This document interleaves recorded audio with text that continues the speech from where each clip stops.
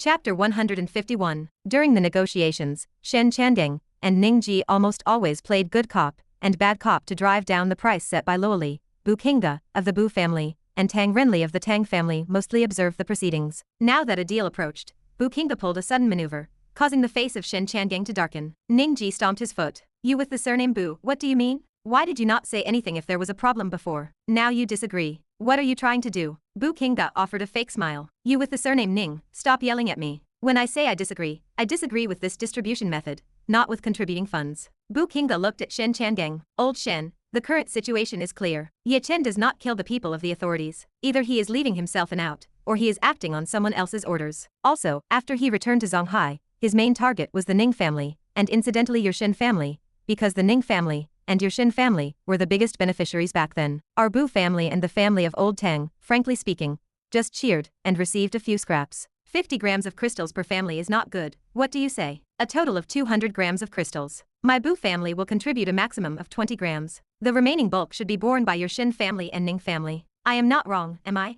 Tang Renli nodded after listening to the well-reasoned analysis of Bu Qingde. Old Bu is right. That is what I think too. The room grew silent. They only cheered back then. What a load of nonsense. How could he say that? However, one thing remained undeniable. The Ning family was indeed the family that benefited the most, directly entering the ranks of the four great families and elevating their status significantly. The Shen family also went from being the perennial second place to the number one in Jiangnan. This was an undeniable fact. Therefore, the words of Bu Qingde were not wrong. The recent kills by Ye Chen showed a very obvious trend. He targeted the Shen family and the Ning family. However, the Ning family was not a proper family either. The face of Ning Ji turned ferocious. You are also good. At a time when we should be united, you still play these games. If Ye Chen is not caught for one day, even if our Ning family is gone, do you think he will let your Bu family and Tang family off? Even if you did not get anything back then, you still made a move. Will Ye Chen let you off? What a joke. Ning Ji utilized the idiom about the lips and teeth. Shen Changeng remained silent, pondering the situation. None of the four people present were foolish. Tang Renli smiled. Old Ning, you are wrong. I do not know if Ye Chen will let us off, but I do know that the upper echelons cannot let all the four great families fall. They will have to leave a few. Bu Qingde smiled as well. Yes, definitely not your old Ning family. At a critical moment, the upper echelons will definitely send out more experts. In short, you have to bear the brunt. Stop spouting useless nonsense. Are you the only one who knows idioms? Ning Ji gritted his teeth. He could not out-argue these two old men. He turned his gaze to Shen Changeng, who remained silent, leaving Ning Ji to face two opponents. In the video, Luo Li used a toothpick to poke at fruit. She did not eat, just played with it, smiling as she watched the four old men argue. It was quite interesting. She had already recorded the conversation. She might even be able to extort a sum from them later. With their current agitated expressions, extorting dozens of crystals should not be difficult. For foolish old men, did they not know that screen recording was a thing these days? They argued and discussed right in front of Luo Li. She thought they were putting on a show for her, all for the sake of bargaining. Watching old men argue was quite entertaining. Shen Changeng, facing three people, finally spoke. Old Bu and Old Tang also have a point. However, I still suggest that it is best for everyone to band together for warmth right now, so as not to become a laughingstock. He did not refer to Luo Li, but to Ye Chen and certain people behind him. The more chaotic the internal strife among the four clans, the more it would benefit Ye Chen. This was certain. Ning Ji snorted. I want to band together, but they are unwilling. At this critical moment, they still calculate, treating us as the vanguard, while they hide behind and watch the show. If we really fall, do they think they will get anything good out of it? Truly short-sighted individuals. Bu Qingde and Tang Renli did not respond, both looking at Shen Changeng, waiting for him to continue. Shen Changeng said, how about this, old Ning? Our two families each take 70 grams, and the Bu and Tang families each take 30 grams. Is that acceptable? Ning Ji wanted to curse, but in the end, he sat back in his chair and nodded sullenly. Shen Changeng looked at Bu Qingde and Tang Renli. The two exchanged glances, then also nodded. It is settled. Luo Li clapped her hands. Good, good, harmony is precious. Business should not be so heated, uncles and elders. When will the crystals be transferred? Ning Ji grunted coldly. You will get yours. Old man, do not give me that look, or else your Ning family will add another 30 grams. Luo Li giggled, pointing at Ning Ji. Damn it. Now everyone, even dogs, can bully my Ning family, is that it? Patience. I will kill you when I get the chance. If the beam is not straight, the pillar will be crooked. The behavior of Ning Yi was clearly a family trait. When the Ning family was not one of the four great families, they were the best at making threats, just like a minor character family. The whole family would be beaten like dogs, and as they left, they would still shout that you should wait for them. Shen Changeng smiled. How do we make the transaction? Do we send them to you, or do you come to pick them up? You prepare the crystals, and I will send someone to your Shen family to pick them up. This small matter does not need to trouble the four uncles. You should worry about the affairs of Ye Chen instead. Luo Li smiled. Shen Changeng asked again. Then when will you give us the whereabouts of Ye Chen and information about the people behind him? Luo Li said. Once we receive the crystals, we will give you the whereabouts of Ye Chen. After that, we will transmit messages to you throughout. As for the people behind Ye Chen, that requires investigation. The fastest is 10 days, the latest is 2 months. 2 months? Ning Ji stomped his foot again. Old Ning, calm down. Shen Changeng pressed his hand down. 2 months is not too late. Dealing with Ye Chen first is key. The Shen family is truly impressive. Unlike some people who are all bluster. One might think they are firecrackers. Luo Li snickered. You.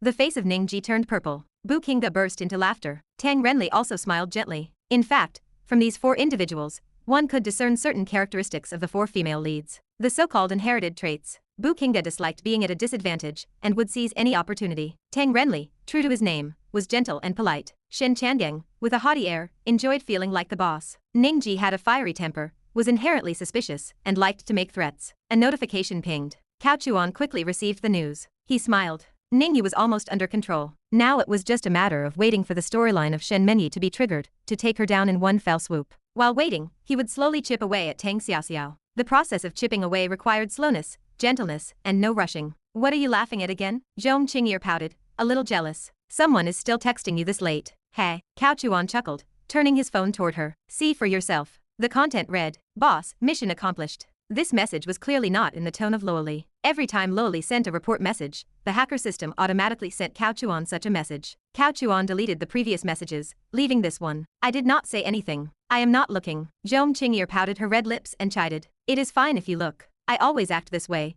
Nothing I do cannot be spoken of to others. Cao Chuan exuded integrity and gentlemanly conduct. All right, I was wrong, okay. I was not doubting you, do not be angry. Zhong Qingye coaxed old Cao in reverse, pouring him a glass of wine. Cao Chuan shook his head and smiled. I am not angry at all. It is normal for you to look at my messages. After all, our old Cao is so excellent, with so many admirers around him. You must guard him well, otherwise, he could easily be stolen. Who dares? I would like to see who dares. Zhong Qingye, like a little tiger, put her hands on her hips, acting mischievous and clever. Tang Xiaoxiao pursed her lips and smiled, but a guilty look flashed in her eyes. She could only deceive Zhong Qingye. It could not escape the gaze of Cao Chuan. Cao Chuan said, the task I assigned, the company people have completed it. I estimate we will make some more money. Oh, by the way, I have good news to tell you. What is it? Zhong Qingye held her wine glass, her face full of curiosity. Did I not invest a large sum of money in the overseas market before? Preliminary news has come back from there. Currently, the profit is 10 billion. Hiss. US dollars. Hiss. Zhong Qingye suddenly stood up, spilling the wine in her hand. Even Tang Xiaoxiao felt a little surprised. The 4 clans were not short of money, but a value of 10 billion US dollars was not easily produced, especially in the current market environment. Who did not know how precious cash flow was? This 10 billion was not a subsidy. It could acquire countless high-quality assets, and it was acquiring them all over the world. In other words, at this moment, Cao Chuan had become the richest man in the country. These days, the highest was no more than 50 billion. Huan Real Estate, a leading company, was also one of the wealthy vassals of the northern family. Then, is my father saved? I have always been saved. One kick landed. Good heavens, did you learn from the lily? When did you learn to kick people with your little foot? Zhong Qingye was exasperated and embarrassed. After all, Tang Xiaoxiao was right there. This kind of joke should not be played around, lest it cause Tang Xiaoxiao to misunderstand. Cao Chuan understood her gaze. Do not worry, if I tell you it is good news, it is definitely good news. But this money is currently still in the market, and cannot be withdrawn yet. When the money comes back, I will give old Zhong as much as he needs. This was the truth. Speaking of which, our old Cao also had his bottom line. For example, towards the old butler AD, bodyguard old San, and his eldest daughter, Cao Zhengyang. Cao Chuan never went to extremes. Even the original Cao Chuan died after he arrived. If Cao Chuan were truly cold-blooded, these people would have been dead long ago. Therefore, Cao Chuan could play however he wanted, but there were some things he would not take to extremes. Ultimately, there was no need. If one day these people threatened the safety of old Cao would absolutely not show mercy. But in situations where there was no threat, old Cao naturally would not kill them. He was not a pervert. It was still that saying, old Cao never killed anyone. He swore to be a pure and untainted great villain. Zhong Qingye felt incredibly moved. Her eyes were a little red. If Tang Xiaoxiao had not been there, she probably would not have eaten, and would have just eaten old Cao instead. Drink. Zhong Qingye held her wine glass, saying affectionately, Husband, thank you for everything you have done for me. Silly girl, is this not what I should do? Cao Chuan also raised his wine glass. Tang Xiaoxiao was ruined. She was so envious. Chapter 152. The famous detective agency operated efficiently. Because the agents were all artificial constructs, there was no dragging of feet when it came to work. The 4 clans also urgently needed intelligence from the agency. Therefore, although the negotiations were tedious, once an agreement was reached, the transaction speed was extremely fast. Less than an hour after the video call, both sides had completed the transaction. A young woman was sent to Shen Changeng to pick up the goods. The four clans, more or less, had some quirks. When someone came to pick up the crystals, they could not just hand them over. They had to show off. As soon as the young woman arrived, these four old men went all out with their aura. They were all Huajin elders. Their internal organs were solidified, Anjin permeated their entire bodies, and their internal energy sensation was abundant. Various descriptions always say that a person has a powerful aura. This refers to the idea that environment changes temperament, and upbringing changes physique. Being in a high position will always cultivate the aura of a superior, something very ethereal yet truly existing. But this kind of superior aura is vastly different from that of a Huajin elder. Some impressive Huajin elders can even project their energy sensation externally to harm people. Aura, to be precise, belongs to a type of mental attack. It just cannot compare to the mental cultivation techniques in the legendary planes. Simply put, when facing people with strong energy sensation and aura, the weaker party will feel fear and panic. They can easily be controlled by a strong person with just a look. Just like when Zhong Qinger faced Suya, Suya's single look made Zhong Qinger tremble. These four old men also wanted to give the famous detective agency a show of force. Unfortunately, they miscalculated. Do these artificial agents have hearts? Do they feel fear? These agents are powerful precisely because they are not afraid of death or injury. When fighting Ning Yu's subordinates before, it was almost 1 against 10. The opponent also had 6 Anjin of the same rank, but they were beaten by 3 agents, without any ability to fight back. It was almost a massacre. Their power lies in this. They charge forward bravely. If the opponent slashes you, you do not even dodge. You go straight in for a counter slash, trading injury for injury. Who would not be afraid of that? Therefore, facing the aura of the 4 old men, the young agent did not even perceive it. She simply ignored them. She walked straight up, expressionless, and picked up the bag on the table. Inside were 20 crystals of similar size, totaling 200 grams. The young agent weighed the bag, looked at it, and only then nodded in satisfaction. Her gaze turned to the 4 people. "You all just wait for the news," she said, her voice devoid of inflection. "Our big sister said that once the items are in hand, intelligence will be sent to your phones at any time. Pay attention to your text messages. If you miss the text messages due to your own reasons, then it has nothing to do with our famous detective agency. Do not come back later begging for compensation. Remember, do not let your phone out of your sight." The young agent offered a friendly reminder, then a second one, and remained expressionless as she turned and left. The 4 old men did not know whether to sit, stand, cry, or laugh. What the hell, is this a ghost? How old is this young woman? At most, around 20. Facing the aura of 4 Huajin, she did not even bat an eyelid. Could she be a Danjin Grandmaster? Damn. Do not be ridiculous. A 20-year-old Danjin Grandmaster did not even exist in ancient times, did she? A Grandmaster, are you kidding around? But how do you explain what is happening before their eyes? Even if she is not Danjin, she is definitely not inferior to anyone present. Otherwise, she could not have been so nonchalant. The 4 exchanged glances. Their hearts were all secretly restless. This famous detective agency had such a powerful foundation. The 4 remained silent for a long time. Ning Ji was still the clever one. "Damn it, this famous detective agency is quite insidious," Ning Ji said, pacing slightly. "We thought the person coming to get the crystals would be an ordinary staff member of the agency,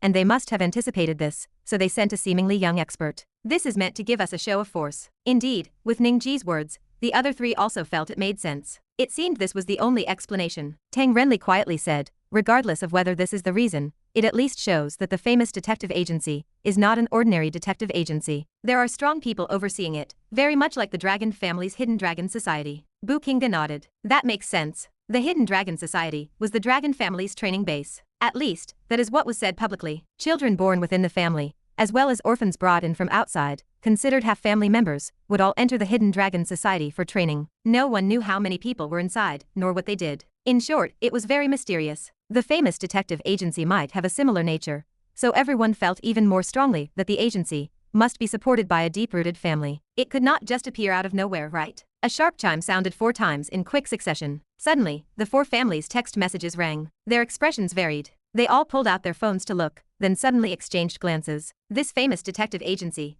their efficiency is quite good," Shen Changeng praised. "Humph, who knows if it is real or fake," Ning Ji scoffed. Bu Qingda curled his lip. "Why do you not go and see? Do not be so sour here." "Humph. Humph, your sister, why are you humphing? If you have rhinitis, go get it treated. You are like a pig, humphing about what? You with the surname Bu. Grandpa is here." "Nima, enough." Shen Changeng's face was dark. "Are the remnants of the Ye family dead yet?" "Ha, they are not dead yet. Can you two squabble after he dies?" "That makes sense," Tang Renli nodded. "Do not think that just because they are in high positions, they always maintain a dignified demeanor. That is not true. They only show dignity downwards and fawn upwards. When dealing with peers, they are not much different from hooligans. At most their scope is larger, and their dirty jokes are more explicit, as they have truly seen the world. Subsequently, the four summoned their subordinates. No matter how much truth there was in the message, there was always a possibility. Would the famous detective agency dare to ruin its own reputation? And do not even think about running away. None of the four clans were pushovers. They had already arranged for people to wait outside, who would keep an eye on the young woman who picked up the goods. If there was any problem, they would at least snatch the crystals back. Moreover, the agency gave the news so quickly, which indicated a higher probability of it being true. If they were deceiving, they would try to delay. Ye Chen had been doing well these past few days because the four clans could not do anything to him, and the authorities also intentionally went easy on him. The result was that many people from the four clans died. The people Long Hao brought basically collapsed at the first touch, primarily to probe Ye Chen's depth, which was now almost complete. Long Hao now also had ulterior motives. He wanted to develop Ye Chen. This thought was quite similar to Lu Jie's in the original work. He was quite appreciative of talent. Such a powerful remnant, without much background, harboring a deep-seated hatred, if used well, would be a sharp blade, a blade specifically aimed at Jiangnan. Besides appreciating talent, there were also many calculations involved. In short, subduing Ye Chen posed no risk to the authorities. However, although Ye Chen was doing well and faced no great risks, his mood was exceptionally bad, and some emotions were completely uncontrollable. For example, last night, Shen family disciples discovered him. After a chaotic battle, he also fought with true anger,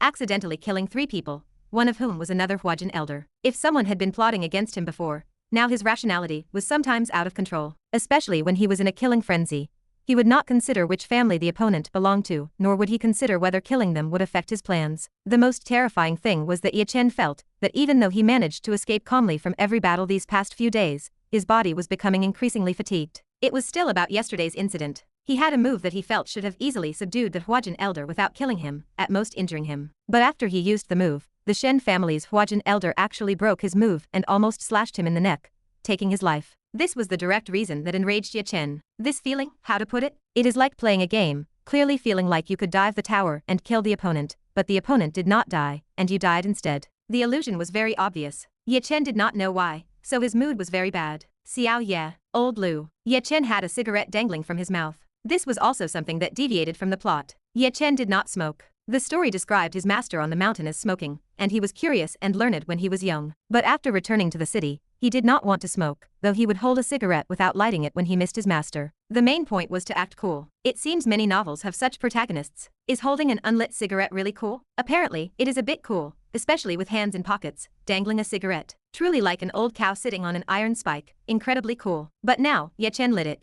Exhaling a puff, Ye Chen quickly stood up to greet old Lu. Old Lu watched him smoke and remarked, "You are a doctor and you smoke." Annoyed, Ye Chen said coolly, "It relieves stress." It sounded reasonable. Old Lu nodded and said no more. Ye Chen asked, "Old Lu, how are you feeling now?" "Very good," Old Lu replied. Old Lu quickly said, "All right, do not talk about my health. I know my own body. I came to find you this time mainly to introduce someone to you." "Who?" Ye Chen's eyelid twitched. He was a bit wary. "Long Hao," Old Lu said without any wasted words. "Long Hao." Ye Chen frowned. "It is like this, because of the last incident, my daughter has also been dismissed from her post. Long Hao from the capital temporarily took over, specifically to apprehend you." Ye Chen raised an eyebrow. "Damn it, you sold me out again." Old Lu continued, "But do not misunderstand. When I was in the capital before, I had a good relationship with the Long family, so I told Long Hao your story from beginning to end, and he also thinks you were framed." Ye Chen exhaled a puff of smoke, nodded silently, feeling that this Long Hao was alright, at least not stupid. Unlike those people from the 4 clans, who were incredibly foolish.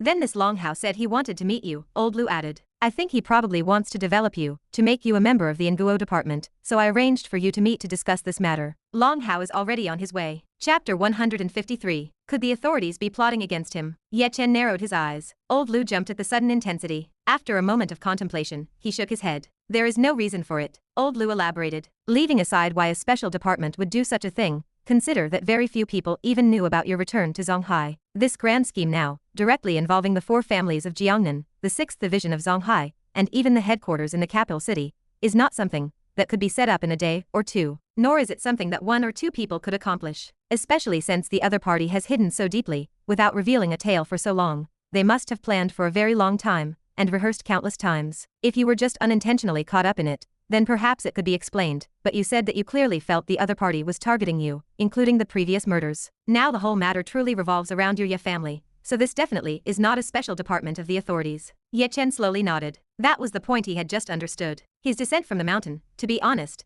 was not a pre-planned decision, but a spontaneous one. From the decision to descend to his actual descent, it was only about 1 month. Who knew about it? The only one who could have planned ahead was his master. Ye Chen dared not think about what was behind it, nor did he believe his master would betray him, and there was no reason for it. If his master wanted to harm him, why save him back then? Furthermore, his master had a personality that had seen through life, preferring to hide on the mountain to enjoy his twilight years, detached from worldly affairs, much like an old salted fish. Damn it. He cursed aloud. The more Ye Chen thought, the more irritable he became. For the past few days, he had felt unusually agitated, and today was even more so. His mind was a jumble. The more he thought, the less he understood. He felt as if someone in the depths of his being had wronged him, which only made him more irritated. Xiao Ye, that is enough. Don't think about these things for now. When you meet Long Hao later, perhaps you will be able to escape the current situation, Old Lu said in a deep voice. Ye Chen countered. I was framed before, but these past few days I have indeed killed many people from the 4 clans. Can Long Hao protect me? Don't worry about that. Old Lu smiled. You underestimate the Nguo department, and you underestimate the Long family. Long Hao is known as Second Master Long in the northern circles. As long as he truly wants to protect you, he absolutely can. Of course, the premise is that you have value worth protecting. Old Lu spoke with raw honesty. There is no love without reason in this world.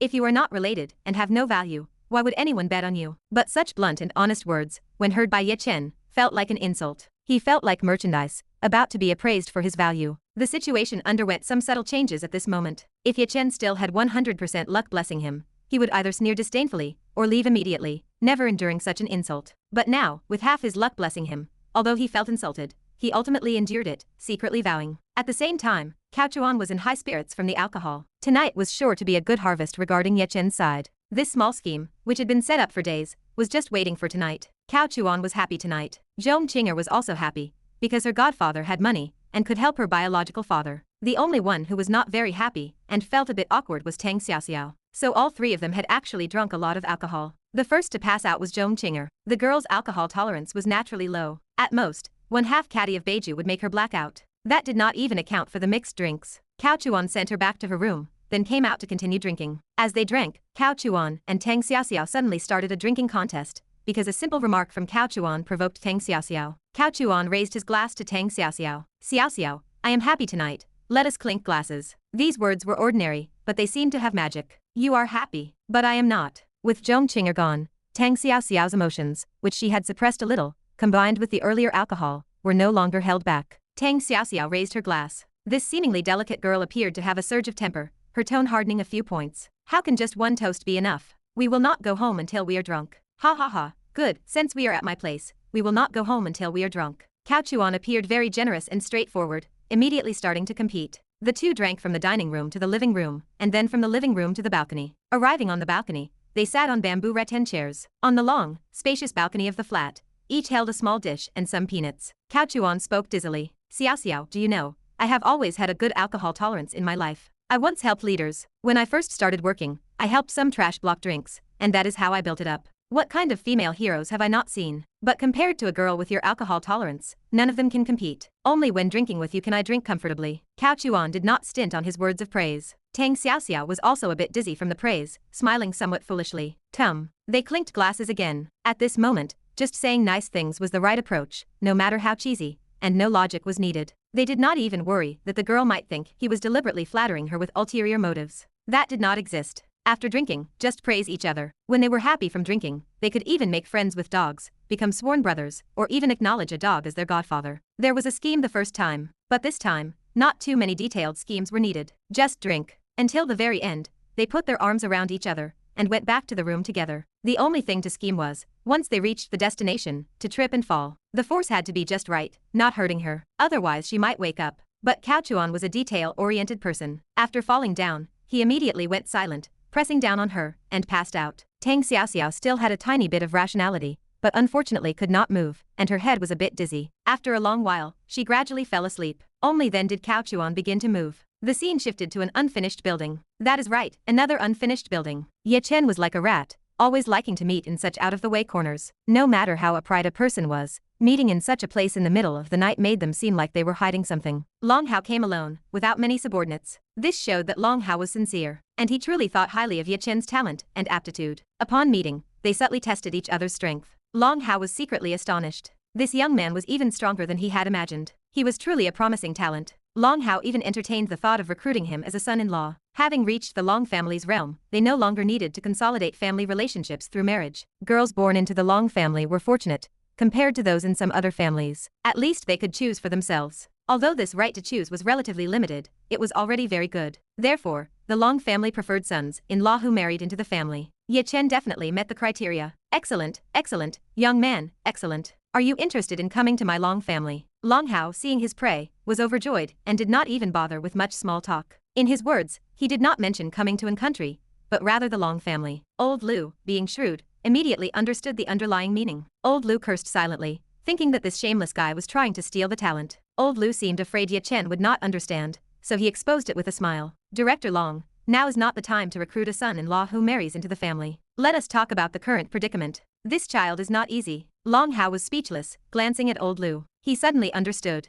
This old geezer probably wants a son-in-law too. Ye Chen also suddenly understood at this moment, and his heart filled with even more anger. A son-in-law who marries into the family. You want me to change my surname? Damn it. You are not worthy. The Long surname is far inferior to my Ye surname. Just like in Buddhism. Past Buddha Dipankara, present Buddha Shakyamuni, future Buddha Maitreya. That is, at first, those surnamed Ran were awesome, now those surnamed Shi are awesome, and in the future, those surnamed Mi will be awesome. The same is true across novel universes. In the past, those surnamed Long were formidable, with Long Aotin as the representative. Now, those surnamed Yi are wild, with some effeminate characters as representatives. In the future, those surnamed Cow. At the same time, the four clans' motorcade was rushing towards the target location. This time, they brought enough people and many weapons, all hoping that the information provided by the famous detective agency was true, and that they could kill Ye Chen in one fell swoop. As for the people behind the remnants of the Ye family, they would naturally surface later. What did the four clans fear? They actually did not fear the authorities, because many things were involved, and the high-level officials would not push too hard. What the four clans feared was someone like Ye Chen, a vengeful person with nothing to lose and strong abilities. Fighting Ye Chen to the death,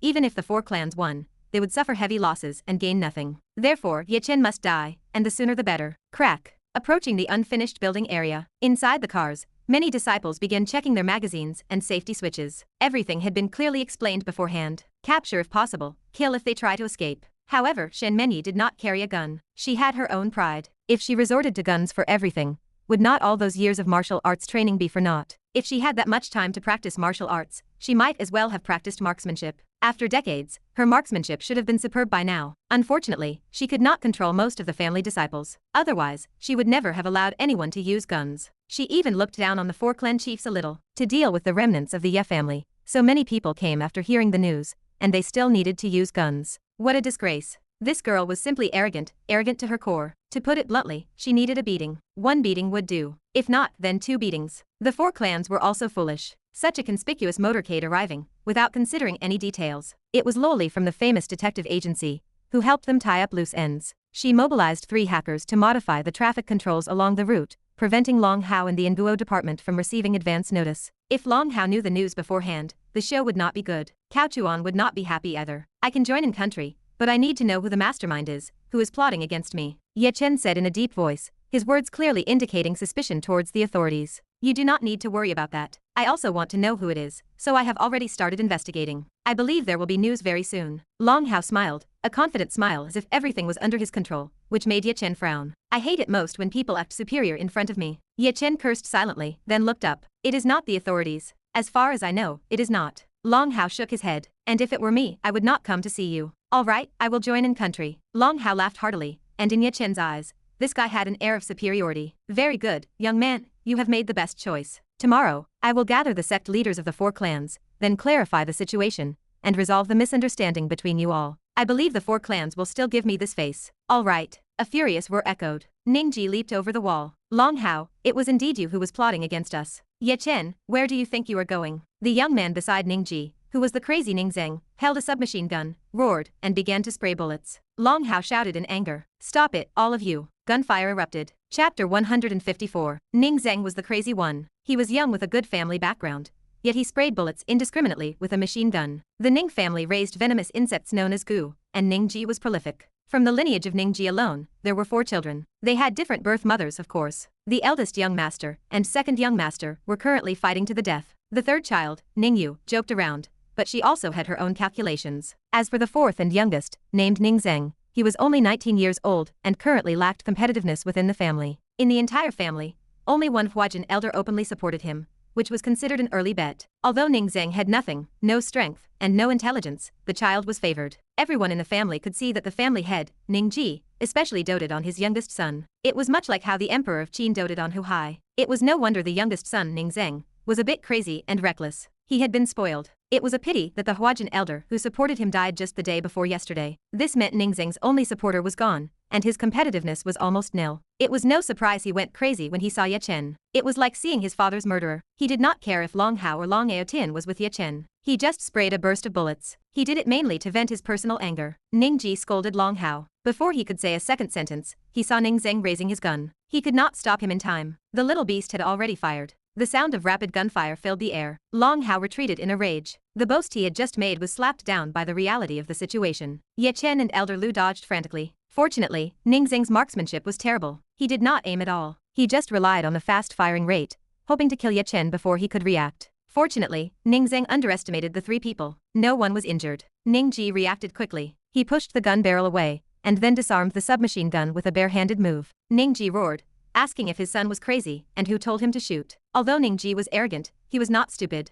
Killing an official carried grave consequences, especially since the other party was the second master of the Long family. If anything happened, the Ning family would face a great enemy. Now, catching the Long family's handle allowed for compensation talks, but if the second master Long died, there would be no compensation. Instead, they would make an enemy. Ning Zeng tried to argue, but Ning Ji pushed him away and told him to get behind him. The battle was not over. The people from the four clans did not cooperate well. As soon as the gunshots rang out, everyone instantly became alert and entered a combat state. The people who had climbed over the wall and entered had not even figured out the situation when they spotted Ye Chen's dodging figure. How could they let him go? They opened fire. The situation immediately spiraled out of control. A bullet struck Ye Chen. This was the first time he had been injured since descending the mountain. The lead embedded in his thigh. An ordinary person would have been pierced through, but a Huajin expert's muscle density was high, forcing the bullet to stop. He performed a front roll and found a large stone slab as cover. Like someone struggling with constipation, he let out a long nasal sound. With a sudden burst of energy, he squeezed the bullet out of his thigh. It fell into some trash plastic bags on the ground. Ye Chen quickly sealed his acupoints to stop the bleeding. It was not a particularly clever move, just a temporary measure to seal the meridians and acupoints. This method could not be used for long, or it would cause meridian embolism, eventually leading to necrosis. It was fine for emergencies though. On both sides of the large stone slab, people from the four clans appeared and slowly closed in. Ye Chen raised his hand and flicked it. Several silver needles flew out and pierced their throats. The four clans' disciples instantly fell to the ground, unconscious. Ye Chen did not pause for a moment. He took off his jacket and threw it out. Countless bullets hit the jacket, instantly riddling it with holes. In the blink of an eye, Ye Chen flashed forward, picked up the gun of a fallen disciple nearby, and instantly flashed back behind the stone slab. A series of bullets narrowly missed him. Ye Chen snorted angrily and checked the weapon and the number of bullets. There were not many, but there were enough. Suddenly, his ear twitched. He instantly stood up and fired several shots into the air. A grenade exploded in midair. Old Cow clapped from afar, celebrating Ye Chen. To be honest, if Old Cow had seen this scene, he would definitely have applauded. It was impressive. As expected of a comprehensive novel plane, did bullets really blow up grenades? Let us just assume it could. The problem was, how could a mountain martial artist have such amazing marksmanship? This was not Old Cow complaining, but the plot dictated it. It happened when Ye Chen joined the Nguo department and went to a competition with Lu Jiao. During the process, he was mocked and questioned by the soldiers. Ye Chen held a semi-automatic rifle and barely aimed. He fired 10 consecutive shots in a continuous burst. All 10 bullets hit one point. There was only one bullet hole on the target. The soldiers were amazed. Then he performed an airburst grenade trick just like this one. The plot explained that Ye Chen's master used to be from the Nguo department, so knowing how to shoot was expected. Furthermore, Ye Chen's Huajin skills, good eyesight, and body control meant he mastered shooting almost instantly. However, in a comprehensive novel plane, any plot could happen. The effect was also very good. The grenade detonated in midair, caused large-scale casualties, and the surrounding area even experienced a vacuum zone for a time. People in the blast zone were either seriously injured or hidden behind cover. It also bought Ye Chen valuable escape time. Without another word, Ye Chen left. On the other side, he found a submachine gun. With 2 guns in hand, even his fleeing figure looked confident. Moreover, he ran incredibly fast, not at all like someone who had been shot in the leg. The battle raged at the unfinished building. In the rental house, the atmosphere was different. Among the 4 main heroines, only Bu Jinyan was relatively idle. As for Ning Yu, she was quite idle initially. She did not participate in the mission to capture Ye Chen. In her opinion, charging into battle was dirty, rough work for commoners. How could a young miss like herself go hunt down a remnant? Ning Yu was not Shen Menyi. Ning Yu was fair-skinned. At first glance, she was one of those delicate young misses who needed to be carried in a sedan chair when going out. Shen Menyi was a woman obsessed with martial arts. When she went out, she would ride a large horse, and her sweet shouts of encouragement would echo through the streets and alleys. Tang Xiaoxia would probably travel by carriage with maids, holding a small fan and wearing a rucan, always delicate and unhurried. Finally, there was Bu Jinyan, who would probably just bounce out the door. It was a funny thought. If Old Cow started a game company in the future and created a character, would it be based on the image of that girl? It was a good idea. For people, for colors. Each had her own good points. Old Cow was very inclusive and liked them all. Ning Yu felt good about herself. She felt like the brain of the Ning family, a female strategist stationed at the center, observing all directions and listening to all sounds. She liked the feeling of being behind the scenes with everything under control. Although she was still relatively inexperienced, she was developing in that direction. Therefore, she was paying attention to the family's capture plan. She had her people among the family disciples, who would report the progress to her. She enjoyed a massage from Zheng Myron, while holding a wine glass and listening to music from a vinyl record. However, a sudden, unfamiliar text message made her less calm. The text message read that a deal could be made. The sender claimed they could ensure the Ning family overcame the crisis, ensure she gained power, make her the first female family head of the Ning family, and ensure she held onto the position. Ning Yu held her phone and looked at it for a long time. She pondered silently with an expression that showed no emotion. After a while, she waved her hand and told the beauty to go rest. Zheng Myron was basically being used as a maid now. She no longer had to manage the casino affairs. She felt aggrieved, but there was no way to resist. She could only serve the young miss well. Perhaps when the young miss became powerful in Zonghai, it would be her time to rise. After Zheng Myron left, Ning Yu directly dialed the other party's number. It was not turned off, nor was it rejected. It rang a few times, then the other party answered. They used a voice changer. Ning Yu asked who it was, her tone light and unhurried. The caller replied that she would know later, but right now they were discussing the affairs of her and her Ning family. Ning Yu chuckled disdainfully and asked if they thought they could protect her Ning family or keep her in the position of family head. She asked who they thought they were. The caller told her that they knew she considered herself intelligent,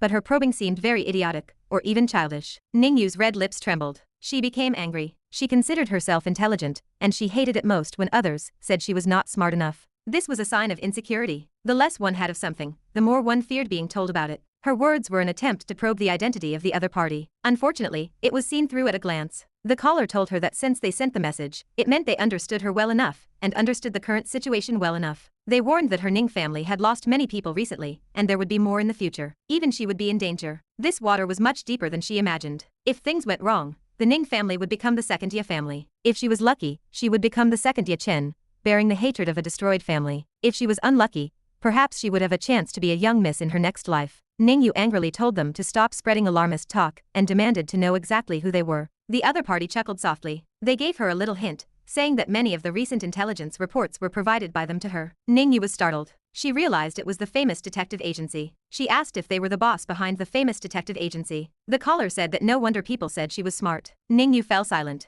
Her thoughts began to wander. She suddenly thought of many questions. The famous detective agency had just emerged, but no one could deny that its intelligence channels were truly strong. Everyone speculated that there was a powerful family and organization behind the famous detective agency, but no one had found any clues. Chapter 155. Cao Chuan was a stickler for details. He had laid out plans for every single aspect of his operation. This was especially true for the famous detective agency. At first glance, it seemed like an ordinary detective agency that would be easy to investigate. However, as the investigation deepened, everyone realized that the agency had no history. It was as if it had appeared out of thin air, hiding its tracks perfectly. They seemed to have no particular goal, focusing only on making money, selling information, and investigating cases. Through various indirect inquiries and deep digging, some transaction records of the agency could be investigated, such as phone calls and text message records. These were intentionally left behind by the agency for everyone to find. Cao Chuan was identified during the investigation, but this only proved that he had cooperated with the agency. Lei Ting was also investigated,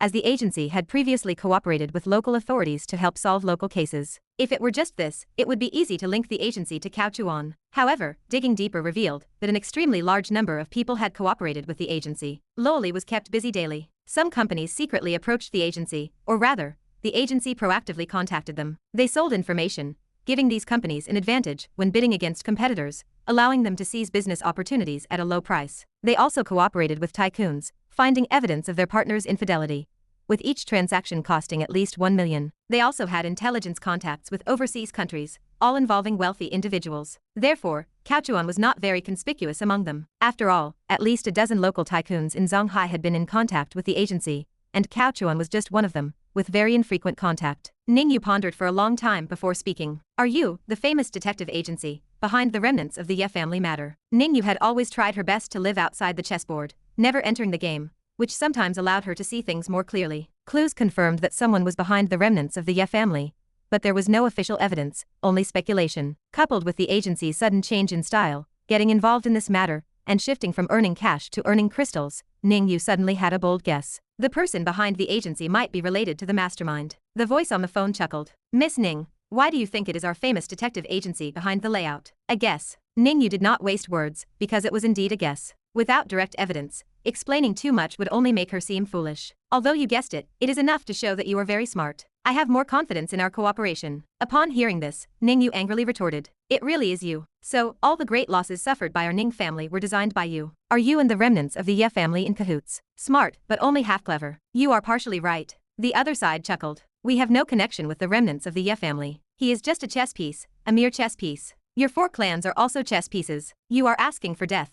Miss Ning, calm down. To put it bluntly, those people who died in your Ning family were not supporting you anyway, so why are you so agitated? I am just helping you eliminate your competitors. You should be thanking me. Ning Yu sneered. Me, thank you. I should really thank you. I will tell the other members of the 4 clans about this, so everyone can thank you properly. Ning Yu was truly enraged. Perhaps it was because the other party was too devious, which provoked her. Ning Yu always felt that the 4 clans were foolishly being played by the agency, including herself. It seemed no one had considered the agency as the mastermind. They were also stupid. If the other party had not proactively sent a text message and revealed so many details, Ning Yu felt that she might never have known, even until her death, that the agency was both righteous and evil. They sold intelligence while scheming against the 4 clans and the remnants of the Ye family. The 4 clans paid a hefty price for tonight's information, but in reality, it was actually a scheme by the agency. At this moment, Ning Yu felt her intelligence had been insulted. Outsiders might not understand Ning Yu's anger, but only she knew that she looked like a clown. Someone behind them was chuckling, watching their chaotic fight, much like dogs biting dogs. Including the people who died in the 4 clans during this period, especially those lost by the Ning family. Perhaps all of them were targeted by the old schemer behind the agency, framing Ye Chen. The other party laughed heartily. Miss Ning will not do that. You will see if I will. Miss Ning, do you not want to become the family head? I want to, and I will rely on myself. No, if you rely on yourself, you will truly only be able to rely on yourself. The Ning family has no future. You are spouting nonsense. I am just speaking the truth, Miss Ning. There is no need to get angry. Some things do not need me to spell them out. You should be very clear yourself. The voice on the other end of the phone continued. Ever since the Ye family, the top family in Jiangnan, was wiped out back then, your Ning family became one of the new 4 clans. But then, in 10 years, your Ning family expanded countless times, but you were not respected, were you? Among the 4 clans, the Shen family is the leader, and the Tang family and Bu family simply look down on you Nings. The Bu family shows it very clearly. The Tang family secretly also does not give you a proper look, and the Shen family, holding the title of the top family, has to put on a show, so they give your Ning family some face, but that is all it is. It has been 10 years, your Ning family has not integrated, and in another 10 years, you still will not integrate. Unless you break and then rebuild. This matter of the remnants of the Ye family can be a bad outcome for your Ning family, or it can be a good outcome. It just depends on how you play it. These words were absolutely true. Competition among the 4 clans is normal. Simply put, there is only so much resource. If you eat more, others eat less. The relationship between the Shen family and the Bu family is not particularly good, but it is definitely not as bad as with the Ning family. Simply put, it is just the established clans looking down on the newcomers. They felt that the Ning family rose through bloodshed, and if the Ye family had not chosen the wrong side back then, giving the Ning family such an opportunity, the Ning family would still be suppressed in the 2nd tier. To put it plainly, the Ning family was like a parvenu. They had little foundation, but their people were quite abnormal. It was very much like a transfer student suddenly joining a class in school, rumored to have been expelled from other schools for various fights and brawls. Nobody wanted to play with them. Ning Yu pondered for a long time,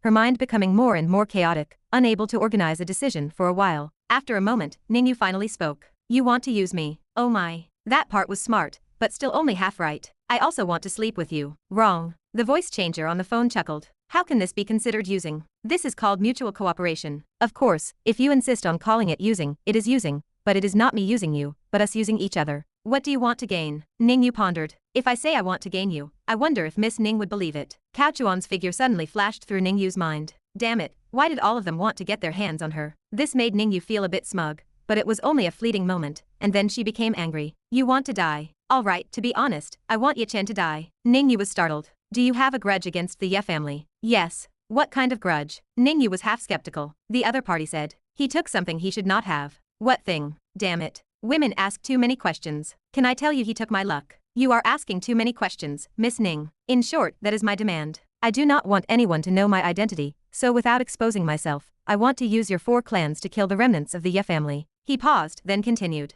After that, I will help you ascend to the position of Ning family head, and redefine the Ning family's foundation, allowing the Ning family to thoroughly integrate into the 4 clans. What you need to do is to give up 30% of the Ning family's profits, including crystals. This sentence put Ning Yu at ease. The other party only wanted to kill Ye Chen, and did not need to cooperate with her at all. This excuse was clearly problematic. But to use the 4 clans to kill Ye Chen, and also to gain profit from the Ning family, especially crystals, this made it seem very real, like an exorbitant demand. 10%. Ning Yu said. Ha, Miss Ning, do you think this is a street stall? The other party scoffed. Ning Yu snorted. At most 15%. If I become the family head, I will have to support everyone in the Ning family. Giving you 30% would ruin the Ning family. The voice on the phone chuckled. No, it will not. Many Ning family disciples should die this time. In the future, your Ning family will not need that much profit. My 30% is just right. You, Miss Ning, with a new emperor comes new courtiers. Those who die are those whose hearts are not with you, and they might even become obstacles to you becoming family head.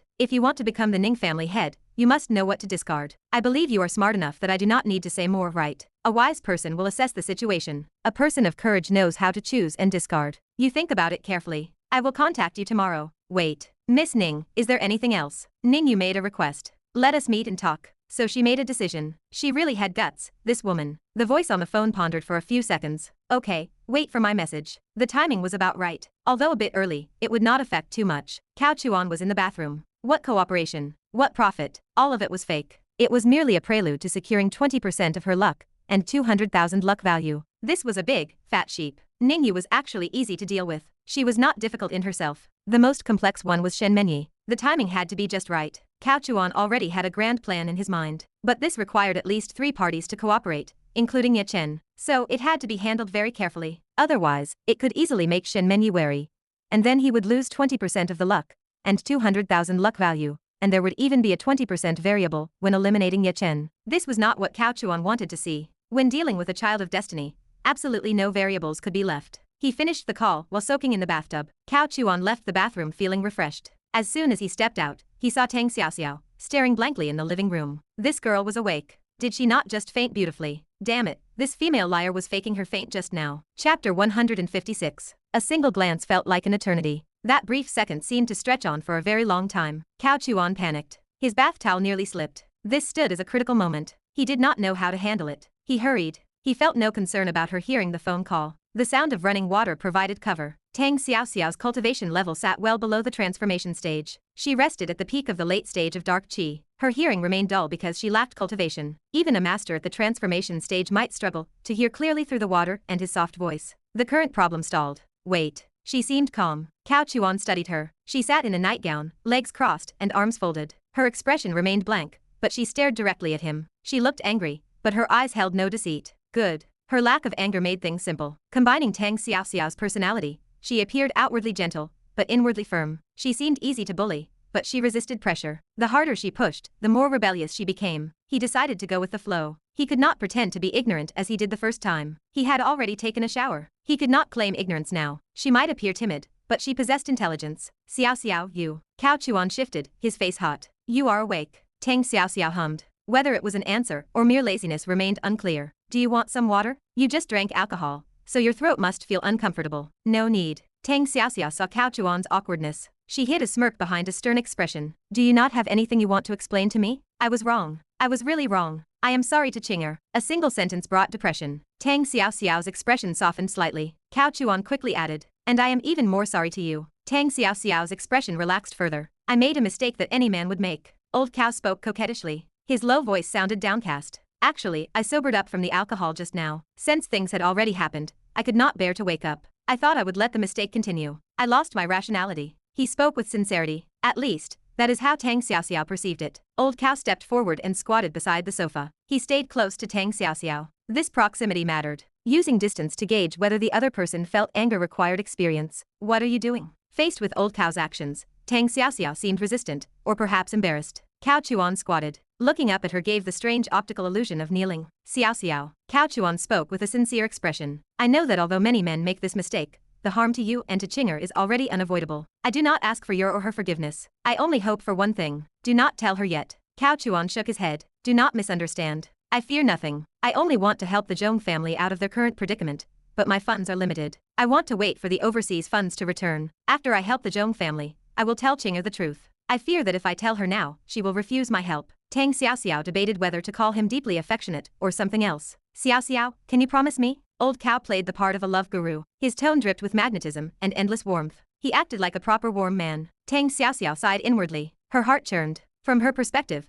although Cao Chuan acted recklessly while drunk, she had not interrupted him midway. She had already sobered up. The mistake had been made. It was possible to stop, but she had not. Once is strange, twice is familiar, 3 or 4 times, and they would be walking all over the house. She originally thought Cao Chuan was admitting his mistake again, because he had been drunk. But then Cao Chuan went to take a shower. She vaguely heard him making a phone call inside. She understood that while Cao Chuan started drunk, he had sobered up. Therefore, after much hesitation, she decided to be frank and wait for Cao Chuan in the living room. She wanted to declutter. She wanted to talk things through and break it off. But she overlooked a human nature, the sentiment of meeting. Some things proved easy to reject over the phone or in text. After meeting, some things became difficult to refuse. In his previous life, when Cao Chuan struggled for money, he borrowed in person rather than over the phone. The success rate was as high as 99%, provided the other party held the cash. This kind of emotion made it difficult for Tang Xiaoxiao to decide. While Old Cow showered, she sat in the living room and repeatedly thought about what to say and what emotions to show. After meeting, everything collapsed. Cao Chuan controlled the conversation, and she remained passive. Xiaoxiao, promise me. Cao Chuan grew anxious. He raised his hand to grasp Tang Xiaoxiao's jade hand. Because he squatted, his arm naturally pressed against her leg. The silk nightgown felt smooth. Let go. Tang Xiaoxiao grew flustered. No matter how smart she was, she had never experienced this before. The so-called good woman fears a persistent suitor. A persistent suitor is not a simp. A simp dares not act. A persistent suitor acts with hands and feet. I will not let go. Cao Chuan spoke with a serious expression. Since it is already like this is not taking advantage of you. I only ask you not to say anything for now, okay? Xiaoxiao, will you promise me? Oh, do not mess around. Xiaoxiao, all right, I promise you. Cao Chuan almost pressed himself against her. He quickly pulled back. I am sorry, I got carried away. How can you be so shameless? Tang Xiaoxiao feigned anger and spoke in a low voice. She really could not get angry at Old Cow. Old Cow had been planning for so long. All sorts of entanglements and bonds existed. The haunted house, the club banquet, the bathroom in the early morning. These locations held many details that belonged only to the two of them, subtly influencing them. Xiaoxiao, you have already promised me about Qing'er's matter. Now, regarding your matter, I know I went too far. Even after realizing the problem, I did not stop immediately. Instead, I wanted to let the mistake continue. I am sorry to you. Tell me, how do you want to deal with me? Whatever you say, I will agree. Tang Xiaoxiao looked at Cao Chuan, who seemed at her mercy. If I tell you to die, will you? I will go now. Cao Chuan stood up and walked toward the balcony. Sigh. Tang Xiaoxiao quickly got up and grabbed Cao Chuan. Cao Chuan turned and embraced her, face to face. The 1 meter and 65 centimeter tall Tang Xiaoxiao stood at the right height. Let go. Xiaoxiao, if I could, I would really die for you. Cao Chuan looked at her affectionately. Tang Xiaoxiao stopped struggling. Cao Chuan said seriously, I know what I did was a heinous crime. I hurt you, Qing'er, and our original friendship. Most importantly, I hurt the relationship between you two as best friends. I am a sinner. But I really could not control myself just now. You are too beautiful. Do not talk nonsense. Tang Xiaoxiao's face turned red. It is true. I know I was greedy. Having spent so much time with you, your intellect, your gentleness, everything about you is charming. I am also a normal man. It is impossible for me to be indifferent to someone like you. But I know I cannot have anything with you. It would hurt too many people. I usually admonish myself as well. But after the accident just now, I found that I could not control my emotions. I even thanked heaven for giving me this opportunity. If I could, I would rather die. Tang Xiaoxiao interrupted Cao Chuan. Do not say any more. She did not want to hear such inauspicious words. Cao Chuan lowered his head. Tang Xiaoxiao struggled indignantly. Cao Chuan whispered, since I made a mistake, let me feel it one last time. I was drunk just now, and did not know anything. By the time I knew, it was already too late. Xiaoxiao, I will bear all the sins. She hummed in frustration. Back at the unfinished building, the situation neared its end. Ye Chen had fled. Although a group pursued him, he would not escape easily tonight. The work continued at the unfinished building. Long Hao stood there with a dark aura on his face. Old Lu had been shot. Old Lu lacked good luck. A bullet struck his arm, another his shoulder, and a third pierced his abdomen. He almost died on the spot. Had a shred of luck not remained, combined with the presence of half of Ye Chen's luck, the old man would have died on the spot. Director Long, instead of resting at home, you wander out here to meet the remnants of the Ye family. You have refined taste. Bu Qingda spoke. Shen Changeng and Ning Ji had already chased after him. Only Bu Qingda and Tang Renli remained on site to handle the aftermath. Many people had died. You suspect he was arranged by me? Long Hao snorted coldly. Bu Qingda shook his head and smiled. I did not say that, but Director Long must give an explanation for this matter. First, there was Lu Jie's night meeting with the remnants of the Ye family, and then there is you, Director Long, meeting with the remnants of the Ye family at night. Why is it always people from your Nguo department meeting with the remnants of the Ye family at night? What? You all do not have time during the day? You have to secretly meet here in the middle of the night? This makes it hard not to overthink. Tang Renli nodded. That makes sense. Longhao's face remained still as water. Who told you that Ye Chen was meeting me tonight? The four clans had arrived completely. They were so well prepared that Long Hao did not believe they lacked advanced preparation. Chapter 157. The four clans did not report the arrest operation to the 6th Division, nor to Director Long, the head of the Special Task Force. The implication was clear. The rebels were attempting a revolt, and more importantly, a scheme had ensnared Long Hao. Someone had plotted against him. However, the two family heads understood his underlying message. Bu Qingde chuckled, leaning back in his chair. Director Long, do not be so paranoid. No one told us you were meeting with the remnants of the Ye family.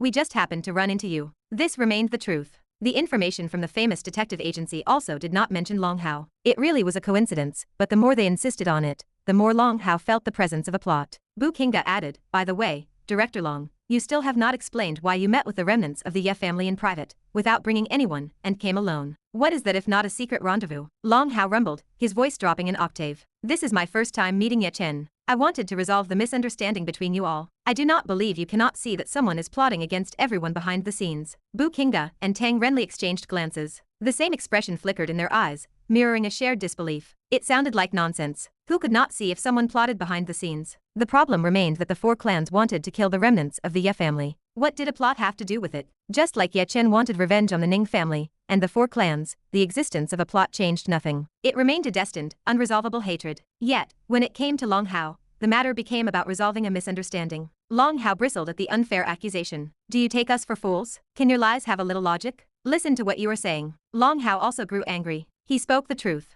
Sometimes truth remains absurd, often not conforming to logic.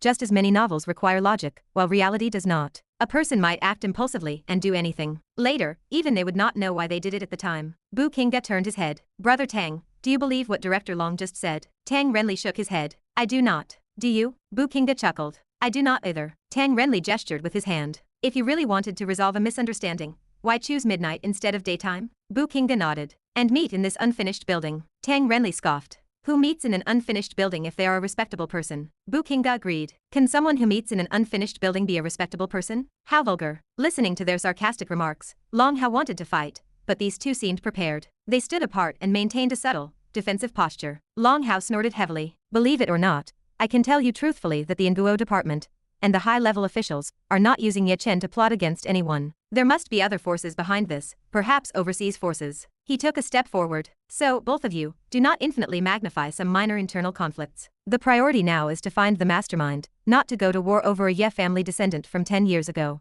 I have said all I have to say. Think about it yourselves. Long Hao flicked his sleeve and turned to look at old Lu. This old fellow better not die. Otherwise, the situation would become hard to explain. After all, old Lu acted as the intermediary, who arranged their meeting. Old Lu could testify. At least he could prove that Long Hao and Ye Chen did not know each other before. Bu Qingde whispered. What do you think? Tang Renli shook his head. I cannot figure it out. This matter is getting more and more complicated. I feel Long Hao is also being plotted against. Bu Qingde chuckled. How interesting. Damn it, he looked so arrogant when he arrived. Just because his surname is Long, he thinks he is a true dragon? He is even more pretentious than that old man from the Shen family. And look where that old man is now. His grave must be dug already. Shush, mind your words. Do not worry, my kidneys are fine. I will not get inflammation. The two of them did not take any external forces seriously at all. Even if an external force plotted against them, they still had to deal with the remnants of the Ye family first. Firstly, to ensure the safety of their own clans. Secondly, to wear down the Shen family and Ning family. From every angle, the plan seemed to benefit the Bu and Tang clans with no harm. This showed that Long Hao's strategic vision stood stronger than theirs, but also because Long Hao remained an outsider, and could not empathize with the losses within their clans. So Long Hao wanted to play the saint, thinking of taking in a subordinate, resolving misunderstandings along the way, and single-mindedly dealing with the mastermind. He did not even consider how the four clans could possibly agree to him. He must have grown used to being high and mighty. Ye Chen fought and retreated. After 3 streets, he finally shook off the pursuit and entered a community with 10,000 residents. This location served as the reason Ye Chen chose to meet here. He had already planned his escape route. He acted wary of old Lu too. Because of the last incident, old Lu did not seem to betray him, but human hearts remain unpredictable. In short, preparation in advance always remains the right choice. Sure enough, this escape route came in handy again. Old Lu still looked innocent, but once, twice, not thrice. Too many coincidences remain not coincidences. Ye Chen still did not know about old Lu being shot. Ye Chen's phone was constantly tracked, combined with surveillance from various road sections. His every move remained basically under the famous detective agency's watch. However, the famous detective agency had not leaked his whereabouts too frequently. In those days, network surveillance was not widespread. It remained in the stage where monitoring and locating someone required a phone call, and the call had to be over a minute long for accurate positioning. Therefore, Ye Chen still did not realize he was constantly monitored. A gunshot cracked. Ye Chen weaved through the community, familiar with the roads, and quickly shook off the people behind him. Not far after, a strong gust of wind swept past him. Ye Chen dodged, turning his head. A chill cut through the air right by his neck, and the cold air continued, directly chopping through a nearby wooden frame. It was a fruit stand, and the wooden frame was for the awning. Now it shattered, and the awning fell. The screen went black, followed by a sharp cry, and the clash of fists and feet. After several rounds, the two separated, seemingly a draw. But in reality, Shen Changeng stood at a disadvantage. She had launched a surprise ambush, while he stood unprepared, and she wielded a sharp short sword. Yet Ye Chen was injured, and his gun was now lost. He was barehanded. Shen Changeng realized this guy was not simple. He should be at the realm of transformation, no doubt, but his combat power remained truly formidable. No wonder those people failed to capture him before. Ye Chen raised a hand to touch his neck. It was nothing serious, just a small scratch and some blood. If he had been half a second slower, his neck would have slid open. A sharp breath escaped his lips. This woman, her moves are really vicious. Ye Chen's voice remained cold. Young Miss Shen, you are not my opponent. And I said, the previous incident was a misunderstanding. Your old master's death has nothing to do with me. Someone murdered him and framed me. What you say is useless. Unless you come back with me, and we investigate thoroughly, I will not believe you. Shen Changeng remained vigilant. Actually, it was not just about the old master anymore. The family had suffered such great losses. Coupled with the hatred from 10 years ago, this grievance remained irreconcilable. You are taking my goodwill for granted. Ye Chen grew furious and attacked again. Shen Changeng did not back down. She wielded her short sword and engaged Ye Chen in a back and forth battle. Ye Chen's combat power was reduced by 50%. If not for that, Shen Changeng, being in the same realm as him, would have been easily defeated. In a flash of an eye, blades rang out. Several silver needles were knocked away by the short sword, but two of them still pierced Shen Changeng. She instantly felt half her body go numb. With a sharp cry, Shen Changeng raised her hand to pull out the silver needles from her shoulder, quickly making a blocking motion, but she was still sent flying by Ye Chen's flying kick, retreating several steps with clanging sounds before steadying herself. Fortunately, her reaction was quick enough. Otherwise, if that kick had landed on her abdomen, she would have been crippled. Her blocking arm burned with excruciating pain. Immediately after, Ye Chen threw several more silver needles. Clang, clang, clang. Enduring the pain in her arm, she once again brandished her short sword. This guy had an infinite supply of silver needles. As long as he wanted to throw them, he had as many as he needed. This cheat remained truly unreasonable. He never ran out of needles in the story. Gunfire crackled. Several gunshots rang out. Ye Chen looked back, then at Shen Changeng. Seeing her unable to resist, he did not deliver a fatal blow, snorted heavily, and quickly left. Young miss, are you all right? Shen Changeng put away her short sword, enduring the sharp pain in her shoulder and arm. Hurry and chase him. Do not let him escape. Yes. Shen Changeng watched their retreating figures, a surge of unwillingness in her heart. She was now too weak to pursue, and it was her first time truly witnessing Ye Chen's strength. The last time at the club's birthday banquet, Ye Chen was focused on escaping, and Shen Changeng had not personally experienced his power. However, she did not develop an irresistible attraction to Ye Chen as in the original plot. In the original plot, Ye Chen completely dominated her with ease, much like how Shen Changeng initially treated Lei Ting. Lei Ting could not even touch her clothes. But at this time, Ye Chen was no longer that powerful. Therefore, Shen Changeng only felt a little unwilling. This unwillingness stemmed more from watching Ye Chen escape again, while she stood powerless to pursue him. At the same time, it ignited her desire to become stronger. Crystals. Shen Changeng held a crystal that belonged to her, not to the Shen family. Cao Chuan had entrusted someone to give it to her, saying he wanted to discuss cooperation, but the two had not met yet. Tang Xiaoxia fainted again. Old Cao found this girl had a bit of an ostrich trait. It was not mentioned in the plot. Anyway, she always liked to close her eyes and pretend to faint at the end. Old Cao did not expose her. He silently got up and played it gentle. Beside her, very gently, he leaned down and kissed her forehead. He whispered, I am sorry. It is my fault. Tang Xiaoxia kept her eyes closed, silent. Old Cao caressed her cheek, sighing softly in a low voice that only he could hear. But someone at the peak of inner strength would definitely hear clearly. Cao Chuan murmured, I am sorry for what I did to you all, but the mistake has been made, so let it continue. For your sakes, I can pay any price. Do not blame me, Xiao. I truly like you. I lied to you just now, but I will not give up on you, not unless I am dead. At this moment, determination mattered. Never say things like, I am sorry for what I did to you, I will quietly leave, as long as you are happy. These words sound nice, but they lack responsibility. Even a scumbag needs to be responsible. She was willing to give herself to him while conscious. How could he not understand her feelings? Just like these words now, they did not sound like a good person, but most women do not want a good person. They just want you to be good to them, especially women at this stage. So represent your responsibility and determination. Let her know that your deception was also for her. Anyway, you bear the sin, and she plays the sleeping ostrich, and gradually she will go along with it. After speaking, Cao Chuan quietly left the room, whistling as he went to take a shower. Every day, he could not leave the bathroom. So annoying. Showering 8 times a day. The skin on his fingers was swollen, more diligent than a chicken washing itself. Inside the room, Tang Xiaoxiao opened her eyes, staring at the ceiling, feeling restless for a moment,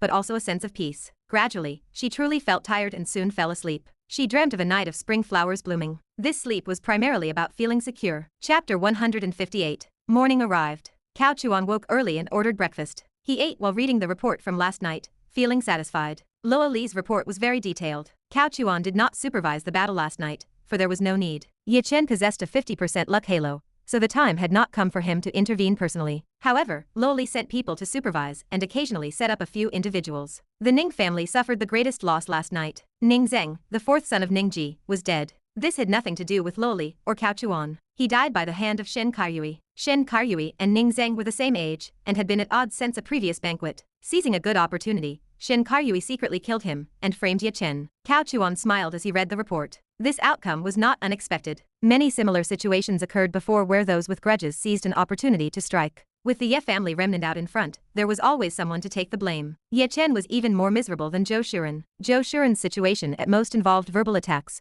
where everything said by unknown people was attributed to him. But for Ye Chen, everyone killed by unknown people was blamed on him. He was truly miserable. It was a pity he escaped again, only struck by 2 bullets. Useless. The 4 clans were truly a bunch of incompetent people. Cao Chuan shook his head, speaking without a hint of remorse. The feud between the 6th division and the 4 clans was difficult to resolve. Various misunderstandings existed, and Old Lu had been injured a second time. The 3 bullets Old Lu took were all fired by the 4 clans, almost costing the man his life. If the first time was Old Liu's own fault for indirectly causing the death of Old Master Shen while acting as an intermediary, the second time was excessive. Old Lu had done nothing wrong, and was trying to resolve the hatred between everyone, yet he ended up in such a miserable state. Fortunately, he did not die, otherwise the situation would have become even more complicated. Lu Jiayu was almost consumed by darkness. If Long Hao had not restrained her, she might have directly attacked the clans. She might even have aligned with Ye Chen to massacre them. Lu Jiayu possessed that level of strength. Husband. A soft voice came from behind him. Cao Chuan turned to find her there. He smiled. Come, eat breakfast. I am so sleepy. I should not have drunk so much wine yesterday. I feel uncomfortable. She was a clingy little thing. Cao Chuan held her and massaged her lower abdomen, sending a wisp of internal energy into her body, which relieved her tension. It is rare to be happy, is it not? We are not alcoholics, and we do not drink every day. If we are happy and do not get drunk, is that not a waste of happiness? Do you not agree? He hoped for more such drunken nights in the future. Zhong Qing rested her chin on Cao Chuan's shoulder. Their current posture was very comfortable, a face-to-face embrace. Drink less next time, Zhong Qing said. Oh, and husband, I need to call my mother to tell her the good news. Cao Chuan nodded. It is time to make her happy. She has been looking worn out lately. Zhong Qing nodded, then playfully chided him. Do not call her big sister-in-law. Right, right. It is time to make my mother-in-law happy. As a son-in-law, that is what I should do. You are so annoying. Zhong Qing giggled and lightly swatted him. A door clicked. Tang Xiaoxiao stepped out. Zhong Qing quickly stood up with an embarrassed smile. Xiaoxiao, you are up. During the day, people regained their rationality. They were not as wild as at night. Tang Xiaoxiao had seen everything, and she secretly gave Cao Chuan a sidelong glance. I am up. Cao Chuan gestured to the table. Come, eat breakfast. Brush your teeth and wash your face first. Zhong Qing walked toward Tang Xiaoxiao, pulling her to the bathroom. Watching the backs of the 2 women, Cao Chuan smiled. He continued to check his phone for reports, smiling as he read. He was extremely happy. When the 2 women came out and saw Cao Chuan's expression, Zhong Qing asked what was making him so happy. They sat in the chairs opposite Cao Chuan to eat breakfast. Tang Xiaoxiao kept her eyes evasive, avoiding his gaze. Cao Chuan spoke. Simply happy, you know. Mainly, I see you 2 seem to have become prettier, which is pleasing to the eye. Tisk. Zhong Qing gave an arrogant snort. Tang Xiaoxiao lowered her head and did not respond. There is also a big project today that should be successfully negotiated, and it will make a lot of money, Cao Chuan added. Zhong Qing grumbled. The market environment is so bad now, only you can make money. When I graduate, I definitely want to follow you and learn more. By the time you graduate, your mom will already be the queen of cosmetics, and you will be the little princess of cosmetics. What more will you need to learn? For this life, you just need to simply enjoy it.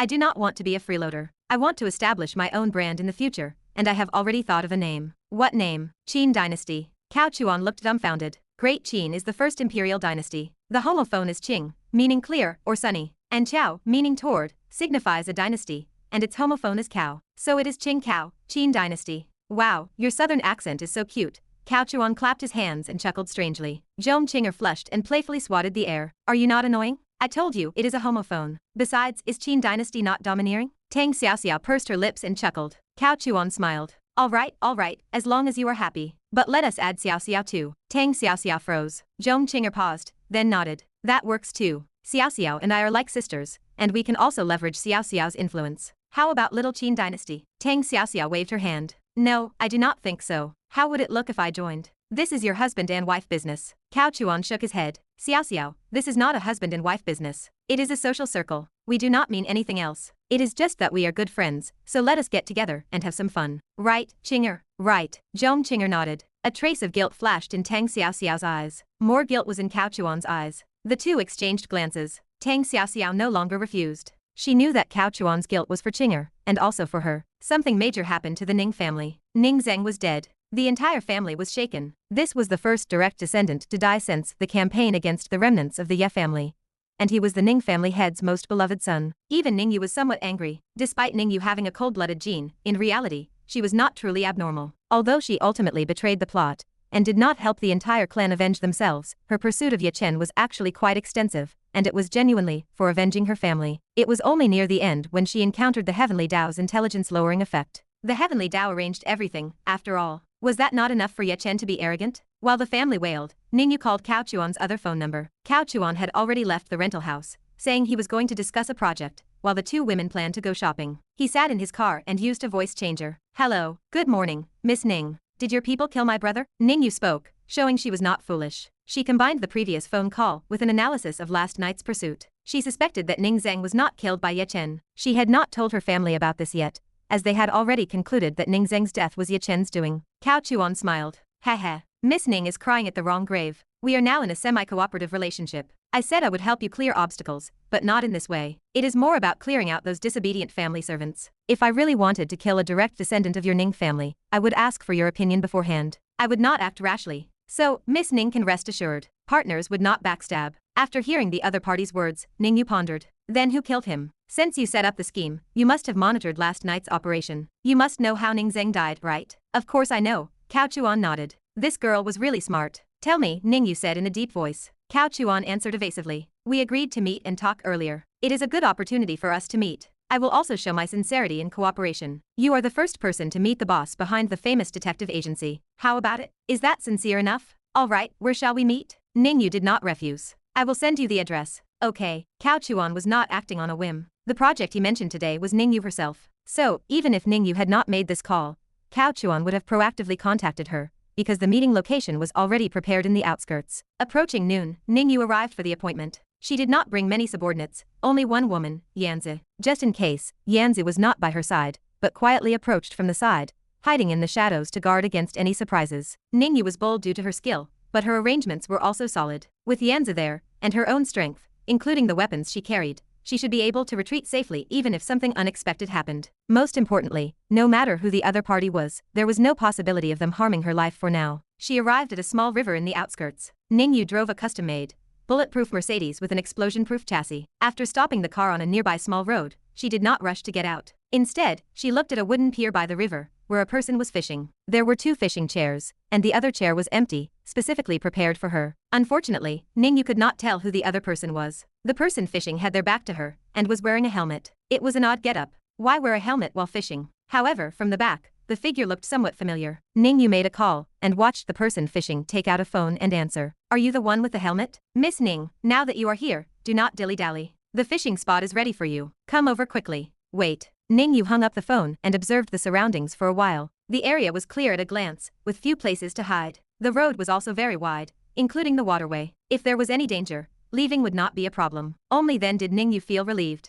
Careful as she was, her aura showed no fear. After getting out of the car, her high heels clacked loudly. Chapter 159. Miss Ning approached him from behind. She fixed her gaze on his back, noting that it looked increasingly familiar. He gestured to the side. Sit. He did not use a voice changer for that sentence. Miss Ning was instantly startled. She recognized the voice. It sounded even more familiar. Old Cow wore a half-face ballistic military helmet. It failed to cover his face, revealing his features from the side. Miss Ning tilted her head. It was as if a sudden flash of lightning illuminated everything. She connected the dots. Every unclear event aligned with Cao Chuan's appearance. Everything clicked. She understood. The strength of his bodyguards made sense now. The man who never gambled suddenly went to her club to cause trouble. Rumors circulated about him being the future son-in-law of the Bu family. Even Tang Xiaoxiao maintained a connection with him. Shen Menyi remained a familiar face. She wanted to kill him. The four clans were all involved to varying degrees. The famous detective agency thrived under his influence. This explained their powerful intelligence sources and their ability to instigate battles between the four clans, the 6th Division, and Ye Chen. It stemmed from the powerful forces backing Cao Chuan. Old schemer. He did not look like an old man at all. That explained why his data showed him in his early 40s, yet he appeared so young. Are you surprised, Miss Ning? Cao Chuan smiled. You old schemer, Miss Ning blurted out. That may be true, but such words sound crude and unsuitable for you. You should maintain the act of a cultured young lady. Cao Chuan pointed to the side once more. Sit. Miss Ning took a deep breath to calm herself. She smoothed her dress and sat down. She wore a long dress reaching her calves. As she sat, her fair calves caught the light. They remained clean and white, without a single speck of dirt. Actually, old Cao had mysophobia, especially in summer. He could not stand the blemished legs of some women. Mosquito bites served as poor excuses. Those excuses only fooled ordinary young people. True goddesses with good temperament and family background took care of themselves. They rarely suffered mosquito bites, even in summer. This revealed a truth. Goddesses paid attention to every detail, right down to their feet. Common women, no matter how pretty, lacked that inner refinement. They showed too much laziness, even neglecting the appearance of their own legs, which affected their overall temperament. Miss Ning's calves were flawless, lacking even a tiny blemish, let alone mosquito bites. They looked like white jade, radiating brilliance and beauty. Nice legs, but an ordinary dress. Cao Chuan glanced at her and offered an indifferent comment. The dress fell too long. Who was she protecting them from? Miss Ning raised her delicate eyebrows, unaccustomed to a man critiquing her. She endured it. You look decent, but your helmet is ordinary. Why wear one while fishing? Miss Ning asked out of curiosity. Safety. Cao Chuan pursed his lips and smiled. I am afraid you will hit the back of my head with a rock from behind. Miss Ning looked bewildered. Cao Chuan waved his hand. Of course, that is not important. The problem now is that you have seen my appearance, know my relationship with the famous detective agency, and probably understand some of my schemes. You only have one path to choose. Are you threatening me? Miss Ning frowned. Evidently, yes. Cao Chuan nodded, his smile lacking warmth. We do not need to use useless words about threats or manipulation. I said everything that needed to be said. I do not like repeating myself. Miss Ning asked who killed Ning Zheng. Cao Chuan replied, Ye Chen. I do not believe it. Cao Chuan shrugged. Then it was Shen Kaiyue. Miss Ning fell into thought. This time, she believed him. He had the reason, the conditions, and the capability. Framing Ye Chen fit the Shen family personality. They acted sanctimonious and hypocritical, putting on airs as if they were clean. They were all family disciples. Everyone understood everyone else. Stop pretending, damn it. Miss Ning asked again, did you kill those dead cultivators of dark qi and transformed qi from my Ning family? No. Cao Chuan shook his head. Then who was it?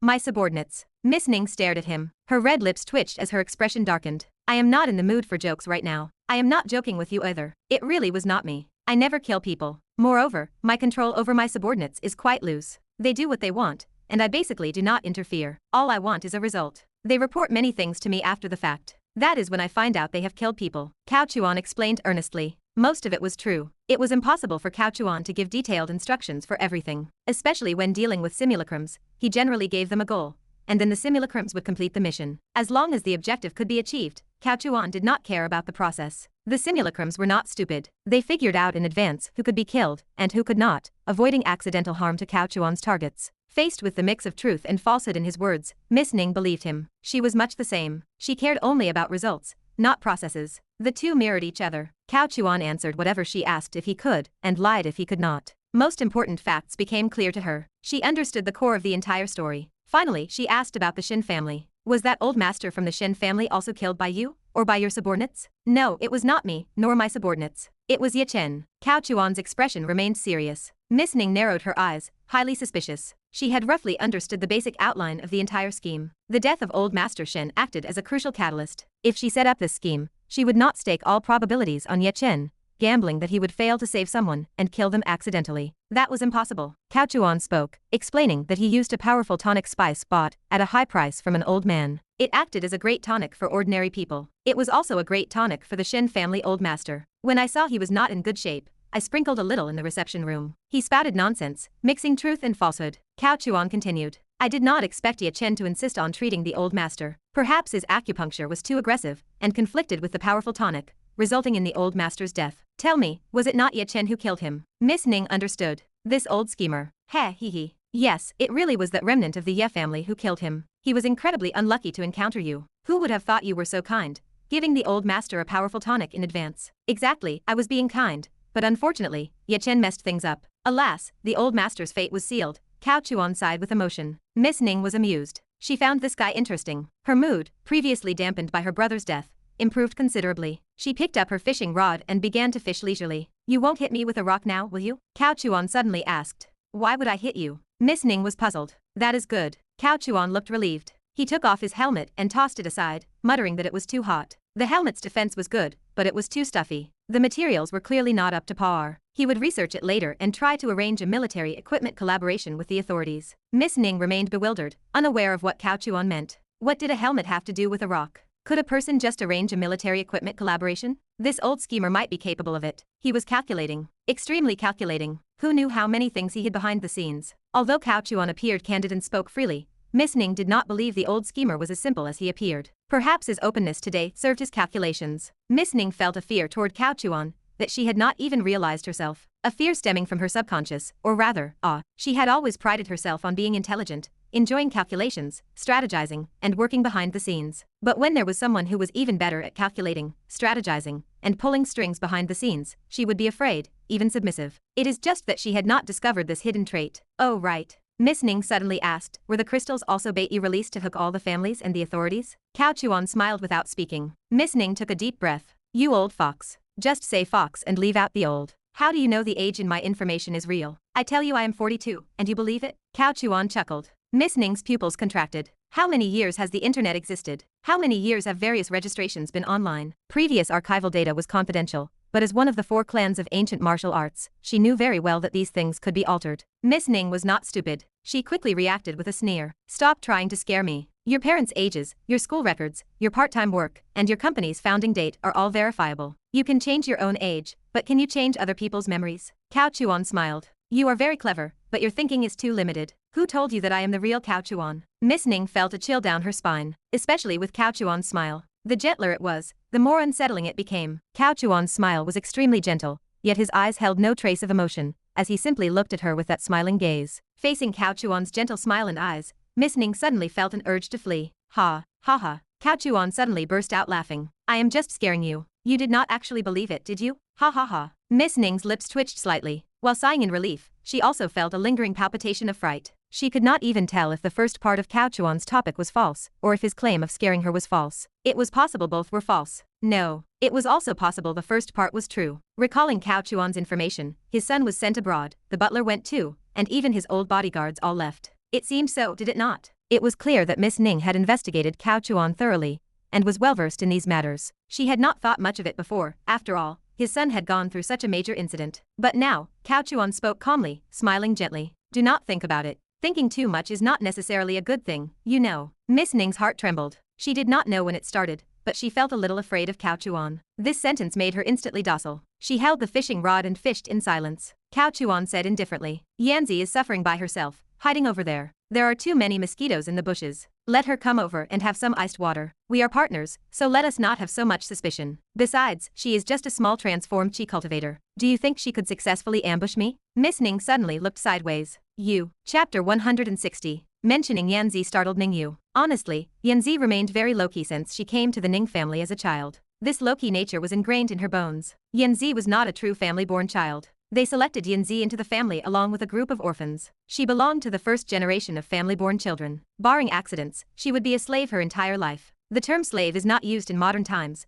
but the meaning remains the same. Even if Yanzi were to marry in the future, it would be to another family-born child within the group, and their children would naturally become true family-born children. Generation after generation, they would serve as slaves forever. As long as the Ning family existed, she could not escape. However, if they encountered a kind master, they could break free from this fate. For example, Zheng Myron reached her current status, and she only needs a word from Ningyu to gain her freedom. After Yanzi came as a child, some experiences made her very low-key, not drawing attention to herself. Eventually, Ningyu found her and kept her by her side, later arranging for her to cultivate in Ningyu's small manor. Yanzi remained unconcerned with worldly affairs. She had found a good master. This also led to very few people knowing about Yanzi. She only had a single line of contact with Ningyu and only listened to Ningyu. Some people in the family, including the eldest young master and second young master, did not know how strong Yanzi was. No one cared about the existence of such a small family servant. Hearing Cao Chuan's tone, he not only knew Yanzi had arrived, but also clearly knew her strength. A chill ran down Ningyu's spine. All her schemes appeared useless in Cao Chuan's eyes. He said so many things just now, seemingly revealing a lot to Ningyu,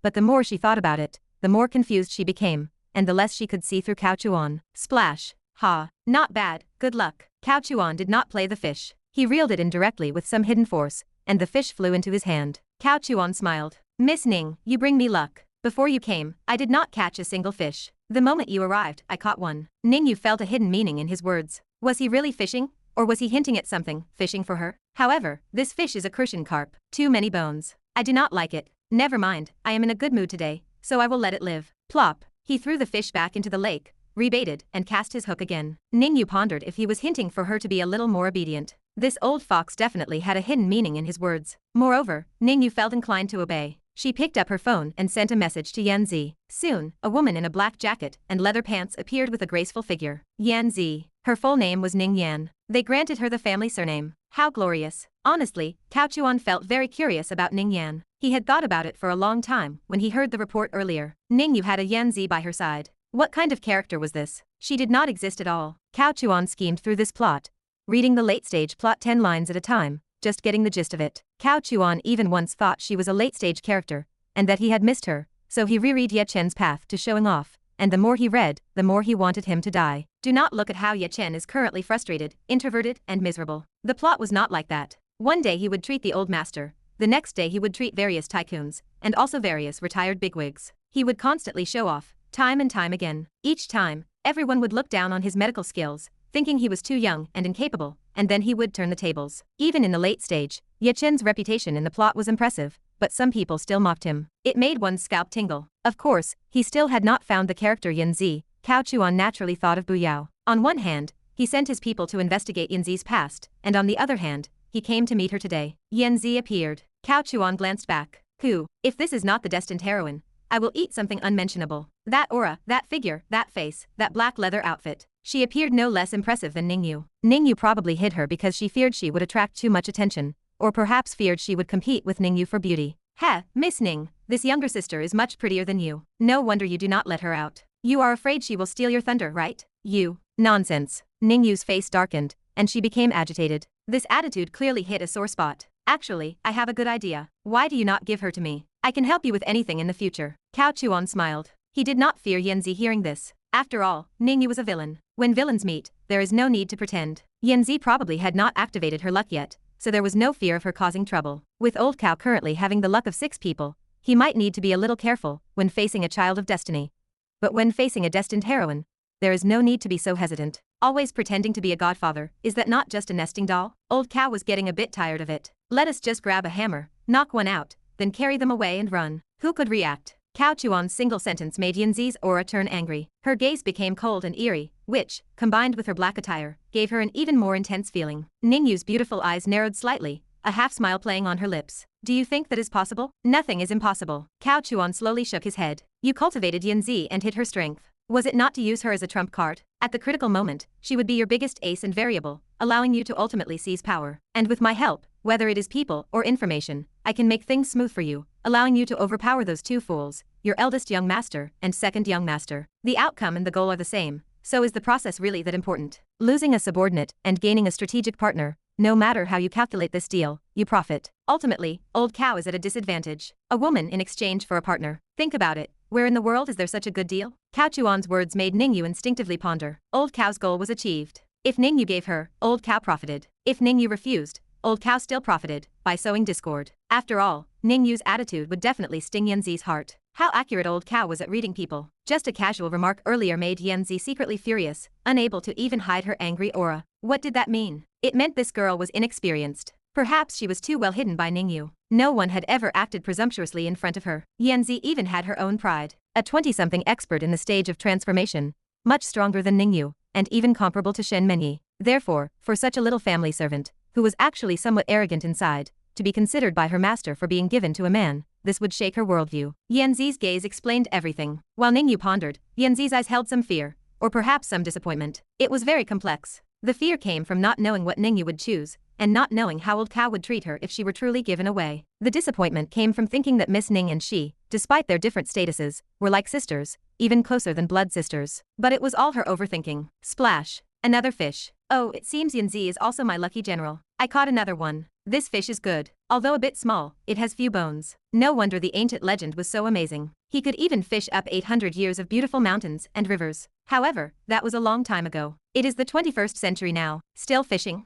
Damn it, would it not be better to get some explosives and blast the fish? First there was the legend fishing, then there is me, Cao de Shuang, blasting fish. As old Cao mumbled, Ning Yu snapped back to attention. Yin Ji is my younger sister. How much more money? You name it. Cao Chuan said indifferently. Ning Yu's mouth twitched. I refuse. Then never mind. Anyway, you consider the pros and cons yourself. Oh, and give me that beauty. I need a housekeeper. Cao Chuan spoke again. Ning Yu appeared exasperated. Why are you like an old pervert who has never seen women? These are the only convenient people I have around. Why do I not just give them all to you? Cao Chuan appeared surprised, then nodded. It is a deal. Who is making a deal with you? That was sarcasm. Could you not tell? I could not tell. I even want you to give yourself to me. You know, I am not very ambitious, but I do not have any bad intentions. I am just a bit lustful. Lunatic. Ning Yu snorted and turned her head. To be fair, after Cao Chuan's few remarks, Ning Yu's spirit completely relaxed. The fear she had felt earlier had completely entered her subconscious. She herself might not have noticed. In just these 20 minutes or so, her perception of Cao Chuan and the relationship between the two of them had completely changed. Not long after,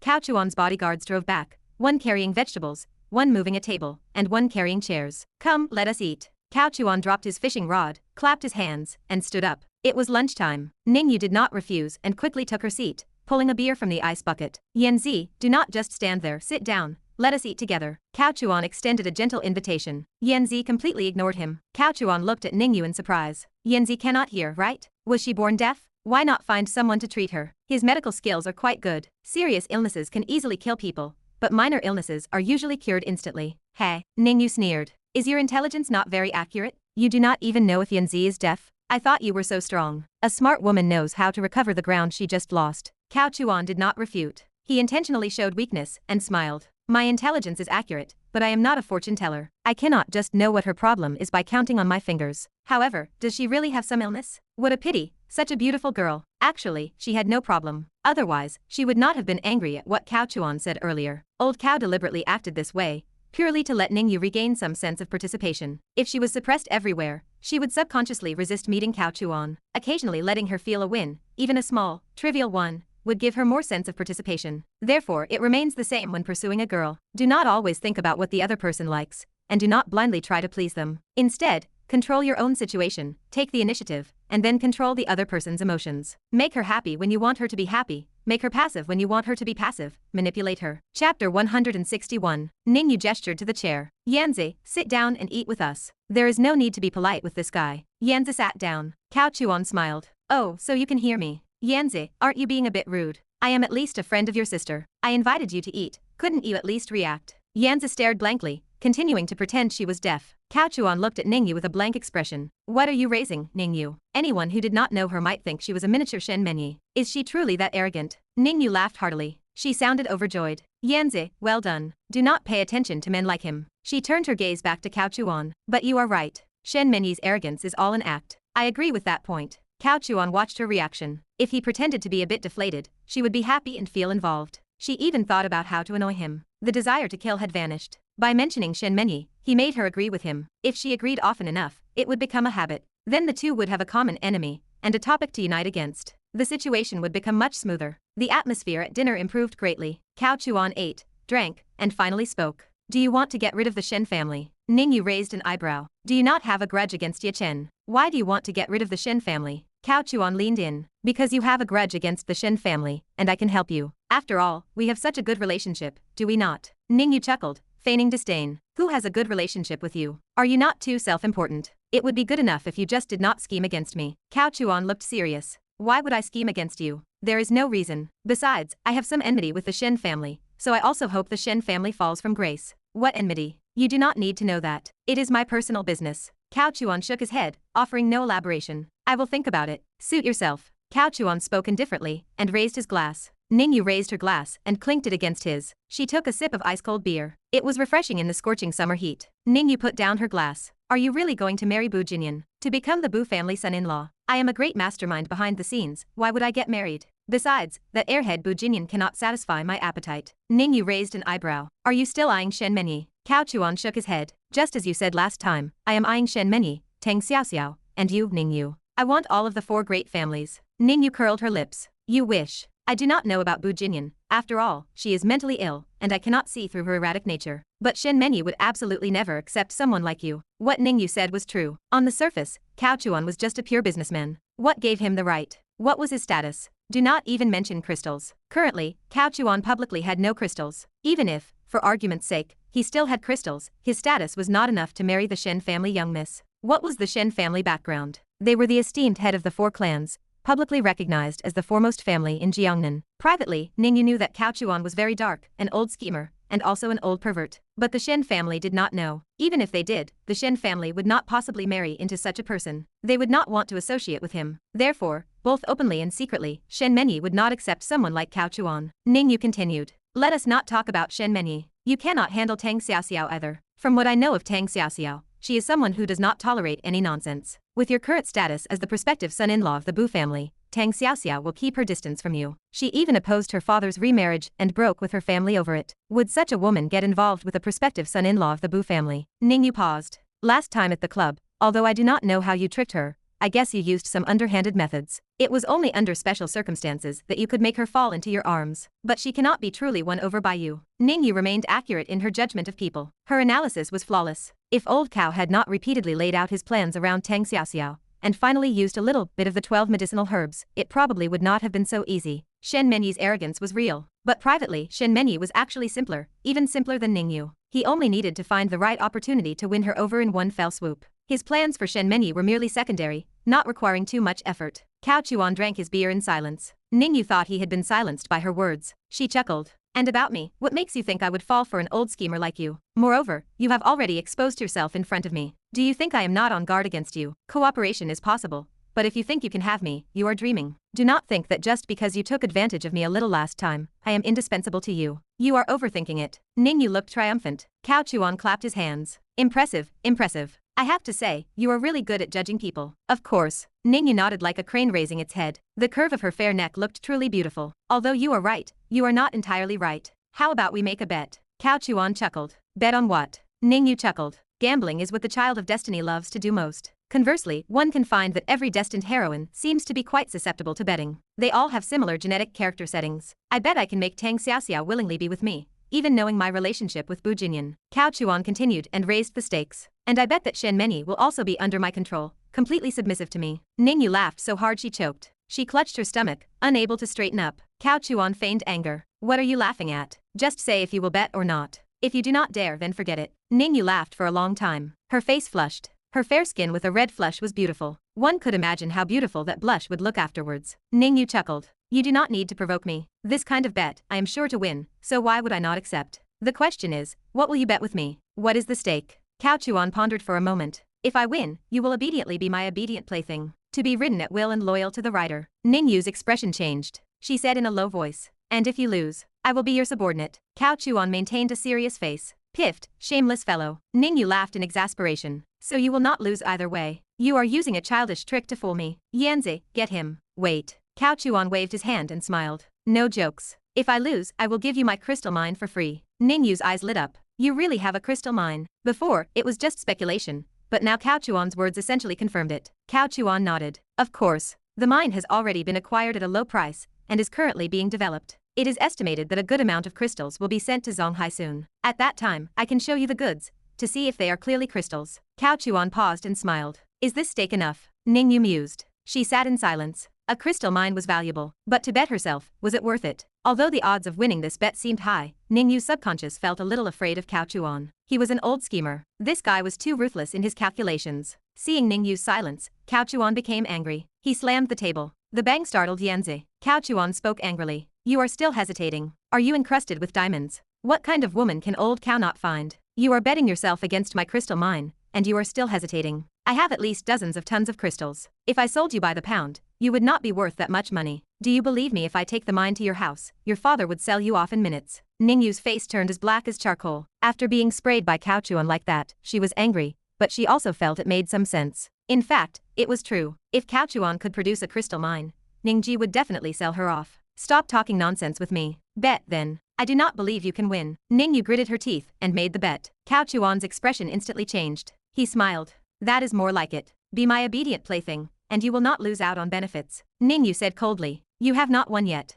Do not take advantage of me verbally. Talk about it when you have won. And something must be added to the wager. Add what? Ning Yu said. You said it yourself. Tang Xiaoxiao must be willing. No coercion is allowed, and no external pressure, such as threatening her father, is allowed. It must be willing. Cao Chuan nodded. Reasonable, acceptable. Ning Yu's expression softened. And Shen Menyi, you also said she must be submissive. She cannot put on any airs of arrogance in front of you. In other words, Shen Menyi must submit. This was actually very difficult. This woman Ning Yu was truly cunning. But Cao Chuan nodded. Reasonable. I might be bad, but I always keep my word. What I have said, I will definitely do. Ning Yu chuckled. That is good. I will await your results. Do not be in a hurry. Cao Chuan waved his hand. You added something to your wager, so I also need to add something to mine. What? Ning Yu asked. Cao Chuan smiled faintly. If I win, you, for the rest of your life, will only obey me. You will do whatever I tell you to do. When I am in a good mood, I will consider your feelings. When I am not in a good mood, you might be very miserable. That pervert. Ning Yu's heart tightened. The subconscious fear began to act up again. She was a little scared, but she carefully considered the wager. Finally, Ning Yu nodded. She could not resist the temptation of the crystal mine. Okay, Ning Yu said. Words are not enough. We need a written agreement, and the output of the crystal mine must also be clearly stated, not a single bit less. As you wish. Cao Chuan nodded with a smile. He took out his phone and called Luo Li. Help me draft a betting contract, and have someone send it to. Cao Chuan gave an address. After Cao Chuan hung up, Ning Yu frowned. Can your subordinates be trusted? If this gets out, do you know the consequences? I still trust the famous detective agency, Cao Chuan said. Ning Yu then realized it was the famous detective agency. Ning Yu asked curiously, what is that young woman from the famous detective agency to you? A family servant, just like the relationship between Yanzi and you, Cao Chuan said indifferently. Ning Yu did not press further, but Yanzi felt very upset. A family servant, like sisters. Chapter 162. Man Yi, I heard you were injured. Is it serious? Long Yuan rushed over in a hurry. It was usually difficult to see anxiety on the face of a steady man like Long Yuan. But now, hearing that Shen Menyi was injured, his attitude was something that could easily deceive a woman. If Cao Chuan were present, he would have immediately seen through this guy's pretense. This was one of the tricks old Cao had left over from his past playing days. Remember, if you have a brother,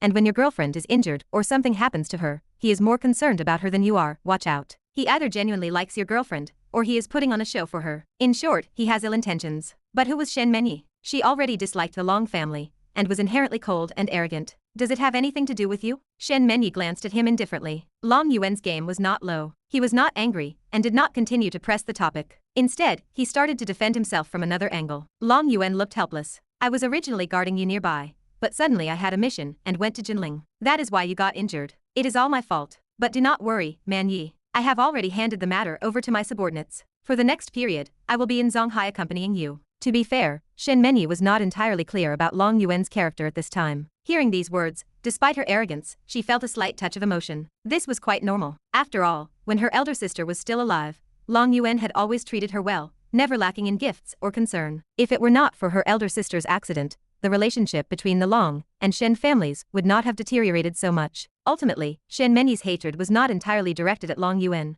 but rather at some of the Long family's ways, especially their unfair treatment of her elder sister, an outsider daughter-in-law. And she also resented that Long Yuan was on a mission, and not by her elder sister's side when she died. However, it was just a little touch of emotion. Shen Menyi did not take it seriously. Too many people were good to her, and she was tired of these small favors and verbal promises. She remained arrogant. No need. Shen Menyi disdained. Your Long family is not clean right now. Ye Chen's matter has not been explained clearly, and your second uncle is neither human nor ghost. You had better not come around me too much. I am afraid other families will misunderstand, and say that my Shen family is colluding with the remnants of the Ye family, and your Long family to plot against them. Long Yuan said anxiously, Man Yi, you have really misunderstood. I swear to heaven about this matter. Our Long family, and the remnants of the Ye family absolutely have no relation whatsoever. The old master's matter was absolutely not orchestrated by us. Shen Menyi said with a cold face, regardless of whether it is or not, stop hovering around me. All right then. Then I will stay nearby. This time I will not leave even if I have a mission. If you need anything, call me. I will help you catch the remnants of the Ye family, so you can believe me then. Long Yuan's expression was hesitant, showing a pitiful look. This was another trick old Cao had left over from playing. He was playing the weak role to arouse that bit of pity and so-called maternal love in women. Bah, such cheap tricks. At the same time, in the suburban fishing area, after eating and drinking some wine, relationships seemed to have grown much closer. The contract had also arrived. The one delivering the contract was an Anjin immortal master, a rather beautiful girl. Of course, she could not compare to the destined heroine, but in an ordinary school, she would be considered a school beauty. Looking at the girl who delivered the contract, her aura was not weak. Ning Ji was curious. Is this your subordinate from the famous detective agency, Anjin? At that time, Cao Chuan's 3 bodyguards had defeated more than 30 of her subordinates, and Ning Ji remembered it vividly. Although they were Cao Chuan's bodyguards at the time, this girl in front of her did not seem weak at all. Yes, she is almost at the Huajin level, Cao Chuan chuckled. How about it, do you like her? If you do, I will give her to you. She is a family servant anyway. Ning Ji was somewhat moved. How many such subordinates do you have? There are many. How many do you want? Cao Chuan held the contract, reviewing the content to confirm there were no issues. Ning Ji pondered for a moment.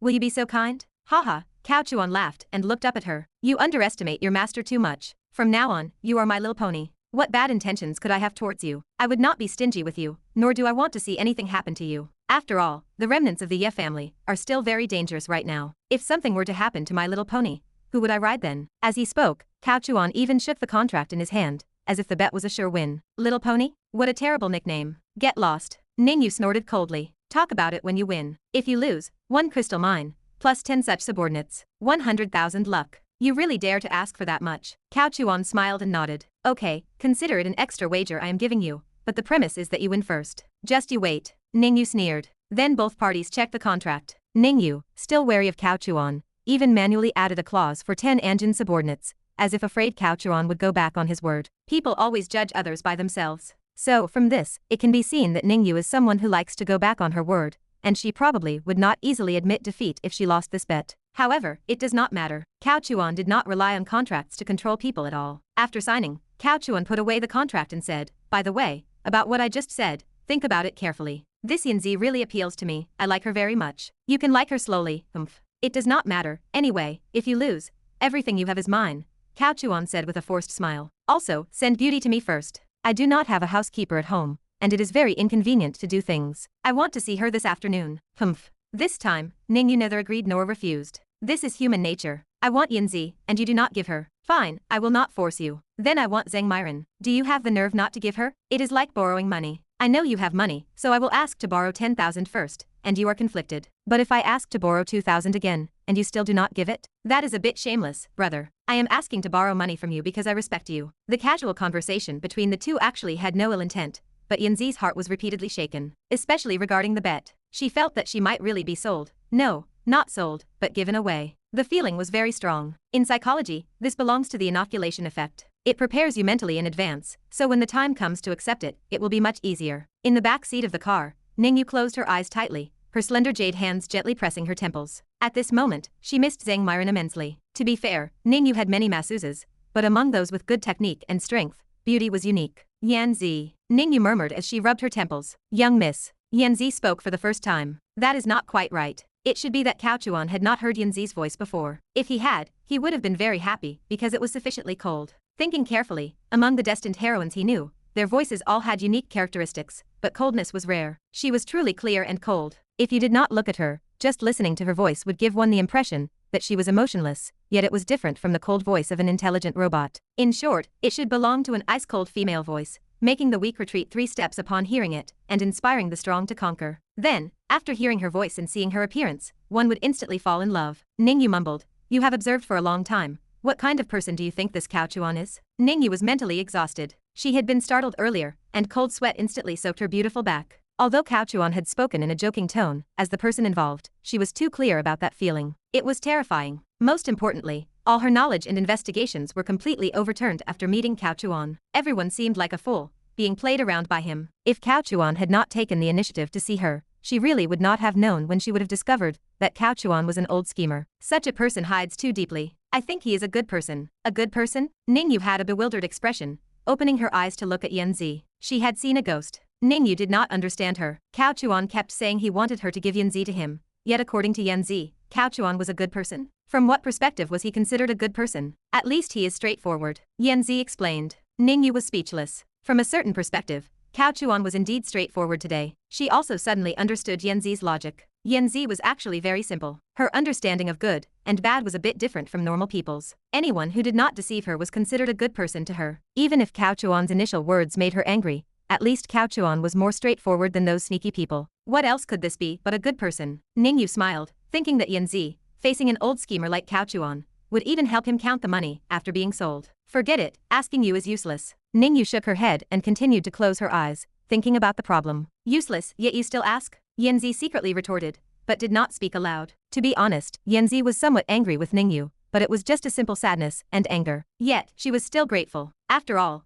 Ningyu had treated her very well over the years. Much better than how she treated others. Call beauty over. Back home, she sent Yanzi back to practice, and then instructed someone to call Zhang Myron to massage her head. She was too tired. Soon, Zhang Myron, dressed in a kipao, arrived and used her jade hands to massage Ningyu's head, helping her relax. Zhang Myron was not Yanzi. She spoke beautifully. Eldest young miss, have you encountered some trouble? Is there anything beauty can do to help you? Ningyu leaned back on the chaise longue, her eyes closed. Beauty, do you want to leave here? Hearing this, Zhang Myron's fingers paused. Then she continued massaging, smiling. Beauty does not want to leave eldest young miss. Ningyu opened her eyes and sat up directly. But you have to leave. Zhang Myron's lowered hands trembled slightly. She forced a smile. Your subordinate will listen to eldest young miss. If eldest young miss wants to send Beauty away, Beauty has no objections. She thought she was being sent to eldest young master and second young master. After all, they had asked for Beauty more than once before. This woman, despite not being very conspicuous in front of the destined heroine, was not bad in terms of strength. Plus, she had a good figure, card tricks, and massage techniques. If kept by one's side, she would be a considerate person in any calculation. Ningyu narrowed her eyes, smiling, and raised a hand to pinch Zhang Myron's cheek. Who do you think I am sending you to? Do not worry, this person is neither eldest young master nor second young master. Ah, a sense of relief, like a rebirth after a calamity,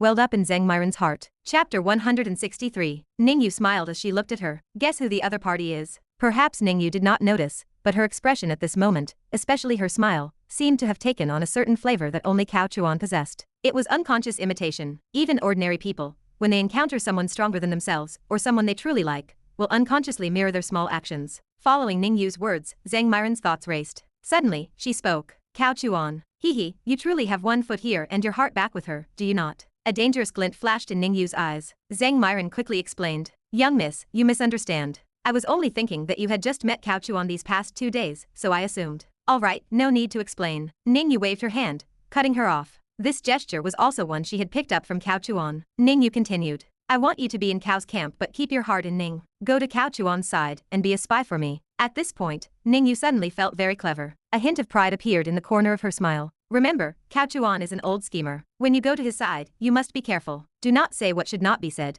and do not do what should not be done. Just wait obediently, and report everything you see and hear, no matter how small, back to me. Ningyu gave Zhang Myron many more details. Zhang Myron remained silent, listening quietly the whole time. Her mood was fluctuating. She had not expected that one day she would truly be sent away, and directly out of the family. Was this her freedom? However, from the young miss's narrative, Zhang Myron heard some unspoken messages. The young miss valued Cao Chuan greatly, perhaps overly so, and even showed a hint of fear towards him in her tone. She was afraid that Cao Chuan would find out she had arranged for her to be a spy. Zhang Myron was greatly shocked. Who was the young miss? This was someone who feared neither heaven nor earth, yet she was somewhat afraid of Cao Chuan. The young miss had gone out in the morning, and now it seemed she might have gone to see Cao Chuan, and suffered a great loss in the process. Do you understand? Understood, young miss. Your subordinate will certainly keep her heart with the Ning family, and will definitely help you uncover Cao Chuan's situation. Very good. Ningyu nodded in satisfaction, then reclined diagonally again. Continue, this will be your last massage for me. Yes, young miss.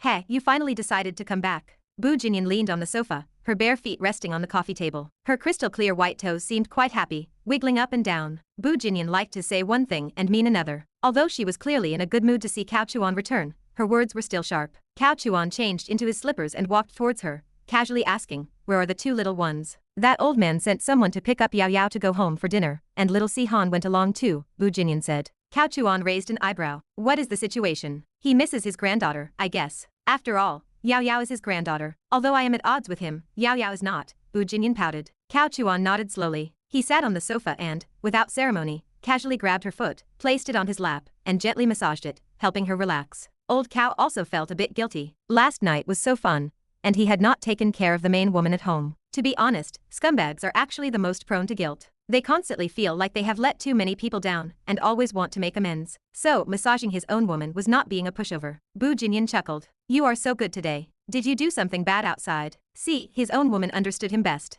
Cao Chuan said apologetically, yes, I took care of Tang Xiaoxiao. Ha, Bu Jinyan laughed. Then I would say you are capable. Cao Chuan added, later, I will take care of Shen Menyi and Ningyu too. The 4 great families will make a mahjong table. From now on, you four must love each other, no fighting or squabbling. Consider me more in everything, and do not make it difficult for me to be caught in the middle. Understand? Bu Jinyan kicked Cao Chuan's arm with her foot. Cao Chuan fell down with the momentum, crying out, ouch, you kicked your dad's kidney again. Your dad's kidney is on his arm. Bu Jinyan snorted. Cao, I am telling you, do not push your luck. There is a limit to jokes. You know I really dislike Ning Yu, so do not bring that woman up to me. Cao Chuan got up, rubbed his arm, and continued to massage her foot. In the future, we will all be one family, like sisters. What hatred cannot be let go? Besides, you are the main wife. I will give you a. This time Bu Jinyan could not pull her little foot away. Cao Chuan held it firmly. After several attempts, she gave up and glared at him. If you dare bring that Ning woman in front of me, I will turn around and leave. Jokes are jokes, but this was also a warning shot. How clever was old Cao? He told her in advance to give her some psychological preparation, and old Cao would not easily let them meet each other. To be honest,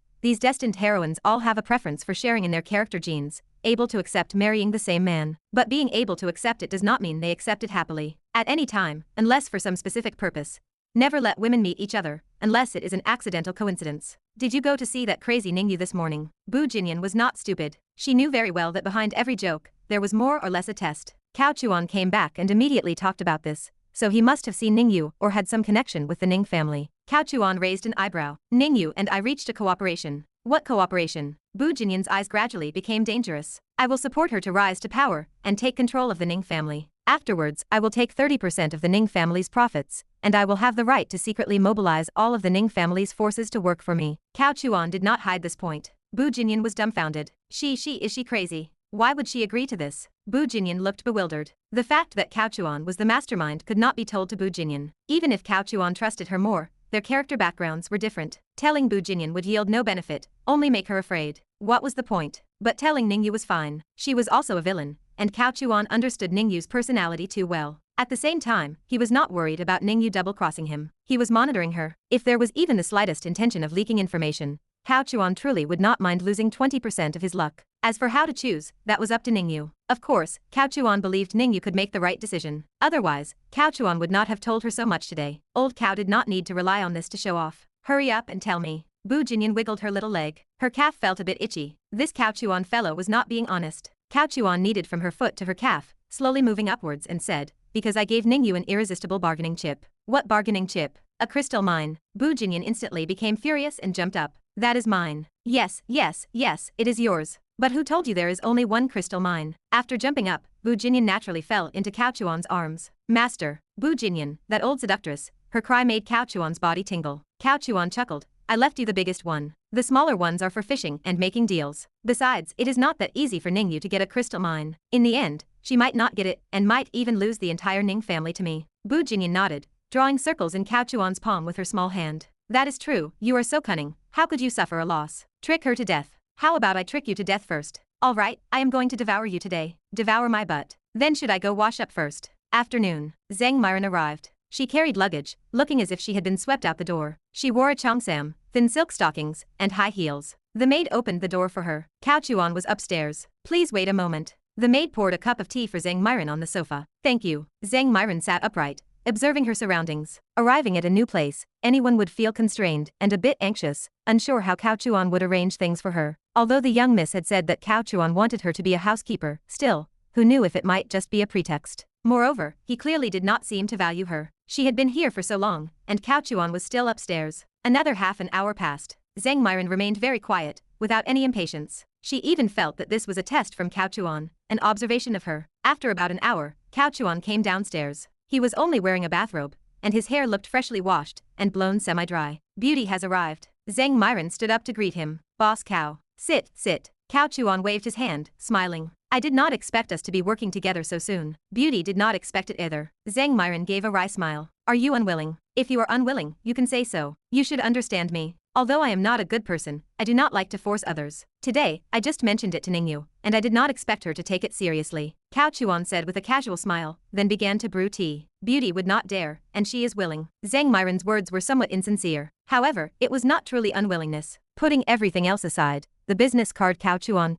gave her that night had planted a seed in her heart. Although that business card was meant for her to be an inside agent, this current outcome was not bad either. Anyway, it was all part of a casual arrangement at the time. In any case, old Cao would not lose out. Good that you are willing. Cao Chuan brewed the tea and personally poured a cup into her empty teacup. Zhang Myron took it with both hands, thanking him repeatedly. Cao Chuan smiled. At home, there is no need to be so formal and polite. This is not the Ning manor, and there are not so many rules. Moreover, you will be the head housekeeper of my cow manor from now on, with authority second only to mine. Relax. Yes, Zhang Myron breathed a sigh of relief. For now, everything seemed pretty good. Only, Cao Chuan raised his teacup to his lips and suddenly spoke. Did Ning Yu tell you any specific details about what she wants you to do as a spy? Zhang Myron, who had just raised her teacup, trembled, and the scalding hot tea almost made her drop the cup. Suppressing the burn, she slowly put down the teacup and lowered her head. Boss Cao, I am sorry. Chapter 164. Cao Chuan took a sip of green tea and chuckled. What is there to apologize for? He looked at Zhang Myron's figure. Her kipao was styled beautifully, short, and the slit was not too high. Zhang Myron was 27, which was not particularly young, but she was still a virgin. This was due to the protective nature of her luck as a recurring supporting character. In various novel plots, pretty girls who followed the destined heroine were often reserved for the protagonist. Ultimately, this all benefited Boss Cao. Cao Chuan scrutinized her and said, you have not even started being an undercover agent to deliver intelligence yet, so there is no need to apologize to me. Besides, that woman, Ning Yu, really underestimated our relationship. Zhang Myron looked up, surprised, her face full of confusion. She wondered what kind of relationship they truly had. Cao Chuan raised his hand to pour himself some tea and said indifferently, we were at loggerheads at Blue Night, and then outside the bar, we could be considered to have become acquainted through fighting. Later, I gave you my business card. You are the second woman I proactively gave my business card to. The first had been Bu Jinyan. I have always thought highly of you, and I always felt it was a pity for you to stay in the Ning family. This time, when I discussed cooperation with Ning Yu, I proposed to have you come over. I originally thought Ning Yu would not let you go, but she let you leave so easily. There can only be two reasons. Either you are not valued, or you are here to be an undercover agent. Am I right? Yes, Zhang Myron nodded. There was no point in playing dumb now, since he had already guessed it. Even if she did not admit it, he would not believe her. Moreover, after Cao Chuan said that, Zhang Myron also felt that their relationship was indeed unusual. He was elevating her status. Although Cao Chuan appeared to be a businessman, she knew his strength and influence. The fact that the Ning family's young miss had compromised was a clear sign of weakness. Ning Yu had never shown weakness to anyone before. This was a first. Do not be an undercover agent. It is meaningless. You will end up pleasing no one, and I am too lazy to have you play any counter-espionage tricks. Ultimately, Ning Yu is still petty. Since she has already obediently conceded to me and submitted, yet still resorts to these petty tricks, it is really beneath her. Cao Chuan smiled and waved his hand. Have some tea. Thank you, boss. Zhang Myron held up the teacup with both hands. From his words, she heard something significant. The young miss had submitted to this new boss. She dared not ask for clarification and continued to play dumb. From now on, be a good head steward of our cow manor. As our cow manor expands, your status will also rise. The Ning family is nothing special. In the future, these direct descendants of prominent families will have to respectfully call you Beauty Ji, simply because you are the manager of our cow manor. Zhang Myron dared not imagine such a thing, as she knew the power of large families. It was not just a matter of martial power, but also influence and connections. But this did not prevent her heart from feeling much more at ease. Master, this address was her expression of allegiance. Just call me boss. No more master or young miss. What era is this? Always using these formal titles. Yes, boss. Go choose a guest room yourself later, and get familiar with the surroundings. I will give you some of the household accounts and keys later. Starting today, you are the steward. Yes, Zhang Myron stood up. I heard your massage is good. Cao Chuan smiled. Yes. Cao Chuan pointed to his shoulder. Zhang Myron said nothing, went directly behind Cao Chuan, and began to massage his shoulders. Her strength control was excellent, penetrating directly to the bones. It was extremely comfortable. She remained reserved, knowing that the man in front of her was not simple. She would play the long game. Clap, clap. The sound of slippers coming down the stairs was very loud, because there was water on them. Stinky husband, I told you to help me blow dry my hair. Ha! A petite figure appeared at the corner of the stairs. Before she could finish her sentence, she saw Cao Chuan in the hands of another woman. Luo Li, known for her petite stature,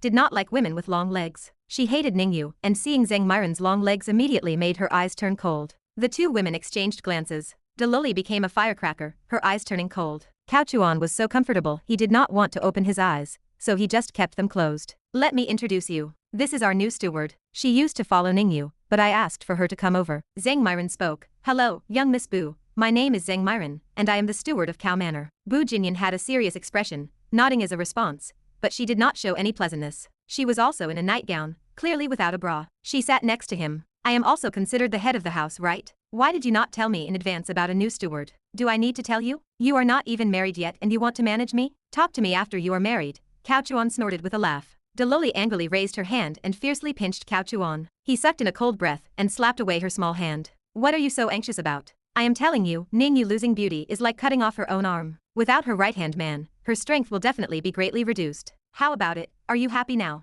Luo Li snorted. Do you think I am stupid? It is not like I have not investigated Ning Yu. Her right-hand man. How could it be this Zheng steward? Zheng Myron smiled silently, maintaining a service-oriented smile.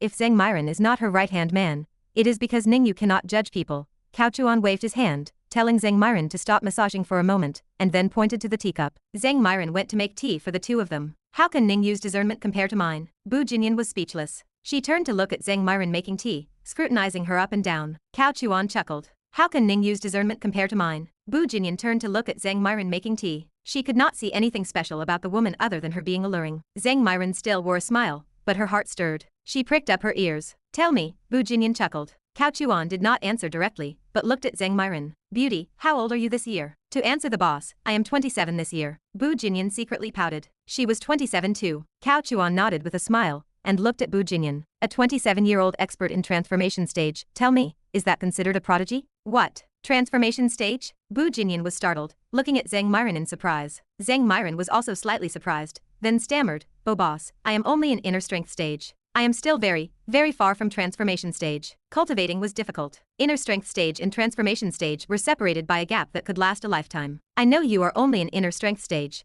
but that is because Ning Yu does not know how to cultivate. Do not worry, in a few days, I will make you a transformation stage expert, Cao Chuan chuckled. Bu Jinyan narrowed her eyes. I have not even reached transformation stage yet. In a few days, you will also be in transformation stage, Cao Chuan chuckled. You said that? Nonsense, when have I ever lied to you? However, while my method is effective, the prerequisite is that the person must have good aptitude. If they are a good for nothing, at best they will reach the peak of inner strength stage in this lifetime, stuck until they die. So, tell me, is it not a good thing that I am taking beauty over now? Bu Jinyan had to admit, if that were truly the case, it was a good thing. She could imagine how terrible Ning Yu's expression would be when Zheng Myron reached the transformation stage. Young Miss Bu, please have some tea. Zheng Myron brought the teacup over. Bu Jinyan's attitude changed, and she feigned seriousness. From now on, call me madam. Zheng Myron glanced at Cao Chuan. Cao Chuan said, you can call her first madam. First madam. Zheng Myron immediately changed her address. Bu Jinyan, however, heard the implied meaning. Who is the second madam? Tang Xiao.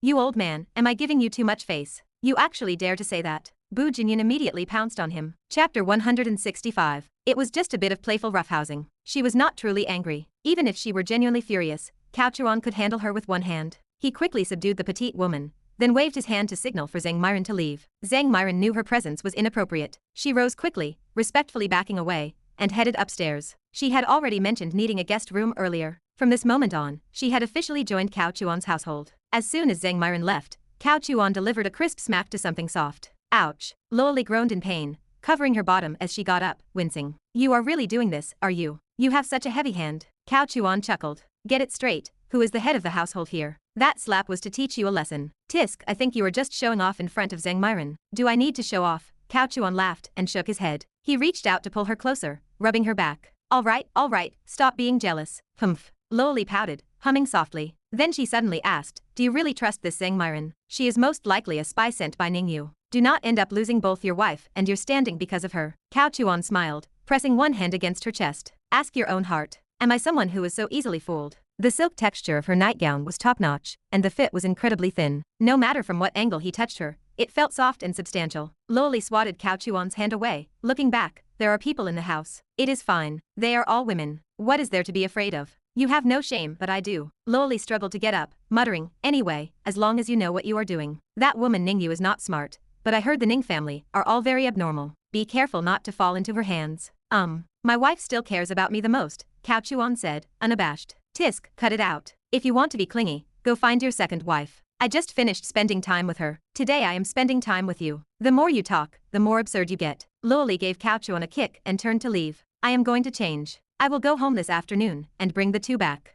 Say hello to my father-in-law for me. Luo Li turned back. Do you want to come with me? I will not go for now. The four great clans are in a mess right now. Once Ye Chen's matter is handled, I will bring some sincerity and visit then. That works too. Honestly speaking, Cao Chuan has always been honest. One should not mock him too quickly. Looking back at his 2 lives, how many people has he deceived? Although he gives the impression that there is not a single truthful word in his mouth, if one thinks about it closely, he rarely tells outright lies. Anything he says he can do, he definitely can. Take his current situation, for example. He promised Luo Li a mine, and he was not fooling her. It will be given sooner or later. Then, using another mine to gamble with Ning Yu, he was not fooling her either. As long as Ning Yu can win, a mine will be offered with both hands. Even what he said to Zhang Myron contained no falsehood. Strictly speaking, Cao Chuan does not tell lies. At most, his words are not entirely the full truth. This is a style cultivated from years of maneuvering among powerful people. It is called seeking good fortune and avoiding calamity. He only speaks words that are beneficial to himself. As for unfavorable words, he either ignores them or changes his perspective to ensure his statements are mostly true. Is Cao Chuan honest? He is much better than those who claim to be good people. Most people who claim to be good never dare to admit that they lie. This is Cao Chuan's habit. He examines himself 3 times a day, always pondering his own shortcomings and improving them. The system training really changes people. The first thing he does when he wakes up is not getting dressed, but putting on a mask. Zhang Myron was conflicted. She chose an empty room on the 2nd floor and leaned by the window, lost in thought. The Ning family had raised her for many years. There was certainly kindness and affection. She could not betray them in an instant. Even if Cao Chuan treated her very well, to truly make her cut ties with the young miss, or even use counter-espionage to betray her later, she might not be able to do it. Of course, she also did not dare to defy Cao Chuan. His strength and his influence were absolute. From the details of the interaction between Luo Li and Cao Chuan, it was clear that he had his methods. Otherwise, how could a dignified young miss of the Bu family appear so boisterous and agitated in front of him? If everything were truly under her control, she would display elegance and composure, not stomp her feet and make a fuss. Zhang Myron's mind raced. Although she had not truly witnessed Cao Chuan's ruthlessness, she could tell from small details that her new master was not to be trifled with.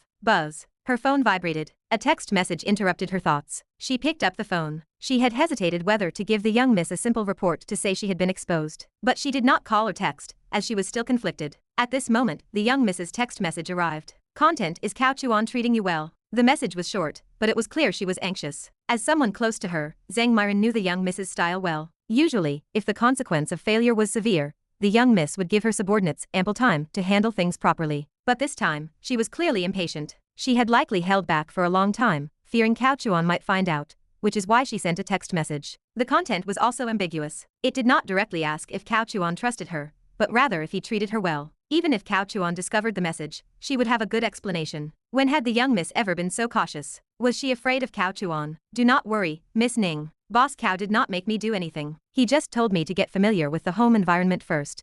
Zhang Myron replied. Very good. Report any situation to me immediately. Understood, Miss Ning. After replying, Zhang Myron prepared to delete the message, but after thinking about it, she took her phone and left the room. Her new master already knew she was an undercover agent, so there was nothing to hide. She did not want to mess up and end up pleasing neither side. This was Zhang Myron's subconscious tendency to avoid harm. She did not want to hurt anyone, but she also did not want to become a victim. Downstairs, Bu Jinyan had already left. Cao Chuan was sitting on the sofa, texting. Seeing Zhang Myron, he beckoned, pointing to his shoulder. She obediently went behind him and continued to massage. Cao Chuan rapidly typed out a few lines of text and sent them. Then he put down his phone. Beauty, have you chosen a room? I have. Later, I will have someone buy some new things. This is your home now. Yes. Zhang Myron took out her phone and handed it to Cao Chuan. Boss, just now, Miss Ning sent a text message. Cao Chuan glanced at it and smiled. You can handle this kind of thing yourself. I told you I trust you. Thank you, boss. Cao Chuan understood her thoughts. Even if she had not shown him the text, he would have soon received information from his other sources anyway. Now that she had revealed her hand,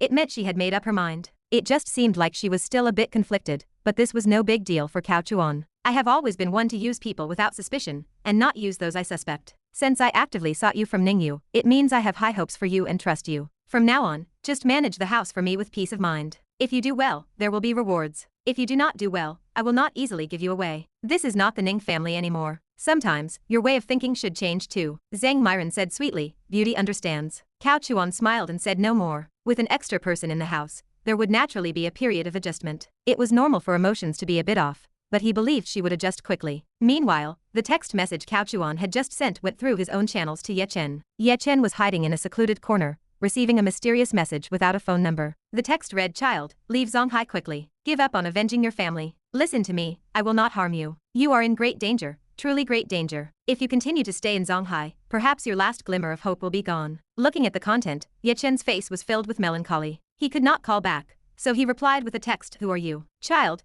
do not ask so many questions. Listen to me, I will not harm you. Why should I believe you? Alas, you child, why are you as stubborn as your father? I warned him back then to give up some things, and perhaps the Ye family lineage could have been preserved, but he did not believe me either. In the end, I was powerless to change anything. Ye Chen raised an eyebrow. He analyzed that this person might be from the authorities. Another text arrived. I am very relieved that you are alive, and I am also relieved that you can avenge your family. But child, do not try to hit a rock with an egg again. Things are not as simple as you think. The 4 clans and the authorities are all just pawns on the chessboard. The true masterminds have not even shown their faces. Ye Chen's heart skipped a beat. You know who is harming me. I know, but I cannot tell you. Telling you would only harm you. You are the only remaining descendant of the Ye family. You do not even have offspring yet. If something happens to you again, the Ye family will truly be finished. Listen to me, leave quickly. Go abroad. Do not come back. No, I will not leave. Since you can say so much, you must have a way to help me. I will not help you. Do not think about these things. There are some matters even I dare not touch, let alone you. On Cao Chuan's side, he was texting while enjoying Beauty's massage. And honestly, her leg and foot massages were truly professional. It seemed she had given Ning Yu many massages in the past. Chapter 166. The Child of Destiny was no fool. Especially when it came to intuition, he was very sharp. Previously, Cao Chuan had avoided these tactics because they would have been useless. When 2 opposing destinies collided, they did not need to meet face to face. Even hearing the other party's name, or seeing the news would instinctively spark aversion. If Ye Chen's luck had been at its peak, Cao Chuan sending a message would have instantly caused Ye Chen to feel revulsion and disgust. It would not only have been useless, but it might even have alerted him. But now the situation had changed. Ye Chen's luck was halved, his strength was compromised, and everything that benefited him was diminished. In his current predicament, even if Ye Chen was suspicious of the text message, or disgusted by it, he would still try to communicate. After all, this message represented a potential lifeline. Timing was crucial. Child, be obedient. Leave Zonghai. The Ye family is a thing of the past. You should not live in the past. Your future is still bright. Leaving Zonghai is good for you, and for everyone. Hatred, child, will make you completely lost. When will this endless vengeance end? Listen to me. I will not harm you. Cao Chuan instructed Luo Li to forward this message to Ye Chen. A flash of disgust did indeed cross Ye Chen's heart. It seemed every word in the message was detestable. Even though it appeared to be caring and for his own good, the aversion in Ye Chen's heart was uncontrollable. However, Ye Chen did not overthink it. Rationally, he felt his aversion came from the other party trying to persuade him not to seek revenge. Since childhood, Ye Chen had never been disciplined by anyone. So, when a so-called elder suddenly appeared and advised him to give up his family hatred, it would be strange if he was not annoyed. This was Cao Chuan's attention to detail. He used the tone of a person who had been through it all to mask the ill will coming from the ethereal luck. The Child of Destiny had always been rebellious by nature, and disliked being preached to. I will definitely get my revenge, Ye Chen replied with full resentment. Alas, you truly are a Ye family descendant. You are so much like your old man, both with stubborn tempers. Why did you not inherit any of your mother's gentleness? Back then, your mother. Alas, forget it, it is all in the past. Cao Chuan's lips curved slightly. He knew that messing with the Child of Destiny was quite interesting. Most importantly, there was luck to be gained. Deceiving the Child of Destiny, and making him believe a lie would bring in at least 1,000 luck points. It was delightful. You knew my mother? Nonsense. If it were not for your old man, perhaps your mother and I. Alas, the deceased are gone. Child, listen to my advice. Listen to me, I will not harm you. Ye Chen understood the implication of the words and roughly confirmed the other party's age, likely over 40, perhaps even 50. Perhaps a prominent figure from some family, or a big shot from the authorities. Can we meet? After a long deliberation, Ye Chen sent a message. There was a hint of pleading in his tone. Even though he still felt annoyed by the message content, he did not have many options. Old Lu could not be relied upon, and Long Hao had not contacted him again. There were informants from the 4 clans everywhere in Zonghai. As soon as he showed his face, he would likely be discovered. Therefore, this mysterious person who had suddenly appeared was his only lifeline. No, Cao Chuan replied. The time is not right. What time? Ye Chen wondered. Cao Chuan responded. Currently, your true identity has been exposed, and people are watching you everywhere. Although I have some old ties with your Ye family, I do not want to get involved in this. It is too dangerous. However, I can offer you a path. Either you leave Zonghai, and I can send people to safely escort you out, even abroad, or you contact your master. Let him come out. Perhaps there is still a turn of events. Ye Chen was startled. My master? He did not know his master's past. He had been taken away by his master when he was about 10 years old. He only knew that his master was very powerful, and that his former status was very high. Later, he lived in seclusion, as if he had seen through the mortal world. But as for his master's true background, Ye Chen only had guesses. What? You do not know your master's true identity? This old fellow hides things quite well. Ye Chen replied. My master never told me his identity. Then it is not convenient for me to tell you either, but your master's connections are enough to help you break this deadlock. Even the 4 clans would have to show him some respect. So now, you either leave, or you call your master. I cannot help you. Child, do not blame me. I also have my own difficulties. My family, hundreds of mouths, never participated in your affairs. I cannot drag my family into this vortex just because of a little old sentiment between me and your father. All right, I have said all I can. You decide what to do. Do not contact me. If there is anything urgent, I will contact you. After saying that, Cao Chuan cut off the text message connection. Luo Li's settings made it impossible for Ye Chen to even reply. However, it was precisely Cao Chuan's caution that made Ye Chen believe the content. Annoyance was just annoyance, stemming from dissatisfaction with the other party's tone. It did not represent anything else. On the contrary, the more cautious the other party was, the more Ye Chen believed them. But this was not enough. Cao Chuan closed his eyes in meditation, replaying all the details in his mind. The closer it got to the final critical moment, the more crucial it was to manage the details. Any single misstep could cause the entire plan to collapse. Although even if the plan really did collapse, Cao Chuan was confident he could kill Ye Chen. That would cost him a lot of luck. So, for the 500,000 luck remaining in Ye Chen's protagonist halo, Cao Chuan had to think more carefully and make sure not to miss anything. The reason for contacting Ye Chen today was to prepare for the trap involving Shen Mengyi. First, secure Shen Mengyi's luck, and then Ning Yu's luck would naturally fall into his hands. It was killing two birds with one stone. Zhang Myron was very perceptive. Seeing Cao Chuan with closed eyes and furrowed brows, she quietly put down his feet,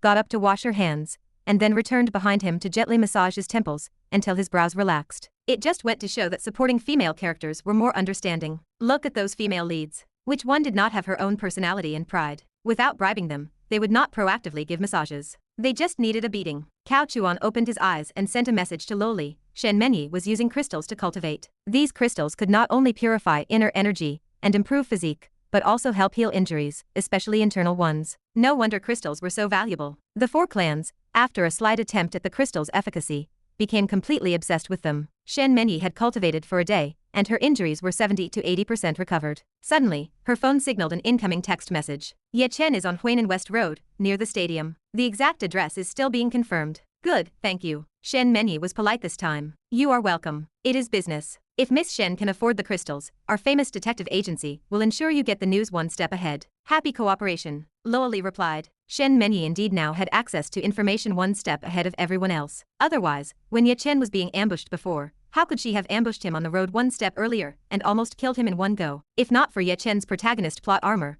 his neck might have been cut open in that instant. The reason Shen Mengyi wanted to do this was to prevent any spies within the four clans from tipping off Ye Chen. She would now take her subordinates and go ahead, firstly to prevent Ye Chen from escaping, and secondly to observe if anyone among the four clans was secretly meeting with him. But she did not realize that this was all a trap. And Cao Chuan had even deeper calculations at play. He was calculating human hearts. Half an hour later, Shen Mengyi received the precise information from Luo Li. Ye Chen was hiding in a warehouse within the exhibition hall of the stadium. Miss Shen, the information has been given to you, but the advance time will not be too long. At most, half an hour later, our famous detective agency will transmit the news to the four clans' family heads. Thank you. Shen Mengyi had no doubts. Her injuries had also recovered significantly. She immediately took her people, without notifying anyone, and went ahead to set up an ambush. Mengyi, where are you going? Are your injuries healed? Long Yuan, guarding outside the door, stepped forward to ask. If you want to follow, then follow. Do not ask. Shen Mengyi had no time for his nonsense. She got into the car with her subordinates. Long Yuan also turned,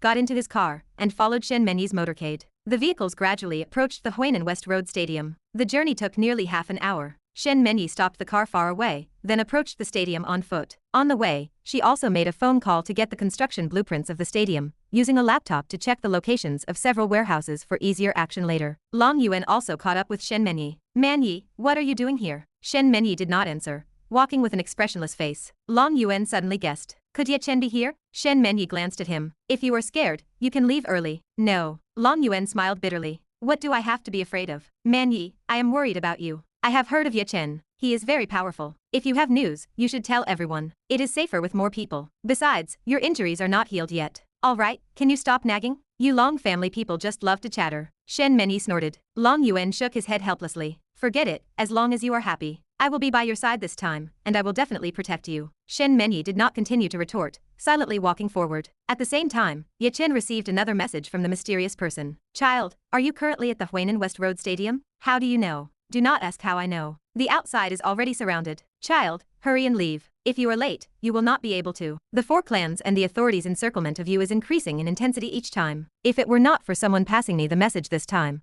I would not even know you were surrounded. Hurry and leave. Chapter 167. When Ye Chen received the text message, the four clans' family heads also received the information simultaneously. Out of trust in the famous detective agency, the four clans immediately mobilized people to rush to the scene without a word. Long Hao also received the information at the same time. It was sent secretly by Long Yuan, whose purpose was to quickly capture Ye Chen so that Shen Mengyi would not be injured again, as it pained him to see her in such a state. Who are you sending messages to? Shen Mengyi suddenly asked. Long Yuan subconsciously shook his head. I did not send any messages. Is that so? Really, I did not send any. Long Yuan shook his head. This hypocrite was even more insidious than Cao Chuan. He did things, but he would not say.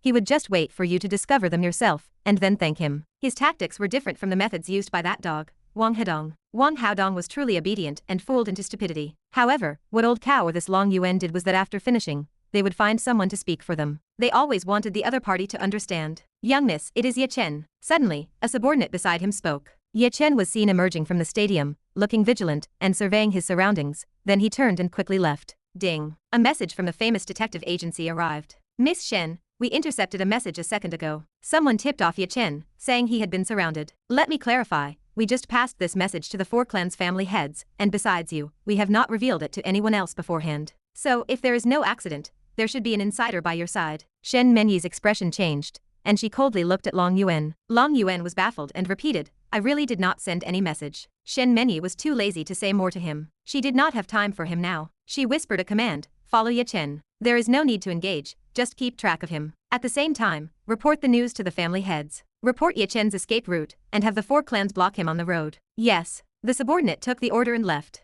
After giving the instructions, Shen Mengyi extended her jade hand. Give me your phone. Long Yuan gave a wry smile, and reluctantly handed his phone to Shen Mengyi. He was confident that when Shen Mengyi saw the message he sent to his second uncle, she would definitely be moved. Because the message Long Yuan sent to Long Hao was, Second uncle, I am with Man Yi. She discovered the whereabouts of the remnants of the Ye family. Quickly send people to protect her. I am afraid I am not strong enough. Come quickly. Every word was filled with concern. But the problem was that after this message was sent, Ye Chen received the information. Either Long Hao leaked it, or Long Yuan also sent a message to Ye Chen, then deleted it and used this message to cover up the truth. In short, the one named Long had a problem. After reading the message, Shen Mengyi stared coldly at Long Yuan. Long Yuan forced a smile. Man Yi, I did not mean to deceive you. I was afraid you would overthink things, and that I would not be able to protect you well, so I sent a message to my second uncle. Please do not be angry. Thank you very much. Shen Mengyi took a deep breath, threw the phone back to him, and turned to leave. Man Yi, listen to my explanation. I am really afraid something might happen to you. If something happened to you, I would not know how to live, nor would I know how to explain it to your sister afterward. Scram. Shen Mengyi suddenly turned back and angrily rebuked him. This stunned Long Yuan. It should not be like this. He understood this girl's personality. Even if she was not moved to tears, at least her tone should be better. Why was this happening? How strange. Shen Mengyi continued to turn and leave. She reviewed the details and reconfirmed that the Long family had issues, combining it with previous events where Long Hao met with Ye Chen privately. Old Lu had met with Ye Chen repeatedly. They had been caught twice. Who knew how many times they were not caught? After all, the famous detective agency had not yet partnered with the four clans or with her, so many messages and intelligence were sporadic. Plus, Shen Mengyi already had a grudge against the Long family. It was hard for her not to suspect them. At dinner, the two little ones returned. They were quite polite to Zheng Myron. Mainly Lu Sihan was polite. Bu Yao now centered everything around little Sihan, so she naturally also sweetly called the butler sister. Dad. Aw, my two precious princesses, how was it? Was the Bu family fun? Cao Chuan gave each a kiss on the forehead, smiling. It is not as fun as here. I do not know what is going on over there. Everyone is very stifled, and the atmosphere is strange. Bu Yao pouted, displeased. Lu Sihan slowly nodded, agreeing with this statement. Cao Chuan chuckled. Since you do not like it, we will not go there anymore. If your grandfather misses you, he can come here to see you. Bu Yao nodded repeatedly. You see, how good it is to have daughters. They turn their elbows outward, and they do it so smoothly. After dinner, Zheng Myron gradually settled into her role as housekeeper. She communicated and chatted with all the maids in the house, mainly to learn their ages, preferences, names, family members, and so on. To manage subordinates well, one must understand everything about them to better grasp and control them. Zheng Myron was also very clever not to inquire about the bodyguards outside the door. She knew the strength of these bodyguards and knew they were Cao Chuan's confidants. She would not overstep, lest she be misunderstood as helping the young miss of the Ning family turn the bodyguards against him. In short, she started to put her heart into it. As dusk fell, the property management called, saying a logistics vehicle had arrived. Zheng Myron went out to coordinate, then had people move the logistics packages into the room. Boss, where should these boxes be placed? Zheng Myron did not ask about the contents. Cao Chuan pointed. These 4 boxes go to the storage room on the negative first floor. Just leave them there. They are not important. The other 2 are more important. Put them in my study. Understood, boss. The items arrived. Cao Chuan was somewhat impatient. But now was not the time to rush. Dad, what is this? Bu Yao asked with curiosity. Her address had become very natural by now. Ever since he saved her last time and performed the breathing healing method on her, she completely changed her address. However, neither of them had mentioned the healing process even once again. Some clothes, but not for you two to wear. I am planning to start a clothing factory, and these are samples, Cao Chuan casually explained. A clothing factory? Does that mean we can make our own favorite clothes? Bu Yao said happily. That is right. Whatever you like. Just draw the clothes, and then Dad will have a designer create clothes exclusively for you. Han too. From now on, our little princesses will only wear clothes they design themselves, the kind that is unique in the whole world. That is great. Let us go get our drawing pens. Bu Yao pulled Lucy Han and ran off. Bu Jinyan pouted. Look at how spoiled they are by you. This girl kept asking if you were home on the way back. After coming back, where do I, their mother, even exist in their eyes? Are you even jealous of your own daughter? Cao Chuan chuckled. Humph, yes I am. What about it? Bu Jinyan snorted lightly, pointing at the boxes being moved. What kind of clothes are those? Clothes for your fortune-telling. Bu Jinyan was speechless. I promised you before that I would help you with our elder brother and sister-in-law's matters, but it requires some preparation, so these clothes and props are all for fortune-telling, Cao Chuan said seriously. Upon hearing this, Bu Jinyan naturally imagined a series of Taoist robes, the so-called ritual performance. Her tone softened a bit. You still remember. I thought you had forgotten. I would forget anyone but you. Cao Chuan gently stroked her head.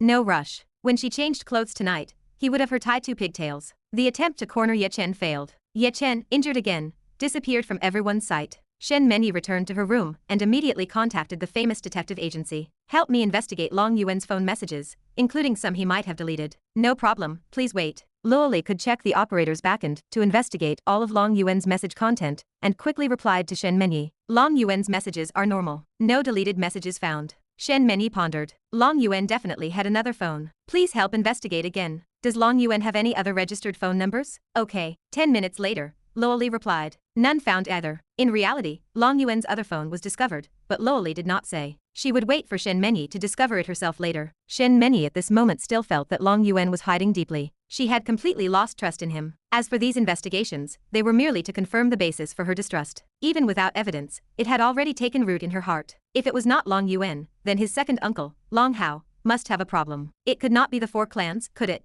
They did not have enough time, and there was no need. Furthermore, Luo Li had also sent a message saying she could not trace who sent the message to Ye Chen. The sender might have used hacker encryption. These were all truths, but they made the situation complicated. Shen Mengyi felt a giant black hand slowly covering the entire Zonghai, and she understood less and less about this matter. She felt like everyone had a problem, but she did not know what the problem was. Chapter 168. What are you doing? Oh, come on, follow me. Bu Yao secretly pulled at Lucy Han's sleeve. Both girls had just finished bathing. Lucy Han had been training diligently lately, sweating profusely every day, and only bathed before bed near midnight. Bu Yao had also been training with her. Her height had noticeably increased, but she clearly lacked the patience for sustained effort, and was the type to work hard for 3 days and rest for 2. The most important thing was that Bu Yao harbored resentment. She hadn't mistaken her room for a very, very long time. As soon as night fell, the girl became extraordinarily excited. She could even occasionally eavesdrop on conversations through the walls. But that wasn't the point. Today, she had planned a night raid on Cao Chuan's study. When the courier arrived in the afternoon, she had noticed the clothes. Being a girl who loved beauty, she had later dragged Lucy Han to help her draw. She seemed to have a talent for fashion design, much like Zhong Qinger. With just a few strokes, she had drawn a little princess dress she wanted. Then, she couldn't wait to find Daddy Cao to get his opinion. She had searched around but couldn't find her mother or Daddy Cao. When she passed the study, she faintly heard her mother's exclamation from inside.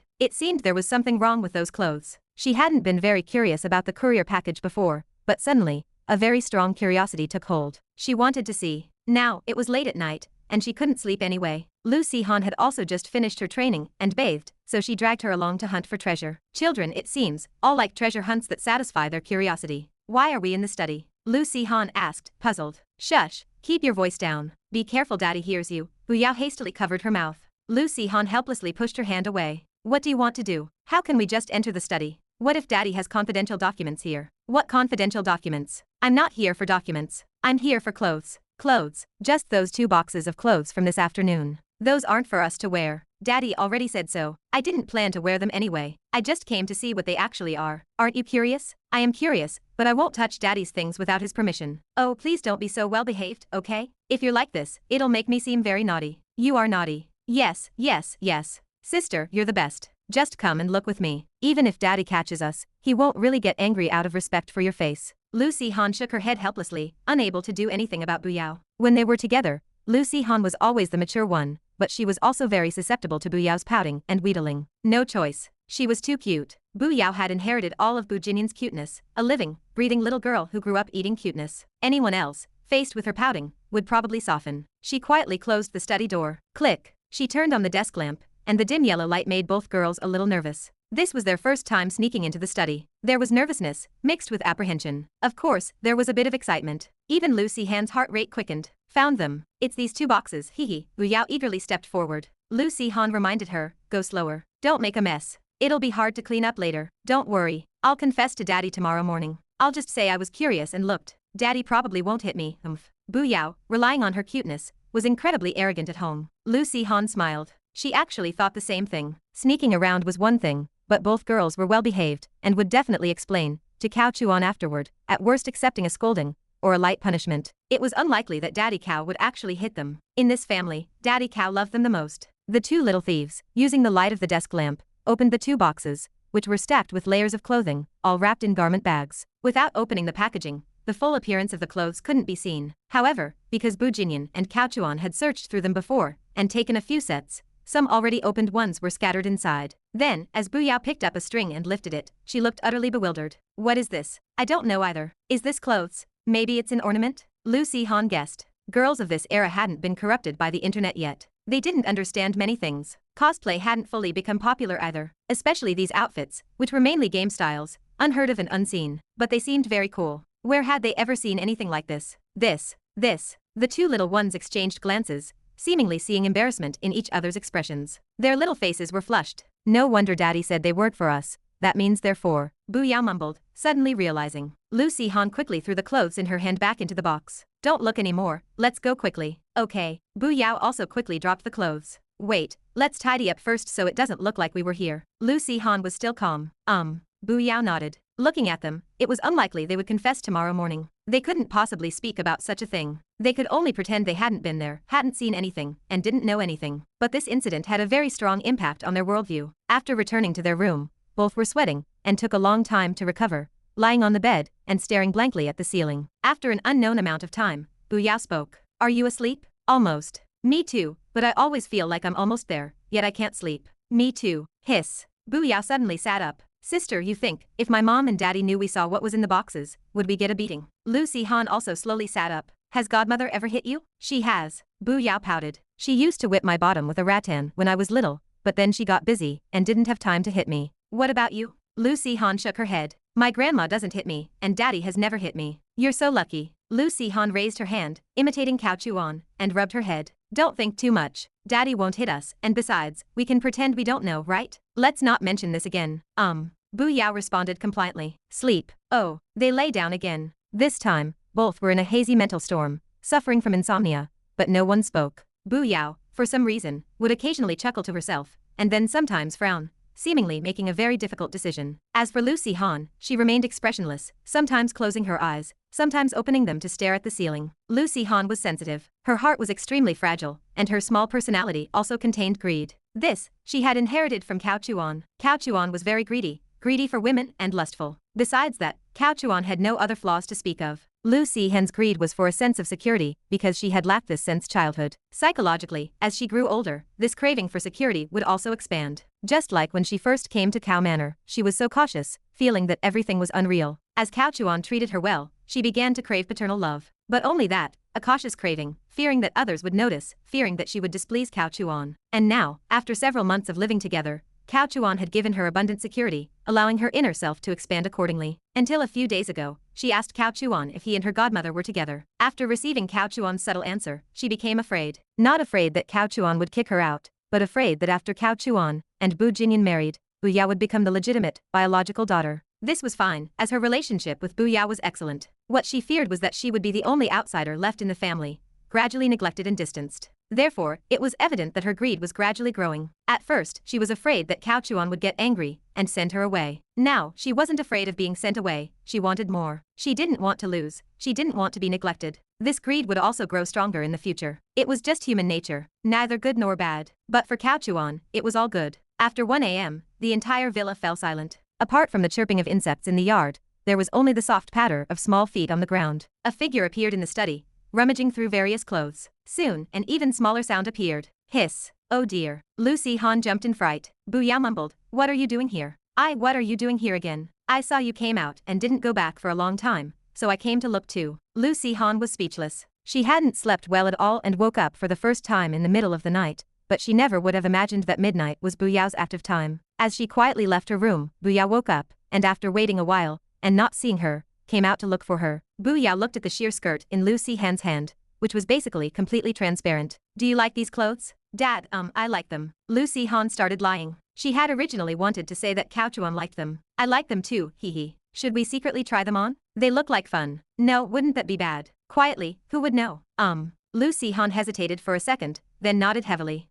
Try them. Hee, let's try. The two hit it off instantly, mainly because it seemed fun. Girls, after all, inherently had a genetic fondness for new clothes, especially those they hadn't seen before, special ones that looked interesting. What was wrong with trying them on? Just trying them. No one would know. Chapter 169. Enkila was a perfect high school girl, complete with white stockings and dainty boots. Her fingerless gloves were not ordinary, either. Old Cow had personally modified them into elegant, silver silk gloves reminiscent of the little dragon girl. Enkila possessed several outfits, and though Old Cow had brought them all to the room, tonight's main theme was this particular journey through time outfit. There was not a shred of incongruity to be found. Even though she was no longer a young girl, the moment she put on the outfit, she instantly transformed into a vision of pure elegance. The next morning, Cao Chuan sat in his study, deep in thought. He rubbed his chin while looking at two boxes that had clearly been rummaged through, though someone had tried to restore them to their original state. Old Cow's eyes were like a precision ruler. He did not need to consciously memorize the state of the boxes. The exact configuration of every garment bag was imprinted in his mind.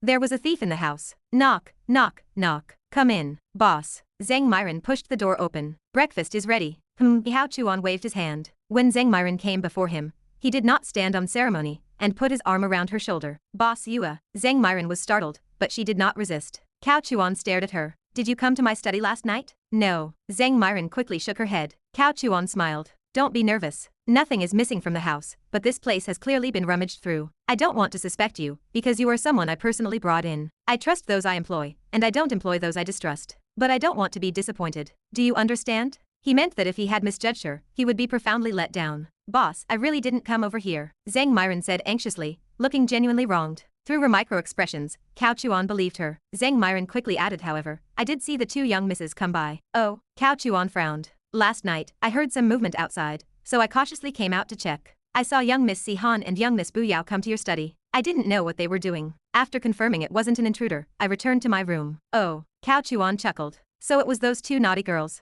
All right, go down and eat. I misunderstood you this time, and I apologize. No. Zheng Myron quickly waved her hand. I just arrived, and such a thing happened in the house. It is normal for you to suspect me. Besides, you didn't accuse me directly but asked instead, which is a form of trust. Cao Chuan smiled. You are very good with words. Say more in the future. I like to listen. Yes, boss. Breakfast was a quiet affair. The two girls had not woken up, nor had Bu Jinyan. Cao Chuan ate alone while Zheng Myron stood by, acting as a professional housekeeper. She had clearly put her heart into the role. Cao Chuan did not invite her to eat with him. Rules were rules. Old Cow was not a child of destiny, and he did not need to play at being approachable. Only a child of destiny would force their servants to eat at the same table, foolishly believing it proved they were a good person. Such a family head would not last long in reality. At the same time, Shen Menyi's side was not peaceful. She had investigated Long Yuan, and now had two phones in her possession. The famous detective agency had not identified Long Yuan's secondary devices, but Shen Menyi had her own channels. The simplest way was to review surveillance footage. Overnight, her subordinates spotted Long Yuan using a second phone. After digging deeper, they realized the number was unregistered, which explained why the agency had missed it. This discovery made Shen Menyi even more convinced that Long Yuan was involved in something underhanded. At 10 in the morning, the famous detective agency provided Ye Chen's latest location. Shen Menyi looked at the address and pondered. Help me out this time. Don't notify anyone for an hour. That does not comply with our regulations. At most, I can give you half an hour before I send the message to the family heads. Luo Li replied. I know, but an extra half hour won't hurt you. I will privately give you another crystal of at least 10 grams. This it. All right. I can delay for another half hour. After an hour, I will send the notification regardless of the consequences. Thank you. Shen Menyi put away her phone, confiscated all her subordinates' communication devices, and prepared to move out. Man Yi. Long Yuan was still waiting outside. Seeing her, he came to greet her. Don't ask where I'm going. Just follow. Okay. Long Yuan excitedly signaled his men and followed her convoy. They arrived at an apartment hotel near a private yacht club. Shen Menyi's people parked at a distance to avoid alarming Ye Chen. "Manyi, is this where he is?" Long Yuan asked, stepping out of his car. "That is right," Shen Menyi said faintly. "The 6th Division and the 4 clans have no movement. It seems your intelligence channel is impressive," Long Yuan commented. Shen Menyi smiled faintly. "Just some street-level contacts. The information isn't necessarily accurate. If it's Ye Chen, great. If not, it's a wasted trip." "That is true," Long Yuan agreed. Shen Menyi turned to her subordinates. "Check your weapons. Prepare to act." "Yes." As they moved, Shen Menyi watched Long Yuan from her peripheral vision. She saw him pull out his second phone, and a cold glint flashed in her eyes. It really was him. Long Yuan had received a message. Ye Chen is a hidden agent of the Nguo department. If you encounter him, help him if you can. If you cannot, do not expose your relationship and try to let him go. Long Yuan stared at the screen, bewildered. Who sent this? It was his private, untraceable number. Could it be a higher authority? Who are you? Long Yuan replied. Don't ask about things you shouldn't know. Even your second uncle doesn't know about this. Keep it secret. You will know who I am later. Delete this message. Long Yuan looked at the screen, half believing. On the second floor of the apartment hotel, Ye Chen's injuries had recovered by 90%. He was back to his old self. Ding. A message arrived. Are you at the apartment hotel near the Seaside Yacht Club? Ye Chen's heart skipped a beat. Exposed again? How do you know? It seems it is true. Someone just messaged me saying the Long and Shen families are closing in. Get out of there. I will just kill them all. They are like flies every day. Ye Chen's patience had evaporated. His sanity was erratic, making him incredibly irritable. Child, do not go head to head. You will fall into the mastermind's trap. They haven't killed you yet because they want to use you to fight the 4 clans. If you kill the Long and Shen people, you will fall into their trick. The more you don't kill, the safer you are. Ye Chen froze. The logic suddenly clicked. He had thought the mastermind wanted him dead, but now it seemed they wanted him to act as a blade to weaken the 4 clans. To break the situation, he had to stop killing. Child, listen to me. Retreat. I will arrange a safe house that absolutely cannot be discovered. Be obedient and do not be reckless. Once I solve the problem, we will have a chance to turn things around. Ye Chen's face darkened, but he replied, I understand. On Shen Menyi's side, she received an update from the famous detective agency. Ye Chen is trying to escape. Someone notified him that the Long and Shen families are closing in. Shen Menyi stared coldly at Long Yuan's back. He was on the phone, looking confused. She stepped forward. Who are you calling? I don't know. A strange text message. I called to see who it was. Wait, where did the message go? Long Yuan was dumbfounded. The message had vanished. What was the content? Shen Menyi pressed. Nothing. Probably an advertisement from a lunatic. Shen Menyi snorted inwardly. He was treating her like a fool. A phone from the Nguo department did not receive random advertisements. She turned around and ordered, everyone get in the cars. If you encounter Ye Chen, shoot directly. No mercy. Yes. In another part of the city, Cao Chuan was relaxed. Who are you texting? Bu Jinyan asked. My mistress. Cao Chuan did not even look up. Bu Jinyan tried to kick him, but Cao Chuan caught her foot and placed it on his lap, continuing to type. He was indeed texting his mistress, Zhong Qinger. She was the first, yet she had no status. It had nothing to do with him being heartless. It was simply what she had chosen. Chapter 170. Of course, jokes are jokes. Our old cow, the scumbag, is actually benevolent. No matter what happened, Zhong Qinger was the first person Cao Chuan truly integrated within this world. Although this world has many similarities to his previous life, there are actually many differences. When he first arrived, he was unfamiliar with the people and places. It was that one time that he truly felt a sense of belonging. Therefore, Zhong Qinger holds a unique place in his heart. Although Cao Chuan has never mentioned this verbally, actions speak louder than words. It can be seen from the details of his behavior. No matter how busy he was, or how many new destined heroines were around him, he never forgot to text and flirt with Zhong Qinger. Just this one point shows her position in his heart. Have you ever seen him seek out Lei Ting for no particular reason? It is not that Lei Ting is bad. In fact, she might even offer more novelty, but in his heart, Zhong Qinger is just different. Luo Li glanced at the name saved on Cao Chuan's phone. It used to be Little Fox, but now it was simply Zhong Qinger. She naturally knew of her existence, and had heard Xiao Buyao mention this young miss. Cao Chuan was speechless. Don't snatch it, don't snatch it. I am just teasing you. It is a text from Zhong Qinger. He waved the phone in front of her. Luo Li pouted. I haven't even met her yet. When are you going to invite her home so I, as her godmother, can see her? Sigh, we will see when there is a chance. She is not doing well right now, Cao Chuan said with a wry smile, shaking his head. What is wrong? Business matters, of course. I will have to help them later. Do you need my help? Your own broken company went bankrupt. What can you help with? My surname is Bu. Oh right, I almost forgot you are the Bu family's young miss. Are you mocking me? How would I dare? Hiss, are you a dog? Let go. No. Meanwhile, on the other side, Ye Chen entered a loop that seemed to never end. After an intense battle, Ye Chen left without much trouble. It seemed that Shen Menyi and Long Yuan's two groups alone were simply unable to inflict any effective damage on him. However, Shen Menyi noticed a problem again. Long Yuan's marksmanship seemed to have gotten worse. Under deliberate observation, Shen Menyi could clearly feel that Long Yuan's side had slightly raised their muzzles, as if intentionally avoiding Ye Chen, not wanting to harm him. If one did not look closely, they would never notice this detail about Long Yuan. At this point, Shen Menyi no longer considered it a misunderstanding. She confirmed the relationship between Long Yuan, or rather, the Long family, and Ye Chen. And Long Yuan also had his concerns. Although he did not know who sent the text message, what if it was true? It was fine to let Ye Chen go for now. His people might not even be able to catch him anyway. He would go back and thoroughly investigate the sender of the message first. Moreover, Long Yuan actually acted very well. That slight raising of the muzzle, most people would absolutely not notice it. A moment later, Long Yuan's face was gloomy. He got away again. Man Yi, I am sorry. Hey. Shen Menyi smiled, thinking, he is really good at pretending. Click, click. Her pistol suddenly chambered around. She raised the muzzle and directly pressed it against Long Yuan's forehead, her pretty face simultaneously sinking. The sudden change made the surrounding people gasp in shock. Long Yuan's subordinates raised their guns, aiming at Shen Menyi, and her subordinates did the same. A standoff formed. Long Yuan did not dodge, nor could he. The distance was too close, and her move was sudden. Besides, even if it was not a sneak attack, he would not dare say he could steadily win against Shen Menyi. Man Yi, what is this? Shen Menyi did not fly into a rage, nor did she scream. She just stared at his eyes quietly and coldly. Man Yi, let's talk nicely. What are you doing? Long Yuan truly felt Shen Menyi's killing intent, and his heart turned cold. She wants to kill me? Why? However, Long Yuan was accustomed to confidence. He felt her killing intent, but he did not believe she would actually act on it. He still had to put on a show. Long Yuan raised both arms and shouted, "What are you all doing? Put your guns down. Be careful not to accidentally injure our own people. You didn't hear what I said, did you? Put them down. Everyone, put them down." As Long Yuan shouted a few times, his subordinates behind him exchanged glances and slowly lowered their guns. Shen Menyi's subordinates did not move, still holding their guns,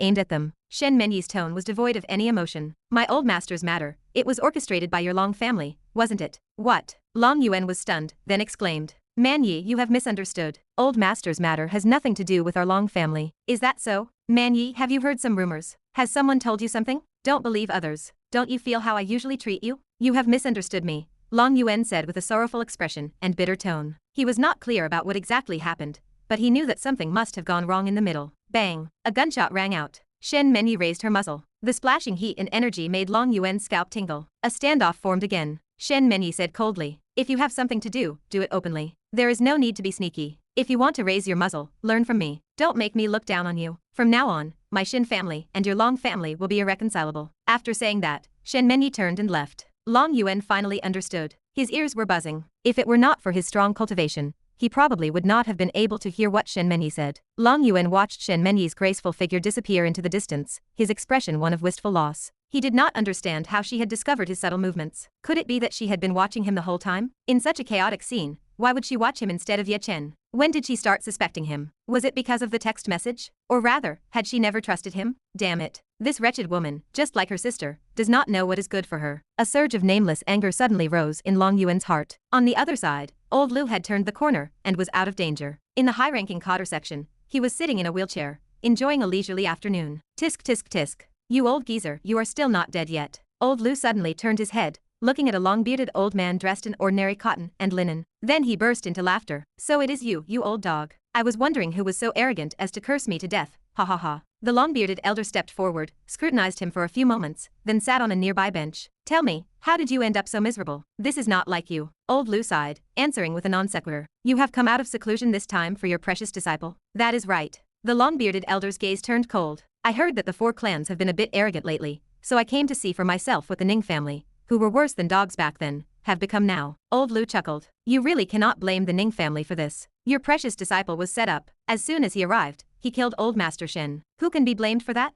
Only that he is inexperienced, the price of growing up." The long-bearded elder asked, "Do you know who set him up?" "I do not know." Old Lu shook his head with a bitter smile. "Even you do not know?" The long-bearded elder frowned, suddenly feeling that this matter was not simple. He had stayed away from the core circle for many years, never bothering with worldly affairs. Although he could receive some rumors, it was definitely not as close as old Lu. Yet, after all this time, old Lu still did not know who was behind the scheme. This matter seemed a bit serious. Old Lu sighed. "This matter is even more serious than you think. The person behind it is deeper than you imagine. Tell me." Subsequently, old Lu recounted everything that had happened recently to the long-bearded elder in meticulous detail. He barely missed any details, including some of his own conjectures, which he also shared with the elder. This elder was Ye Chen's master. He was the fiercest chief instructor of the Nguo department, Yen. He had a life and death friendship with the Ye family. When the Ye family fell, he was powerless to turn the tide, so he voluntarily resigned and left. Of course, that was only the surface reason. In reality, he saved Ye Chen, then ostensibly resigned to take Ye Chen out of that circle. With him protecting him, the Ye family could still retain a root. If it were not for him, Ye Chen would absolutely not have escaped. If possible, he also did not want Ye Chen to return for revenge. It was meaningless. This was not a grudge between specific families, but rather some changes at the upper levels that caused this to happen. At that time, the Ning family was merely a pawn. Unfortunately, Ye Chen was not young at the time, just over 10 years old, with memories, and a good memory at that. He could also discern some things from the details. If it were not for Yen Sen's guidance over the years, which resolved much of Ye Chen's hatred for his clan's destruction, Ye Chen would absolutely not have been so calm after returning. Ye Chen initially even wanted to play a strategic game, slowly dismembering the Ning family, letting them experience the fate of the Ye family back then. This was the result of Yen Sen's teaching. If it were not for Yen Sen's guidance, Ye Chen would have returned from his studies long ago, and gone on a killing spree, without distinguishing right from wrong. Is it the Long family? After a long silence, Yen Sen inquired. Old Lu shook his head. Unclear. Yen Sen spoke to himself. This matter seems to be aimed at Xiaozi, but in reality, it is directed at the 4 clans. And these ancient martial arts families in an country, whether they are out in the open or living in seclusion, must abide by certain rules. As for some mysterious departments between factions, there is no need to use such methods to clean up the 4 families of Jiangnan. One wrong move could cause a shakeup in the situation. The Long family also has no need to. Yin Sen analyzed it repeatedly, but could not find a single biggest beneficiary. If the 4 clans fell, opportunities and risks would coexist. Some people would definitely benefit, and some would be unlucky. But there was not a particularly prominent beneficiary, at least not visibly at the moment. Therefore, he could not deduce the mastermind from this. However, Yin Sen knew that someone was definitely playing a game here. Old Lu sighed. Since you have come out of seclusion, what do you plan to do? Will you go see Ye Chen? See him, I definitely will see him, Yen Sen said coldly, his eyes blazing with anger. But not now. If I see him now, I will enter the chessboard. I need to observe from outside the chessboard to find out who is playing the game. Dare to scheme against my disciple. I do not care who he is, I will squeeze the life out of him. Chapter 171. The matter between Shen Menyi and Long Yuan was not hidden from anyone, nor was it intended to be. Afterward, Shen Menyi reported back to her family. She recounted everything she had seen and heard to Shen Changeng. Shen Changeng also looked furious. He had initially intended to call and question Long Hao, but after some thought, he held back and instead contacted the other families. At the same time, Shen Changeng looked at his daughter and said, "Don't let anyone know about your collaboration with the famous detective agency. Continue to cooperate, and the family will provide you with crystals." Understood. Shen Menyi nodded and asked, "Can we trust the other families now? The 4 clans have spies among each other, including the authorities. The Long family probably also has spies within the 4 clans. Now that we have broken ties, our capture of Ye Chen will be even more passive." Shen Changeng hummed in thought. "Your worries are not unfounded. How about this? I will talk to the heads of the other families later, and form a pursuit team composed of elders. They will not be accountable to anyone, they will not take orders from anyone, and they will have only one goal. That goal is to kill Ye Chen. This should reduce the risk of leaks," Shen Changeng mused. Shen Menyi, however, remained worried. "Among the family heads of our 4 clans, are there definitely none who have been turned? As long as the authorities and the Long family offer enough benefits, anything is possible. The Ning family is impossible, and our family is also impossible, but the Tang family, and the Bu family, it is uncertain." Shen Changeng said, "Don't say that outside. For now, the 4 clans must unite." "I know, but your worries are not unfounded. I will think about how to handle this later." "Okay, then I will be going first." Shen Menyi left directly. Ever since the old master's incident, Shen Menyi harbored some resentment towards her father. How could he trust an outsider? Ultimately, Shen Changeng also bore responsibility for the old master's death. It was just that the situation was very serious, and he was her biological father, so Shen Menyi could not make a fuss with him at this time. But she only discussed business when there was business, and otherwise, she did not show him a good face. It had been a long time since she called him dad. This person is so annoying. In the afternoon, at a high-end commercial street, 2 women were shopping, followed by members of the Wang family a short distance away. Wang Haodong was among them. Zhong Qinger gave a disdainful glance. Tang Xiaoxiao said helplessly, "This is already much better. Before, he used to follow behind us and constantly come over to ask how we were doing, which was really annoying. Now, at least he does not bother me, and from this far away, I cannot just tell them to leave. That would make me seem unreasonable." "That is true." Zhong Qinger pouted. "Just consider them a group of free bodyguards. But seriously, Xiaoxiao, this Wang Haodong actually looks quite decent. Not bad at all." "For you?" Tang Xiaoxiao retorted. "You, don't drag me into this. My godfather would beat him to death." "Tisk, are you not ashamed?" Tang Xiaoxiao snorted softly. Zhong Qinger giggled. She had said that title in a low voice, and it was thrilling. Seriously, the destined heroines each had different personalities and character settings. Even if some were similar, there were still significant differences in details. For example, Qing'er and Man Yi. One was an M, and the other liked excitement. It seemed like they could be treated the same way, using the same methods, but the details were absolutely different. Qing'er's main thing was stealth. As for Man Yi, once she got comfortable, her main thing was contrast. As cold and aloof as she was in public, that was how much she was the opposite in private. And most directly, if you asked Qing'er to do some difficult poses, she would resist. The excitement she liked was not abuse. But Shen Mengyi was the exact opposite. Once she was comfortable, anything was possible. But the more anything was possible, the colder and more aloof she was in public. The more intensely she acted in private, the colder she appeared on the surface. This tie is nice. What do you think? It is good. The color suits him very well. Tang Xiaoxiao looked at it and nodded. It was a yellow tie, a bit flashy. Zhong Qing'er smiled and handed it to the sales assistant beside her. Wrap this up. Now, when the two women went shopping, it was clearly different from before. In the past, they mostly bought women's clothing and skincare products. They rarely bought things for their elders at home. For example, Zhong Qing'er would only buy a gift for old Zhong during holidays, and that would be considered filial. But now, when they went shopping, 90% of what they carried were men's items, ties, belts, watches, and even socks. Zhong Qing'er was quite grateful to Tang Xiaoxiao for accompanying her to buy things for Brother Cao. She patiently helped her choose. Let's go, let's buy some groceries. Tang Xiaoxiao had wanted to slip away when she heard Brother Cao was coming over tonight, but she had no excuse. After all, she had been with Zhong Qing'er these past few days, and then suddenly, Brother Cao was coming, and she wanted to leave. Wouldn't that be too obvious? Wouldn't Zhong Qing'er easily pick up on it? This was clearly an excuse she subconsciously made for herself to stay, but she herself was not aware of it. People must learn to deceive themselves.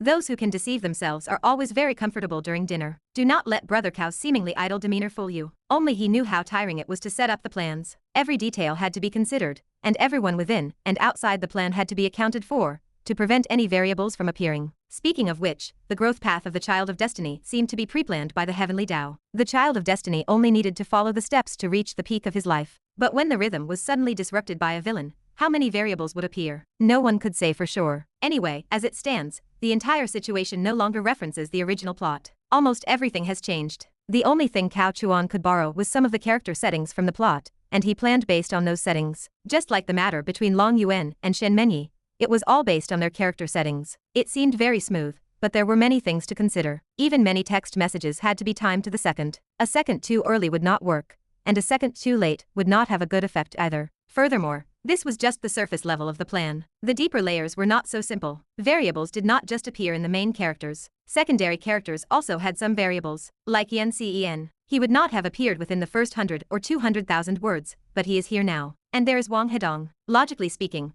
Wang Haodong should have already confronted Ye Chen and been miserable. But look at Wang Haodong now. He is so happy, smiling every day, and has something to look forward to. Brother Cao, Dong Zi. As soon as he arrived at Zhong Qing'er's underground parking lot, before Cao Chuan even got out of the car, Wang Haodong came running over excitedly. Cao Chuan chuckled. You are on guard duty again? Hee hee. Wang Haodong scratched his head sheepishly. Brother Cao, don't make fun of me. What guard duty? It is just my unrequited wish. See? This dog also understands very well. But he is just willing to do it, for no other reason than it makes him happy. As the saying goes, money cannot buy my willingness. Outsiders do not understand his joy. However, this also indicates something. With half of Ye Chen's luck lost, he has also woken up halfway. Once Ye Chen completely loses his luck, he will be free, and no longer bound by the Heavenly Tao. You are not having an easy time either. How about we go up and have dinner together? Cao Chuan invited. This, forget it, forget it. I still should not show up, otherwise Xiao Xiao will get angry. Wang Haodong was a bit tempted, but rationally refused. This statement saved his life. Otherwise, Brother Cao would have killed him. Clap, clap. Cao Chuan patted his shoulder and whispered, be careful lately. What is wrong? Wang Hedong's expression froze. Do you know what the remnants of the Ye family have been doing these past few days? I know. Wang Haodong nodded. Cao Chuan looked around, then said mysteriously, I heard that the remnants of the Ye family are already being pushed to a dead end. It is easy for them to develop so-called antisocial personalities, killing anyone they see, especially targeting disciples of ancient martial arts families. You must be extremely careful. Wang Haodong suddenly understood. Brother Cao, thank you. You have helped me so much. Hey, we are good brothers, and my girlfriend and Xiao Xiao are best friends. We are not outsiders, right? Right. We are definitely not outsiders. Wang Haodong thought it made a lot of sense and nodded repeatedly. Cao Chuan said seriously, in short, be careful. And to be honest, it is best if you go home. Zonghai is not peaceful right now. Your Wang family has no connection to the remnants of the Ye family. You do not need to get involved. No, Brother Cao, if I leave, what about Xiao Xiao? I need to protect her. As Wang Haodong spoke, he exuded a sense of boundless love, with a very strong aura. Brother Cao originally wanted to say, I will protect her, but on second thought, saying that would not be good and could easily lead to misunderstandings. Brother Cao was a gentleman, after all. How could he say such a thing? All right, just be extremely careful, and do not let your bodyguards leave your side. I will, Brother Cao. You should go up quickly. Okay, then I will head up first. I am afraid they are getting impatient and I am really hungry. Wang Haodong smiled. Then, brother, eat more. I will. Do not forget to eat dinner yourself. Brother, take care. Changing shoes in the entryway, Zhong Qinga leaped forward. Cao Chuan directly caught her and passionately kissed her. Oh my. Tang Xiaoxiao glanced over, her face immediately turning red, and she looked away. After a while, Zhong Qinga finally pulled away, giggling. I saw your car arrive just now. Why did it take you so long to come up? I ran into Wang Haodong and chatted with him for a bit, Cao Chuan said casually. Tang Xiaoxiao was speechless. Zhong Qinga said, that annoying guy, he followed us all day while we were shopping. Why did you talk to him? Cao Chuan was curious. He did not disturb you, did he? No, he just followed from a distance. Coming into the living room, Cao Chuan casually opened his arms. Xiaoxiao, long time no see. Tang Xiaoxiao glanced at Zhong Qinga. Zhong Qinga, being carefree, did not stop the gesture. Instead, she watched her with a smile. Tang Xiaoxiao pondered for 2 seconds, finally giving a friendly hug. She quickly released him. Cao Chuan smiled. I am going to cook. Who is going to help me? Oh dear, my stomach hurts. Zhong Qinga immediately slipped away. I will do it instead, Tang Xiaoxiao said with a chuckle. Cao Chuan glared at Zhong Qinga. You girl are just lazy. Naya naya naya. Once in the kitchen, just past the corner, Cao Chuan took a direct stride. He stepped forward and embraced her. He lowered his head and passionately kissed her. No, no. Qinga will see us. Just for a moment, I missed you so much. Chapter 172. Character setting is very important. That is exactly what Brother Cao focuses on. The most important thing is to understand the other person's nature and character. What is Tang Xiaoxiao like? She is cowardly and weak, but outwardly soft and inwardly strong. She is like a spring. She looks soft and anyone can easily press her down, but once she hits the critical point, which is her bottom line, she will rebound very fiercely. Therefore, to address her situation, one must constantly break down her emotional defenses, press her little by little, and touch the line little by little, without letting her completely erupt. With these repeated probes of the bottom line, touching it, and finally causing a breakthrough of the bottom line, things will become even more natural. After a while, they gently patted each other's chests. The two let go. Tang Xiaoxiao quickly looked outside. Qing'er was probably making tea over there, and would not notice anything for a while. You, how could you do this? I am sorry, I just missed you too much, Cao Chuan said with an apologetic look, holding her hand and looking at her flushed little face. Xiaoxiao, do you miss me? No, oh, let go. Tang Xiaoxiao pulled a few times, but could not free her hand, saying urgently, let go quickly, Qing'er will be here soon. I have already decided. What? Tang Xiaoxiao's heart jumped. What she feared most was Brother Cao making a decision, especially a public one, which would destroy unity. How could she face Zhong Qing'er then? Forget best friends, they would not even be ordinary friends. I do not want you to follow me around secretly like this, it is not fair to you. No, you cannot do this. Do not worry, Xiaoxiao. I have thought it through, and I will not mess things up. Trust me this once, I will not make things too difficult for you. Footsteps approached. Tang Xiaoxiao said urgently, let go quickly, give me a kiss. Cao Chuan did not let go. Instead, he made a request. Tang Xiaoxiao could actually pull her hand free if she really tried, unless Cao Chuan used his strength. But Tang Xiaoxiao at this moment was like a weak woman, and she rarely used force against friends. Seeing Cao Chuan's rogue demeanor, Tang Xiaoxiao stomped her foot in exasperation. Eventually, the bottom line was broken a little again. She proactively gave him a kiss. Only then did Cao Chuan let go, chuckling. So sweet. You are such a rogue. Tang Xiaoxiao fiercely glared at him, then reached out to wipe off the lipstick from Brother Cao's mouth, before quickly moving aside to prepare dinner ingredients. Cao Chuan, meanwhile, stayed put, opened the refrigerator, and took out items. When Zhong Qing'er came over, her voice preceded her. Husband, do you want strong tea or light tea? Either is fine, you decide. Brother Cao replied casually. Xiaoxiao, what about you? I am fine with either too. Okay. Zhong Qing'er appeared at the kitchen doorway, looking at the busy backs of the two, feeling a little strange. Both were facing away from her, but she did not think much of it. She could not help anyway, and she certainly would not offer to cook. Having narrowly avoided trouble, Tang Xiaoxiao breathed a sigh of relief, casting a resentful glance at Brother Cao. Cao Chuan stepped forward and embraced her from behind. Tang Xiaoxiao said angrily, are you still at it? Just for a moment, just a hug, for a little bit. Cao Chuan's gentle voice in her ear made her ears flush and her body go soft. You, sigh. Tang Xiaoxiao sighed softly. In the original plot, Tang Xiaoxiao had no tea-like qualities, but now, she was clearly being made into a tea-like person by Brother Cao. Educating girls requires careful timing. Especially with her, she absolutely cannot be pushed too hard. When he said just for a little bit, it was indeed just for a little bit. Afterward, the two began cooking, but Brother Cao would always do just a little bit here and there,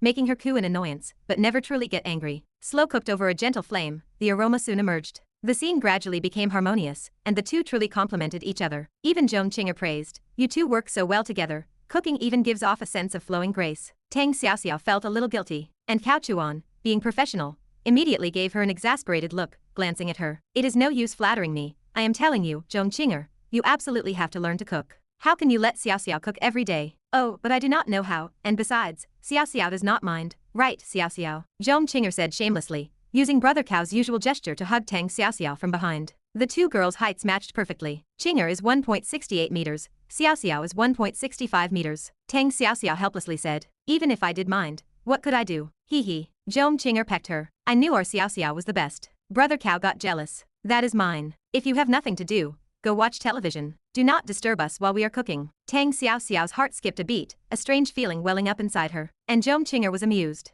What an exciting way to address them. All right, call me when dinner is ready, okay?" Zhong Qing'er giggled and slipped away. Tang Xiaoxiao was speechless. "You two are really messing around." Cao Chuan smiled without speaking. He touched the line again. In Tang Xiaoxiao's character genes, she certainly was not a girl who liked seeking thrills. She was gentle as water, but that does not mean she does not have such genes. Perhaps not many, but they are definitely present. Everyone also has a so-called subconscious contrast. Everyone's outward personality and inner thoughts are usually vastly different, it just depends on whether someone helps to develop them. Eating, drinking, watching movies. The usual three. However, under Brother Cao's control tonight, everyone drank little, mostly just a pleasant buzz, which could help liven things up. Around 9 o'clock, they parted ways. Brother Cao rushed to 2 Dragon and Phoenix events, busy until after 11, then took a shower and continued to the second event. Tang Xiaoxiao was not so easy to deal with. Cao Chuan spent over 20 minutes pestering her before she half-heartedly gave in. Wang Haodong was eating barbecue, and he directly had a whole barbecue stand brought over to grill skewers for all the bodyguards. He might be a fool in love,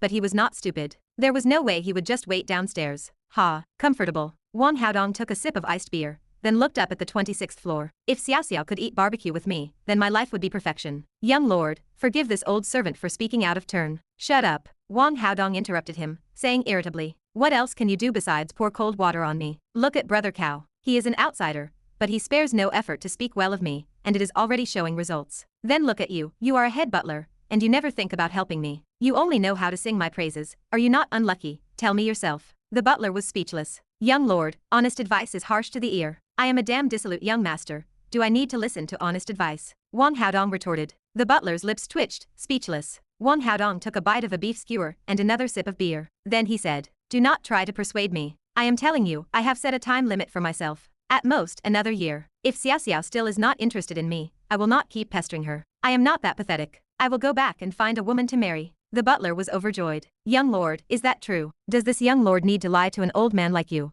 Wang Haodong scoffed. Yes, young lord is right. See, it is so much better when you talk to me like this. Do not mind what I say, just flatter me, you know why." "Why?" The butler was puzzled. Wang Haodong rolled his eyes at him. "Because I am the young lord, and you are an old servant. The young lord speaks wisely." Wang Haodong snickered. "Speaking of which, there are indeed beauties in the north." "Yes." The butler nodded. "That young lord of the Long family is pretty good." "Forget the Long family. We cannot aspire to that. Although Long Yi is beautiful, do you think I can control her? Am I worthy?" "The young lord is right. You can refute that one. This old servant does not know how to refute. Get lost, young lord." The butler smiled. "You have come to understand a lot recently. You have moved on." Sigh. "It is all because of Brother Cao. He told me a lot of things and gave me many ideas." Wang Haodong looked up wistfully at the 26th floor. "Do you know, when I first started pursuing Xiaoxiao, I always felt like there was a fog in front of me. I could not see clearly, could not understand, was muddled all day. I could not stand seeing any man near Xiaoxiao. I would go crazy.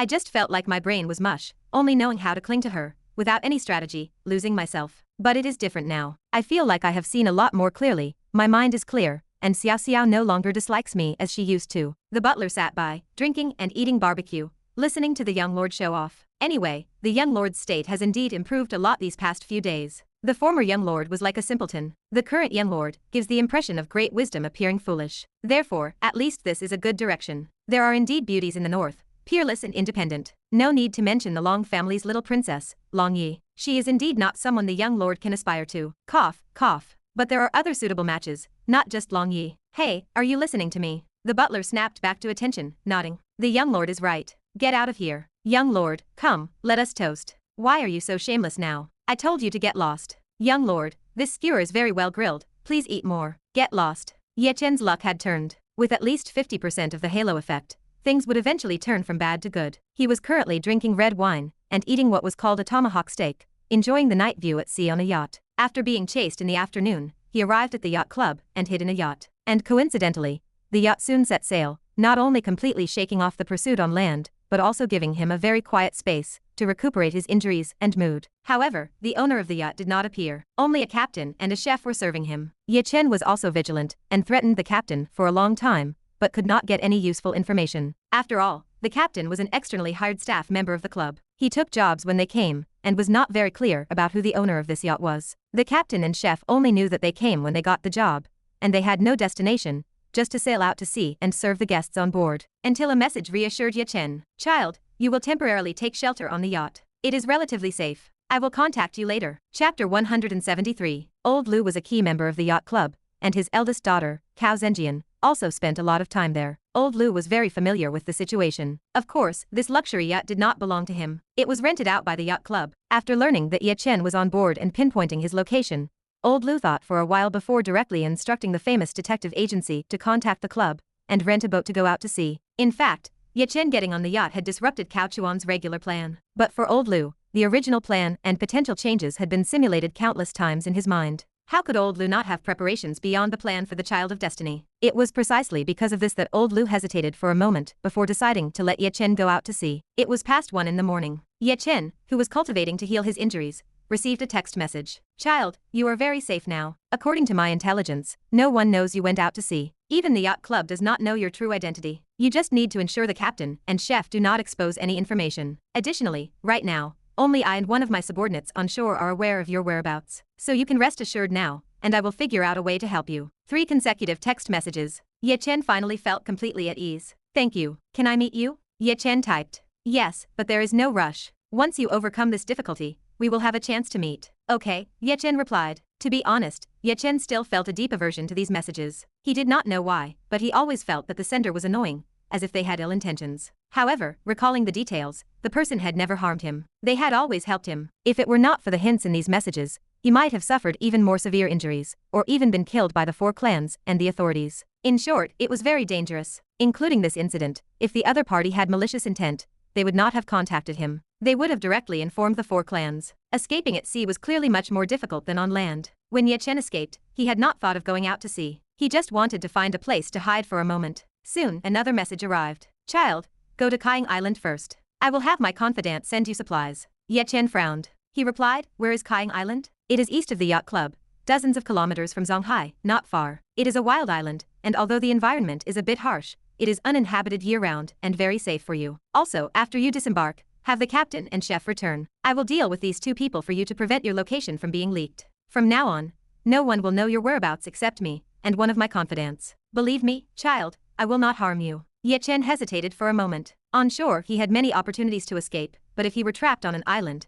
the danger would greatly increase. However, Ye Chen was not afraid of anything. Unless the 4 clans sent troops to surround the island, but was that even possible? Moreover, Ye Chen felt his swimming skills were excellent. Dozens of kilometers was nothing to him. He could return with a single dive. For a Child of Destiny, taking out an enemy 800 li away with 1 shot was no problem, let alone swimming dozens of kilometers. It was just that unresolvable. "Okay, thank you. Don't be so polite with me. Remember, don't tell anyone your location. Besides me and my confidant, don't trust anyone else right now. Including your phone, I will have my confidant send you some charging equipment to ensure our communication is smooth, but don't keep your phone always on. Intermittent is best. Turn it on every hour on the hour to ensure the concealment of your location." "Understood," Ye Chen frowned, taking a deep breath. Damn it. He just felt inexplicably annoyed. Old Lu continued to explain many issues to Ye Chen, occasionally interjecting with a lecturing tone, constantly brainwashing him with the idea that he should trust him because he would not harm him. After so much brainwashing, Old Lu himself started to believe it. Old Lu really did not want to harm him. After sending the messages and taking a shower, he returned to the room. "You sleep over there,"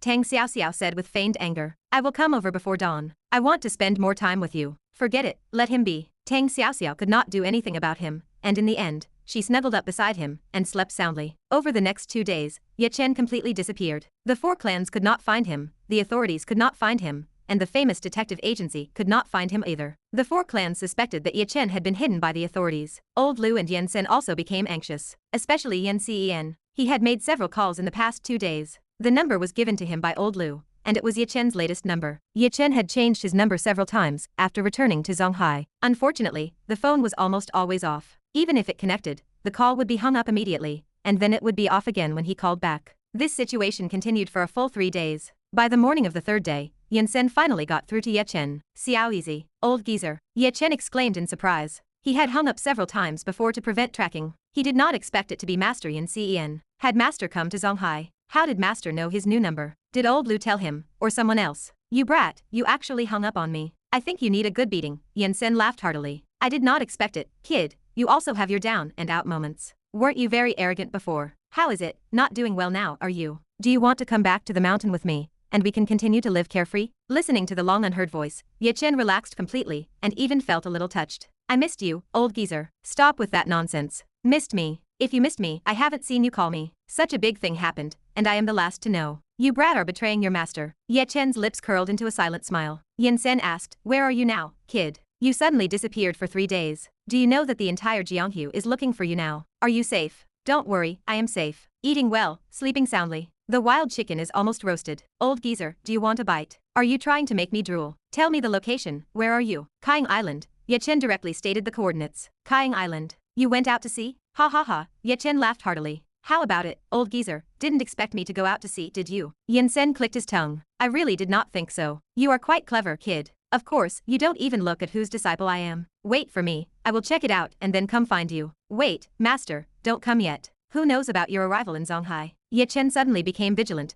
not suspecting Yin Sen, but rather others. "Only old Lu. Is he with you?" "Not right now." "Then don't come. I will go see you when I return to Zonghai." "What do you mean? You suspect old Lu?" "One must be careful," Ye Chen said in a deep voice. "Is there something wrong with your head, kid? If old Lu wanted to harm you, you would be dead long ago. When I rescued you, old Lu secretly helped a lot. Before was before, now is now. And it is not that I don't trust him. I am worried he is being watched. If he knows my location, others might know it too," Ye Chen said. Yin Sen pondered. "That is possible. Forget it, as long as you are safe, kid. We will talk when you return to Zonghai. Don't worry, now that I am here, no one can bully you." The two chatted briefly, but did not mention the mysterious text messages, because at first he did not get around to mentioning it, and later when old Lu arrived, Ye Chen quickly hung up the phone. Like a startled bird, he suspected everyone. The only one he did not suspect, ironically, was the sender of the text messages, whom he felt a deep aversion to. After all, for the past 3 days, boats had come every day to drop off supplies, without ever interacting with him, leaving the supplies on the shore, and then turning around and leaving. After 3 days, Ye Chen's injuries had healed, and his spirit was refreshed. He was truly eating well and sleeping well. Kaiying Island was not small, but it had many rocky cliffs. There were only 2 places where one could land, making it easy to keep watch. Any approaching boat could be seen at a glance. The island also had large areas of forest and caves. This environment, for Ye Chen, was actually safe. Even if dozens, or even hundreds, of martial artists came, Ye Chen could easily deal with them through guerrilla tactics, or at the very least, leave safely. Unless the other side carpet-bombed the area with missiles, only then would Ye Chen be in some danger. Found him. Shen Menyi received a text message from Luo Li of the famous detective agency. "Where?" Shen Menyi quickly asked. Luo Li replied, "We have tracked him, but the location is a bit uncertain and still needs reconnaissance. I am just telling you in advance so you are mentally prepared. After all, you paid for it." "Okay, I will wait for your news." Shen Menyi's joy was evident. Do you know how Shen Menyi had spent the last 3 days? She regretted it immensely. She had originally thought that relying on the famous detective agency's intelligence, even testing the Long family once or twice with Ye Chen's whereabouts would not be a big problem. But she had not expected that after that one test, although she confirmed that Long Yuan was the spy, she completely lost track of Ye Chen. For these 3 days, Ye Chen had completely disappeared from everyone's sight. Even the famous detective agency could not track his movements. One can imagine how much she regretted it, even hating herself for not seizing the opportunity,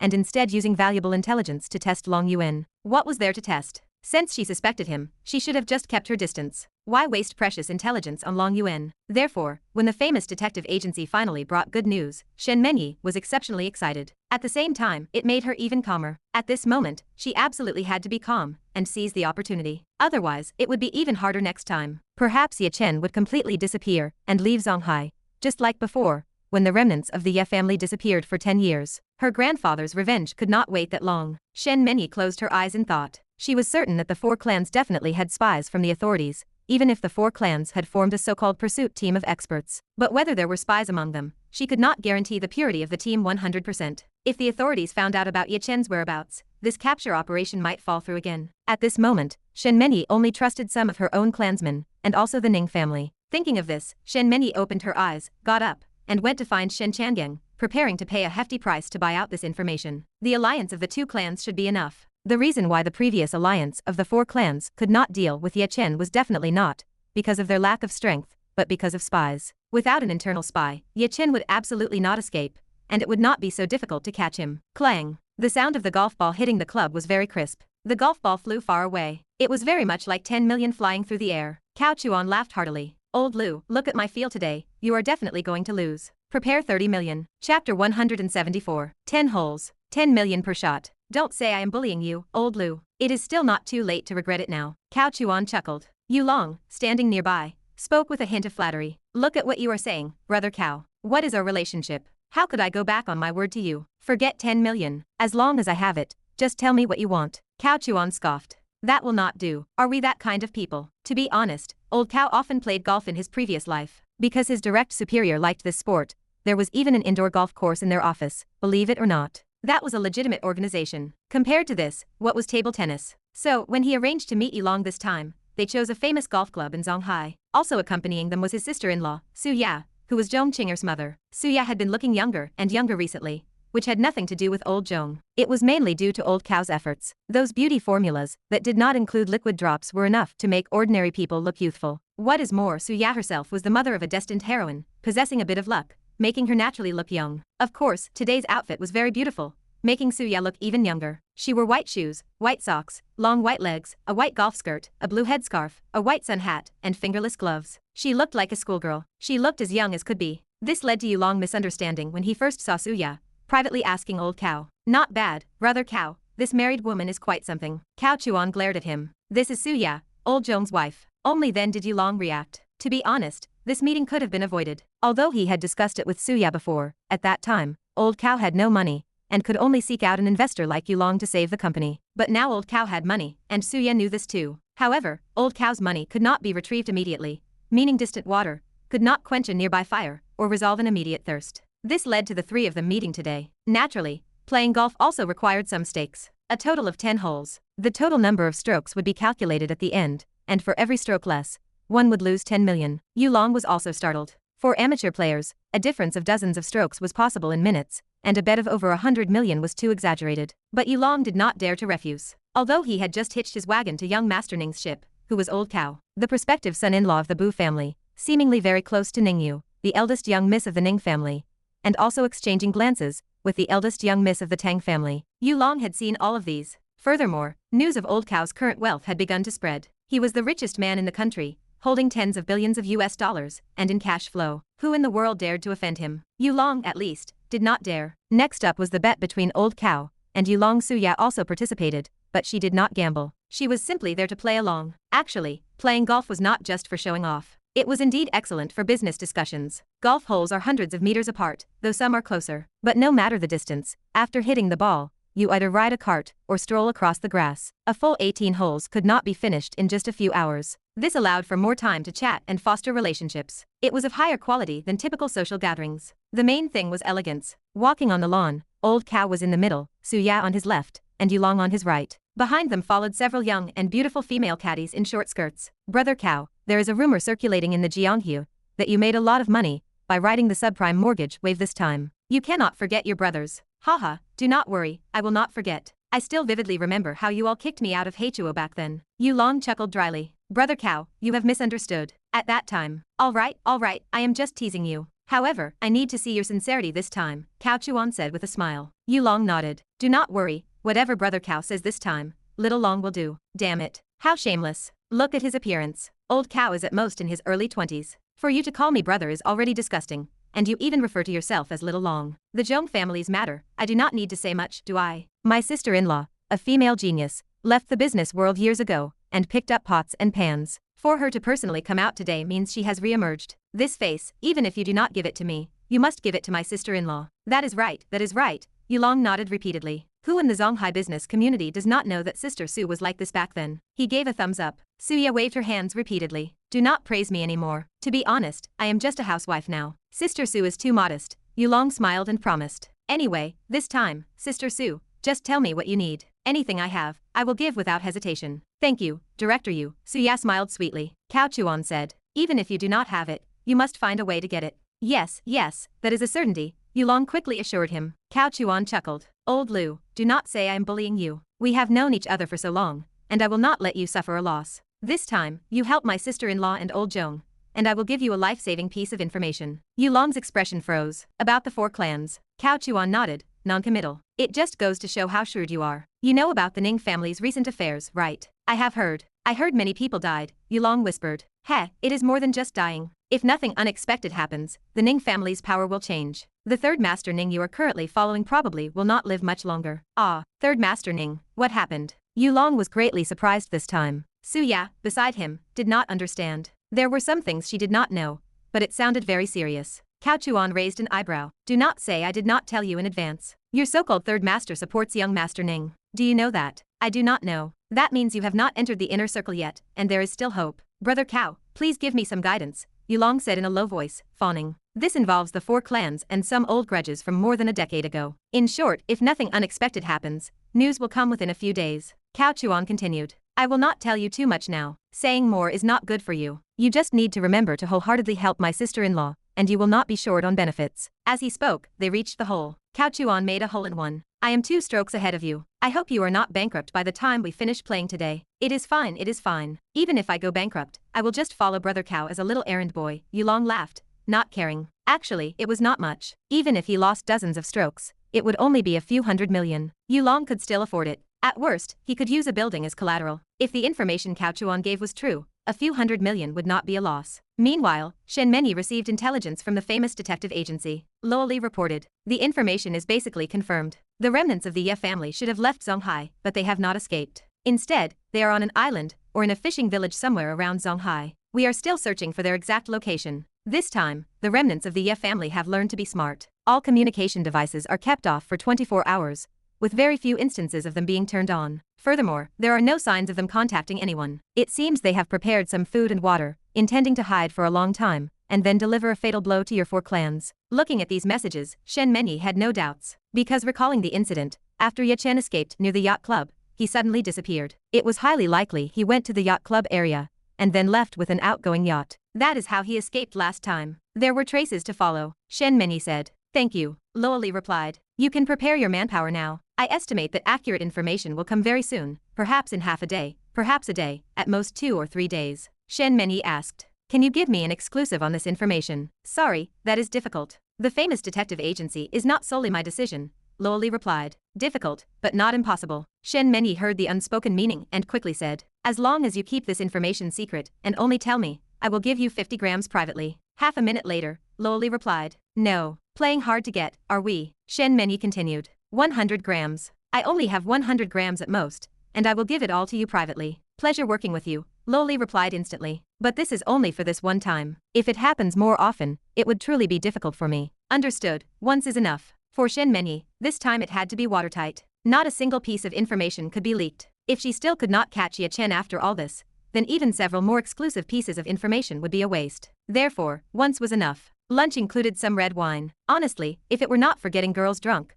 Old Cow really did not like red wine. Red wine lacked the intense feeling of grain spirits. Everyone knew that drinking grain spirits would lead to intoxication, which easily made girls wary. Red wine did not. It looked mild, but its aftereffects were significant, making it easy for girls to lower their guard. By the time they drank too much, it was already too late. Beer was out of the question. There was nothing to say about it except that it made you pee a lot. Director Yu, we will be relying on you from now on. I would like to toast you. Suya raised her glass to toast. This was her emotional intelligence. Old Cow was clearly in charge, and Yulong had also shown his stance. But she was not one to bully others by relying on power. She remained polite when appropriate. Yulong quickly stood up, holding his wine glass. Director Su, you are too kind. We are all helping each other, and Old Zhong and I are also familiar. 1 is 1, 2 is 2. This time, we absolutely need Director Yu's help, no matter what. That is right. Old Cow also nodded. Although I am not short on money now, the money is not accessible. Otherwise, I would have helped my sister-in-law solve her predicament long ago. So, no matter what, my sister-in-law and I will remember this favor. Exactly, Suya nodded. All right, come, I will finish this. Director Su, please drink as you like. Yulong drank half a glass of red wine in one gulp. Suya was no pushover. She also finished hers. Good, a true heroine. The Zonghai business world will soon have a powerful businesswoman, Yulong complimented. Then came dinner and drinks, with mutual commercial flattery. Occasionally, they discussed the current market environment and future matters. When Suya mentioned that she planned to open a cosmetics company in the future, Yulong did not ask for any business plans and directly said, "Director Su, do you need investment?" Chapter 175. Director Yu, look, does your new company need a little investment? Suya subconsciously glanced at Cao Chuan. After all, this was primarily led by brother Cao. Cao Chuan smiled. Although I am the major shareholder of the company, it is ultimately Zhong Qinger's dowry. You are also one of the major shareholders and the general manager. You can make the decisions. I will not interfere with company matters. Suya thought for a moment, then smiled. It would be best if Director Yu joined, but these shares. It does not matter. Just having some is fine, Yulong said generously. Suya raised her glass again. Then let us toast to our pleasant cooperation. To pleasant cooperation. After they finished their drinks, old Zhong chuckled. Old Lu, you have made a profit this time. Oh, Yulong poured wine, looking at Cao Chuan in confusion. Cao Chuan pointed at Suya. Look at my sister-in-law. How old does she look? 25? Ha, Suya rolled her eyes. You two are just ganging up to amuse me. Yulong said seriously. That is not to tease you. At first, I even misunderstood. I thought she was Brother Cao's new girlfriend, just graduated from college. But then Brother Cao glared at me and cursed, and that is when I learned Director Su's identity. Suya looked at Cao Chuan. Cao Chuan shrugged. Sister-in-law, do not overthink it. This old Lu is good in every way, except he is too green. He always likes to judge others by himself, thinking I am as much of a scoundrel as he is. Ha ha ha ha. Yulong laughed heartily, not getting angry, and nodded. Yes, I will punish myself with a drink, how about that? Suya also pursed her lips and chuckled. Cao Chuan said seriously. But seriously, even though old Lu misunderstood, his judgment is not bad. Let us not say sister-in-law is 25, but she is definitely not over 30, right? That is right, Yulong nodded. Cao Chuan said. This is the effect of the new skincare product. Now look at me, how old do I look? Hiss, Yulong was dumbfounded. So that is how it is. Cao Chuan nodded. So, do you not think you have made a profit? Letting you invest and take shares, even if it is just 1%, you will be richer than you are now. Yulong's heart skipped a beat. Brother Cao, this effect is fine.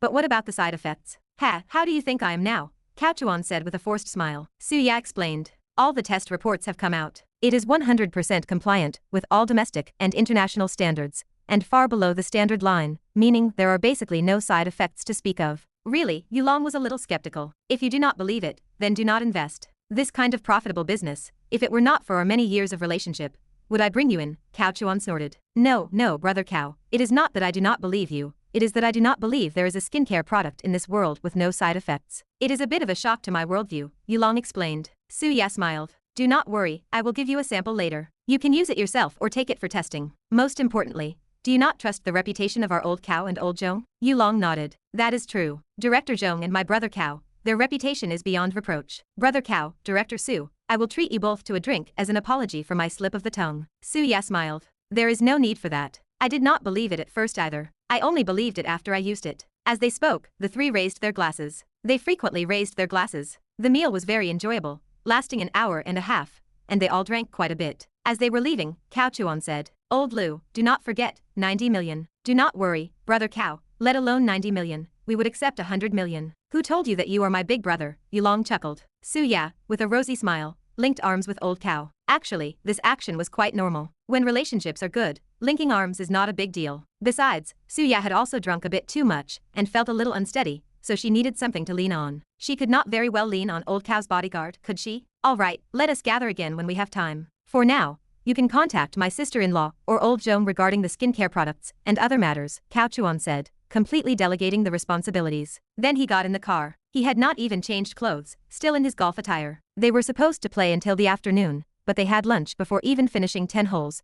Otherwise old Lu would have lost even more. This was still because old Cao did not care for such a small amount of money and gave him a few strokes. Otherwise it would have been over 100 million in minutes. After getting in the car, Suya leaned back against the seat, her eyes slightly closed, feeling both sleepy and a little tipsy. Old Cao, being a gentleman, reached out and smoothed down her slightly lifted skirt. Feeling the movement, Suya slightly opened her eyes, giving him a sidelong glance. Quite the gentleman. Old Cao chuckled. I am not a good person. I can tell. You are indeed a bit different from before. You used to be so honest and focused entirely on the company. Now you have learned how to socialize. Suya was very perceptive. The real Cao Chuan was indeed that kind of person, rarely socializing. But the current old Cao has almost forgotten where the company door is. He is either doing nothing all day, or constantly dealing with things. People change. Ever since such a big thing happened at home, and the company was kicked out, I felt like I had an epiphany. Life is short, Cao Chuan sighed lightly. It will get better. Suya looked at Old Cow's furrowed brows, feeling a little pained, and took Old Cow's hand. Do not worry, we are here for you. You are not alone. Oh, by the way, how is Zheng Yang doing now? What else could he be doing? He has become a big girl,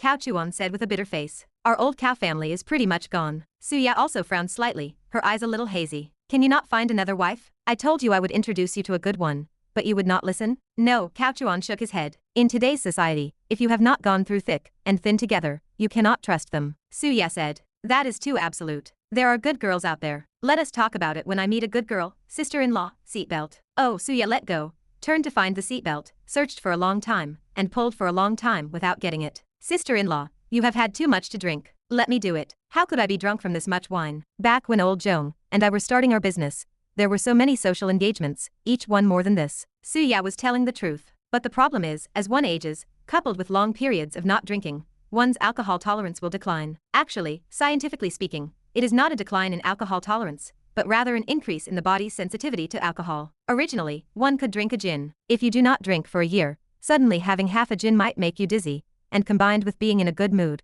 or extremely sad, that half a gin would almost certainly cause a blackout. Cao Chuan leaned slightly forward, stepping over the water bottle holder divider in the middle of the back seat, and reached to pull the seatbelt. This action almost pressed him against Suya, with less than 10 centimeters separating them. Cao Chuan also seemed to have hazy, drunken eyes. He pulled for a long time without getting it, muttering. What kind of broken seatbelt is this? This broken car needs to be serviced, right? Suya chuckled. Are you drunk too? How could I be drunk? My alcohol tolerance is so good. Screech. Suddenly, an emergency brake. A jolt forward, then a quick lurch backward. Cao Chuan immediately lost his balance. A cliché from a cheesy romance drama. Mouth to mouth. No choice. Cao Chuan's strength was good, but he was not a god. He could not maintain balance against such inertia. And when he fell, it was also for support, so his hand subconsciously reached for the seat. He originally intended to hold the seat, but Suya was sitting there, leaving not much space, so Cao Chuan directly pressed his hand onto her leg to support his balance. Coupled with the strong backward inertia, their heads met. 3 o'clock in the afternoon, Old Cow's motorcade arrived at the Zhong family. Old Zhong had been home since returning at noon and had not gone out. He had called Suya, but Suya had concealed the fact that she went golfing. She was actually a good woman, not wanting her husband to lose face. No matter how bad things were at home, a woman should not have to socialize alone, right? Of course, when a couple struggles together, eating and socializing together, that is fine. But for a woman to go alone, it would not sound good no matter how it was spread. So, when Old Zhong called, Suya said she was having dinner with her best friend outside. It was not until Old Cow brought Suya back that Old Zhong's expression changed. However, he did not misunderstand anything between Old Cow and Suya. They understood each other well. If Suya had any intentions, something would have happened long ago. Therefore, Old Zhong trusted Old Cow completely. What are you two? Old Zhong looked at Suya's attire, golf attire. Old Cow smiled bitterly. You should ask sister-in-law yourself. She did not want me to say anything. You are selling me out already? You, Old Cow, I misjudged you. Suya glared at Cao Chuan, annoyed. In her eyes, it was unclear whether she was blaming Old Cow for instantly betraying her,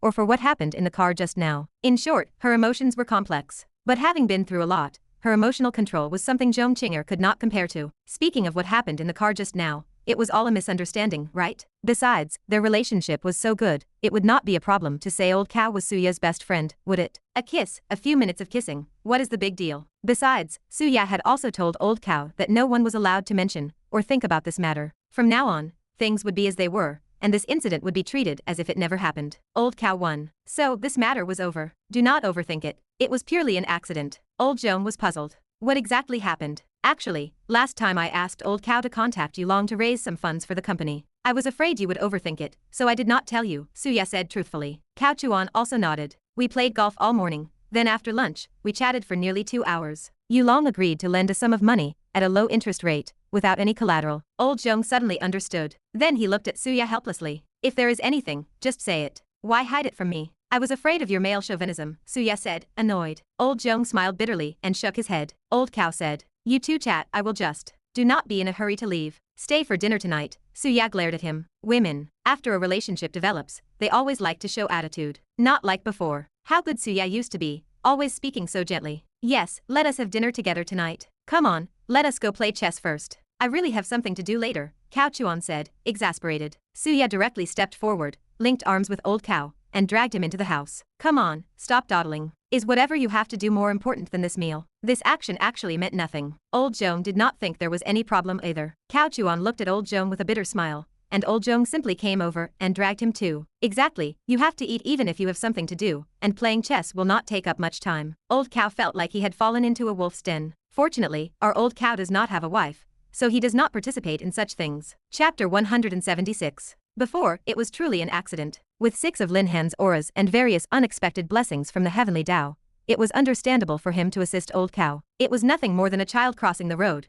the bodyguard breaking suddenly, and although nothing serious happened, the situation inside the car changed slightly. However, that was all it was. No one truly took it to heart. They were too familiar. They had known each other for decades. Ordinary physical contact would not actually cross the line, even if it involved a kiss. Don't disbelieve it. Even in reality, for ordinary men and women who are slightly close, hugging and messing around seems quite normal. But there is always a hint of ambiguity in it. It is just that everyone maintains a tacit understanding and does not talk about it. After all, seeking excitement internally is human nature. Everyone is like this. At most, the level of acceptance differs, but no one will refuse. While playing chess, Old Cow recounted the details of their lunch collaboration. Old Zhong expressed his gratitude. Thanks, it really solved an urgent problem. In this day and age, borrowing money is truly difficult. Cao Chuan shook his head. Do we need to say thanks to each other? Check. Where did you get a check from? You don't even have a piece across the river, Old Zhong said, sounding stunned. Cao Chuan replied matter-of-factly. My cannon has already targeted your home, so I am giving you a verbal warning first, checking you. Don't blame me for not giving a heads up when I take your stronghold. Let no one say I did not warn them. Damn it. Old Zhong cursed with a laugh, then asked, what is the situation in the futures and overseas exchange markets now? Did you really earn tens of billions of dollars? Old Cow shook his head and smiled. Just rumors. If money were that easy to earn, why would we bother with physical businesses? But I did earn a bit. A few tens of billions in local currency is certainly there. Speaking of which, some of the managers and traders from overseas countries do have some skill. Old Zhong was a little moved. You think, can I get involved too? He was asking for trouble. Cao Chuan pondered for a moment. Logically speaking, Old Cow is the villain. He could trick Old Zhong into the market. But is overseas exchange that easy to play? If you get too carried away, it is possible to lose hundreds of millions in minutes. However, what Old Cow had been doing recently was actually all for luck. If he were to harm his brother purely for a woman, what would be the difference between Old Cow and those other scoundrels? Old Zhong did not possess much great luck. At most, he could get a little bit of small luck from tricking him, not even enough to fill a tooth gap. So Old Cow would not do such a thing. Having been a bad guy for so long, he actually wanted to do some good deeds. Besides, he only had 1 or 2 friends left. If he messed them all up,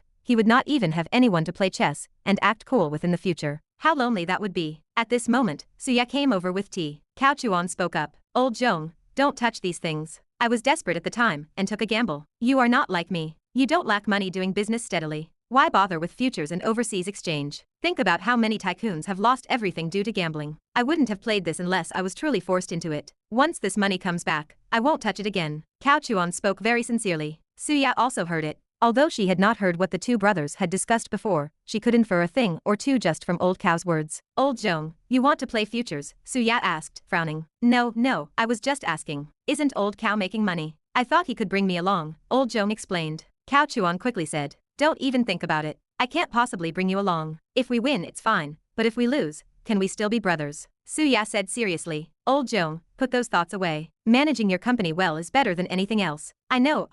Old Zhong gave an embarrassed smile. Just as mentioned earlier, Old Zhong's current success has a lot to do with Suya. Some matters and decisions, if not for Suya's approval, with Old Zhong's personality, he might not have made it this far. Suya glared at Old Cow. Old Cow looked bewildered. What now? Look at what you have done, Suya said, glaring at him. You just won a gamble. It is not real skill. You should talk to him properly and stop him from messing around with you. Yes, eldest sister-in-law's lesson is correct, Cao Chuan conceded. Suya put down the tea set and turned to leave, presumably to go upstairs to change. She was still in her schoolgirl uniform. It was improper to be in it at home. But this time, changing clothes would definitely take a bit longer, as both inner and outer layers needed changing. Cao Chuan watched Suya's retreating figure, mumbling. Sister-in-law is really fierce. Sigh, Old Zhong smiled bitterly. Now you know my suffering, right? You are taking advantage and still acting innocent. Having such a virtuous wife saves you from so many detours. The overseas exchange market, though, has big waves. One wrong move can kill you, especially in the current market environment. Who knows when it will end? Old Zhong whispered.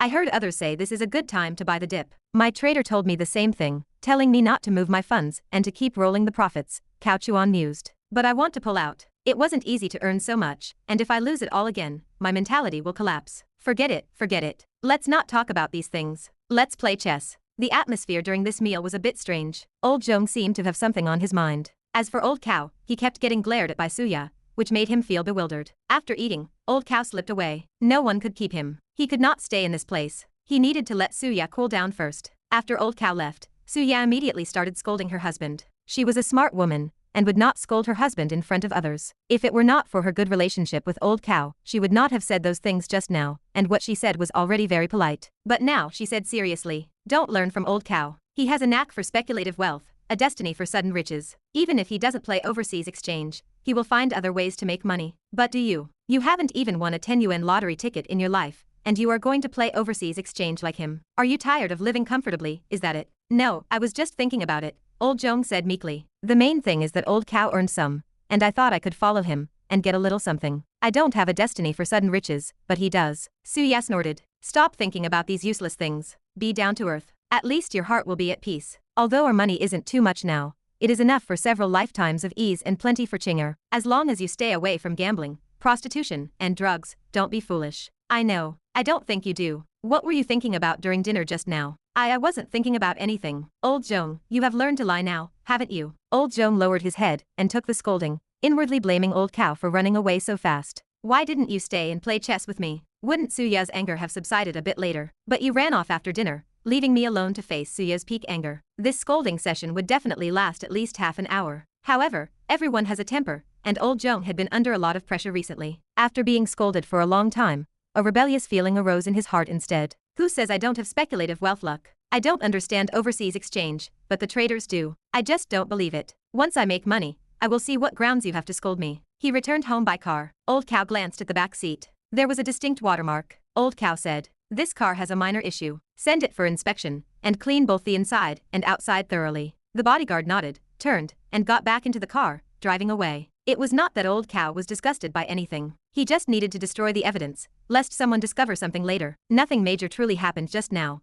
Merely some emotional stirring due to an accident, lasting perhaps more than 10 minutes. In any case, there was no breakthrough progress, just some ordinary emotional stirring after drinking. The main issue was the alcohol, not a matter of character. However, Old Cow was also a self-reflecting person, so he decided he could not drink so much next time. Alcohol was truly harmful. "Boss, be careful." As soon as he entered the door, Zhang Myron stepped forward, squatted down to get slippers for Old Cow, personally helped him change shoes, and then whispered something as she stood up. It left Old Cow bewildered. Be careful of what? Had the child of destiny stolen his home? Don't be ridiculous. He was a fisherman on an island, living a very carefree life. What is wrong? Cao Chuan asked, puzzled. Madam seems to be in a very bad mood. So that was it. You scared me. Making a fuss over nothing. Cao Chuan smiled. It is nothing. Her mood is never good when I come home. It will be fine in a moment. Oh, what is that smell? It is so fragrant. I have made a pot of soup, Zhang Myron replied. I am not talking about the soup. Is this perfume? Or your natural scent? Perfume, Zhang Myron lowered her head. Use this one from now on. The scent is good. Yes.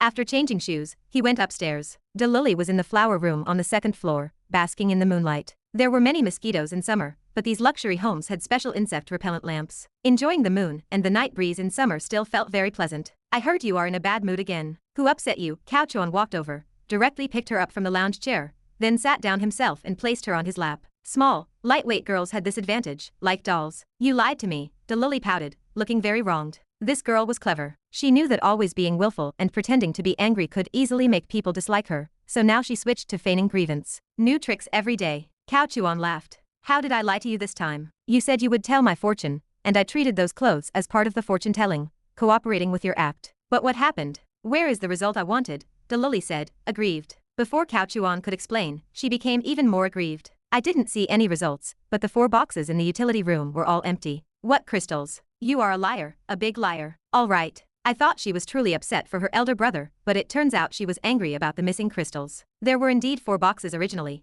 but how could Old Cow leave them at home? There was a thief at home. He had put them into his storage space later. Cao Chuan smiled, patting her leg. Don't worry, don't worry. I have put those 4 boxes of crystals away. Don't forget Zhang Myron just arrived. Although I trust her, it is still necessary to be cautious. I am not cheating you. Your share will not be missing. As for your elder brother's matter, I roughly know the situation now. It cost a lot of money. At this moment, Cao Chuan did not mention the fortune-telling. The previous fortune-telling was just a joke, and Bu Jinyan understood that. Really? When have I ever lied to you? On the contrary, you are doubting me. Stick your butt out. No. Can you run away? Slap. Chapter 177. Bu Jinyan's elder brother and sister-in-law died in a plane crash years ago. The incident was ruled an accident, and all supposedly responsible parties were punished. However, human malice was at play behind the scenes. This matter is complex because the timeline stretches back 10 years, to before the Ye family was annihilated. Xiaobu Yao grew up without knowing the existence of her biological parents. She was barely 1 or 2 years old at the time and remembered nothing. It was precisely because of her youth that the truth had been hidden from her for over a decade. The culprits were not just one person,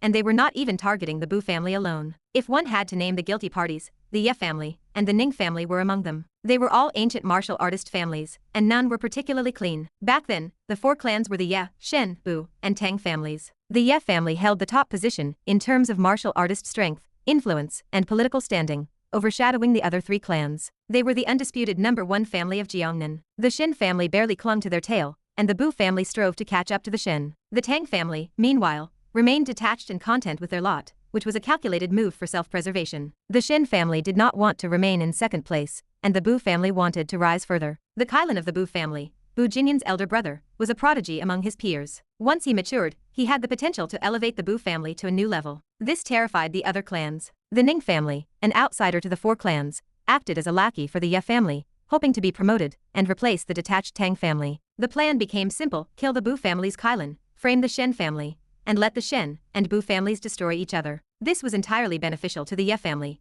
who tacitly approved the Ning family's actions and helped them carry it out flawlessly. No evidence remained to prove the incident was man-made. Precisely because of this, the Bu family became increasingly convinced that it was not an accident. In short, it was the Ye family and the Ning family conspiring against the Shen family, using the death of the Bu family's eldest young master as an instigator. Bu Qingda was not a fool. The more the evidence pointed to the Shen family, the more he dared not believe it easily. Later, internal political issues led to the Ye family losing several high-ranking positions. The Ning family then backstabbed them, acting on the orders of certain individuals to unite the other 3 clans. They used the death of the Bu family's eldest young master as an excuse to claim the Ye family was responsible, providing fabricated evidence. This maneuver made the Shen and Bu families the vanguards against the Ye family. Finally, the Ye family was annihilated, and the matter temporarily ended. Bu Qingda had kept the truth hidden, because the Ye family was already dead, and the Ning family was merely a pawn. With his own clan's strength depleted, he could not risk clashing with the newly risen Ning family. It would lead to mutual destruction, allowing the Shen family to seize the opportunity. Furthermore, the authorities required stability.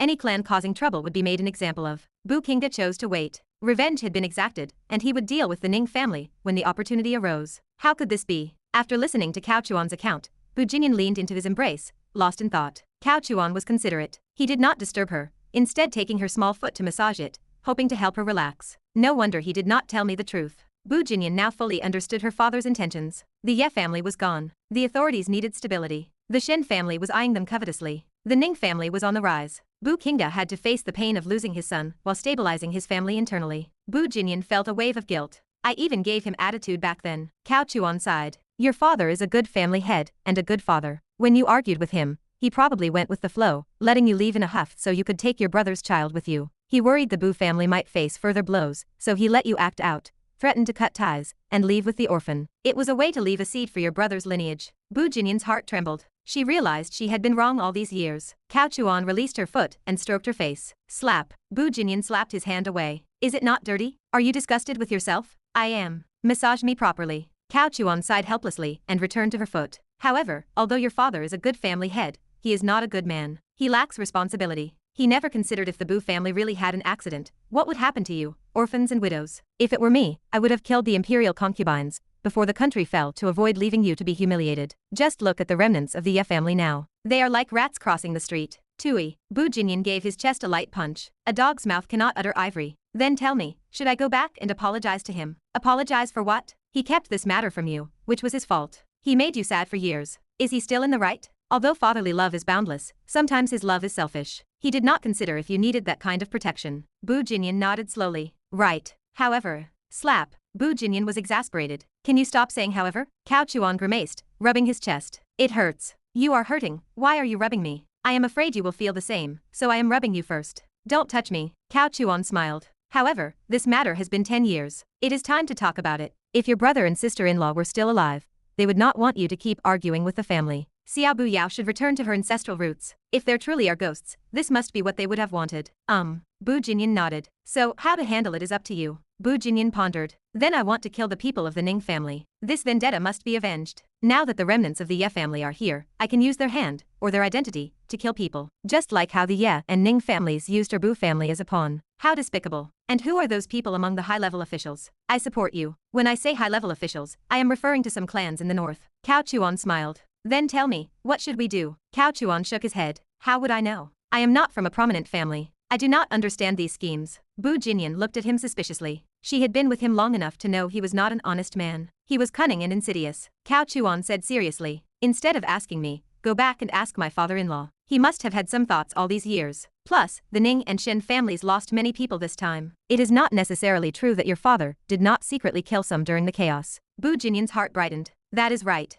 My father is not a good person. Cao Chuan raised an eyebrow, touched by her filial piety, then whispered, and let me tell you another secret. In the next 2 days, the Shen and Ning families will likely secretly unite, without involving the Bu or Tang families or the authorities. They will encircle and annihilate the remnants of the Ye family. This is a good opportunity to fish in troubled waters. How do you know all these things? Cao Chuan sighed. My 4 boxes of crystals, hundreds of pounds. I used them all to buy information. Otherwise, how could I know these secrets? Husband, you are so good. Oh, what you are saying, even if you were not my future wife, my heart for you is as clear as the sun and moon. Cao Chuan was glowing, and Bu Jinyan felt increasingly bewildered as she looked at him. Cao Chuan continued. You must not leak this matter. Remember, there are spies among the 4 clans. I understand. I hope after this incident, our brother and sister-in-law can rest in peace. After this matter is over, and Xia Buyao returns to her roots, I will accompany you to sweep the graves. Okay. Bu Jinyan smiled brightly. This wave, Ye Chen must die. Some key figures of the 4 clans must die. If they do not rise to power, how can the Cao family rise to power? Kaiying Island is the final battlefield. Chapter 178. Just after midnight,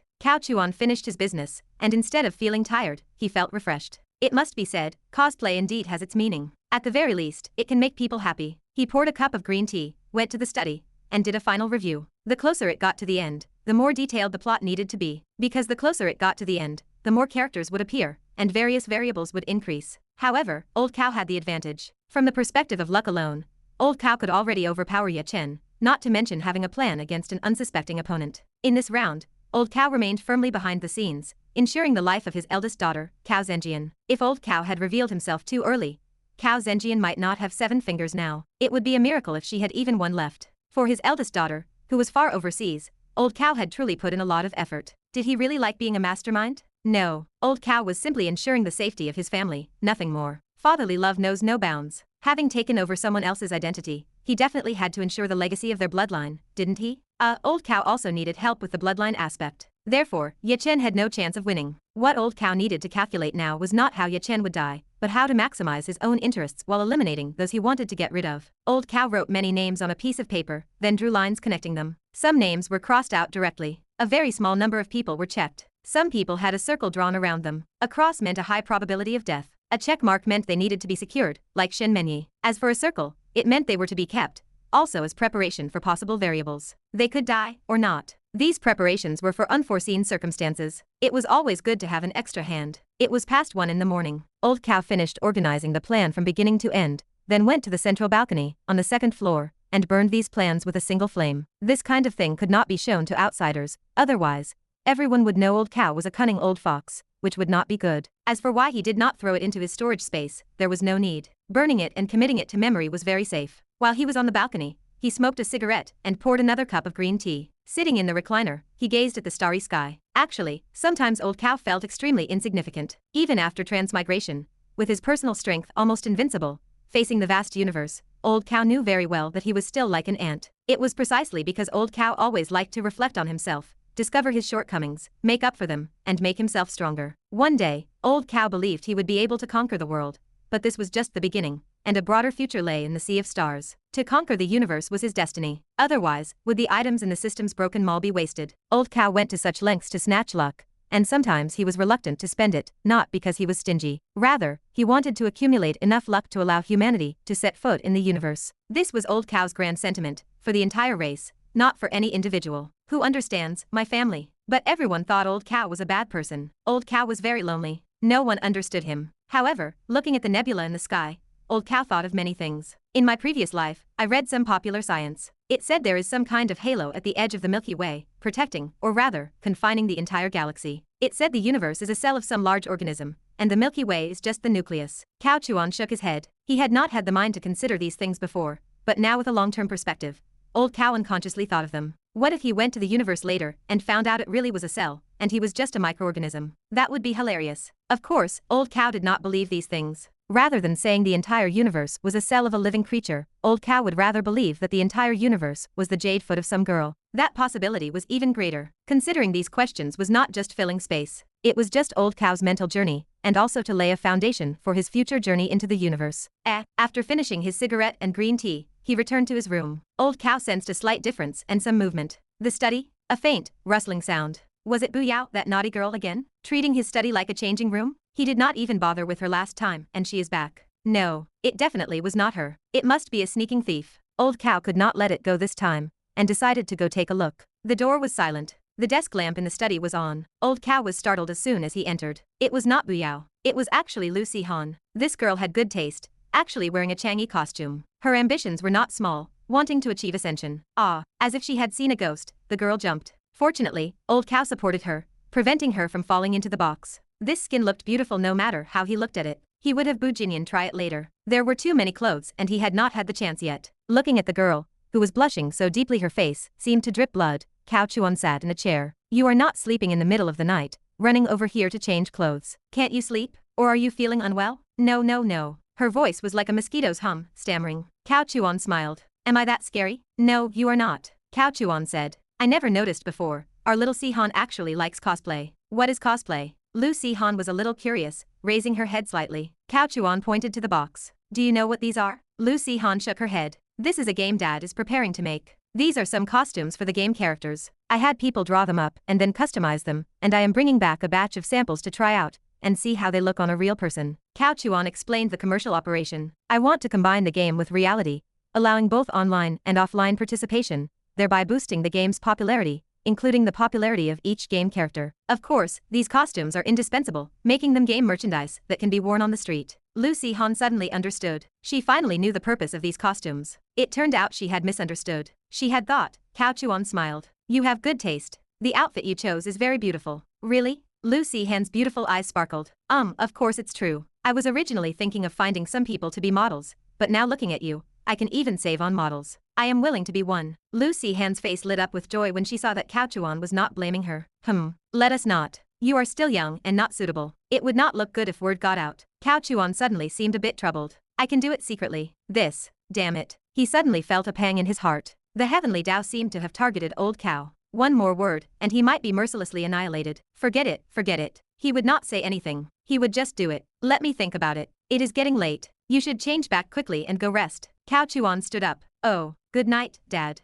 Good night. A kiss on the forehead is a farewell, a habitual gesture. It must be said, this outfit was truly beautiful. The next day, Bu Jinyan left to go home and apologize, and also discussed with Bu Qingda the matters Old Cow had entrusted to her. Actually, the biggest variables in this matter might lie with the authorities and the northern families. The four families of Jiangnan were causing such a stir, and the number of people mobilized to hunt down the remnants of the Ye family was already astounding. If some northern families wanted to get a slice of the pie at this time, it would become a variable in the situation. However, according to Old Cow's calculations, the probability of the north getting involved was not high, at most 10%. Because on the surface, the four clans were cooperating, targeting Ye Chen together, and were in conflict with the Long family. What did this mean? It meant that the four clans were currently very united on the surface, and were a powder keg that could ignite at any moment. Even Long Hao's appearance could not stabilize the situation. If other families dared to intervene, the four clans would definitely deal with them. No one in the north would be that foolish. Coupled with the matter of the remnants of the Ye family, whoever dared to get involved would be directly indicating that Ye Chen's appearance had a direct connection with them, which could easily lead to misunderstandings. Therefore, for such a long time, the north had made no moves at all, simply watching the show. Long Hao's appearance was merely to stabilize the situation. As for the intention to recruit Ye Chen, that was the Long family's private goal, not something they would openly state. Of course, the probability of the north intervening was not high, but it was still possible. What if some fool appeared? You never knew. Old Cow naturally had a backup plan, even hiring 2 more hackers to have the new hackers monitor the north's movements comprehensively. Whoever dared to disrupt Old Cow's plan, Old Cow would not mind directly creating a bunch of simulacrums to fight them to the death. If simulacrums could not kill a child of destiny, could they not kill ordinary martial artists? They could scare them to death. As for whether the authorities would intervene to suppress them, that did not need to be considered. Not for now. The probability was even smaller than the northern families intervening. Because, in the end, this was merely a private grudge. Currently, it had not disrupted the market, nor had ordinary people been made aware of it. Was there a need for the authorities to intervene? Furthermore, Some people at the top also had checks and balances among themselves. If you wanted to intervene, you would at least need to hold meetings for dozens of days, otherwise, your intervention would be too hasty. Dozens of days, the grass on Ye Chen's grave would have already grown. Everything was ready. Only the east wind was lacking. Time could not be delayed. Another day passed, and Old Cow began to act. Shen Changeng immediately received the news. Target location, Kaiying Island. This is exclusive news, only this once. Take care of yourself. Thank you. Shen Changeng quickly had her trusted subordinates investigate the specific location and environmental map of Kaiying Island. Shen Changeng had changed a lot these past few days, becoming much more composed. It seemed even her inherent arrogance had been reined in considerably. Ever since the old master passed away, and then she was repeatedly struck by various blows, almost dying at Ye Chen's hands, this had a great impact on her confidence and arrogance. It made her personality much more introverted and low-key. Subsequently, Shen Changeng received the news and had been preparing for a long time. Then Shen Changeng contacted Ning Ji. This time, only their two families would act, and it would be a covered operation. Absolutely no word could be leaked. Chapter 179. Soldiers are about quality, not quantity. The Shen family deployed 5 Danjin experts, which was their strongest possible force at the moment. A family always needed some reserves. The Ning family had 6. They were well hidden and quite bold. It was clear the Ning family's foundation could not compare to the Shen family's,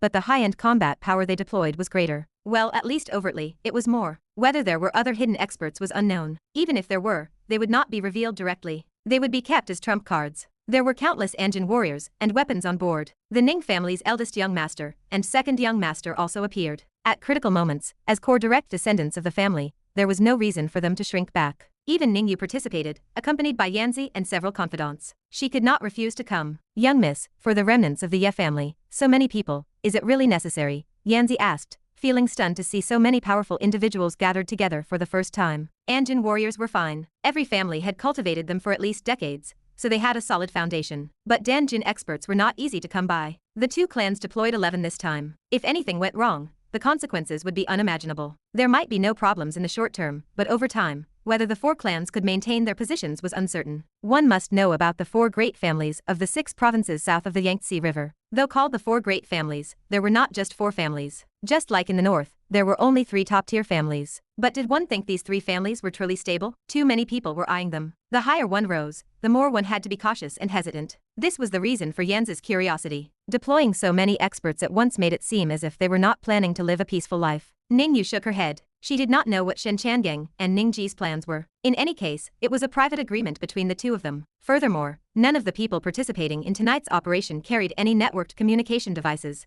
to prevent messages from being sent out. I do not know, but Yanzi, remember this. If there is any danger, save your life first, then save my life. Understood. Unless I die, no one shall harm the young miss in the slightest.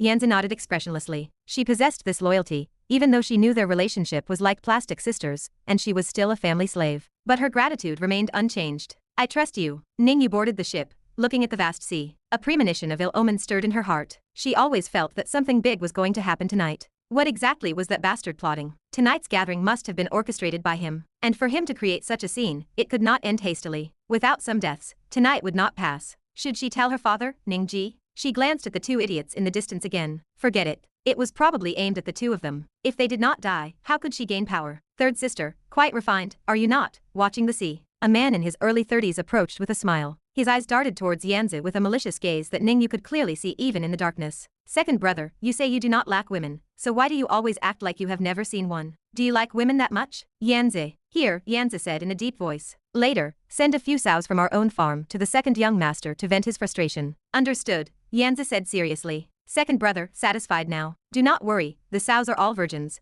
Guaranteed pure, Ning Yu said with a half-smile.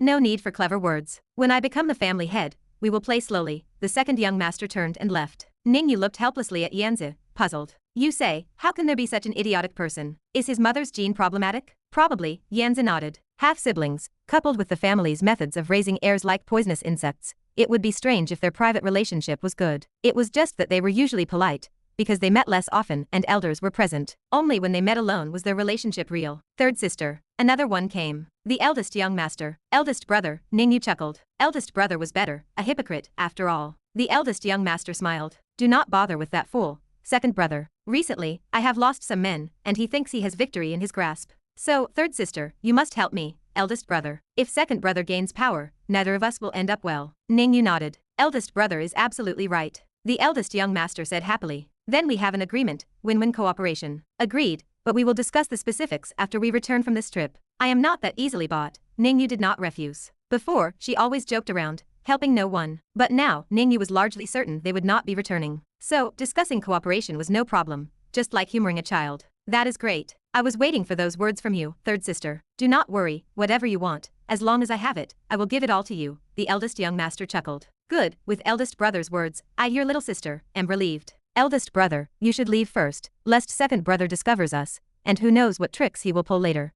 The eldest young master nodded. As he left, his gaze towards Ning Ji was slightly peculiar. He usually hid his eyes well, but Ning Ji was too sensitive. Who did not know that this eldest brother was a hypocrite, with a personality similar to second brother's, but he acted better. Ning Ji had known about his ulterior motives towards her since she was a few years old. This was the destined heroine. Before the protagonist appeared, no one could touch her. Even if they had ulterior motives, she would quickly discover them and avoid them herself. Ning Yu's expression was slightly cold as she gazed at the night sea. She mumbled, Yanzi. Yanzi leaned in, taking a small step forward. Ning Yu said, if those two are still alive when we leave the island, find a way to secretly deal with one of them. Prioritize killing the eldest brother. Understood. Yanzi bowed her head. The eldest brother was smarter, while the second young master was more idiotic. Smart people deserve to die, and directly killing someone to seize power was indeed something only the second young master would do, with clear reasons. This was Ning Yu's backup plan. She was worried that Cao Chuan's calculations might be insufficient. With so many people, and such a chaotic situation, if old Cao's side failed, it would be difficult to handle. At another dock, Bu Qingge also boarded the ship quietly with his confidants, and Bu Jinyan was among them. The father and daughter had reconciled. My son-in-law is not simple, Bu Qingge smiled. That is natural, you do not even look at who chose him. Bu Jinyan snorted lightly, a proud look on her face. However, Bu Qingge wondered. Bu Jinyan exclaimed. Stop saying however, I find it annoying. Bu Qingge looked bewildered. What was going on? Forget it. His daughter acknowledged him, so let her throw a little tantrum as compensation for years of neglecting her. Bu Qingge did not delve deeper, chuckling. However, this son-in-law spends money lavishly. For boxes of crystal mine just to buy information. This boldness, I really feel ashamed in comparison. Is it not all to help me? Otherwise, he would be crazy to spend so much money, Bu Jinyan huffed. Bu Qingge smiled wryly. I am worried he will be scammed. Do you know the current value of crystals? What is the price? 1 gram for 4 million, and it is priceless but unavailable. You cannot buy it even with money, and this price will still rise, Bu Qingge sighed. Now, every family was collecting this item, including the north. The effect was good. Various places across the country were competing, and the people sent out by each family basically had good news returning every day. The quantity kept increasing, but it was precisely because of the constantly increasing quantity that everyone realized the scarcity of crystals. It was completely insufficient. This item was also a consumable. However, Bu Qingge was secretly pleased because he heard from his daughter that his son-in-law actually had a crystal mine. This news frightened Bu Qingge. He quickly told Bu Jinyan to shut up, fearing that someone might overhear, which would not only bring trouble to his son-in-law, but even to the Bu family. Being secretive was the safest. Previously, Bu Qingge was worried that Cao Chuan using this item to buy information would easily leak the news. Later, he called Cao Chuan privately, and the two even met. Cao Chuan told him that he had his subordinates make the purchase and then disposed of them, without exposing his identity. And the seller was the famous detective agency. This indicated that the source of information was reliable, and there was no risk of identity leakage, which relieved Bu Qingge. Actually, Bu Qingge was also greedy, and wanted Cao Chuan to get more for the family.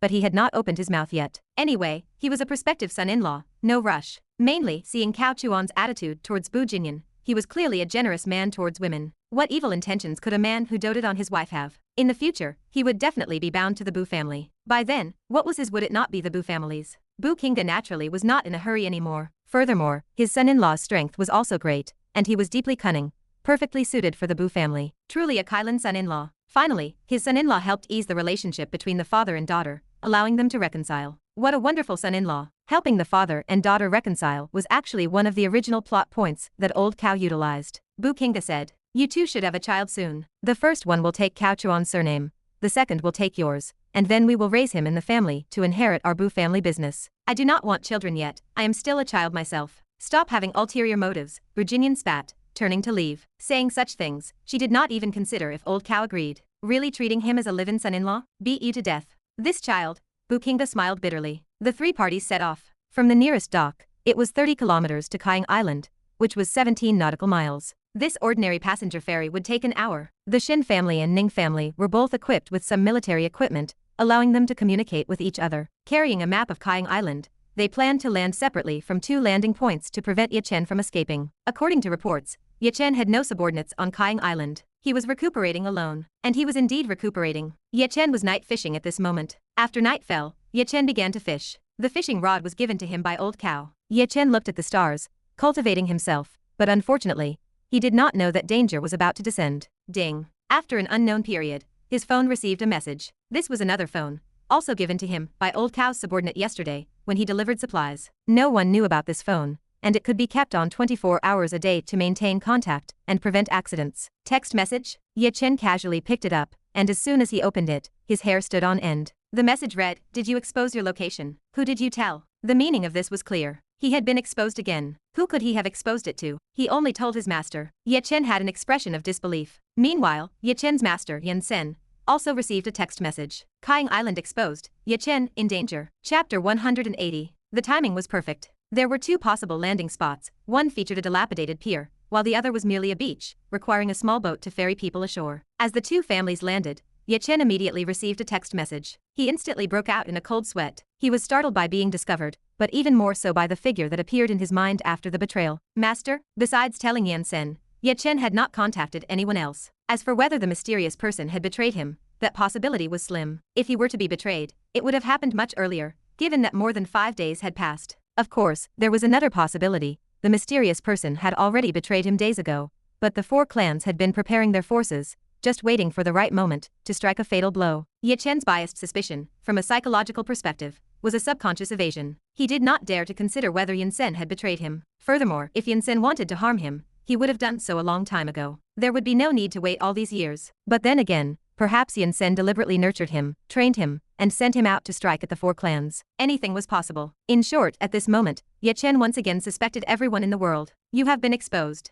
Who did you tell your location to? Looking at the message, Ye Chen's mind raced. A few seconds later, he replied, I did not tell anyone. The other party replied instantly. How is that possible? Only I and one of my subordinates know your location, and my subordinate does not even know your identity. It could not be me who exposed your location, could it? This question slightly dispelled Ye Chen's suspicion that the other party had betrayed him. The person who truly betrayed him could not possibly say something like that. But it could also be a feigned retreat to lure him in. Ye Chen replied, What news did you get? Who is coming to hunt me down? I just received news that this time it is the Shen family and the Ning family working together. They concealed their operation, which meant my informants within the four clans did not receive the news in time. Currently, the Bu family, the Tang family, and the official 6th Bureau are all unaware of this matter. Cao Chuan's yacht slowly approached the waters of Kaiying Island. In the pitch black, only moonlight shone on the vessel. It swayed with the wind and waves like a ghost ship. At this point, it was too close to Kaiying Island, and turning on the lights would be far too obvious. Cao Chuan was on the phone with Luo Li, confirming that she would convert the information into a message and send it to Ye Chen instantly. Additionally, the Shen family and the Ning family are prepared. All the personnel dispatched this time are high-level officials, and they did not carry any communication devices when they set out. If Shen Changeng and Ning Ji had not communicated after landing on the island, my people would not have been able to intercept their messages. It is precisely because of this that I knew they had already arrived at Kaiying Island, and I am certain you must have been exposed. Who exactly did you give the information to? Ye Chen looked at the message and completely dispelled his doubts. It was not a joint effort by the four clans. Even the official 6th Bureau was unaware. With just two families, they could not kill him. Instead, they might be completely wiped out. Ye Chen still had that confidence. So, it should not be the other party who betrayed him, otherwise, they would not have only informed two families. Nor was it his master, because master understood him, and would not do something so thankless. But who could it be? Forget it. If he could not figure it out, he would not think about it. After all, these families always had their own intelligence channels. Perhaps they inadvertently learned about it from other sources. Only the Shen and Ning families? Ye Chen confirmed. The information I have currently is this, and I have contacted the informants of the other two families, including the informants of the 6th Division, and they have not taken any action. However, it does not rule out that they are also concealing their actions, just like the Shen and Ning families. After all, my informants are not that high-ranking yet. Some of them have not reached the high-level official status. Besides, their operation involved confiscating communication devices, so I could not receive news immediately. So, now is not the time to consider who betrayed you, but how to leave Kaiying Island. I am sending people to Kaiying Island now. You find a place to hide for a while, and after my people arrive, you find a way to board a ship and leave. No need. Ye Chen scoffed. I will handle it myself. Since these people have come, let them all stay here. Cao Chuan replied, Child, do not be impulsive. Escaping is the best strategy. I have run enough. Besides, this time it is the Ning family and the Shen family. I will just send them to their graves. That is it. Do not contact me for now. I am turning off my phone. After saying that, Ye Chen, with great backbone, turned off his device. Once Cao Chuan confirmed with Luo Li that the phone was off, he casually tossed his own phone to Zhang Myron beside him. Zhang Myron had been brought along by Old Cow tonight, and never expected to face such a situation. From the boss's fragmented words, she heard many shocking pieces of news. She certainly knew about the remnants of the Ye family. Although the young miss of the Ning family was basically a salted fish, who did not participate in the arrests, the news could not be hidden from Ning Yu. But now it seemed the boss actually contacted Ye Chen directly, and was putting on such a show. He was calculating against the 4 clans and the 6th division, including Ye Chen himself. Anything you want to ask? Cao Chuan glanced sideways. No, Zhang Myron quickly lowered her head. Cao Chuan chuckled. Aren't you curious? Zhang Myron replied. Since boss brought beauty here, beauty dare not betray boss's trust. Quite clever. Come here and help me massage my temples. This scheming work really consumes brain cells. Zhang Myron put away her phone and obediently came behind him to help Old Cow relax. A moment later, Cao Chuan spoke again. Do you know why I notified Ye Chen? He could not resist. After setting up this scheme for so long, if he did not show off now, would it not be like wearing splendid clothes in the dark? Before, there was no one to share with. Talking to a simulated person was pointless and uninteresting. There was not even a single living person around him with whom he could confide. This was the main reason Old Cow deliberately exposed himself in front of Ning Yu, wanting to develop her into a true insider. And Zhang Myron was now essentially Ning Yu's substitute. Beauty does not know. Cao Chuan smiled.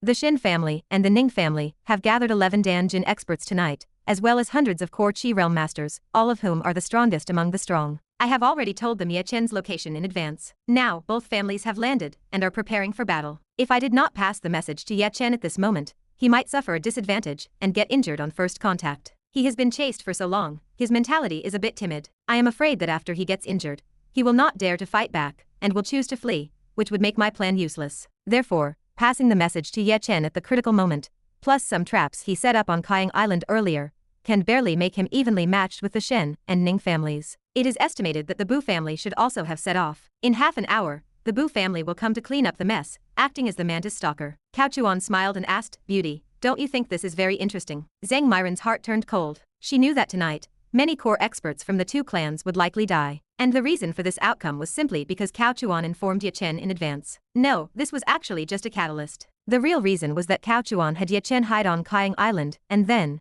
using some unknown means, he arranged for the 2 clans to quietly come and surround him, without calling together the other families. The depth of the calculation involved was unimaginable. She even tried to deduce it backward now, but could not figure out how to achieve the current situation. Cao Chuan then spoke again. The Bu family acts as the mantis stalker, cleaning up the mantis and the cicada, but behind the mantis stalker, there is also an eagle. Of course, this eagle is not me. It is Ye Chen's master, the former old-school Dan-Jin expert, the Induo department's most senior chief instructor, Yan Yen. 10 years ago, Yan Sen sacrificed everything, resigned from all his positions, and severed all his connections, just to save Ye Chen, the orphan of the Ye family. After that, he lived in seclusion in the mountains, diligently cultivating him for 10 years. 10 years later, Ye Chen came down the mountain and encountered the current situation. Do you think Yan Sen will go mad and attack, regardless of whether they are from the 4 clans or not, just to kill to his heart's content? After all, Yan Sen was known as the most ruthless chief instructor in the Induo department, bar none. He had a very fiery temper, and I do not believe 10 years of self-cultivation could turn him into a lamb. So, even if these families have Dan-Jin experts hidden in the dark as their trump cards tonight,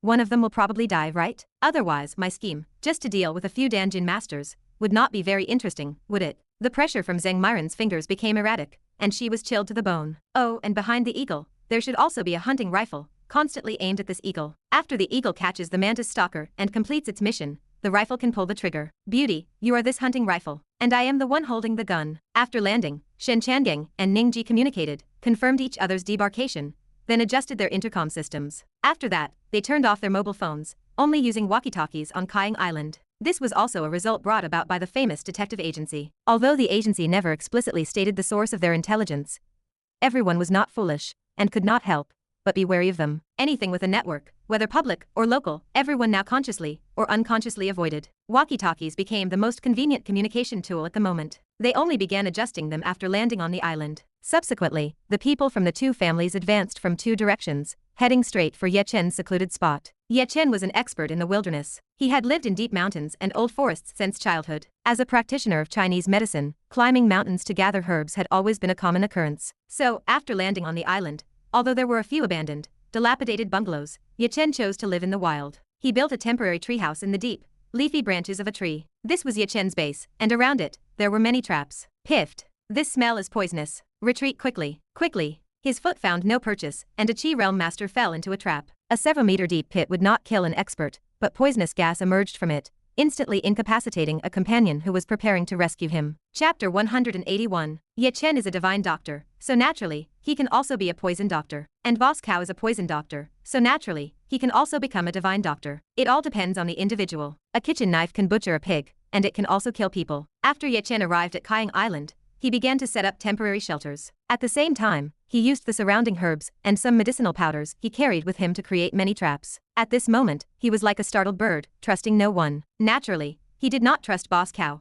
who sent him the text message. For him, having an extra layer of preparation was always the right thing to do. Now, these traps came in handy. The entire team retreated dozens of meters. Ning Yu, in the middle of the team, her pretty face slightly grim, said, "Yanzi, be careful." "Yes, young miss." Yanzi vigilantly observed her surroundings, protecting Ning Yu. In front, a daring disciple covered his mouth and nose with a damp cloth, went forward to inspect, then quickly retreated, returning to Ning Ji's side. Reporting to clan chief, "They are dead." They had not even seen the enemy, and they had already lost 2 dark energy experts. What the hell kind of poison gas was this? Instant death upon contact with blood? Are you kidding me? If you had something like this, why the hell would you run? Just offer it directly to the authorities, and the government would immediately recruit you. This could be a super biological or chemical weapon. Ning Ji's face was ashen, and a sense of unease began to rise in his heart. Ye Chen was a fool, but Ning Ji was not. This child cannot be allowed to live. If he stays, he will become an enemy. He also suddenly remembered that this child was a poison doctor, most skilled at killing with medical techniques. He should have prepared some gas masks before coming.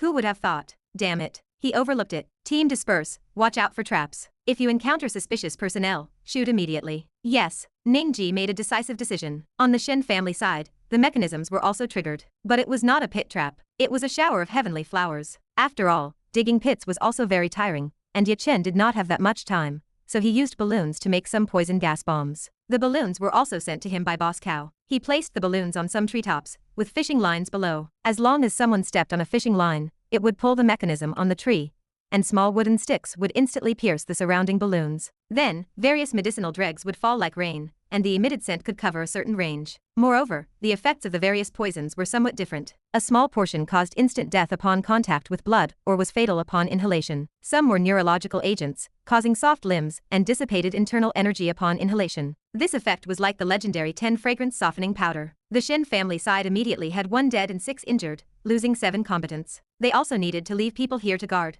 losing at least 10 combatants. Shen Changeng gave the same order as Ning Ji. People gathered together were too easily covered by these poisons, and they had to be careful of the balloons on the treetops. In the forest at night, Ye Chen was like a nimble ape, leaping up and down, heading straight for the trap's direction. Tonight, he was going to kill everyone from the Ning family. In the city, he held back a bit, but here, whoever comes dies. A surge of murderous intent unconsciously appeared in his heart. Boss Cow was very relieved about this. The destined heroine, possessing great luck, could not possibly be killed by this kind of poison. At most, she would be affected by the 10 fragrance softening powder. At the same time, as the protagonist, Ye Chen's most basic characteristic was that he would not kill beautiful women. So, let alone Shen Menyi and Ning Yu, even Yanzi probably would not be in any danger. As for everyone else, Boss Cow could not save them either. Ye Chen kills people. What does that have to do with me? Cow de Shuang. Soon, gunshots echoed through the forest. Boss Cow, at sea, could not hear them, but the people who had already entered the interior of Kaiying Island could hear the distant sounds. Shen Changeng was startled. The Ning family has encountered Ye Chen. Shen Menyi replied,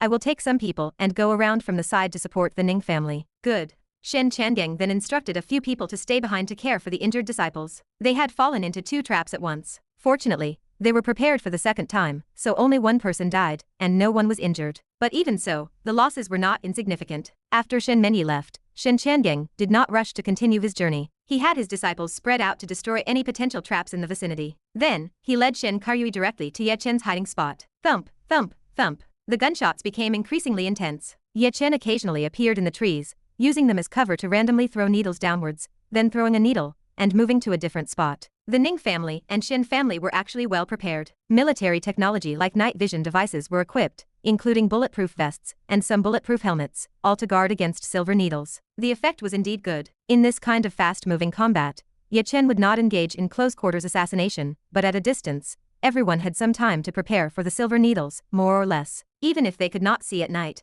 as long as Ye Chen showed his head, everyone moving quickly might be able to save their lives. This was also a lesson learned from the previous rounds of surprise attacks. Many people had been killed by Ye Chen's silver needles, and now those who survived had experience. From this, it can be seen that the previous Child of Destiny, Lin Han, was indeed useless. Dozens of bullets could not kill a master, but look at Ye Chen. A few silver needles could suppress the heavily armed Ning family disciples. The gap could not be more obvious. At the back of the team, behind a large tree, Ning Yu stayed motionless, pressed against the tree. For the sake of her beauty, she had not used military helmets or night vision goggles, so in this kind of battle, she was just there to make up the numbers. Let's put it this way. Unless the eldest young master and second young master died, it was not Ning Yu's turn to take charge in this family. In a flash, Shen Changeng had also reached the vicinity of the battlefield. After observing for a while and confirming Ye Chen's position, she divided her forces again, surrounding Ye Chen. Unless he was a monkey who never came down from the trees, he would not be able to escape. At the same time, the Bu family's boat also arrived. All accompanying combat personnel disembarked, and Bu Jinyan also received a text message from Cao Chuan. Content: Ye Chen and the Shen and Ning families are already fighting. Be careful when you go over. There are poisonous gas traps around.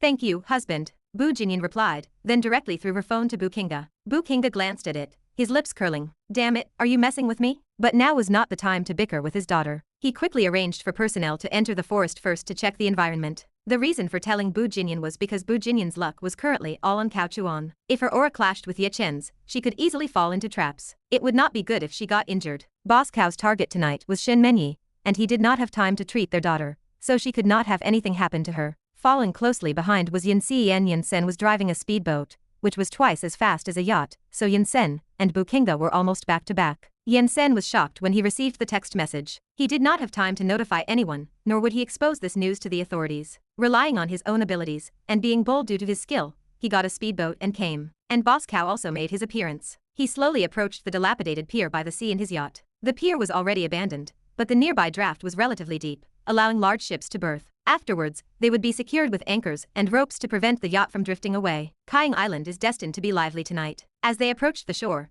they could faintly hear intermittent gunshots. The distance was very far. If it were not for a martial artist's hearing and the tranquility of the night, ordinary people really would not be able to hear it. Go, beauty, it's your turn to perform, Cao Chuan said. Yes, Zheng Myron, carrying a black bag, got off the boat. Cao Chuan had just explained what needed to be done. Zheng Myron was indeed greatly shocked, and a sense of fear arose from the bottom of her heart towards Cao Chuan. At the same time, there was also a touch of reverence. It is hard to say whether she would revere Boss Cao as a god after tonight's results. In short, given Zheng Myron's current devout attitude, it is likely that if Boss Cao told her to die, she would not hesitate for long. This had nothing to do with loyalty. It was mainly fear, trembling with apprehension. The former young Miss Ning Yu, compared to Boss Cao now, was just a docile rabbit. Many times, the young Miss's threats were severe, but when it came to action, she always held back a little. But look at Boss Cao. His relationship with the Ning family was not good, but certainly not bad, right? No grudges, and he himself came from the Ning family. With the Shen family, it seemed okay too, at least no enmity. And the Bu family, that was the family of the madam,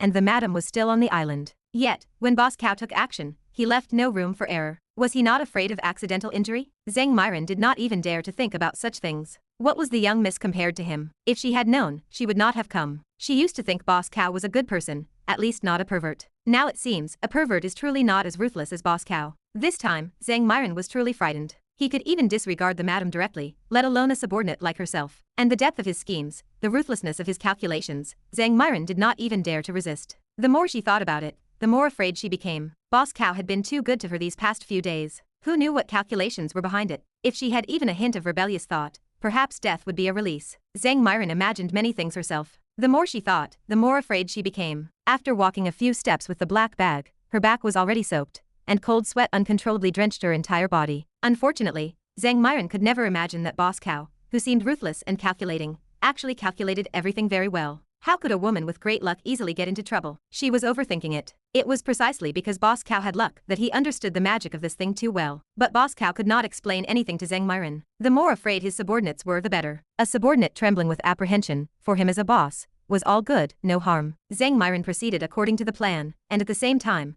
some of the humanoid replicas Boss Cao brought also began to act. This time, he brought many ordinary professionals, not combat types. All were in the storage space, released directly. At the same time, combat-type humanoid replicas also followed them, one by one boarding the ships of several families. They dealt with the crew members left by the families, and then drove all the ships away. Only one speedboat was left at the scene, which was Yin Sen's. This Yin Sen was also quite a talent. After rushing over in a hurry, he did not forget to put some seaweed and cloth on the surface of the speedboat, making some simple camouflage, seemingly to prevent others from discovering the speedboat in the dark night. Zheng Myron approached the speedboat, placed the black bag into the speedboat's engine, and then quickly left. This was a bomb. It was a synthetic explosive bought from the system mall with a lot of luck, more than 3 times stronger than existing TNT system produced. It was even more potent than the original in reality. In other words, a bar the size of a bar of soap could easily blow up a warship. This black bag contained the equivalent of 12 bars. If a master of his level was caught in the blast, he would be lucky to survive. Let's put it this way, the Child of Destiny might not die, but Ye Chen, who was behind the Child of Destiny, must be dealt with. He was strong, protective, and had many connections. Although he said he had cut off his connections, the relationships were still there. Even if unused, they were still a force. So if he did not die, everyone's mood would not be too good. However, the whole world knew that Boss Cow did not kill people. This debt would be recorded for the beauty. Chapter 182. Just how large is Changeng Island? It is roughly the size of the urban area of a county town. It would take an ordinary person at least 2 hours to run a lap around the edge of Changeng Island, while a martial artist would be faster. If you were to cross it in a straight line, it would take 8 hours. This is not because of the distance, but because the island is filled with mountain paths, dense forests, treacherous roads, and thick thorns that slow you down. Beauty. Strolling through the forest, a few bodyguards ahead used sharp long sabers, or iron rods to clear a path, ensuring Boss Cow and Zheng Myron had a comfortable route. The group was walking towards the combat zone. Along the way, Boss Cow said, "This Changeng Island is quite nice. What if I took it over and built a huge palace, just to experience what it is like to be an emperor? Wouldn't that be wonderful?" Boss is right. Zheng Myron lowered her head and agreed, wondering if there was a trap hidden in his words. It was probably better to just agree. Whatever the boss said went, and she could not figure out his true intentions anyway. Besides, the boss's background was certainly not small. He had access to a vast amount of accurate intelligence, and his subordinates were all formidable, like death-sworn warriors. Those subordinates were also quite capable. They could operate boats, and their numbers were unknown. Every one of them followed Boss Cow's lead, executing his orders without question. This kind of training was even stricter than that of a major family. And that pack of CL-20 explosives. Ordinary wealthy people could not get their hands on that. It was the king of 4th-generation explosives. Even the 3 top families in the north could not obtain it. But Boss Cow had it, and he pulled out a whole pack at once. Was he crazy? In short, Zheng Myron now resembled a startled small beast, not daring to breathe loudly in front of Boss Cow. Cao Chuan wrapped an arm around her slender waist with a smile on his face, offering no further explanation. Telling her all this today was meant to give her a bit of a shock. As the first subordinate to enter Boss Cow's inner circle, she would learn more secrets in the future, so it was good for her to feel a little fear now. The explosives on the speedboat were also her letter of submission. After all, a housekeeper's position involves knowing too much, and not being on the same page was unacceptable. First, assert dominance, then treat them with gentleness. If all went as expected, in a few days, she would develop Stockholm Syndrome, and the beauty would completely become Boss Cow's. Otherwise, why would Boss Cow tell her all this? Did he really think it was just for showing off? In fact, Zheng Myron was very right about one thing. Many of Boss Cow's words had his own ulterior motives, to varying degrees. Boss Cow never wasted words, even if it was just for effect. The gunshots continued. Shen Changeng's side also began to close in, but Ye Chen was as cunning as a monkey, leaping and dodging, repeatedly leading them into prearranged traps. This caused the losses of the 4 clans to increase continuously. In the dispersed Ning family team, a subordinate behind the second young master Ning lost his footing and stepped into a beast trap. Due to the trap, everyone, including the second young master, immediately retreated, fearing a secondary trap. The idea was good, but they underestimated Ye Chen. Ye Chen's traps had clearly been upgraded. The traps in the outer and core areas were of different levels. So, when these people retreated, moving out of the beast trap's range, it instead triggered the surrounding traps. Poison gas filled the air. These traps were like Ye Chen's silver needles, endless and ever-changing. This was indeed Ye Chen's specialty. He had been playing with this since childhood, trapping countless wild beasts in the deep mountains and old forests. To use the words of the original plot, when Ye Chen left the deep mountains and returned to the city, the wild beasts all over the mountains howled and whimpered, their animal sounds filled with relief and excitement, as this bane had finally left. This description was quite a boast. It also showed how strong Ye Chen's power was and how ruthless his schemes were. Otherwise, how could he have schemed against the 4 clans after descending the mountain, ultimately leading to the Ning family's ruin? Returning to the scene, one after another, 2 more subordinates fell to the ground, their fates unknown. "Everyone, do not move." A Huajin elder hastily spoke. "The traps in this vicinity are all connected. Do not move around carelessly. Second young master,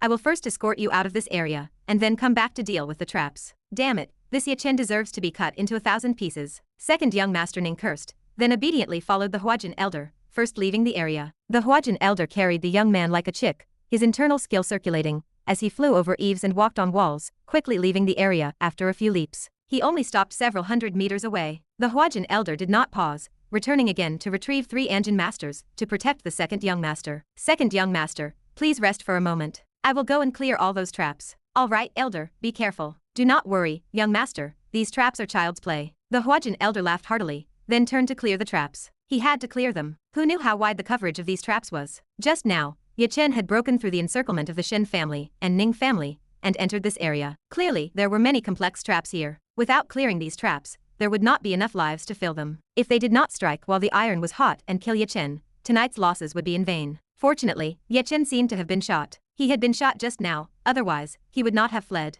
From the perspective of the 4 clans, Ye Chen was now a cornered beast. As long as these traps were broken, Ye Chen would be doomed. Although dozens of martial artists were lost, not a single Huajin master was injured or killed. Tonight would definitely be Ye Chen's death day. Yo, second brother, why are you squatting here instead of pursuing the remnants of the Ye family? Taking a dump? Ning Yu walked out of the forest with a smile. Most of Ning Yu's subordinates were clearing traps on the periphery, with only Yanzi accompanying her. Young miss. The Anjin martial artist beside the second young master Ning stood up and cupped his fists in greeting. Meanwhile, the second young master Ning sat on the ground, leaning against a tree, and glanced at Ning Yu. I am a young master, unlike you, a mere girl, who can hide behind and not exert effort. Second brother is right. Then continue your business. And you 3, protect the second young master well. If the second young master accidentally dies, you would best escape quickly to avoid becoming scapegoats. Ha. Ning Yu turned and left. At this moment, a killing intent rose in Ning Yu's heart. What a perfect opportunity. And the second young master only had 3 Anjin masters by his side. Yanzi, on her side, was a Huajin. With just one flash, the 4 people would not even be able to cry out.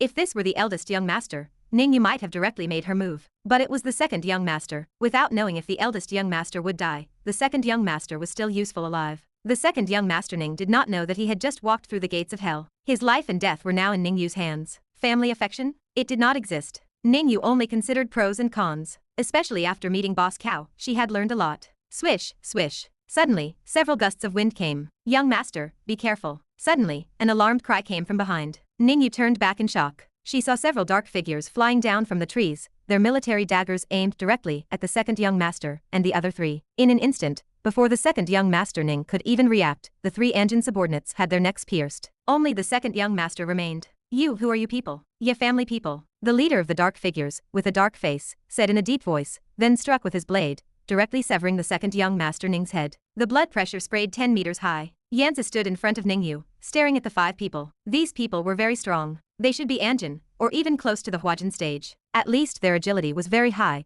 their attacks fast, accurate, and ruthless, without any wasted words, and they were not even afraid of death. Just now, the 3 subordinates by the second young master Ning's side had already raised their guns, but the opponents did not dodge, taking a shot to the shoulder but plunging their daggers into the Anjin's neck, exchanging injury for a life. Suddenly, Ning Yu placed her jade hand on Yanzi's shoulder, pushing her aside, then looked at the 5 people. Has the one named Cow arrived? Hearing this, Yanzi raised an eyebrow. The leader of the 5 spoke. He has. Ning Yu snorted lightly. Go tell him that now that the second brother is dead, the eldest brother must die. If the eldest brother does not die, I will cause him trouble. We will relay your message. After speaking, the 5 people, 1 injured and 4 unharmed, quickly ran into the forest. Piffed. Clearly, 4 of them stepped into traps. A small explosion, probably a balloon, or something similar, and then dust flew. Ning Yu had just opened her mouth, ready to curse them for showing off and seeking death. But then she saw the 5 people, completely unfazed, continuing to move quickly. Ning Yu opened her mouth, then swallowed back the words she was about to say, changing her tone. This guy is really thoughtful. He must have been prepared. I forgot to ask these 5 for something to protect against poison. Young miss. Yanzi whispered, these 5 people are not simple. How not simple? Ning Yu retorted. Yanzi pondered for a second then said, they should be death-sworn warriors. Our Ning family does not have many such death-sworn warriors, and each one could have a great purpose. But he sent out 5 at once, and there are definitely more than just these few. Death-sworn warriors. There were also differences. Do not think they were easy to train. Sometimes, one good death-sworn warrior, just one, could employ a ruse of self-injury, a counter-espionage scheme, and then harm an entire family. Just one was enough. Therefore, good death-sworn warriors were too difficult to train. Brainwashing them from childhood, out of 100 people, producing 3 to 5 such individuals was already excellent. Fear of death is human nature. Things that go against human nature are always very difficult. Not to mention the north, just the 4 families of Jiangnan alone. Over so many years, the truly trained death-sworn warriors definitely do not exceed 50. Of course, death-sworn warriors do not all have to be martial artists. Sometimes, those who are powerless are better suited for missions. And for martial artists, the stronger they are, the harder it is for them to become death-sworn warriors. Firstly, strong martial artists also have strong willpower and more independent thought, making it difficult for them to become death-sworn warriors. Secondly, strong martial artists are too valuable for a family to sacrifice. Just like these 5 people, appearing, instantly killing, leaving, their methods were definitely among the top tier of Anjin. Which family is so wealthy and powerful that they would allow such individuals to be death-sworn warriors? This was also where Yanzi was surprised. Yanzi did not know Boss Cow's strength. Even though Ning Yu had told her some things, it was far less shocking than seeing it with her own eyes. Crack, crack, crack. At this moment, from a distance, a person approached, stepping on leaves. It was the Huajin elder who had been with the second young master. Young master. Second young master. Third young miss, what happened here? The Huajin elder glared at Ning Yu. Ning Yu's eyes turned cold. Are you questioning me? Chapter 183. Are you questioning me? Ning Yu's eyes turned cold. She could not stand being called third young miss. Although she was indeed the third in the line of succession, among the daughters, she was the eldest young miss. The Huajin elder said in a deep voice, this old man is not questioning you. It is just that the second young master met with misfortune, and his body is still warm. Coincidentally, the third young miss was at the scene. It is only right and proper for this old man to inquire of you. Yanzi, present, slap him. Yes, Yanzi flew up. The Huajin elder angrily rebuked, little girl, you do not know the immensity of heaven and earth. Let this old man, slap. A blow landed directly on his face. Yanzi's speed seemed deceptive, but when she closed the distance, her acceleration was immense. The Huajin elder had just raised his hand, and had not even finished his stance before he was struck. His old face turned bright red. You. The Huajin elder glared, seeing stars. Slap again, slap, slap again, slap. The Huajin elder spun several times like a top from the force of the blows. Huajin against Huajin. The effect was surprisingly one-sided. This left the elder both shocked and angry. When did the maid beside the third young miss become so powerful? Third young miss, this old man was wrong. Slap, slap, thud. Dizzy and disoriented, he fell to the ground. The Huajin elder struggled to get up. Third young miss. Slap again. Eldest young miss, this old servant was wrong. Only then did Yanzi stop. Ning Yu sneered, so you know where you went wrong? I thought you did not know. I know. This old servant knows. It was the second young master who told us to call you that. Ha! Ning Yu glanced at the headless corpse. So he died. The Huajin elder's face was swollen like a pig's head. Eldest young miss, if the second young master dies, you will also be in trouble. Who said I killed him? If I wanted to kill him, I would have done so long ago. Yanzi, tell this old fellow how his master died. Yes. Yanzi spoke expressionlessly and truthfully. 5 men in black had suddenly appeared, claiming to be from the Ye family. They killed him and left. Their strength seemed to be in the dark chi stage, and because it was a sneak attack, the second young master had been caught completely unprepared. But because the eldest young miss had a master like Yanzi nearby, the 5 men did not dare to touch her. The logic was sound. I am sorry, eldest young miss. This old servant wrongly accused you. The elder had learned to be smart. Regardless of whether he believed it or not, he first expressed trust, and then admitted his mistake to avoid being slapped again. Take your second young master's head, go back and tell my father that I suspect those black-clothed men are not from the Ye family, but from the authorities, or the Shen family. This. The Huajin elder was startled, then clasped his fists. This subordinate understands. Scram. Yes, this subordinate takes his leave. The scoundrel picked up the head and quickly left. Ning Yu was not stupid. She knew the famous detective agency was Old Cow's property and would be hers in the future. As long as she won this gamble, she would have everything. Since the intelligence from the agency stated that only Ye Chen was here and no other members of the Ye family, she knew it must be true. This would confirm the agency's intelligence capability. Furthermore, Ning Yu roughly guessed Old Cow's purpose was to divert trouble. Even if she did not say it, others would inevitably suspect. If the remnants of the Ye family really had such strong people, Ye Chen would not have been hunted down like a dead dog. In the previous autopsy and side investigation, some anomalies had been found. The biggest anomaly was that many of the 32 disciples of the 4 clans were injured first rather than killed instantly. Ye Chen clearly did not intend to kill everyone. In the end,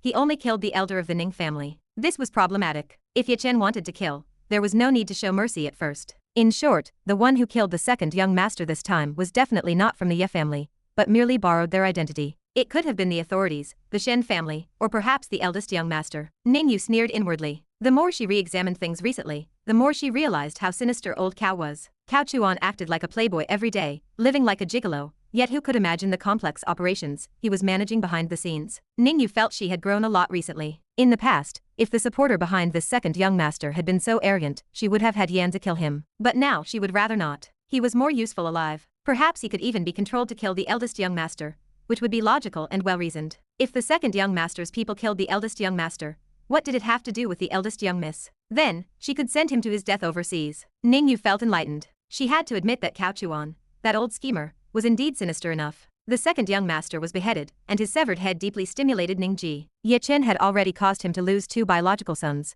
and he only had 3 in total. When the Huajin elder returned with a bruised face, complaining and speculating that the attackers were not the remnants of the Ye family, he glanced pointedly at the eldest young master. This startled the eldest young master, who immediately rebuked, "What the hell are you looking at me for? Do you think I did it, you scoundrel?" This old man did not say that. Is the eldest young master confessing without being prompted? The Huajin expert had become arrogant again. The family head was right beside them, so he figured he was safe from another slap. You are spouting nonsense, old man. I am telling you, stop slandering me. Is the eldest young master anxious? I am anxious about your mothers. All of you, shut up. Ning Ji roared, sweeping his gaze like an enraged lion at the two, who immediately fell silent. Ning Ji bellowed, go find them. Dig 3 feet deep around here, and dig out the murderer for me. And you, as the eldest brother, you also bear responsibility for your second brother's death. Go find the murderer. If you do not find them, see how I deal with you. Oh. The eldest young master looked sullen and glared fiercely at the Huajin family servant. The servant was not to be outdone, glaring back. Is the eldest young master's gaze a threat? Is he planning to kill this old man on the way to silence him? Your mothers. The eldest young master flicked his sleeve, turned, and led his men to search for the murderer, not bothering with the mad dog. The servant held his head high and said loudly, eldest young master, if anything happens to this old man, it will definitely be related to you. The eldest young master quickened his pace, his frustration mounting. No one was a fool. The servant was gambling that the eldest young miss was more powerful than she appeared. Turning to rely on her would be better than remaining under the eldest young master, where he was undervalued. His actions were meant to create a stir, stimulating the nerves of the family head, Ning Ji, making him unable to attend to other matters. If the family head were clear-headed, he would realize the servant had failed to protect the second young master, which was a death sentence. By provoking the eldest brother, the servant was essentially killing 3 birds with 1 stone. In the forest, several loud explosions intermittently echoed. The disciples of the Ning family were clearing traps with grenades. The family was clearly getting anxious. Meanwhile, the situation on the Shen family's side had changed again. Ye Chen was surrounded by Huajin experts. 3 Huajin late-stage elders stood in their way, looking imposing. They sealed all of Ye Chen's escape routes. In their hands were a long saber, a long staff, and a long whip. Strange enough, they also carried rifles on their backs. Not far away, a dozen dark chi experts held firearms, staring intently at Ye Chen. Ye Chen was only in the Huajin early stage, but in terms of combat power, a child of destiny's ability to kill enemies beyond their level was basic. Fighting 3 at once should have been easy. However, Ye Chen's strength was currently reduced by 50%, and his confidence had dropped by at least 60%. After several exchanges, he did not gain any advantage. He also suffered a gunshot wound, further reducing his combat power by 10%. More importantly, these 3 were from the Shen family, and utilized a combined formation that enhanced their coordinated strength. On the scene, there was a clanging of weapons and flying silver needles, but all were struck away by the 3, leaving them unharmed. In fact, Ye Chen was holding back, not yet exerting his full strength. If it were the Ning family, these 3 would probably be lying down by now. I will say it again, the death of Master Shen has nothing to do with me. Tonight I only kill Ning family members. You Shen family members better not interfere, otherwise, no one will survive tonight. After an exchange of blows, Ye Chen retreated, then warned them with a cold face. Young man, do not be so arrogant. Yes, and do not be so hot-headed. Indeed, it is a pity for someone so young to reach transcendent and die. The 3 put on an act, sneering disdainfully at Ye Chen. Ye Chen, enraged, laughed instead. Good words cannot persuade a person destined to die. Since you want to die, then this young master will send you old fellows down to meet the king of hell. Ye Chen did not want to kill Shen family members. Tonight, he only wanted to kill Ning family members. But that did not mean he would not kill. Everything that needed to be said had been said. If these people insisted on courting death, Ye Chen had no choice. Moreover, there was no time to delay. If it dragged on, more experts would arrive, and it would be harder to escape. Chapter 184. At this moment, Old Cow was traversing the dense forest paths alone. He had separated from Zhang Myron. Zhang Myron was with the Immortal Master on the periphery, providing support, and had not delved deep into the area. First, they had to ensure their own boats were not problematic. Second, it was also for perimeter defense. Although the official 6th Bureau seemingly did not know about the situation here, it was still necessary to make preparations. Additionally, he would also check if anyone was isolated on the periphery, and quietly deal with them. Tonight, very few people would be able to leave Kaiying Island. Ye Chen had now evolved into his ultimate form, a skunk. While fighting, his entire body emitted a poisonous gas, which instantly caused half of the surrounding Shen family disciples to collapse. The remaining ones retreated frantically. 3 elders countered with their internal energy, and were temporarily unaffected by the poisonous gas. However, without the support of the surrounding disciples, Ye Chen's movements became erratic and unpredictable, and the distance between them constantly widened. Earlier, with armed disciples pressing in, Ye Chen had not dared to distance himself too much from the 3, as he was prone to being shot. But now that the disciples had retreated, Ye Chen's silver needles, as long-range hidden weapons, gained a complete advantage. The only one he needed to be wary of was the elder with the long whip. As for those with long sabers and long staffs, they could not reach Ye Chen at all. This also gave Ye Chen the opportunity to defeat them one by one. Bang! Die for this young master. The battle was fierce. In reality, in less than a few minutes, Ye Chen had already regained the initiative, injuring one person, and completely breaking the 3-person joint attack. In a one-on-one situation, no one was Ye Chen's match, even though Ye Chen had suffered a gunshot wound. The injured elder, with his qi dissipated and internal energy in disarray, inhaled a significant amount of poisonous gas, then collapsed, losing his combat effectiveness. After all, a Huajin elder is still human. Ye Chen, how dare you? Just as Ye Chen was about to deliver a killing blow, a soft shout suddenly came from the forest. Shen Menyi had arrived. She instantly joined the battle, her twin blades gleaming with cold light, striking swiftly and fiercely, forcing Ye Chen back. Ye Chen retaliated with several silver needles. Ding, ding, ding. All were blocked by Shen Menyi. Elder Qi, are you alright? Shen Menyi took 2 steps back and knelt beside the injured elder. Piffed. With a mouthful of old blood, Elder Qi looked extremely pale. Young miss, quickly go call for reinforcements. This boy is not someone you can handle. Hurry, Elder Qi stammered, his face growing increasingly grim. The other 2 elders were now entangled with Ye Chen, and the 3 parties were fighting back and forth. If it continued as a war of attrition, Ye Chen would surely win, because everyone's internal energy was draining extremely quickly, as they had to fight and also guard against the poisonous gas. This was also due to the famous detective agency not providing intelligence in advance. Everyone had actually overlooked the fact that Ye Chen knew medical arts. After all, since Ye Chen emerged, the only time he had taken action was during old Master Shen's incident, and he had even treated the person to death. Who would still care about his medical skills then? Even less would they consider whether he would use medical arts as a way to enhance his combat power. They had been careless. This was also Old Cow's calculation, to suppress Ye Chen's trump card,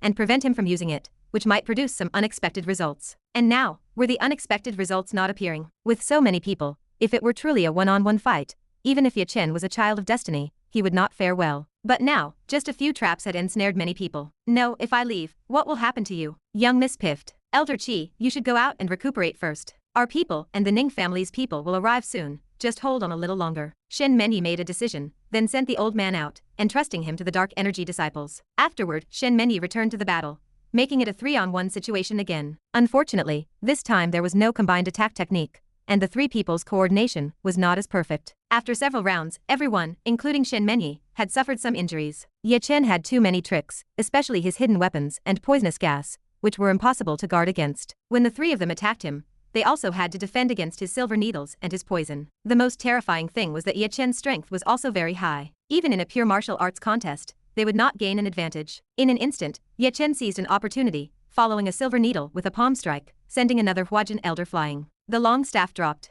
Bang! The elder flew backward and slid several meters on the ground, his life unknown. Ah! Shen Menyi, distracted for a moment, was also injured by a palm strike. Fortunately, she dodged quickly. If that palm strike had landed squarely, she would have been severely injured at the very least. But Ye Chen casually threw several more silver needles. Puff, puff, puff. Ding, ding. Blocking 2 needles, she was pricked again. Shen Menyi's body went numb. These needles, are they poisoned? Shen Menyi's face changed. Bang! The last elder was killed by Ye Chen's palm. In less than 5 minutes, 4 Huajin elders were injured and 1 was dead. However, Ye Chen was not in much better shape, panting heavily. He also pulled out a small bottle and took a medicinal pill. Immediately, Ye Chen's breathing stabilized, returning to normal. An alchemist is invincible, truly. Miss Shen, 3rd time's the charm. This time, I will not let your Shen family off. Since your Shen family is seeking death, then pay the price for what happened back then. Ye Chen's demeanor was also different from before. When he returned this time, he actually only wanted to find the Ning family, and even some people behind them. He did not intend to completely wipe out the other families. This was actually some of the ideology instilled in him by his master,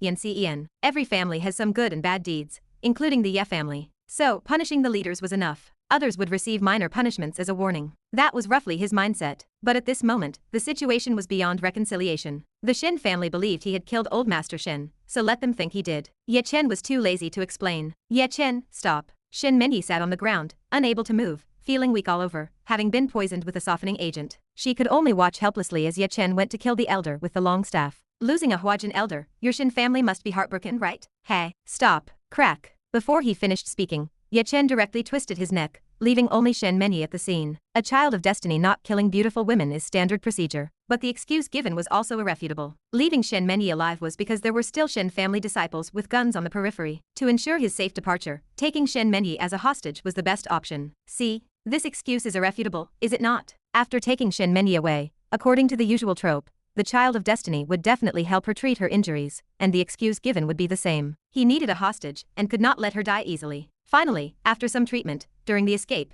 many small misunderstandings would occur. Afterward, the female lead would be rescued by her family, and Ye Chen would also escape, but he would leave an indelible mark on the woman's heart. This trope, not to mention urban comprehensive planes, even Suanhuan planes have been using it all along. Then Ye Chen set up some more poisonous gas around the area. Damn it. If he is setting up poisonous gas, Does he still need a hostage? Whoosh. Suddenly, a powerful force burst forth in the darkness. Ye Chen's face instantly changed. He retreated 3 steps but still could not avoid it. He quickly blocked. Bang! With a muffled sound, Ye Chen flew backward. At the scene, an old man in a Zhongshen suit appeared, his hawk-like eyes scanning the surroundings before settling on Shen Menyi. Shen Menyi completely relaxed. Second grandfather. The old man responded with a nod, saying nothing more, and looked again at Ye Chen, who was struggling to get up. Boy, you are tired of living. Old geezer. Hiss. Ye Chen shook his sore and aching arm. Was the opponent definitely in the Danjin? The burst of power and strength were too intense. Ye Chen could actually fight a Danjin expert for several rounds without falling behind, but that was when he was at his peak, with all his auras active. Now, Ye Chen, not to mention being injured, had lost half of his auras. What was he supposed to fight? From this first encounter, it was clear that the opponent could easily overpower him. In the past, Ye Chen would have tried, even knowing it was impossible. But now, Ye Chen casually threw out several silver needles coated with poison, while simultaneously fleeing at high speed. A rat trying to escape? Hey, die. The old man gave chase. 2 corpses and the injured, powerless Shen Menyi were left at the scene. After a long while, the area was filled with poisonous gas, making it difficult for ordinary dark energy practitioners to approach. Shen Menyi struggled to get up and picked up her twin short blades. Suddenly, some screams came from her ears. Then, 5 black-clad figures emerged from the forest. The direction they came from was precisely where the Shen family disciples were. In other words, the Shen family disciples might all be in trouble. Who are you? Shen Menyi raised her delicate eyebrows, her body swaying precariously. Ye family members. The leading black-clad man said coldly. Shen Menyi's beautiful eyes narrowed sharply. The Ye family had calculated well, luring out their own Danjin expert, then having the remaining remnants attack the ordinary disciples and the injured elder Qi, including herself. Not good. Second grandfather might also be in trouble. Who knew if the Ye family had a Danjin expert behind them? Shen Menyi suddenly realized that since Ye Chen had calculated so much, perhaps he was deliberately feigning weakness to lure away the Shen family's hidden Danjin expert, then ambush them. Clang, clang. The black-clad figures attacked. Shen Menyi gritted her teeth, drawing on her last breath, and managed to counterattack a few times. After all, she was also a Huajin elder. She was not as helpless as imagined, nor was she without any possibility of fighting back. Earlier in the forest, the 5 people had appeared suddenly, immediately killing the injured Huajin elder, and then directly attacked before others could react. If a Huajin elder was prepared, they would not be so easy to kill. Slap. After a few rounds, the combined attack technique of the 5 people forced Shen Menyi to fall again. The fall made Shen Menyi see stars, and her body lost all strength. She struggled a few times, but could not sit up. Meanwhile, Ye Chen and Second Master Shen had chased each other for several kilometers in an instant. Ye Chen fought and retreated, using all his trump cards, silver needles, poisonous gas, even a grenade he had just picked up. This whole way was sparks and lightning, barely preventing the Danjin expert from catching up. But he could not escape for long. The explosive power and agility of a Danjin expert were absolutely incomparable to a mere half-crippled Huajin elder. Even a child of destiny could not do it. Bang! A heart-shattering palm strike. Ye Chen immediately fell prostrate, face-planting. Second Master Shen sneered. Cowardly rat. Chapter 185. Second Master Shen was the younger brother of the old master. A long time ago, he was considered an eccentric of the Jianghu. He had not grown up in the Shen family, but instead cultivated in seclusion within ancient martial arts schools. The Shen family had publicly stated that Second Master Shen had passed away. In reality, he had been hidden all along because Second Master Shen had been injured due to past incidents. Later, while cultivating in seclusion to recover, he unexpectedly comprehended the Tao and achieved a breakthrough to the Danjin realm. In that era, before thermal weapons became dominant, such Danjin powerhouses were treated as strategic weapons by every family. Having a Danjin expert could almost single-handedly destroy a rival family. However, Danjin practitioners were also seen as deterrent bombs. Their deterrent power was immense, and they generally would not easily make a move. The more formidable they were, the more they feared death. Danjin energy could stimulate human potential and strengthen cells. If one continued to cultivate without external interference, living for another 100 years would not be an issue. However, once they engaged in combat or suffered injuries, their lifespan would be greatly reduced. This was the so-called karma of their power. Very few Danjin experts would come out and show off. If they were not a child of destiny or a primary villain, there was no reason to expose themselves. If it were not for holding back a trump card this time, the Shen family would not have sent Second Master Shen to hold the fort. Piffed. After several mouthfuls of black blood, Ye Chen actually sat up. Second Master Shen was momentarily stunned, his expression changing as he thought, what kind of physique is this? With one palm, I shattered his heart. Even another Danjin Grandmaster, after taking such a full-force blow, would not fare well. This kid is actually fine. He can sit up and even smile. It is truly creepy. Second Master Shen paused, a hint of appreciation for talent surfacing in his heart. Kid, do you want to die, or live? Whether I live or die is not important. Your entire Shen family will die. Ye Chen was unyielding. How many years had it been for Second Master Shen? Never had a junior dared to speak to him like that. It seems you wish to die. Tui. Ye Chen spat out a mouthful of bloody saliva, and slowly climbed to his feet. He felt unparalleled pain throughout his body, as if his internal organs had shifted, but it surprisingly did not significantly affect his mobility. Instead, it ignited Ye Chen's warrior's heart, which had half disappeared. Old man, let me witness the so-called Danjin. After speaking, Ye Chen made the first move, courting death. Second Master Shen snorted coldly, and the two engaged in battle. The more Second Master Shen fought, the more alarmed he became. What kind of physique does this kid have? What kind of monster had the Ye family produced? This child must either be recruited or killed. Meanwhile, Shen Menyi was weakly supported by someone, walking quickly along a mountain path. Just moments ago, 5 black-clad masked figures were about to make a move when another person suddenly appeared and kicked all 5 of them away in one round. The 5 figures fled. Shen Menyi had been rescued by this person, but she did not know who the other party was. Cao Chuan was wearing a mask again. However, this time it was just an adornment,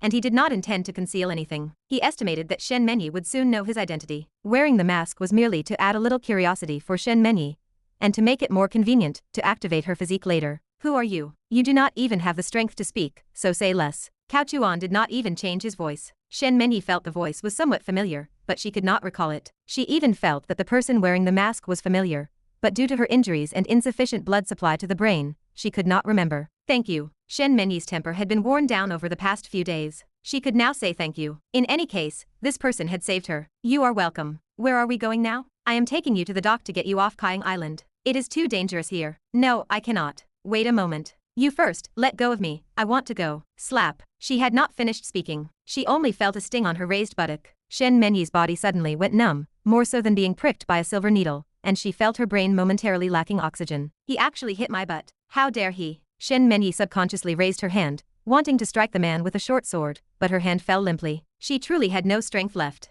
You let go of me. Shut up, woman. After shouting that, Cao Chuan was momentarily stunned. When did he become an overbearing CEO? These terrible lines felt very familiar, as if etched into his bones. The thought flashed by, and Cao Chuan said in a deep voice, in your current state, staying here is just asking for death. Stop talking nonsense and leave obediently. If it were not for me still having some pity for women, I would not bother with you. You, who are you? Slap. Another slap. Ask less. Do not pry into men's affairs. You, let go of me. Shen Menyi's voice seemed to have a hint of a sob. She was currently at her most vulnerable in both mind and body. She could not dodge, could not fight, and could only let others bully her. Shen Menyi's eyes welled up with tears in distress. You let go of me. Thump. Cao Chuan directly threw her to the ground. The action was not forceful, but as Shen Menyi hit the ground, she felt her vision darken, and her internal organs vibrated. The after effects of her internal injuries were surfacing. I let go. So what now? You cannot even stand steadily, yet you are so assertive. I think you just need a good lesson. Cao Chuan stood before her, looking down and putting considerable pressure on her. Shen Menyi suddenly felt so wronged that she wanted to cry. When had she ever been treated like this by a man? She was usually as aloof and proud as a cold plum blossom in the snow. Cao Chuan squatted down and said in a deep voice, Woman, do not play games with me. Tonight I am going to kill Ye Chen. I do not care if you are the young miss of the Shen family, or anyone else. No one is to hold me back. If it were not for our previous encounter, I would not even bother saving you. So, you had best be honest and obedient. If I tell you to go, you go, understand? Although I do not kill women, I will beat you. I am quite good at hitting women, especially beautiful ones, making them cry their eyes out. Try me if you do not believe. After speaking, Cao Chuan helped her up again. This time, Shen Menyi was much more obedient. Perhaps she had been warned, or perhaps hearing him say he was going to kill Ye Chen, or perhaps it was the mention of their previous encounter. That was why it felt so familiar. She just could not remember it right away. Leaning weakly against Cao Chuan, Shen Menyi obediently stopped talking. She did not know how much time passed until she was startled awake by muffled voices. The boats are all gone? Damn it, are the remnants of the Ye family trying to strand everyone on this desolate island to die? Standing at the dilapidated dock, there was nothing but an empty sea. The previous yachts or speedboats were nowhere to be seen. If one had good eyesight, they could see a speedboat in the distance with some camouflage. Unfortunately, Shen Menyi could not see it. She was already seriously injured and lacked the presence of mind to observe. Hey. Cao Chuan looked down at the woman on his shoulder. It seems the remnants of the Ye family were very well prepared this time, cutting off your retreat. Tonight is destined to be tragic. I wonder what other traps await your Shen family. I want to go back. Shen Menyi struggled a bit to stand upright, but she was still swaying. In your current state, going back is just asking for death, is it not?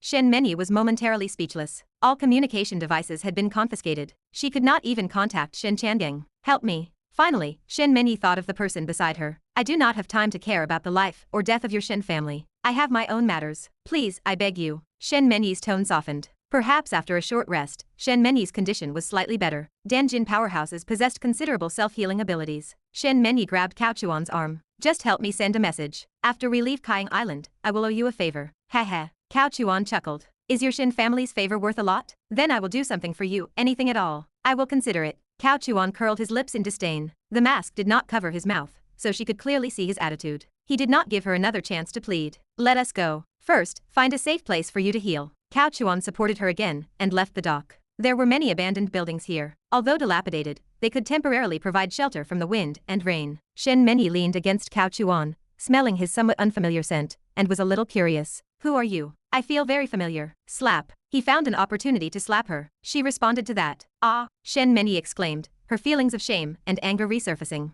Cao Chuan said indifferently, do not try to be clever and inquire about my identity. If you really find out, be careful I do not silence you. Chapter 186. Knowing my identity means killing me to silence me? A flash of insight struck Shen Menyi's mind. She had not only seen this guy before, but he should be someone familiar. But he wasn't from an ancient martial arts family. This person wore a mask, intentionally concealing his identity, yet he saved her, which at least indicated he bore no ill will towards her or the Shen family. And he had just said he wanted to kill Ye Chen, an enemy of the Ye family? He felt very familiar, but she just couldn't recall who he was. She was severely injured now, her mind muddled, unable to think of too many details. Once she recovered, she would be able to pinpoint Cao Chuan in minutes. Meanwhile, Ye Chen was covered in blood, his eyes bloodthirsty, almost at the point of fighting to the death. A sudden sharp pain had almost caused Second Master Shen to kill him with a single punch, but after barely avoiding a vital spot, his injuries were still severe. Just as the child of destiny, Ye Chen, was about to fall at the hands of a Danjin expert, a surge of qi suddenly struck from the night sky. Second Master Shen, you're looking for death. Touch my disciple, and I'll kill your entire family. Yan Sen? Second Master Shen's face paled with fright,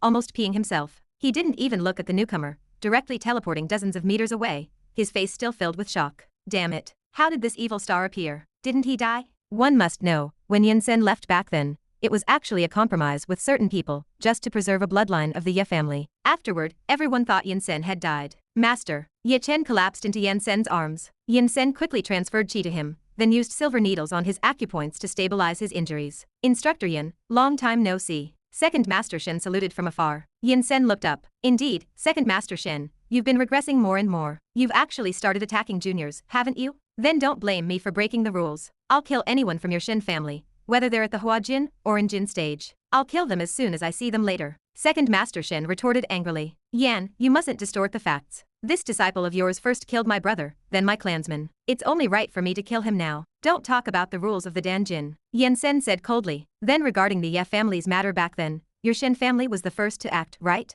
And you won't allow their child to seek revenge? Second Master Shen countered. You insist on bringing up 10 years ago? Why did the Ye family perish? You were in the capital back then, you knew more than I did. You tell me, did the Ye family deserve to die? Moreover, I understand his revenge, so you should also understand me killing him. Stop with these useless arguments. I think you've been out of circulation for over a decade, and your mind's gone bad, hasn't it? When did matters of the Jianghu start involving endless arguments and reasoning? You're the one who's regressing more and more. Yan Sen was indeed very powerful back then, and Second Master Shen was no match for him. But times had changed. Second Master Shen had only been startled just now, thinking he had seen a ghost. Now that he had recovered, he wasn't so worried about Yan Xian ultimately. Yan Sen was no longer the chief instructor of the country, nor did he have any backing forces. Why should he be afraid of him? Calling him Instructor Yan was giving him face. If he didn't give face, calling him Yan would suffice. Xiaoyizi, how are you? Yan Sen ignored Second Master Shen, looking at Ye Chen anxiously. Ye Chen clutched his chest. The sudden sharp pain had caused him to be injured by Second Master Shen's mistake, and the pain persisted, making him breathless. Yan Sen pulled out a medicinal pill from his clothes and fed it to him, telling him to lean against a tree and rest. Then Yan Sen stood up, looking at Second Master Shen in his Zhongshan suit. Second Master Shen, it's been over a decade since we last met. Let this old man witness your Shen family's inherited martial arts, and see how well you've mastered them. Enough nonsense. You didn't die 10 years ago, but today, you've come to your own demise. I'll take your old life. Humph, what arrogance. After some initial pleasantries, the two old geezers engaged in battle. The drizzling rain added a different kind of concept to this battle, but this rain was also a good thing for the four clans. Rainwater might not destroy traps, but it would destroy some poisonous gases. Even if the balloons burst, the rainwater could suppress the scattered toxic gases. It seemed that from this moment on, even the heavens were not going to help Ye Chen. One must know, there had been no rain on Kaiying Island these past few days. Today, Kaiying Island was also clear and sunny. However, now, it was raining. On the other side, in a dilapidated building, a fire was lit, immediately followed by a slap. There are no unprovoked slaps in this world. How kind Cao Chuan was, a great philanthropist, wasn't he? He purely gave her a medicinal pill to treat internal injuries out of kindness. It cost quite a bit, requiring 1,000 luck to exchange for such a medicinal pill for internal injuries, or a work-type simulacrum, or 1 gram of crystals. It was rare for our old cow to be so generous, yet Shen Menyi kept dawdling, asking this and that, asking what kind of medicinal pill it was, what its effects were, and who old cow was. Tell me, did she deserve to be hit? Why so much nonsense? Could Cao Chuan harm her? If he wanted to harm her, wouldn't he have done it long ago?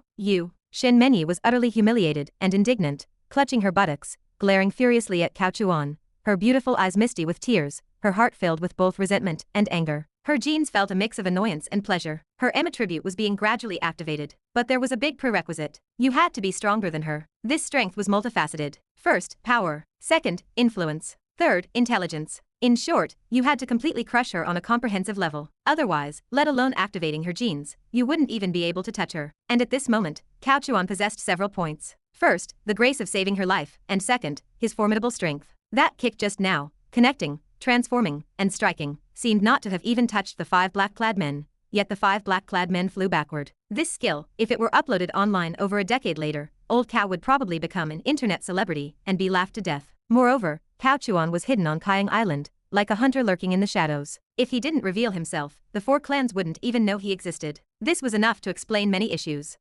She felt something. Shen Menyi's danchin warmed, and the healing effects of the medicinal pill began to work. Old Cow had slapped her just now, then directly threw the medicinal pill into her mouth, where it melted instantly. Melting instantly upon entry was the standard for good medicinal pills. Any that couldn't melt instantly were basically garbage. Don't just stand there dumbfounded. Cao Chuan pointed at the bonfire. Your clothes are all wet. Come and warm yourself by the fire, and heal your injuries. I'll be your protector. Shen Menyi had recovered some mobility now. She could walk and move, but her limbs were still weak. She couldn't walk far or move fast. Seeing her dawdle, Cao Chuan's expression darkened. Come here. Why so fierce? Shen Menyi secretly grumbled, then shuffled to the side of the bonfire. The red glow of the flames illuminated Cao Chuan's face and mask, flickering, making him appear even more mysterious. But the more she looked, the more familiar he seemed. Never mind, heal first. Shen Menyi couldn't remember, so she simply let go of her worries. The other party should not harm her. This guy was at most a bit perverted, enjoying hitting women. Humph. Once my injuries heal, I'll see if you're still so domineering. Looking at the woman who was closing her eyes to refine the medicinal pill's effects,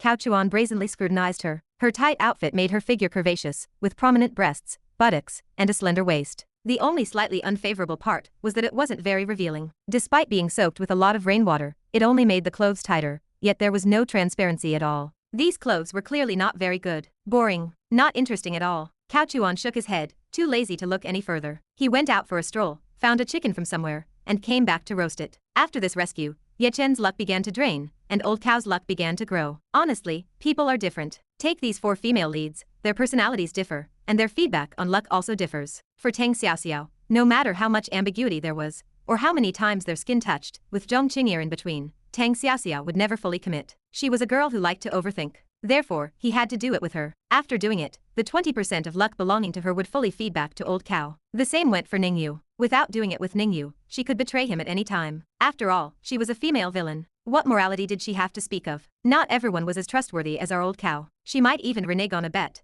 let alone matters between a man and a woman. But Shen Menyi was different. Her attribute was a bit masochistic, and occasionally a bit maternal. At this moment, she was at her weakest, both physically and mentally, making her very fragile. Hitting her a few times at this point would cause her inner self to tremble severely, perhaps even more so than if he had forced himself on her. It was precisely because of this attribute that, naturally, after these few slaps, Ye Chen's luck began to drain. But it was still a little short. Once Shen Menyi fully committed, that 20% of luck would probably be credited, and Ye Chen would completely lose 20%. At that time, Ye Chen would only have 25% of the protagonist halo left. It wasn't complicated to calculate. The crystal mine acquisition earlier also took 5% from Ye Chen. The 4 female leads each accounted for 20%. Old Master Shen's banquet accounted for 10%. So the last 5% belonged to Yan Cen. When Yan Sen died, Ye Chen would completely lose his trump cards and halo. Sizzle, sizzle. The fat from the roasted chicken dripped out, and the aroma filled the air. Shen Menyi, sitting across the bonfire, her complexion gradually became rosy, making her beauty seem to have improved by a notch. It must be said that women are most beautiful after the fact, when their faces are flushed. This is also directly related to physique. Not all women have this characteristic. If you encounter it, you must cherish it. 20 minutes passed in a blink of an eye. Shen Menyi slowly opened her eyes, her gaze first falling on the roasted chicken. It smelled so good. Her 6 senses were not closed during healing. In fact, They were even more acute than usual. Coupled with being a bit injured, she was very hungry. So she looked at the roasted chicken with a somewhat drooling expression. However, Shen Menyi was a disciplined woman, and her gaze quickly moved away, looking at the masked cow. Cao Chuan was unconsciously twirling the wooden stick in his hand, his gaze distant, seemingly pondering some problem, and had not noticed Shen Menyi, who had quietly opened her eyes. It's him. Suddenly, Shen Menyi remembered who this person was. She had met him once on her grandfather's birthday. Recalling that brief exchange and conversation, Shen Menyi had thought at the time that he was somewhat greedy, believing he was arrogant and conceited after gaining control of the crystals. Gurgle, gurgle. Her stomach rumbled with hunger. Hearing the sound, Cao Chuan snapped back to attention and looked up, their eyes meeting. The mature lady's face turned crimson. Chapter 187. Shen Menyi was still the refined older woman in the story. Her stomach's rumbling was instantly masked, and her mature, pleasant voice spoke, "Thank you." She was thanking Cao Chuan for saving her. But Cao Chuan was a master of psychology. He understood perfectly that her change of topic was not just about her stomach rumbling. She now appeared calm and wanted to gloss over everything that had happened before, including the slaps Cao Chuan had given her. She wanted to remain silent about them, as if they had not occurred. But Cao Chuan knew that if he did not strike while the iron was hot, he would have to find another opportunity later. He did not have that much time. Moreover, he had realized she was already awake and merely pretending. Cao Chuan glanced at her. "How much has your injury healed?" Shen Menyi reacted, looking inward and circulating her internal energy. A few seconds later, she spoke. "About 70 to 80%. What kind of medicinal pill is this?" "The medicinal effect is surprisingly strong." Shen Menyi was startled. This kind of treatment for internal injuries was something the four clans did not possess. The treatment was not only effective but also fast. The market price would definitely be considerable. Cao Chuan replied, "It is my exclusive formula. One of these costs 5 million to produce, and the quantity is limited." He was telling the truth. 1,000 luck could be exchanged for 1 gram of crystals, or 1 healing medicinal pill. Currently, the black market price for 1 gram of crystals was 4 million, easily rising to 5 million, and even then, money did not guarantee a purchase. Cao Chuan quickly added, "Such a good medicinal pill. I usually cannot even bear to use it myself. I gave it to you just now, and you even suspected it was poison. You tell me, was there any problem with me hitting you just now?" Shen Menyi's expression darkened. This scoundrel, why bring up what is best left unsaid? She did not even want to argue with him, yet he insisted on bringing it up. Cao Chuan seemed not to notice her expression, leisurely turning the roasted chicken in his hand. "Besides, if it were not for the fact that we have met before and for the sake of a friend, why would I care if you died?" She had already recognized Cao Chuan, so she naturally knew who the friend was, her good sister, Lei Ting. Cao Chuan was Lei Ting's master, after all. This was like what she said at the birthday banquet. It was also for Lei Ting's sake that she spoke so much with Cao Chuan. She had not expected Cao Chuan to take advantage of his crystals and demand exorbitant prices, eventually leading to their falling out. "Who are you?" Shen Menyi asked. She was pretending. Cao Chuan could not be bothered with her pretense, and waved the roasted chicken in his hand. "This chicken from Kunlun Mountain tastes good and is rare. Perhaps we will not see Kun chickens again soon. This can also be used as a medicinal tonic. You are lucky. Do you want to eat it?" Grumble. Her gaze swept over the greasy chicken skin, and Shen Menyi was indeed hungry. It smelled good and she wanted to eat it. Shen Menyi spoke softly. "What are the conditions?" "Clever girl," Cao Chuan praised. "If you want to eat chicken, help me do something. Tell me. Help me record a video." "Video? What kind of video?" Shen Menyi frowned in surprise. Cao Chuan smiled. "I once made a bet with a woman who did not know her place. I said I could make young Miss Shen of the Shen family completely subservient to me. She did not believe me, but I do not want to lose." Shen Menyi's heart flared with anger. Betting with herself? And completely subservient? If it were not for him saving her life just now, this matter would not be over. And he even wanted her to cooperate. She felt he was asking too much. Just for one roasted chicken? A boring bet. Shen Menyi scoffed lightly. Cao Chuan shrugged. "Although it is boring, the stakes are high. I can give you half." "What are the stakes?" Shen Menyi asked curiously. "A small box of crystals, about 10 caddies." Shen Menyi's beautiful eyes narrowed sharply. 10 caddies was 5,000 grams. At current black market prices, that was roughly 25 billion. Cao Chuan smiled. 10 caddies.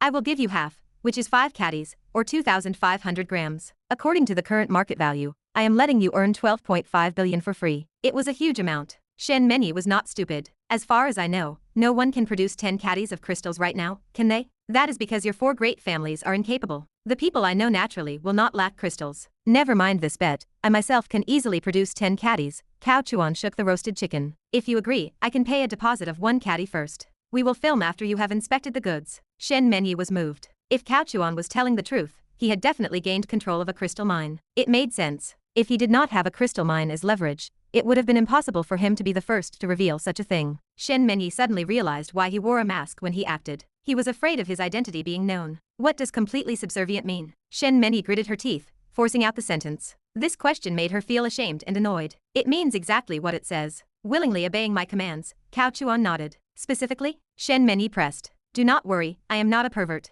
I will not make you do anything inappropriate, nor will I make you take off your clothes or anything. At most, I will have you serve tea, pour water, and massage my legs. That is all. That is it. Shen Mengyi was again tempted. Otherwise, Cao Chuan retorted. Of course, if you want to go deeper, I can cooperate with you too. No need, just like that. The words slipped out, and she agreed. The initiative was in his hands. This meant that those slaps, combined with a series of small schemes, had been effective. Just a little bit more, and that 20% of luck would be in his hands. Wait. Shen Mengyi suddenly had second thoughts, her heart tightening. Are you planning to show this to someone after filming? Do not worry, the other party is a woman. That is still not good. What if the recording gets out? Shen Mengyi quickly shook her head. From her words, it was clear that she did not oppose filming this, she was just afraid of it getting out. It will not, Cao Chuan shook his head. It is just a bet. I will show it to her in front of her. The item will not change hands. I will delete it after she watches it. Why should I believe you? I do not even know what you look like right now. Shen Mengyi probed. Cao Chuan raised an eyebrow. You are right. Then I will show some sincerity and take off my mask. After all, we will be partners from now on. Old Cao directly removed his mask. It is you? Shen Mengyi feigned surprise. She was not a great actor, but Cao Chuan decided to let her gain a sense of accomplishment. Cao Chuan smiled. Did not expect that, did you? I really did not expect it. Shen Mengyi secretly rejoiced in her heart, thinking she had seen through him, not realizing how good his own acting actually was. Cao Chuan handed her the chicken. Here, this is for you. Eat well and replenish yourself. Such a serious injury. Although the medicinal pill was effective just now, your body's origin has suffered some damage. Most people do not get to eat my kun chicken. Shen Mengyi took the roasted chicken. Cao Chuan said, now you can feel at ease about the video, right? It will not take long to film. Who did you bet with? Shen Mengyi asked curiously. Ning Ji. It is her? This time she was genuinely shocked. Ning Ji has 10 caddies of crystals? I gave them to her before, Cao Chuan said indifferently. How much do you have? Why did you give them to her? What is your relationship? Are you not with Bu Jinyan? Slap. Cao Chuan was enraged. He stepped forward, grabbed her, and slapped her with a backhand. Ugh. Shen Mengyi was stunned. If she could not fight back earlier due to internal injuries, then this strike was enough to show Cao Chuan's strength. His speed was so fast, and his strike so precise, that she could not even resist. Stop asking so many questions. Do not pry into a man's business. Just eat your chicken obediently. In any case, you will get your 5 caddies of crystals afterwards. Cao. She could pretend earlier, but now that her body had recovered, even if Shen Mengyi pretended, she had to act very angry. She directly inserted the wooden stick into the ground, creating a hole in the concrete. She stood up and threw a punch. Old Cao secretly thought, beautifully done. I was waiting for you. Chapter 188. A drum delivered right to the door. Just hit it. A mere early-stage Danjin, a prodigy of her generation, is only considered so compared to ordinary people. Old Cao's strength is enough to crush her with one hand. What realm is Cao Chuan in? Whether he is a Danjin grandmaster is unknown, as they have not truly fought. But with dozens of layers of the chi refining technique, he seems to be an entirely different system from these martial artists. In the future, with thousands of layers of the chi refining technique, he will be invincible. Moreover, with the strengthening fluid, this is the blessing of 100,000 luck. The transformation of his physical body alone is beyond what an ordinary Danjin martial artist can achieve. Of course, Cao Chuan also knew in his heart that while he said this, he was definitely not an invincible existence. If he were truly invincible, even if old Cao liked to scheme, he would not mind going into berserk mode a few times and directly crushing the Child of Destiny. But currently, only the Child of Destiny can still bring a sense of crisis to old Cao. This has nothing to do with strength. It is like some kind of ethereal force. He helped her with a massage, alleviated her pain, and even transferred a wisp of true chi to her. This feeling was wonderful. She even trembled a little. Cao Chuan chuckled. With this strength, you still dare to fight me. Tell me, should I or should I not teach you a lesson? You should know that there are always people beyond people, and heavens beyond heavens. In the future, you must consider the pros and cons before acting, otherwise, you will only be the one to suffer losses and injuries. Actually, people with psychological issues are very easy to control. You just find the right timing and cater to their preferences. For example, now, Cao Chuan always says things like, tell me, should I or should I not hit you? Don't think this is old Cao being smug after getting the upper hand.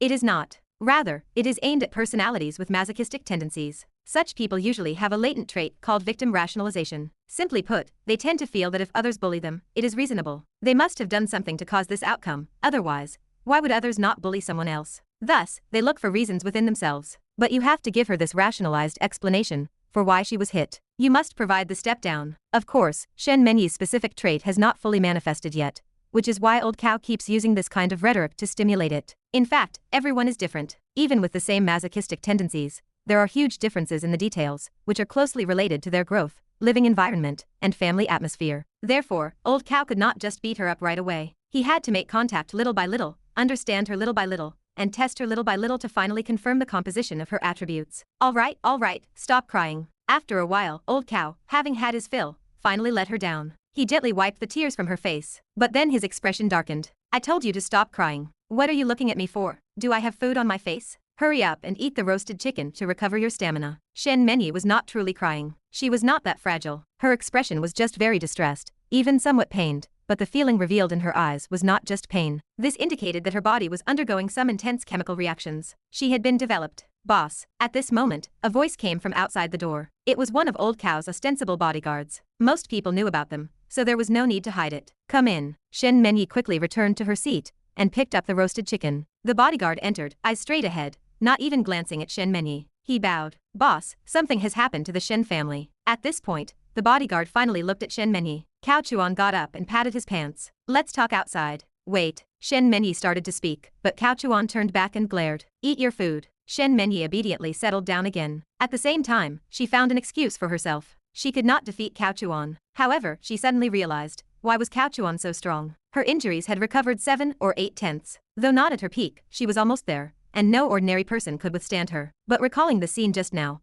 Cao Chuan seemed to have used a kind of hidden force, directly deflecting her power and locking her down, leaving her with no ability to resist. Was this late-stage Danjin? Or Danjin Grandmaster? Impossible, right? A 40-year-old Danjin Grandmaster? She knew Cao Chuan's information. The real Cao Chuan was 41 or 42 years old. Even if he looked young, he was still over 40. A 40-year-old Danjin Grandmaster seemed to have only been recorded in some special documents, and that was a long time ago, before the so-called Age of Dharma decline. At that time, heaven and earth spiritual qi was abundant, and everyone's cultivation speed was generally faster. But with the advent of industry, the world was constantly being destroyed, and spiritual qi had long since become thin. At this time, even reaching the hidden force realm was a bit difficult. Danjin martial artists were extremely rare. Danjin grandmasters were like phoenix feathers, and anything beyond that was legendary. In comparison, Cao Chuan was truly a bit terrifying. Thinking of these things, a thought subconsciously popped into Shen Mengyi's mind. She could not defeat him, and she had actively attacked him, so being beaten seemed deserved. If it had been another Danjin grandmaster, she would probably have been courting death, and severe injury would have been unavoidable. After all, there is a saying in the circle, a grandmaster cannot be insulted. Speaking of which, he was still kind. Self-brainwashing. Self-development. Also, something happened to the Shen family? What happened? Who got into trouble? He did not let his subordinates speak in front of her, perhaps to protect her. In short, at this moment, her mind was in chaos, but it was working very quickly, thinking of many messy things. On Cao Chuan's side, something really happened to the Shen family. Second Master Shen died. That is right, the Danjin Grandmaster is dead. Completely kicked the bucket. The Shen family truly mastered the Tao of courting death. First, they chased the Child of Destiny, then they encountered Ye Chen, who possessed a small portion of luck. If he did not die, who would? The two brothers were reunited, and he did not die at Ye Chen's hands. It was Ye Chen. The medicinal pills taken by the Child of Destiny were no less effective than the items from the system mall. So the medicine Ye Chen gave to Ye Chen quickly healed his internal injuries. Then, during the fierce battle between Ye Chen and Second Master Shen, Ye Chen launched a surprise attack, and that was the outcome. However, the matter was not over. People from the Shen family arrived, and people from the Ning family also came, including the hidden Danjin Grandmaster of the Ning family, who directly confronted Yin Chen. This group fought a chaotic battle, with deaths and injuries. Bullets and grenades were also displayed wildly. Amidst the rain and water curtain, the scene was like a martial arts spectacle, exceptionally layered and cinematic, making people's blood boil. Ye Chen and Ye Chen gradually fell into a disadvantage. With the Danjin Grandmasters neutralizing each other, the others attacked Ye Chen, which would always distract Yin Chen. The master and disciple were besieged and injured, but the Child of Destiny still had at least 25% luck. So at this moment, a crucial figure appeared again. Just as Ye Chen was almost killed by Second Master Shen earlier, Ye Chen arrived. Now, the master and disciple were in a bad situation, so the Bu family arrived. Shen Changeng was overjoyed. Old Bu, quickly, have your old ancestor kill Yin Chen. Okay. Bu Kingda chuckled and suddenly attacked, striking the unsuspecting Ning Ji with a palm, knocking his head askew. Ning Ji never expected such an end for himself, and he died very carelessly. Shen Changeng was furious. Bu Kingda, what are you doing? You really are a spy for the 4 clans. Have you reached an agreement with the Ye family? Shen Changeng misunderstood. Bu Kingda chuckled. How did my son die back then? You. Shen Changeng narrowed his eyes. The Shen family was also a victim in that matter. Back then, the Ning and Ye families used the Bu family's eldest son as a lure, also to scheme against the Shen family. It is just that before the scheme was complete, something happened to the Ye family. The Shen family essentially picked up the title of #1 in Jiangnan for free, and from then on, they lived a pretentious life. He was so pretentious that he did not even know his own name anymore. How did you know? Shen Changeng knew about this matter. He originally held it as a trump card to indirectly control the Ning family, intending to use it at a critical moment to let the Bu family deal with the Ning family or restrain them. But he did not expect Bu Qingda to know. I knew it long ago, I just kept it hidden. Moreover, the Ning family has been very prominent these past few years, and a good opportunity like this is hard to find now, Bu Qingda sneered. At this time, on the periphery, there were not many people around. Most had gone to besiege Ye Chen, so only a few people knew about Ning Ji's death. Well, it was also because the Bu family acted swiftly, and all the surrounding Ning family disciples died. Old Bu, I will keep this matter a secret for you. Now, let us kill the remnants of the Ye family, especially Yin Cen. Yin Sen, that old guy is not dead yet? Bu Qingda was shocked. Not dead. Where is your old ancestor? Did not come. Shen Changeng's mouth twitched, then he shook his head. Never mind. Let us kill Ye Chen first. Do not worry, Ning Ji's death will be blamed on the remnants of the Ye family. Haha, I had the same idea. Bu Qingda felt refreshed at this moment. He also knew that Shen Changeng's words were meant to create leverage against him for the future. But Bu Qingda did not care at all. Shen Changeng was thinking too much. He would find an opportunity to kill him too. It was a pity Shen Changeng was guarded, otherwise, he would have killed him when he killed Ning Ji just now. Damn it. This old fox. In the shadows on the periphery, the simulacrums were slowly recording the situation here. There were simulacrums all around, and quite a few of them, so Old Cow was able to receive the latest and most detailed information. This trap was set. He had been planning for so long. Was it not all for this moment? But this was just the beginning. Old Cow's goal tonight was not just to win over Shen Menyi, nor was it just to help Ning Yu ascend. This most likely only completed half of it. There was still a bit of a good show to come. Our family. Back inside the house, Shen Menyi spoke impatiently, but she was glared back into silence by Old Cow's gaze. Chapter 189. After sitting down, Cao Chuan lit a cigarette. He looked at Shen Menyi with a deep gaze, his eyes conveying a myriad of emotions, seemingly hesitant whether to tell her what had happened. Shen Menyi understood, but the words caught in her throat. She did not ask, perhaps afraid of being reprimanded. After a long while, and half a cigarette, Cao Chuan slowly spoke. Your second master Shen is dead. Shen Menyi shot up, the roasted chicken in her hand falling to the ground. This was a genuine display of losing her composure, completely disregarding the food in her hand. A Danjin Grandmaster dead? Shen Menyi could not imagine how such a master could die. Only those who understood the Danjin realm knew how powerful a Danjin Grandmaster truly was. It was a physique that transcended mortals, where every move could easily exert 1,000 caddies of force. To kill a Danjin Grandmaster, it would be very difficult without heavy weapons. If he could not win, could he not at least escape? Unless he fell into a trap. That was it, Shen Menyi suddenly realized. When she was ambushed by the Ye family members earlier, she had already thought that second master Shen might fall into an ambush, but she was preoccupied with her own safety, and was later saved by Cao Chuan. She had no time or opportunity to warn him. How did he die? He was killed by Ye Chen and Yin Sen working together. Cao Chuan nodded and continued. When your second master Shen was pursuing Ye Chen, he was probably about to succeed when Yin Sen suddenly emerged from the side and launched a heinous sneak attack. And Yin Sen is an old Danjin Grandmaster. He has numerous methods and trump cards. Just look at Ye Chen. Ye Chen is only his disciple, yet it is difficult for your 4 clans to kill Ye Chen, let alone Yin Sen himself. Furthermore, we just received news that the Ning family's family head Ning Ji has also died. Although it is uncertain how he died, it is highly likely related to Ye Chen and Yin Cen. Shen Menyi believed it. In fact, it was true. There was not a single flaw in the logic. It would be strange not to believe it. And Shen Menyi was suddenly horrified. Ning Ji was dead. Then what about her own father? At this moment, Cao Chuan's bodyguard entered again. He whispered something into Cao Chuan's ear,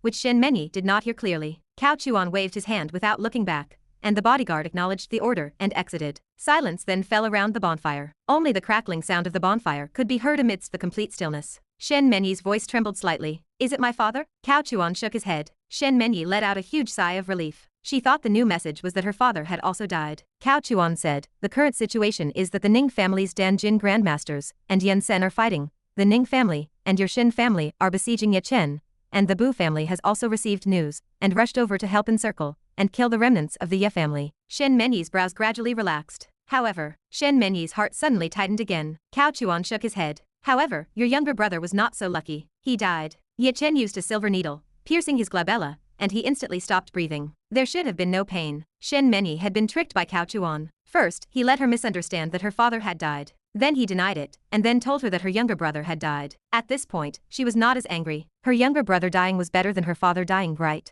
At least for her, this was barely acceptable. Born into a family, life and death sometimes were for honor. This was their destiny. I want to go back. Shen Menyi was fine now, but she looked at Cao Chuan with a hint of pleading in her eyes, as if seeking his permission. Only if Cao Chuan agreed would she go back. But how could Cao Chuan agree? Cao Chuan shook his head. You going now will not help anything, and might even distract your father. Do you want revenge? To kill Ye Chen and Ye Chen? Yes, Shen Changeng said in a deep voice. Then wait here. When I first received the news, I already ordered my bodyguards to handle it. Barring any accidents, Ye Chen will not live past tonight. As for Ye Chen, that depends on his fortune, Cao Chuan said indifferently. This also counts as you agreeing to help me fulfill the bet, and I am returning the favor. I Cao value favors the most. At this moment, it was just starting to have an effect. She was completely immersed in Cao Chuan's control field. If she were to leave, it would be difficult to find such an opportunity again once she regained her senses. Third sister, save me. On the other side, young Master Ning was fleeing for his life. During the chaotic battle earlier, he watched Shin Karyui being killed right before his eyes by a single silver needle shot from a distance. In his fear, he thought of his second young master. He could not die now. The Ning family was waiting for him to inherit, so he instinctively disengaged from the battlefield, keeping far away from the remnants of the Ye family. Then he got separated, and suddenly several people appeared, attacking him without a word. If he had not reacted quickly, he would have been instantly chopped to death. Then young Master Ning fled, with several people chasing him from behind, including Bu Jinyan. You killed my Bu family's descendant, you killed my direct elder brother, so do not blame me for cutting off your Ning family's direct lineage. As long as it is a male, you all die. Do not let Bu Jinyan's small, cute appearance fool you. She was by no means a pushover. If Bu Jinyan did not seize such a good opportunity, she would be foolish. Tonight, no matter who died within the 4 clans, it would be the work of the remnants of the Ye family. Everyone would agree on this without question. In his desperate flight, young Master Ning ran into Ningyu and Yen Ji, who were cracking melon seeds on the periphery. Young Master Ning was overjoyed and quickly ran to Ningyu's side. At this point, it was 3 against 4. He only saw clearly who the newcomers were when he looked back. Young Master Ning was furious. Bu family? Bu Jinyan, are you crazy? You actually want to kill me? Hee hee. Bu Jinyan sneered. Perfect, killing 1 is killing 2 is killing. Since you are both from the direct lineage, then go die together. After speaking, Bu Jinyan directly made her move. She attacked young Master Ning and Ningyu with her 3 subordinates. Their strengths were similar. None of them were transcendent. At least not on the surface. Yen Ji was also deeply hidden. This foolish woman. Ningyu narrowed her eyes, looking disdainfully at the charging Bu Jinyan. She really was a blockhead. These few people were not even enough for Yen Ji to fill her teeth. Kill them all. Ningyu chuckled. Leave that blockhead alive, so someone does not blame me. Ningyu was also annoyed by Bu Jinyan, but she was more afraid of Cao Chuan's schemes against her. As for everyone else besides Bu Jinyan, their lives or deaths did not matter. The battle was one-sided. Yen Zi's moves were on par with Shen Changeng's. Unless there was a Danjun Grandmaster, she was almost invincible among those of the same realm. Crack, crack. Several crisp sounds echoed. Either necks were twisted, or bones were shattered. In an instant, only Bu Jinyan, Ningyu, young Master Ning, and Yen Ji remained. 4 against 3 became 1 against 3. Bu Jinyan was greatly shaken. She had not expected Ningyu to have such a young master by her side, someone she had never heard of. This woman was truly deeply hidden. She had known this woman was always cunning, but she had not expected her cunning to be so profound. It could be seen from young Master Ning's expression. Yen Ji, you are transcendent? Yen Ji nodded without speaking. Young Master Ning was overjoyed and turned to look at Bu Jinyan. Ha ha ha ha ha. Did not expect that, big sister Bu family. You made a wrong move. Surrender obediently, hee hee hee. Young Master Ning's mind was already conjuring up some images at this moment. Tonight, whatever happened within the 4 clans was the doing of the Ye family. This was a recognized unspoken agreement. At this moment, everyone's moods were different. Young Master Ning, having escaped death, experienced great joy and sorrow, becoming even more unrestrained. His usual hidden pretense of righteousness was completely overwhelmed, and he wore a lewd expression, full of vulgarity. Ningyu was expressionless, looking at Bu Jinyan with a half-smile, like a victor. And Bu Jinyan, shocked and angry, glanced around, already prepared to flee. A wise woman does not suffer immediate losses. Our little lady had always been like this. When it is time to be cowardly, she is quicker than anyone. But seriously, if it were not for Yen Zi's presence, Bu Jinyan would absolutely not be afraid of Ningyu and young Master Ning, even if they teamed up. Yen Ji, move. Yes, Yen Ji responded. Bu Jinyan instinctively turned around. Young Master Ning hurriedly shouted, Yen Ji, leave her alive. Do not kill big sister Bu family. I want to have a good time. Ah. Before he finished speaking,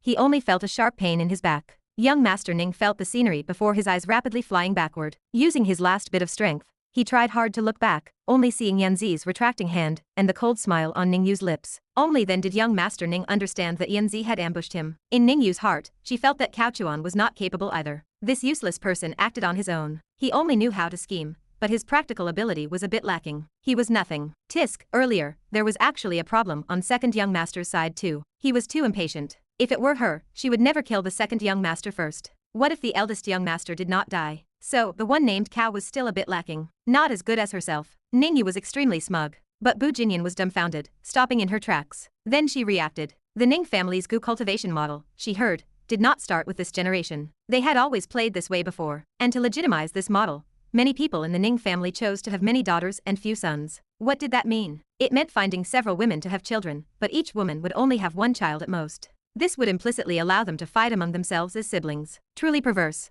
Yin Zi went to dispose of the body. Meanwhile, Ning Yu and Bu Jinyan exchanged glances, the atmosphere heavy with tension. Bu Jinyan snorted. Planning to kill me to silence me? Why would I kill you to silence you? Was not my elder brother killed by the remnants of the Ye family? Ning Yu retorted. Bu Jinyan smiled. From today onwards, I will have to reevaluate you, Ning Yu. Ning Yu looked smug. It is an honor, but I do not need to reevaluate you because you are, as always, a blockhead. Damn you. Chapter 190. Shen Menyi was not the type to dwell on grudges like Voldemort. Still, she and her brother shared a genuine bond. They were not like the gu-rearing siblings of the Ning family, who only sought to consume one another. On a daily basis, Shen Menyi exuded a protective older sister aura, and Shen Karyui respected her deeply, always listening to her guidance. Therefore, while Shen Karyui's death was something Shen Menyi could process, it still left her deeply saddened. Everyone's personality is different. When Shen Menyi felt internal pain, she preferred to experience physical suffering. Perhaps it was a way to fight poison with poison, making her feel less miserable inside. In the original plot, it was much the same. Her Shen family suffered many misfortunes. Second Master Shen died easily,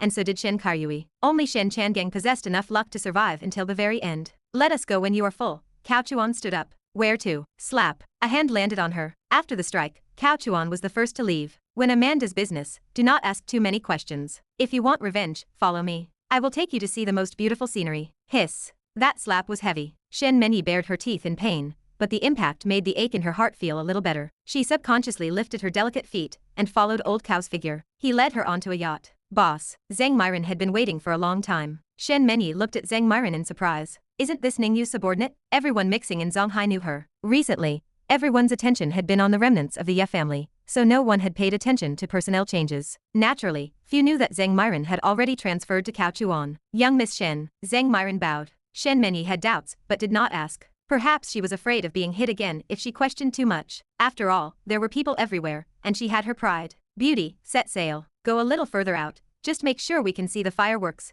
Cao Chuan instructed. Yes. Zhang Myron bowed and withdrew. These words were vague, but Shen Menyi still did not ask. She followed Old Cao with curiosity into the yacht's cabin. The interior of the luxury yacht was lavish, but it was just a setting for what was to come. Red wine filled the glasses. Why drink alcohol? Was it to get her drunk? No, Old Cao was not the type to use cheap tricks. He was a gentleman. This wine was not just for drinking, it was a step toward her submission. I have some cooperation with Ning Yu, Cao Chuan smiled. I saw this beauty was capable, and my family happened to be short a housekeeper, so I asked Ning Yu for her. Aren't you afraid Ning Yu will plan to spy next to you? That woman is not kind. Shen Menyi frowned. If you can think of it, can you not think that I can as well? Cao Chuan said with a half smile. These words were a form of psychological pressure, striking down the other party's confidence while elevating his own cunning. Shen Menyi instantly felt the weight of his words, subconsciously chewing on the meaning behind them. They clinked glasses and finished their drinks. Come on, let us shoot. Now, anyway, there is nothing to do. I have already promised to avenge you, to avenge Second Master Shen, and your brother. Yen Sen will die tonight. Just wait and enjoy the show, Cao Chuan said. He seemed to know exactly what she was worried about. He continued, do not worry, it is just you and me. No one on this ship will rashly barge into my room. Then, what do I need to do? Just follow my instructions. Remember 4 words, completely obedient. Shen Menyi seemed to acquiesce. This was Cao Chuan giving her the reason for the deaths of her family members. Normally, such news would crush one's spirit, leaving no room for interest in anything else. Only someone truly heartless would move forward, but Shen Menyi's hidden, masochistic traits functioned differently. The more pain she felt internally, the more she needed physical sensation to counteract it. Fighting poison with poison allowed her to be reborn. Old Cao was truly thoughtful.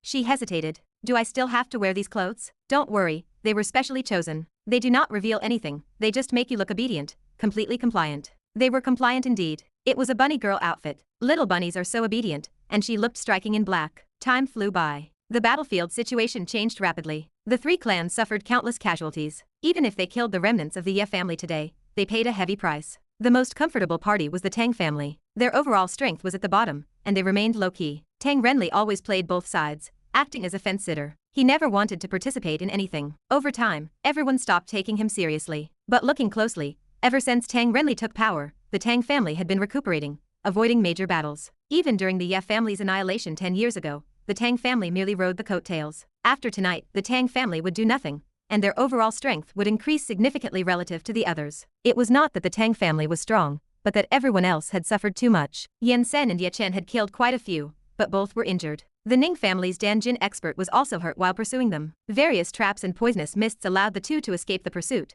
leaving the others far behind. Their target was the seaside. Xiaoyizi, let us leave first, and then we will settle accounts with these families properly later. Tonight's debt is not over. Okay. Ye Chen clutched his chest. Another wave of pain hit him, more intense than before. Ye Chen thought he was seriously injured and supported him. Xiaoyizi, are you all right? I am fine. Ye Chen shook his head, enduring the agony. They were almost at the seaside. Ye Chen pointed to a corner. My speedboat is hidden over there. We can leave as soon as we get on board. Just hold on a little longer. Just as they were about to reach the boat, Ye Chen stopped. A palpitation, more unsettling than the pain, gripped him. What is wrong? Master, wait. Ye Chen's intuition was confused. He felt danger, but could not perceive its source. Master, you go start the speedboat first. I will set up some traps to teach these people a lesson. He had to be cautious. He trusted his instinct. The master and disciple acted separately. The speedboat started, backing out. Immediately after, before Ye Chen could call out, a sudden change occurred. Ye Chen's luck was tied to Ye Chen's, and both were nearly exhausted. Luck, by nature, can warn people, but as it faded, the warning came late. Ye Chen felt a terrifying crisis that made his hair stand on end. He was a master of his craft and immediately jumped to escape. But with a deafening bang, the world changed color. Ye Chen, nearly 100 meters away, was thrown to the ground by the blast wave. As for Ye Chen, he was simply vaporized. The person was gone, the boat was gone, and the surrounding seawater evaporated, leaving a deep pit. The blast wave swept several hundred meters, throwing the pursuing members of the three clans backward. Several kilometers away, Old Cow, who had been enjoying himself, was startled. Here, Cao Chuan threw a bath towel at Shen Menyi and walked out. Come out and watch the fireworks. Shen Menyi followed him, wrapped in the large towel. She heard the explosion. Boss, it exploded. Zhang Myron looked at the woman following behind, still wearing bunny ears. She was stunned. Boss, you are playing quite an elaborate game. Shen Menyi noticed Zhang Myron's gaze, removed the bunny ears, and pretended to be calm as she looked toward the dark horizon. A small mushroom cloud rose in the distance. What is that? That is Ye Chen's speedboat. Old Cow spoke softly. Our Zhang Myron placed explosives connected to the engine. As soon as it started, the countdown began. I guess Ye Chen has vaporized by now. Zhang Myron nodded. News just came in. Ye Chen is confirmed dead. Ye Chen escaped. What? Cao Chuan was speechless. He could escape that. A Danjin expert died, but a transformation realm expert lived. The logic seemed flawed, but Zhang Myron explained that Ye Chen had stopped just before boarding. Cao Chuan understood. Luck had not completely failed yet. About 20% remained. Ye Chen was dead, which earned him 5%. Now only Ning Ji remained. Once she was dealt with, Ye Chen would pose no threat. Your second master Shen has been avenged. Cao Chuan turned to look at Shen Menyi. She stared into the distance, her dark eyes sparkling. Let us go. Next, let us finish what we started. Old Cow's plan was nearly complete, but Ye Chen still had some plot threads left. On the beach, Ye Chen struggled to rise, looking at the crater. His master was gone. The people of the three clans caught up, surrounding him. Among them was a Ning family Danjin master. Ye Chen seemed doomed, but he was a child of destiny. As long as his halo lingered, chance would always provide a way out. In the distance, several large ships rapidly approached. The authorities had arrived. Chapter 191. Lu Jiayu, this supporting female character, also possesses some luck. Therefore, even with Cao Chuan blocking all news, she could still obtain invitations to major events in the plot from unexpected corners. Just like this time, Lu Jiayu accidentally received intelligence, sent back by a spy within the four clans. Although the spy did not know what everyone was doing, the detailed intelligence provided allowed Lu Jiayu to deduce that several families seemed to be doing the same thing. Furthermore, through subsequent investigation and repeated verification, it was confirmed that several major families had taken their bloodline members out to sea. Connecting this with Ye Chen's sudden disappearance, she could almost confirm that Ye Chen was somewhere at sea, either on a cruise ship or a deserted island. Afterward, Lu Jiayu told Lu Old about this, and then told Long Hao. Long Hao made a decisive move, taking the in-country 6th Division and members of the Long family, and set out to sea. However, not knowing the exact location, they could only investigate, while searching in different directions, essentially trying their luck. The coincidence was that the explosion was almost visible as a small mushroom cloud from the shore. This helped Lu Jiayu pinpoint the direction. Several boats sped up and soon reached Kaiying Island. By coincidence, they also rescued the dying Ye Chen. Director Long, Shen Changeng stepped forward, his face cold and grave. Our three clans suffered such heavy losses tonight, and you think you can just take him away? Bu Qingda chuckled. Director Long, your timing is perfect. Kaiying Island is now full of corpses. We will have to trouble the 6th Division to help collect them. Oh, and did you hear that explosion just now? Ye Chen has been atomized, completely and utterly dead. Long Hao's expression changed. Ye Chen is dead? The death of a Danjin expert was a major event. The second master of the Shen family also died, but Shen Changeng did not mention it, intending to hide the matter. For a moment, the three clans and Long Hao were in a standoff. Long Hao said in a deep voice, Gentlemen, I must take Ye Chen back, but I can guarantee that after I investigate tonight's events, I will give you all an explanation. What will you use to give an explanation? Just my Long family, Long Hao said proudly. To be honest, these ancient martial arts families were not particularly afraid of An Country. Although An Country was considered the governing body for ancient martial arts families, it at least operated on reason. Without reason or evidence, they would need a good excuse to deal with them. But the Long family was different. The three top northern families were already formidable, and Long Hao was the leader of the family. Shen Changeng and Bu Qingda exchanged glances, seemingly discussing something. Ultimately, Shen Changeng said, the remnants of the Ye family must be tried in Zonghai and cannot be taken back to the capital. Furthermore, during the interrogation, at least 3 family members must be present. Agreed, Long Hao nodded. Bu Qingda took a step back, which was considered tacit approval. After all, tonight's objective had been achieved. He was only targeting the Ning family. Now that the Shen family had agreed to hand over the remnants of the Ye family to the 6th division, he certainly could not have any objections. All right. Cao Chuan tossed the ponytail whip aside. This filming was a perfection. Actually, not much was done. It was just ordinary, having the maid serve tea and water. The small whip in his hand was only for when she was disobedient, to give her a lash. There was not much explicit content. Afterward, Shen Meni went to change her clothes. She felt like she had gone crazy. The chaotic emotions she had felt earlier had now become somewhat rational. This was the attribute of a masochist. Inner pain, needing the body to resist. Once all the pain was completely offset, she would once again return to her former self, that proud and mature woman. The contrast was immense. At the same time, Shen Meni also thought of a very terrifying thing. She did not even know why she had agreed to such a request just now. One must know that this video was meant for Ningyu. They would often see each other. How could she face Ningyu in the future? She would surely be laughed to death by her. She might even be threatened by her. Although Cao Chuan had promised to delete the video, it had still been seen by Ningyu. She was crazy. She was also foolish just now. Why did she agree to such a request? Shen Meni changed her clothes. The previous ones were soaked. Now she was wearing a long black dress and high heels, her hair neatly styled. She was tall and outstanding, reaching nearly 1.75 meters with her red-soled high heels. Upon entering the room where she had been humiliated,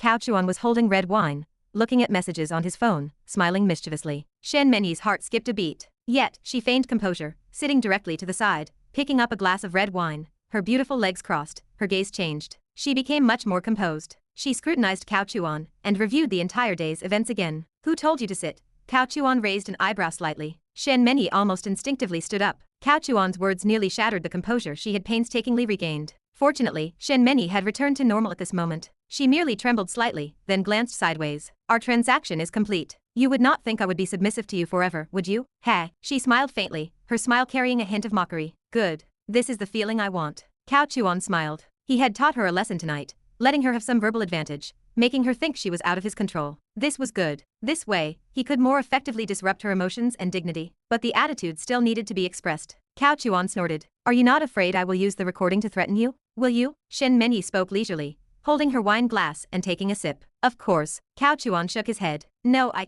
have always been trustworthy. The 5 caddies of crystals I promised you will naturally not be short, and the transaction is indeed over. Shen Meni breathed a sigh of relief, with a hint of an inexplicable feeling. Ding. Cao Chuan clinked glasses with her. I hope you will keep tonight's matter a secret, me coming to Kaiying Island to kill Ye Chen, and helping you kill Yan Cen. He proactively gave her a handle on himself, allowing her to grasp it. This detail was also very crucial. If only Cao Chuan had a handle on her, she might not dare to interact with Cao Chuan alone in the future, whether due to shyness, fear, or anything else. In any case, there would be a barrier. But if they both had handles on each other, then the relationship would be equal. He could just find another opportunity to beat her. Anyway, she was already devoted. Okay. Shen Meni's expression indeed softened. Afterward, she also made a request. About the recording, could you not show it to Ningyu? Ah, Cao Chuan knew perfectly well, but feigned confusion. Did we not agree? You do not want the 5 caddies of crystals anymore? Shen Meni's ears turned slightly red, her composure instantly dissipating somewhat, as she explained. My relationship with Ningyu is just average. If she saw the recording from earlier. Oh, Cao Chuan suddenly understood, then sighed.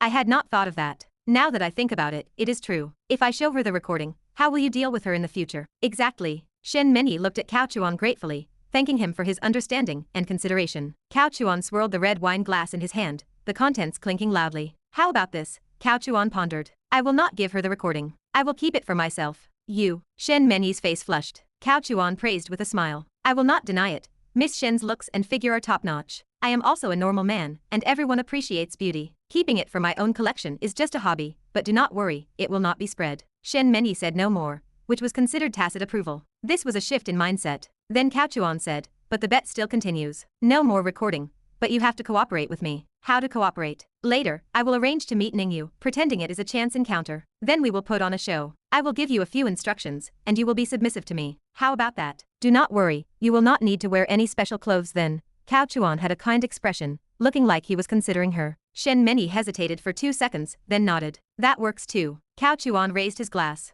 Shen Meni this time actively clinked glasses, and both of them drank in one gulp. Putting down the wine glass, Cao Chuan smiled. But honestly, Miss Shen's filming state is really good. Are you interested in filming a few more times? No. Shen Meni instinctively shook her head. It was already shameful enough just now, and she still felt very awkward thinking about it now. Cao Chuan chuckled. You misunderstood. Not the submissive kind, but beautiful photos. Women, their youth is limited. At their best age, leave some of the best photos and videos for your own collection. When we are old, taking them out to look at them will also be a wonderful treat. Do you still trust me? Cao Chuan used some manipulation tactics, smiling. Currently, only the two of us in this world know about this. I will not spread it. There was also a hint of control in those words. Only the two of us know. If you do not agree, I will let more people know. Of course, he would not actually do that, but it would give people that impression. It was not a threat, just a way to make Shen Meni feel more inclined towards this state. It was an advanced version of the old routine. A secret known only to two people would infinitely draw them closer. No, do not. Shen Meni hesitated for a long time,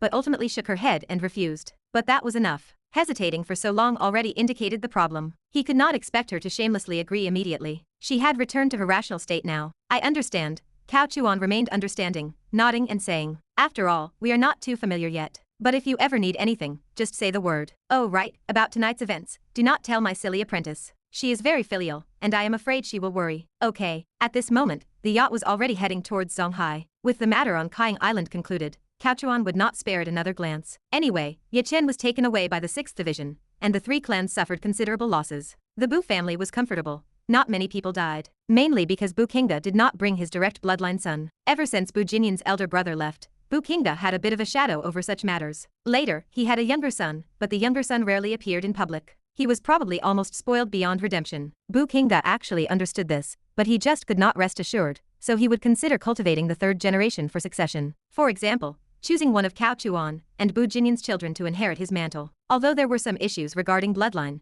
it was not impossible to operate. Chapter 192. Miss Shen. Zhang Myron held a plate of fruit. At this moment, Shen Meni sat on the top deck of the yacht, enjoying the sea breeze and the view, her thoughts drifting far away. Her posture was elegant, and her profile was breathtaking. Zhang Myron was momentarily lost in admiration of her poise, finding it hard to believe that the woman in black stockings and long rabbit ears from earlier was the same person. Truly, one should not judge a book by its cover. Shen Meni returned to reality and smiled charmingly. You are Zhang Myron? Yes, Miss Shen, Zhang Myron replied, placing the fruit plate down and avoiding her gaze. Your name suits you perfectly. You truly are a beauty, Shen Meni said with a smile. Zhang Myron hastily demurred, returning the compliment. Miss Shen is the one with natural beauty. Shen Meni smiled. When did you start following him? A few days ago. Ning Yu is truly heartless. If it were me, I couldn't bear to give you away, Shen Meni blurted out, immediately trying to sow discord. However, Shen Meni did not genuinely harbor such thoughts. It was merely a casual remark. She continued, but following him isn't bad. Does he bully you? No, Boss Cao is very good to all of us subordinates. Shen Meni nodded and waved her hand lightly. Zhang Myron bowed and withdrew. Shen Meni's gaze was profound. The current situation was dire. Her second uncle had died, and her younger brother had also passed away. Fortunately, her father was still alive, but her family would surely not be peaceful. It was also fortunate that revenge had been exacted. If Ye Chen had been allowed to escape, there would have been more trouble. It was a pity she could not contact her father now. Some matters would have to wait until she returned home. After thinking about her family's affairs, her thoughts then turned to Cao Chuan. She recalled some of the scenes filmed earlier, a normal master and maid scenario, serving tea and water, and then a whip if the maid was disobedient. There were still marks on her buttocks now. Closing her eyes, she took a deep breath. She did not know what a black history was, but she knew she had been crazy just now. Forget it. She would not think about it anymore. But sometimes, the more you try not to think about something, the more it lingers in your mind, like a nightmare. She tried to force herself to think positively. 5 caddies of dragon crystals. Perhaps that was the best news. Such a large quantity. The entire Shen family did not even possess that much. The 4 great families combined did not seem to have that much on the surface. As for what they had privately, no one knew. Just like someone such as Cao Chuan, who could have known that his private bets started at 10 caddies. If that got out, it would scare people to death. Shen Meni once thought he was arrogant. Now, it seemed he was incredibly cunning. His strength was powerful, his influence was considerable, and his resource reserves seemed to be beyond what an ordinary family could match. If it had not been for tonight's events, everyone would have overlooked Cao Chuan. Cunning fellow. Oh right, it could not be called crystals anymore. Crystals was the original name Cao Chuan came up with, and it sounded rather perfunctory. Now, its name was Dragon Crystals. This name immediately evoked a Chinese style. These crystals seemed worthy of this name. This name had spread from the north, seemingly given by a family there. But it did not matter. Who cared what it was called? All that mattered was that it was very valuable. In an instant, the yacht returned to the Zonghai Marina Club. Do you need me to arrange a car to take you back? Cao Chuan asked with a smile. No need, just lend me a phone. Shen Menyi shook her head. Cao Chuan had Zheng Myron arrange it, and soon Zheng Myron brought a mobile phone and handed it to Shen Menyi. Keep in touch. Shen Menyi took the phone and turned to disembark. She still swayed as she walked. Cao Chuan watched her retreating figure and said, Beauty. Zheng Myron stepped forward, bowing to listen. Cao Chuan continued to stare at Shen Menyi's graceful figure as she walked away, instructing, later, when Ning Ji looks for you, tell her about today's situation. Ha, Zheng Myron was startled. I am referring to everything about Shen Menyi. Tell her everything you saw and heard, just the truth. As he spoke, Shen Menyi had already disappeared into the night. Cao Chuan turned to look at Zheng Myron. Boss Cao smiled slightly. Do you understand what I mean? I understand. Like hell she did. Zheng Myron had no idea what he meant, but she still nodded. Also, you can mention that I am on Kaiying Island tonight. Do not reveal anything else, understand? I understand. Let us go, work is done for tonight. Cao Chuan disembarked. Meanwhile, at Zhong Qinger's place, downstairs, Wang Haodong was drinking beer, guarding as usual. The devoted second male lead. When he was tired, he would sleep in his car. Fortunately, he had an RV. When he woke up, he would occasionally stare at the window. His happiest moments recently were the few times Tang Xiaoxiao went shopping. Following her from a distance, he could at least see her, and seeing her happy satisfied Wang Haodong. However, everyone has a limit to their endurance, and even a lickspittle cannot really lick forever. Even those who are naturally lickspittles cannot chase one target their whole lives. Anyway, today, he felt a hint of impatience for the first time, or rather, he began to reflect for the first time. Was this going to be meaningful if he continued like this? Not only was he annoying people, but he also had no dignity. In reality, Tang Xiaoxiao was not the only one he could lick. There were so many pretty girls. Did he have to lick her? Who did she think she was? Tell me, should I give up? Wang Haodong asked his butler. Although he had asked himself for a long time, he just could not bear to, always feeling like something was missing. The butler was greatly alarmed. He instinctively raised his hand and felt his young master's forehead with the back of his hand. Young master, are you having a fever? Get lost. Wang Haodong slapped away the butler's hand and glared. This young master is asking you a serious question. Just tell me, if I continue to persevere, is there still hope? Ah. The butler stammered. Hope is slim. After saying this, the butler was ready for a kick from his young master. But this time, there was none. The butler saw his young master actually fall silent. It was over. He was not having a fever. He was being an idiot. Usually, the young master enjoyed licking very much. Even just looking at the lights on the 26th floor, he would smile happily. Today he had not even looked up much. Oh no, could the young master have a problem with his cervical spine? Young master, what exactly is wrong? Are you feeling unwell? Tisk. Wang Haodong clicked his tongue, shaking his head in distress. I just suddenly understood some things. You know I have liked Xiaoxiao for so long, chased her for so long. What am I doing it for? For her body, of course, the butler blurted out. You are vulgar. Wang Haodong cursed, furious. Is this young master that kind of person? Would I chase a girl for so long just for her body? Do you think I am an idiot? The butler grimaced. Wang Haodong pointed at him. If you bare your teeth at me again, I will knock them out with one slap. The butler shook his head. Young master, this old servant is not baring his teeth.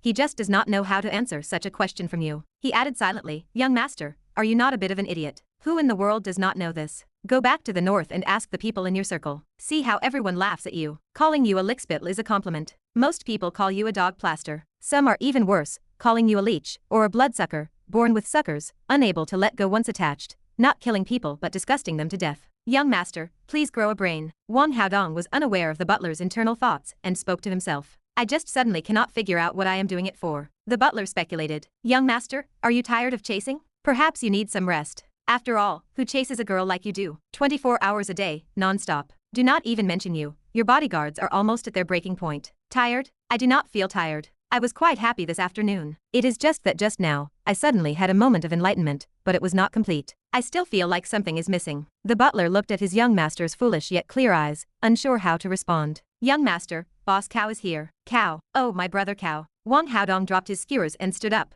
Boss Cao got out of the car, smiling. Dong Zi, it is raining outside. There is no need to stand guard every day, is there? Wang Haodong chuckled. It is fine, I have an awning. Brother Cao, you are here so late. I was just gathering information. Oh, by the way, I need to tell you. Boss Cao put his arm around Wang Haodong and whispered, you are free. What do you mean? Wang Haodong looked bewildered. Cao Chuan explained, I just got news. You know Ye Chen, right? Ye Chen sounds a bit familiar. Wang Haodong paused. Immediately, Wang Haodong turned and shouted, Butler, who is Ye Chen? The butler scurried over, smiled at Boss Cao, and then said, Ye Chen, if I am not mistaken, should be the former chief instructor of an country, a Danjin expert. Hiss. I remember now, it is him. I knew it sounded familiar, but it was too long ago, and there has been no news of him these past years. Brother Cao, what do you mean by suddenly bringing him up? Wang Haodong was stunned. Cao Chuan said, I just found out some news. Ye Chen is dead, and the remnants of the Ye family have been arrested by the 6th Division. That is why I said you are free. The remnants of the Ye family should not threaten the safety of the 4 clans now, so you do not need to stand guard here every day anymore. Both were shocked. And Danjin expert dead, Ye Chen arrested. Such big news, and they had not received any word. It seemed Boss Cao had many information channels. The butler took another look at Boss Cao. Cao Chuan patted Wang Hedong's shoulder. I rushed over here just to tell Xiao Xiao so she can rest assured. Boss Cao, if I may ask, are your information channels accurate? The butler asked doubtfully. Basically accurate, because it came from a friend within the 4 clans. You probably know her, Shen Menyi of the Shen family. I am quite close with her, so it was her. The butler nodded. Then the news is basically correct. Thank you for informing us, Boss Cao. No problem, Cao Chuan laughed heartily. Dong Zi and I are like long-lost brothers, and this intelligence is not worth much. You will probably receive the news soon anyway. Wang Haodong nodded and said to the butler, go on. I want to chat with my brother Cao. The butler bowed and withdrew. Wang Haodong did not care about the remnants of the Ye family, or the 4 clans. He only cared about one thing. Brother Cao, I have a question. Go on. Do you think if I keep persevering like this, Xiao Xiao will change her mind? Honestly, as a brother, I really want to tell you directly that it is hard to get results even if you persevere. But also as a brother, I cannot be pessimistic. I have to support you, so Cao Chuan shook his head. I really cannot answer that question. Wang Haodong understood, and with a grateful expression, said, thanks, Brother Cao. Among my friends, you are the only one who tells me the truth. Hey, Cao Chuan waved his hand. What kind of relationship do we have? Even though we have not known each other long, I truly consider you my younger brother. Brother, from now on, you are my true brother. Wang Haodong exclaimed emotionally. Good brother. Chapter 193. Tonight is a night worth celebrating. As for me, old Cao, I am currently pondering a question. Should I directly take care of Ningyu and then proceed with the system settlement? Or should I first take care of Shen Menyi, and then go for Ningyu? There is a difference. After all, the settlement might have a difference of over 100,000 luck points. Just like Lei Ting in the first storyline, if I had taken care of her before settling, I would have gotten more luck. Of course, the time wasted going back and forth would also consume some luck, since settling a day earlier means more luck. Forget it. Why think about these things? If there is a batch tonight, I will deal with it tonight. Tomorrow's problems can be thought about tomorrow. Sigh. It is me. Both of them had rested. Old Cao carried a slight smell of alcohol. He had indeed drunk a little. He started with red wine, then chatted with Wang Haodong downstairs for a while, ate some barbecue, and also drank about 3 bottles of beer. It was not enough to get him drunk, but the smell of alcohol was strong, and it was already past midnight. When he came over, aside from the faint light in the entryway,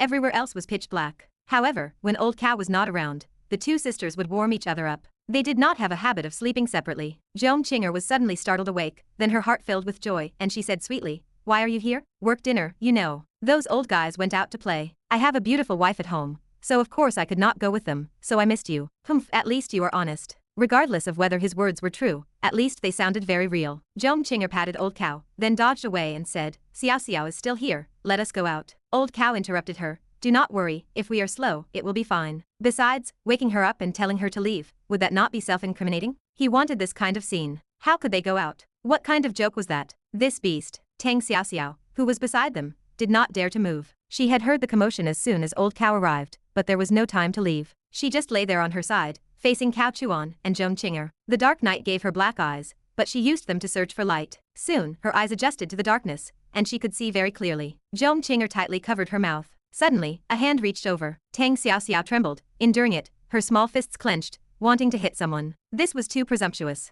Was he not afraid of being discovered? This scoundrel. Oh, she has a sense of shame. That makes it fun. To be honest, old Cao was really tired. He had been physically and mentally exhausted during this period. Do you think our old Cao has been having an incredibly good time every day? Wrong. Completely wrong. Firstly, internally, his brain was working incredibly hard. He had so many things to consider every day. To deal with Ye Chen, he had to ensure there were no omissions. Just this point alone put an enormous burden on his brain. Then there is the physical aspect. First, you have to ensure peace in the inner chambers, and the foundation of that peace is providing enough nourishment to the home flowers. There is nothing wrong with that, right? So, do not think that Bu Jinyan, that silly little chili, is a small eater, and does not last long. But she eats frequently. She wants extra meals all the time. So even though she eats little, old Cao still has to perform the same way. He cannot do less just because she eats less, can he? What is the difference between half an hour and an hour? And this is just Bu Jinyan. Add Zhong Qinger, who also does not eat much, but requires a lot of appetizers before the meal, which is also very time-consuming. And he cannot possibly favor one, and not feed the others. Speaking of which, Lei Ting was the most well-behaved. She was not greedy. Mainly, Lei Ting was busy enough, so she did not eat with Old Cow very often. The food at home had to be delicious to keep them from ordering takeout. Now there is also Shen Menyi, and in the future, Ning Yu. A family of 6, all clamoring to be fed. It is imaginable that Old Cow will be even busier later. So, Old Cow, I thought of a good solution, which is to eat communal meals. Everyone eats together, the same ingredients, producing the same portions. This is highly likely to succeed, because destined heroines come with a sharing function in their genes. They are very generous, but they need to be properly educated. Starting tonight, early the next morning, Cao Chuan left first. It was best not to show up at this time, and let them talk amongst themselves. Anyway, everything was under control, and he was not afraid of them exposing themselves. Of course, actually, Old Cow could have sent Tang Xiaoxiao back next door after dawn, and perhaps Zhong Qinger would not have known what happened the next day. But there was no need. Now Ye Chen was about to be finished. The villain's halo had now reached a peak, the peak of 9 Lin Hans, just a little bit more. The villain's halo now suppressed everything. You are injured? Back at the mansion, Cao Chuan heard from Zhang Myron that Bu Jinyan was injured. Internal injuries. Her face was not good, but after a night of recuperation, she had recovered quite a bit. Bu Jinyan, this silly girl, was so delicate. She was just like a little beast that had been bullied outside, and returned home to see its master, looking so pitiful it made one's heart ache. Bu Jinyan clung to him, her face full of grievance. Someone hit me. Who? Cao Chuan angrily demanded. Ning Yu. Damn it, that woman is asking for death, daring to bully my big idiot. Let us see how I deal with her. You are the big idiot. Heh, Cao Chuan snickered. You tell me if you are an idiot or not. I have told you some things, but you insisted on going there yourself. Do you have no one to use under you? Do you not understand the saying? A good warrior achieves victory without famous feats. The best strategy is to attack with schemes and strategize from behind the scenes. Who rushes to the front line themselves? Luckily, you ran into Ning Yu this time. That woman and I have some private dealings. Otherwise, that Yanzi by her side could have killed you in minutes. Bu Jinyan looked shocked. You actually know Yanzi? Nonsense, what does your man not know? Cao Chuan grumbled, pinching her face. However, although I know that woman showed you mercy, she still injured you. I will definitely settle the score with her later. We will get Yanzi over here to be your personal maid. What do you think? Bu Jinyan's face lit up with joy. Can we? Why not? Yanzi can be your maid, Ning Yu can be my maid. We each do our own thing. I knew you stinky man, had ill intentions. Watch me bite you to death, Aovu. Bu Jinyan bit Cao Chuan on the shoulder. Cao Chuan smiled. All right, stop messing around. I will help you heal. Old Cow was genuinely healing her. But this little lady was not proper. Soon, she also discovered a problem. She was angry. Who did you give the public grain to? Are you sick? You are the one who is sick. You cannot even get it up anymore. What? You stepped in the wrong place. All right, over here. Cao Chuan grabbed her small foot and moved it a little to the side. Oh, I knew it. I wondered why it felt like it could indent. Bu Jinyan gave an awkward smile. Cao Chuan could not be bothered with her. Bu Jinyan wondered, did you also go to Kaiying Island last night? Nonsense, I was afraid something would happen to you, so of course I had to go and see. Bu Jinyan narrowed her eyes. You had other plans, did you not? Oh, the big idiot became smart? Cao Chuan looked askance and said, of course. Otherwise why do you think Ning Yu would suddenly kill her brother? Bu Jinyan raised an eyebrow. You made her do it? Do not worry about these things. I will step on you to death. The aftermath of last night's incident was enormous. Before dawn, as the 4 clans returned to Zonghai, the news spread almost simultaneously. Not only did the Tang family receive the news, but even various onlookers in the north also learned of the situation, especially the death of Yin Cien. This matter could not be kept secret. A Danjin grandmaster who had been hidden for at least 10 years actually perished on an uninhabited island off the Zonghai Bund. This was a huge matter. Do not say Yin Sen had no background. He was once a member of the 6th Division, a man of an country. Even if he left, that identity would follow him for life. But the problem was, no killer could be found. It was unbelievable. No one knew how Yun Sen's boat exploded. Moreover, the investigation team organized by Long Ha found special drugs in the afternoon, which were prohibited explosives. The 4 clans could not get them, and few people in the north could easily obtain them. The most important thing was that from the size of the explosion, the amount of explosive could be roughly calculated. Such a large amount of explosives would 100% be registered. It could not have come from the black market. So, currently, there was no evidence, and the 4 clans could not be blamed. And Ning Ji was dead. Both the eldest young master and the second young master of the Ning family were dead. This clearly looked like the work of Ye Chen and Yin Sen, because the feud between the remnants of the Ye family and the Ning family was irreconcilable. Previously, Ye Chen had taken the head of a Huajin elder of the Ning family, which showed that the Ning family's losses were definitely related to Ye Chen. This logic was correct. The Shen family also suffered significant losses. Shen Karyui died, Bu Jinyan was injured, and Bu Kinga was injured. The Danjin grandmaster of the Ning family was also injured. The Danjin grandmaster of the Shen family died. Now it seemed, even if the 4 clans won, it was a Pyrrhic victory. Tang Renli of the Tang family was smiling so hard his face almost split. Waking up, all his opponents were so miserable. The mood of Tang Renli at this moment is something no other family can understand. Chapter 194. The Ning family. Ning Ji is dead. The eldest young master is dead. The second young master is dead. The young master, Ning Zeng, had already died before. You do not realize it until you count, but they are all gone. It is not just these few. Several Dan-Jin practitioners also died. The Ning family's foundation was weak,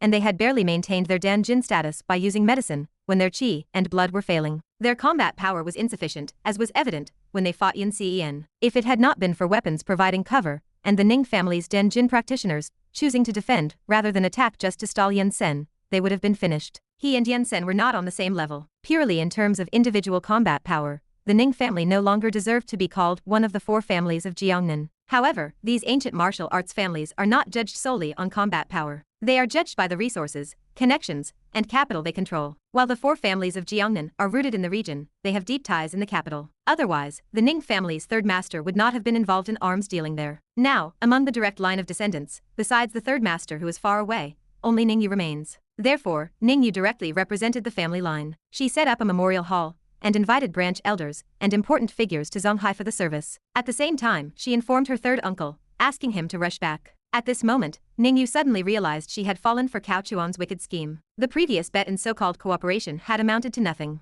Cao Chuan had mentioned a crystal mine, but she had not seen it yet. Originally, she had thought that by taking control of Cao Chuan's crystal mine, and with her brothers gone, she would naturally take power. She had bought off many agents within the family over the years, so her ascension should not have been difficult. But now, Ning Yu realized that the crystal mine was not in hand, and she had no trump card to appease the various branches. She could not offer them benefits yet, especially since Ning Ji had also died. She had never anticipated this. For a moment, she felt lost and had to call Cao Chuan. I need to see you. All right, the usual fishing spot, for PM. A panting voice came from the phone. What are you doing? Beast. Ning Yu cursed and threw her phone away in disgust. Doing that in broad daylight? What else could he be but a beast? At 4 p.m., Cao Chuan sat upright, fishing. Still the same routine, wearing his helmet. What exactly is this helmet? Ning Yu asked. Her legs appeared, shining brightly despite the gloomy weather. I told you, it is to prevent your sneak attacks. Are you here alone? Is Yanzi not with you? Cao Chuan looked back. Stop trying to scheme against my Yanzi. I have already given you a beauty. Ning Yu snorted. Cao Chuan did not press further. He smiled. Why are you in such a hurry to meet me? Are you ready to be a rouge horse and fulfill the bet? I am here today to ask you when you will admit defeat, and when you will give me the bet. Ning Yu sat on a nearby fishing chair, and retorted. Cao Chuan laughed. Is it because without the crystals, you are afraid you cannot control the branch elders of the Ning family? Indeed, this guy had been scheming against her since the moment they made the bet. She had guarded against him in every way, yet she still could not prevent his plots. Wealth moves hearts. She had been solely focused on the crystal mine, but had overlooked this old schemer's plot. The eldest young master should not have been killed. He should have been allowed to step forward first to deal with the clan elders. Then, when he could not control them, she would make her move. Presumably, by that time, the bet would have been completed, and she would have appeared with the crystal mine. The branch elders would have had to call her grand ancestor. Whoever can provide benefits is the boss. This is an eternal truth. But now, everyone was dead, and she had no choice but to step forward herself without any trump cards. Ning Yu said coldly, was my father also killed by you? Wrong. Cao Chuan raised his hand and lifted his fishing rod. Do not wrongly accuse me of that. Last night, my subordinates only killed 2 people. Your father's death has nothing to do with me. However, I know that the Shen family is inextricably linked to this matter, because when your father died, Shen Changeng was right there, smiling very happily. Ning Yu's brow furrowed slightly. She pondered whether this guy was scheming against her again. She could not figure it out, but she felt that Cao Chuan should not be lying to her. Our bet must have a deadline, right? Ning Yu asked. If you cannot win over Tang Xiaoxiao and Shen Menyi your whole life, am I to be dragged along by you forever? You are right, Cao Chuan nodded. Indeed, a time should be set. You say it, lest you think I am scheming against you again. 3 days. Ning Yu snorted. Okay, Cao Chuan agreed without thinking. Ning Yu was stunned. Honestly, 3 days would pass in a blink, but Cao Chuan had to deal with Shen Menyi and Tang Xiaoxiao. He could not use force, and the bet was strict. She had suggested 3 days, because she could not stand his confident look, and wanted to annoy him. Who would have thought he would agree? This meant either he had already succeeded, or he was scheming something else. Are you sure? I said 3 days, not 3 weeks, nor 3 months. Yes, I know it is 3 days. Starting now, the bet ends at 4 p.m. the day after tomorrow. Cao Chuan chuckled. Ning Yu was speechless. She really could not understand where he got his confidence. She narrowed her eyes, staring at his expression. Have you already succeeded? Guess. Ning Yu's mind raced. Tang Xiaoxiao might be easily fooled by Cao Chuan, but to make her willingly become a third party, while knowing he had countless women? Ning Yu did not believe it. However, it was not impossible for Tang Xiaoxiao to be tricked or drawn into a trap. Even if Tang Xiaoxiao had fallen, what about Shen Menyi? The possibility of Shen Menyi becoming submissive to Cao Chuan was too small. Ning Yu still firmly believed she could not lose. This scoundrel was probably deliberately trying to scare her. I do not believe you can win, she coldly snorted. 3 days later, I will be waiting to take over the crystal mine. You will not renege on the deal, will you? Cao Chuan said seriously. I might have fooled many people in my life, but I have never gone back on my word. Now I am actually a little worried that you will not keep yours. Ning Yu felt a pang of guilt. She had indeed thought about reneging if she won, turning and leaving rather than being his rouge horse. But she would not admit it. You will not win. Whatever, Cao Chuan shrugged. I am not afraid of you reneging either. Not many people who have reneged on me have ended up well. Are you threatening me? Yes, are you scared? Tisk. Ning Yu turned her head, too lazy to bother with him. But she still felt uneasy. This guy was cunning. If she really lost and tried to renege, the consequences would be very troublesome. Last night, the three of them had played games all night and slept straight until the afternoon. Tang Xiaoxiao, who had a slightly better physique, woke up at 3, showered, and returned to the second bedroom. Zhong Qinger, however, did not wake up until past 4. When she woke, a pang of hunger hit her, and she remembered the madness of the night. She felt she had harmed Tang Xiaoxiao. She thought she had vaguely complied with Cao Chuan, and then the battle had spread to Tang Xiaoxiao's side, and Cao Chuan had accidentally taken her as well. She felt she had let Tang Xiaoxiao down. She found Tang Xiaoxiao in a daze in the second bedroom. The two sisters exchanged glances, both a little awkward. Zhong Qinger apologized. I am sorry, Xiaoxiao. Ha, Tang Xiaoxiao was puzzled. I was so groggy last night, I did not expect to drag you into it too. I am so sorry. Tang Xiaoxiao instantly understood Zhong Qinger's thoughts. A wave of guilt washed over her. It should be me who is sorry for you. Tang Xiaoxiao had long wanted to find an opportunity to be frank with her, but she had never found the suitable moment. She had been afraid that confessing would lead to a complete collapse. But now it seemed like a good opportunity, and she felt genuinely guilty. Qinger, I am sorry. Tang Xiaoxiao got up, and the two sisters embraced. Why? Zhong Qinger was startled. Actually, it is not the first time with him. Zhong Qinger abruptly pushed Tang Xiaoxiao away, looking at her with a shocked expression. I am sorry. I do not want to hear sorry. When did you? One time after drinking too much. Tang Xiaoxiao pulled Zhong Qinger close and began to explain some of the misunderstandings. Chapter 195. Ning Yu did not stay to fish with Cao Chuan for too long. She was very busy, so she left after confirming the details of their bet. Cao Chuan did not try to keep her. Even though Yanzi was not present, Old Cow did not act roughly toward her. Old Cow, I am not that kind of person. Only when she got into the car did Ning Yu relax. She glanced at Yanzi and said, let us go back.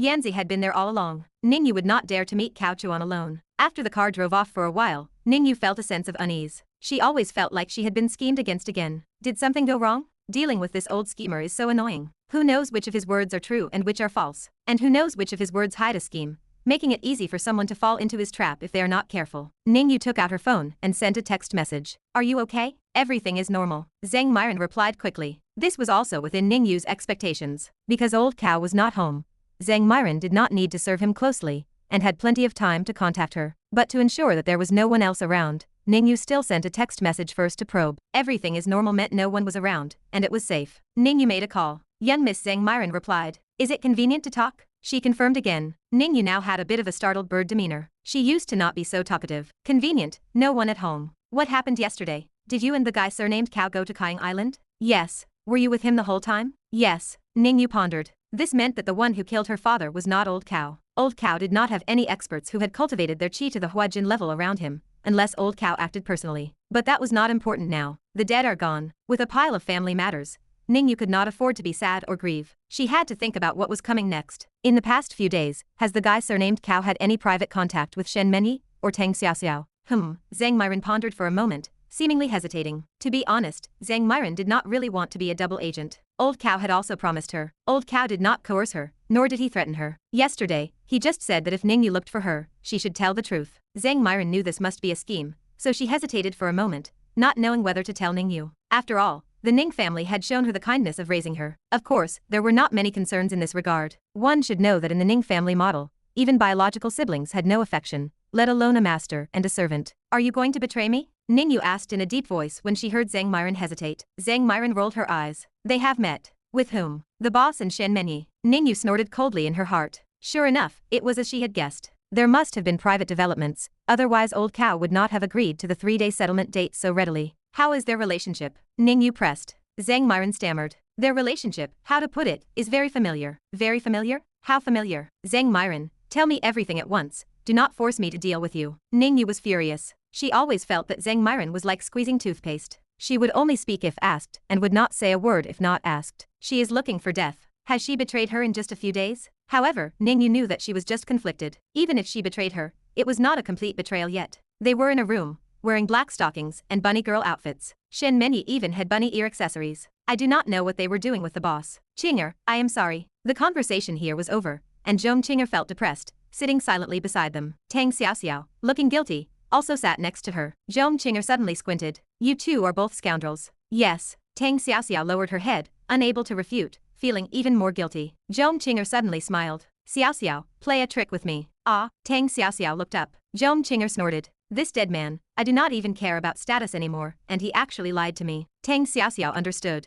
Zhong Qinger actually did not blame Cao Chuan and herself for their affair, but only blamed Cao Chuan for hiding it from her. Is there something wrong with this logic? Tell me, will you help me or not? Zhong Qinger said in a deep voice. You lied to me. If you do not help me, we are breaking up. Help. Tang Xiaoxiao nodded repeatedly. Zhong Qinger snorted, raised her hand, and pinched Tang Xiaoxiao's cheek. You are really something, Tang Xiaoxiao. Usually, you pretend to be timid and weak with me, but behind my back, you snatch my man? I am sorry. Tang Xiaoxiao lowered her head again. I do not blame you for what happened with him, I just blame you for lying to me. You really do not blame me? What is the use of blaming you? You know my relationship with him. We cannot possibly get married. I have thought about it for a long time. Zhong Qinger suddenly sighed. This guy will definitely marry another woman in the future, because his status is there, including my mom. She always talks about introducing a wife to him. I have always known that this is unavoidable. It is just a matter of time. When that time comes, all I can do is dutifully call her godmother. Otherwise, my parents would be furious. So, I have already prepared myself mentally. He will not only have me,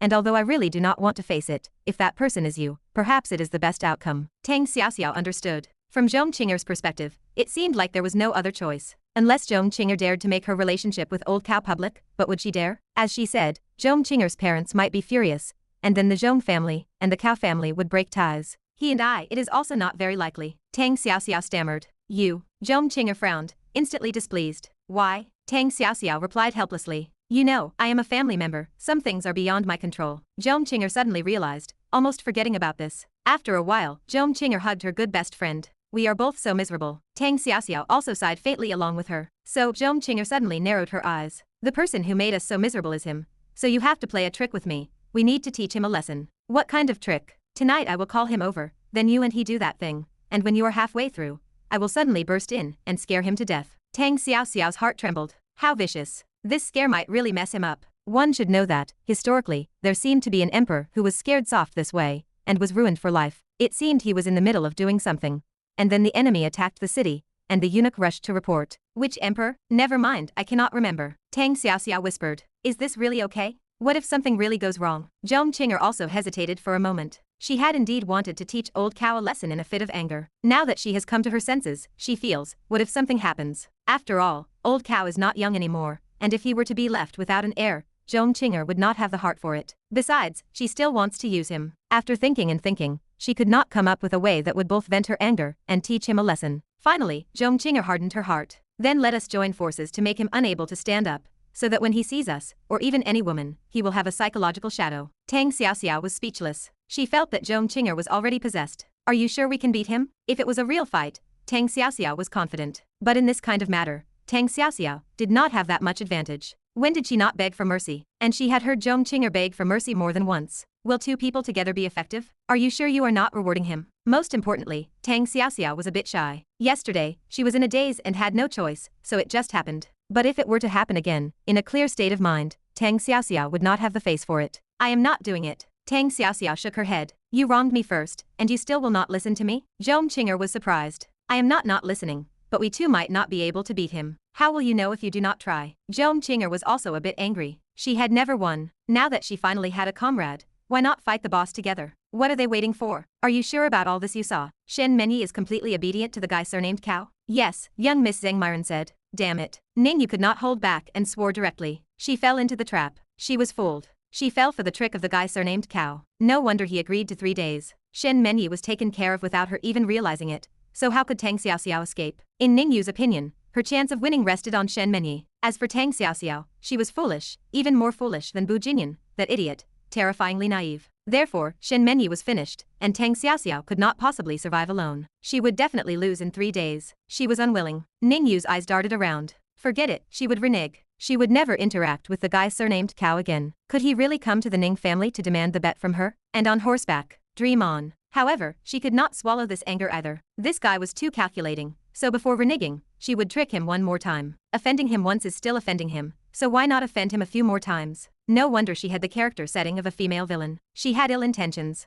Not everyone is a gentleman like old Cao. Ning Yu hung up the phone and immediately called old Cao. Hello, speak quickly if you have something. I am reeling in a fish. This one is at least 50 caddies. Cao Chuan's voice came through. Ning Yu did not believe him. Now, no matter what Cao Chuan said, Ning Yu did not believe it. Reeling in a fish? I think you are a sly one. My little sister wants to borrow some crystals from her big brother. Borrow? Yes, borrow. My little sister wants to stabilize these family elders first. Anyway, the bet is only for 3 days. If big brother wins, even I will be yours. So you should help your little sister, should you not? And if my little sister wins, the crystals are originally mine. So it is not really borrowing. There was nothing wrong with what she said. Cao Chuan asked, how much do you want to borrow? The more the better. I want to stabilize the family elders and blind their eyes. All right, you can come get it later. When? Tomorrow, I have private matters tonight. All right. Humph. Ning Yu hung up the phone with a coquettish tone, looking triumphant, and turned to Yanzi. Yanzi, get out of the car. Follow the guy surnamed Cao later. I said I have something tonight. Maybe he is going to get the crystals. It would be best if you can find his warehouse.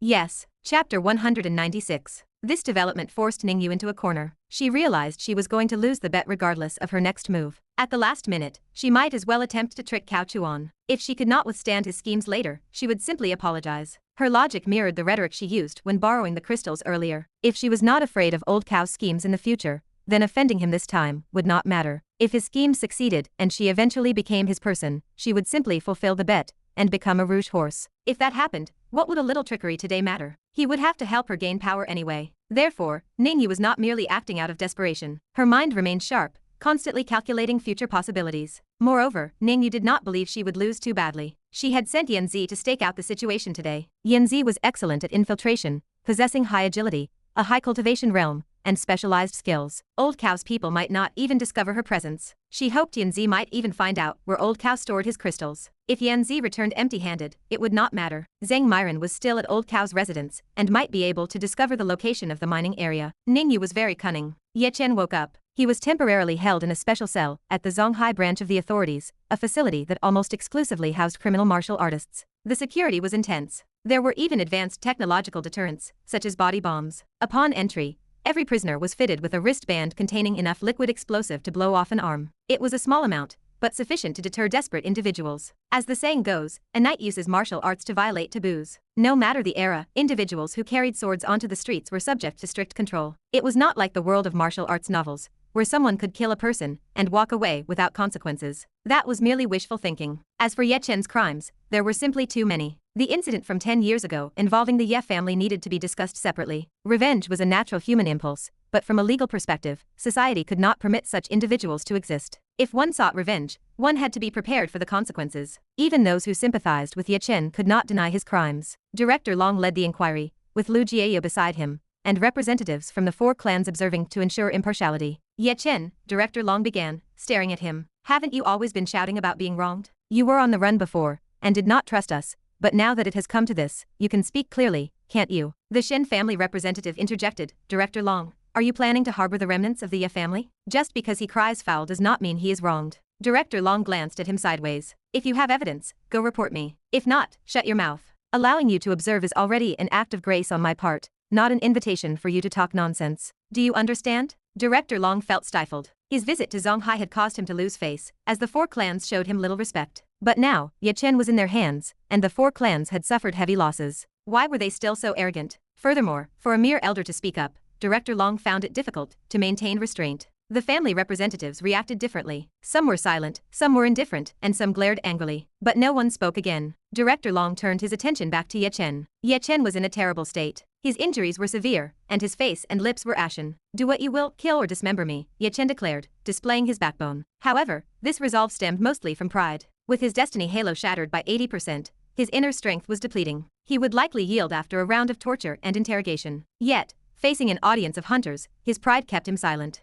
Director Long, who was old and cunning, recognized this weakness. Ye Chen, Director Long said, his tone as gentle as possible. No one wants to kill you now. Although there might be some hatred or misunderstanding between us, I still believe what you said about a mastermind. I need to get to the bottom of this. Whether it is to clear your name, or to uncover this so-called mastermind, I hope you can cooperate. You also do not want the person who schemed against you to remain at large, do you? This rhetoric helped Ye Chen regain his composure. After a moment of contemplation he said, Old Master Shen was not killed by me. You treated him to death. The Shen family representative snapped again. Shut up. Director Long's internal energy exploded. He turned to snap at the representative. I allowed you to observe, not to speak. If anyone says another word of nonsense, do not blame me for having them removed. Director Long, what? Does your Shen family still have a Danjin expert? Director Long's eyes were filled with murderous intent. The Shen representative felt a chill, and reluctantly closed his mouth. Director Long turned back to Ye Chen. Ye Chen, you said you did not kill him, but there were many people present. It could not have been the Shen family who killed Old Master Shen just to frame you, could it?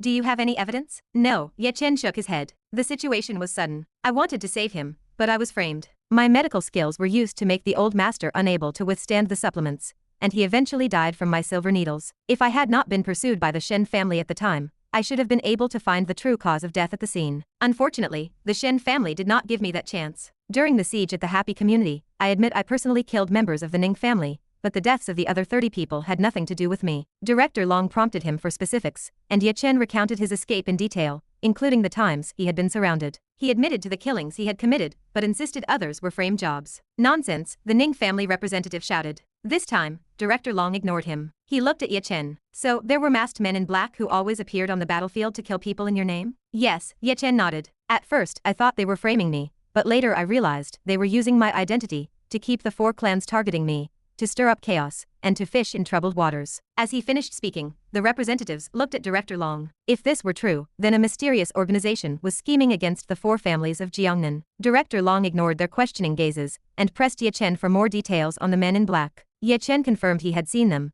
but had never successfully engaged them in combat, because they were masters of assassination, who used smoke bombs to disappear immediately. Everyone in the room was aware of the men in black. They had appeared repeatedly, including the death of the second young master of the Ning family, but they always claimed to be part of the Ye family. All right, that is enough for today, Director Long concluded. You should rest. I will come to find you anytime. The interrogation ended. Leaving the room, Director Long addressed the representatives. You have all heard the situation. I can tell you very seriously that the authorities, including the northern families I know of, have no one involved in this matter. Using this much manpower and scheming so deeply suggests there is another organization behind this. These men in black are elusive and resemble the shadows of those overseas ninjas. No one has stipulated that those who scheme against domestic families cannot come from overseas. I hope everyone considers this carefully. That evening, each family held internal meetings. Although the members of the Dragon family were high and mighty, the evidence suggested Director Long had no reason to lie. What was the point of fighting among themselves while the market was suffering? On the other side, Ning Ji was trailing Cao Chuan from a distance,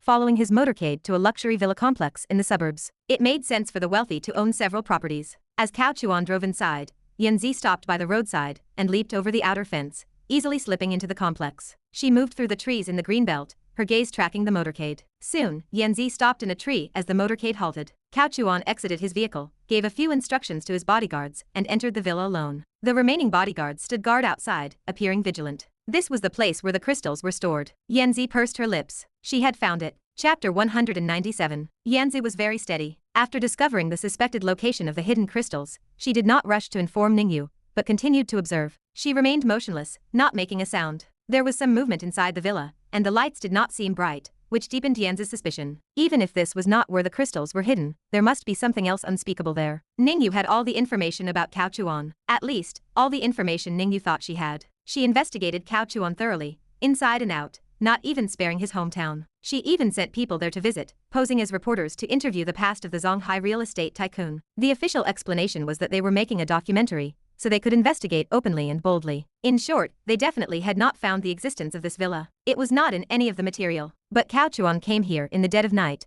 acting secretively, and not all the lights were on. The bodyguards outside were also on high alert. It would be strange if there was not a problem. This wait lasted 20 minutes. Ning Ji remained motionless. Finally, after 20 minutes, Cao Chuan came out, waved to the bodyguards, and gave some instructions. A few bodyguards then went inside, and came out carrying 3 small boxes. The boxes were not very big, and their weight did not seem heavy. But the bodyguards were visibly cautious, as if afraid of bumping or scratching them. Then, the lights were turned off, the doors were locked, and various encrypted locks were checked. Cao Chuan drove away. Ning Ji only descended from the tree after Cao Chuan had been gone for nearly 10 minutes. She was extremely cautious. She climbed over the fence and left the villa. Yanzi only made the call once she was back in her car. At this moment, Ning Yu, who was enjoying a foot massage from a maid on a chaise lounge, received Yanzi's call. "Young miss, I have found a secret stronghold, but I am not sure if it is for crystals." Yanzi wasted no words, reporting everything she had tracked and seen that night to Ning Yu. Ning Yu wiggled her feet, signaling the maid to leave with her eyes. The maid bowed and withdrew. By the time they were gone,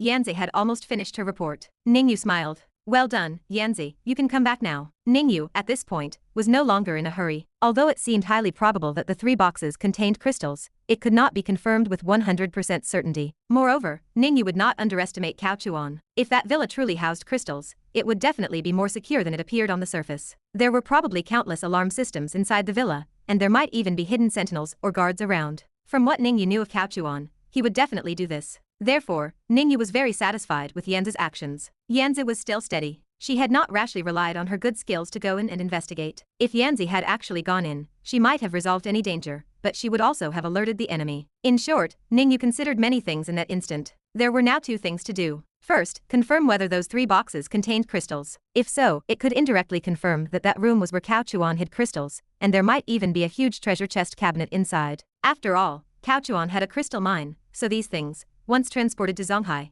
would definitely need a place to be stored. He could not just keep them where he lived, could he? That would be too conspicuous. Second, after confirming the crystals, how to take them away without anyone knowing, preferably without making Cao Chuan suspect her. After all, this guy was too cunning. If it was possible not to completely offend him, then it was best not to. Besides, Ning Yu was still thinking about the crystal mine. Offending him too severely would be unwise. A night passed in a flash. Early the next morning, as dawn broke, Ning Yu eagerly called Cao Chuan. "Brother, are the things you prepared for your little sister ready?" When this woman was trying to confirm something, she was similar to Bu Jinyan, sweet-talked and charming, extremely cloying. "You are disturbing my sleep. You are really annoying," Cao Chuan said grumpily. "Oh, little sister is just anxious. Some of the elders in the family will be arriving one after another today. If little sister has some crystals in hand, she will feel more confident, will she not? We cannot let brother lose face, can we, brother? Cut the act. I am in my sage time right now. Your slutty voice is annoying to listen to. Damn it. Since big brother does not like to hear it, then little sister will not say anything." Ning Yu appeared extremely docile. Especially at this moment, it was crucial to mislead Cao Chuan, to make him think he had victory in his grasp.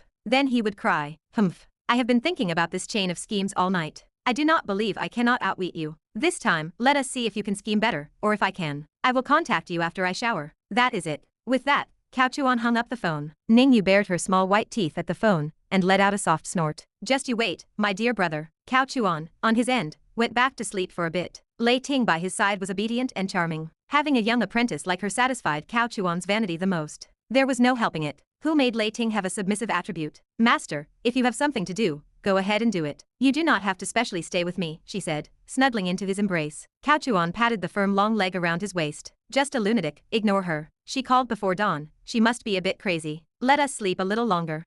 Lei Ting responded, shrinking into his embrace. It was not until nearly 8 o'clock that Lei Ting got up. She had to go to work. And Cao Chuan, after showering and a little more tenderness, sent Ning Yu a message. He gave her an address. 10 o'clock in the morning. Ning Yu, with Yanzi and her guards, drove to a parking lot. The location was quite remote, with few surveillance cameras around. This choice of location did not seem like it was for giving crystals. Rather, it felt like an illicit transaction. "Brother, it is just crystals. No need to act like you are dealing drugs," Ning Yu chuckled. "It is good to be careful. Now that the remnants of the Ye family have been arrested, it seems everyone can relax, but the closer we get to the end, the more cautious we must be, lest one wrong move leads to a complete loss." Cao Chuan smiled faintly, looking at Yanzi. "Yanzi, you are even prettier after a few days. I was sad all night yesterday because I did not see you." Yanzi, pay no mind to his nonsense. "This man is lustful. Keep your distance," Ning Yu snorted. Yanzi was obedient and retreated several steps. Cao Chuan laughed and shook his head. "Is it that serious? All right, it is still the same offer. Let us not talk about the Rouge Horse for now, just about Yanzi. I am truly smitten. I will give you an extra batch of crystals, and she will follow me from now on." "You are thinking too much," Ning Yu tilted her head. "Where are my crystals?" "What do you mean yours? Are you not borrowing them? Does that mean you do not plan to return them?" Ning Yu nodded. "If I win, these are mine. If I lose, I am yours. Why talk about borrowing, or not borrowing? It is too formal, is it not? All right, you see through me. I will make sure to thoroughly see through you later." Cao Chuan turned around. "I have prepared 30 jin for you. It should be enough for you to stabilize some of the dissenting voices within your clan." Cao Chuan no longer procrastinated, waving his hand for the bodyguards to bring over 3 boxes. The density of crystals was not very high, so 30 jin looked like a lot. 3 small boxes, exactly 30 jin. Ning Yu glanced at Yanzi, who imperceptibly nodded. This was to tell her that these were the 3 boxes. Ning Yu's face lit up with joy. She stepped forward to inspect them. The crystals were raw, freshly mined, only having their outer skin polished to reveal a somewhat rough crystalline surface. They were not as beautiful as the polished crystals on the market, but they were more transparent. Each box contained about 6 or 7 pieces, and they felt heavy in her hand. Infusing internal energy, a different sensation instantly came through. They were indeed crystals. Ning Yu exclaimed, "The quality of these crystals feels better than those on the market." Cao Chuan nodded. "How can those on the market compare to what comes directly from the original mine? Those crystals have passed through who knows how many hands, and they contain more or less impurities. Mine have not even been polished, so the effect is naturally different. However, do not say I did not warn you, little horse. I do not want too many people to know about this." Cao Chuan seemed to glance intentionally, or unintentionally, at the guards and bodyguards Ning Yu had brought. Ning Yu was in a good mood and directly ignored Cao Chuan's address, smiling sweetly and charmingly. "Brother, rest assured, these are all my trusted subordinates. If anyone dares to leak even a whisper, I will make them disappear completely." Cao Chuan nodded. "That is good. I have other matters, so I will not talk much more with you. 2 days later, we will meet again. Brother, take care." Ning Yu smiled, watching Cao Chuan leave. As Cao Chuan's convoy drove away, Ning Yu's expression gradually turned cold. 2 days later, only a ghost would fulfill the bet with you in 2 days. But Cao Chuan's words also reminded her, she only had 2 days. She could not hesitate any longer. She had to act tonight. Then, with a look, Yanzi nodded, instructing people to load the 3 boxes of crystals into the car to be transported back to the clan for a show-off. With this stuff, she believed those elders would not dare to say a word. Inside the car, Ning Yu said, "Tonight, we act according to the previous plan." "Yes, young miss." Ning Yu worriedly added, "You must ensure everything is foolproof. That cow fellow is not someone to be trifled with. His strength is formidable, and his intelligence is sharp. There might even be some hidden experts behind him. Tonight, we must finish this quickly. If you encounter an expert you cannot defeat, protect yourself first." Yanzi was a little touched this time. Though called a house slave, she was still a sister. To be fair, the young miss did have her selfish motives, but she had indeed been good to her all these years. After leaving the orphanage, the best person to her in this world was probably the young miss. "Rest assured, young miss, tonight, I will definitely bring back more crystals." Chapter 198. Ning Yu is very cunning. If one were to analyze the original plot, she would be the smartest character. She has many clever ideas and is both shrewd and vigilant. She belongs at the peak of the villains, but unfortunately, she was suppressed by Cao Chuan. Otherwise, among the few female leads, only Shen Menyi could contend with her, and that was only because Shen Menyi was the strongest in terms of power and family background. It is evident how cautious Ning Yu is from the plan of tonight's operation. She knows that the famous detective agency belongs to Old Cow. She also knows that their intelligence capabilities are extremely strong, and that there must be powerful hackers behind them. She suspects the villa might be full of traps and alarms, and one careless mistake could easily alert the enemy. Therefore, Ning Yu utilized her connections overnight. She brought in trusted subordinates from other provinces who had never shown their faces. Their strength might not be exceptional, but the key was their unfamiliarity. She also brought in hackers from other provinces. All these preparations were to ensure the safety of tonight's operation. Even if they could not get the crystals, they absolutely could not be discovered by Cao Chuan or expose themselves. It was night, just past midnight. 2 vans and 1 box truck stopped in the suburban luxury residential area, quite a distance away. The box truck contained modern high-tech equipment.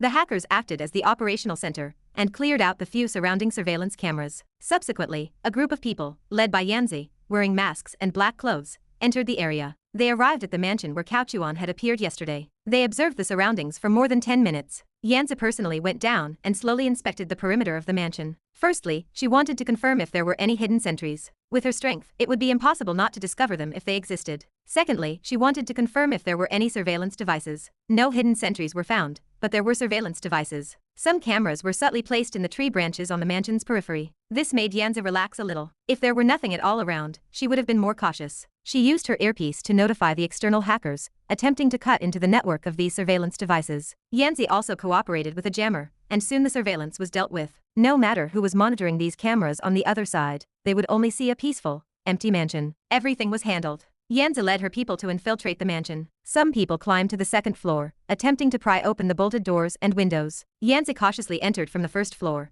having the hackers intervene with the equipment to disable the password door. After a few minutes, everyone had entered. They did not move around immediately, but first located the indoor surveillance equipment and any potentially existing alarm systems. The items were quite complete. It took nearly half an hour for Yanzi to thoroughly clear out everything inside and out. Then, she drew all the curtains, blocked them with the blackout cloth they brought, and turned on the villa's main lights. From the outside, the mansion still appeared dark, but inside, it was brightly lit. "Find the safe," Yanzi instructed. The 3 floors of the villa were searched systematically. At this moment, Yanzi had transformed into an incarnation of an investigator. Her clothes were suitable for searching, a tight-fitting black outfit. Sister Yan, nothing on the first floor, nothing on the second floor, nothing on the third floor. Soon, Yanzi heard the worst news. They could not find the safe. This was insane. However, Yanzi did not give up. Keep looking. Do not miss any spot. Check walls, floors, and the basement. Knock inch by inch. If that does not work, smash open the walls. Hard work paid off. Soon, next to a cabinet in the first floor study, a movable bookcase was found.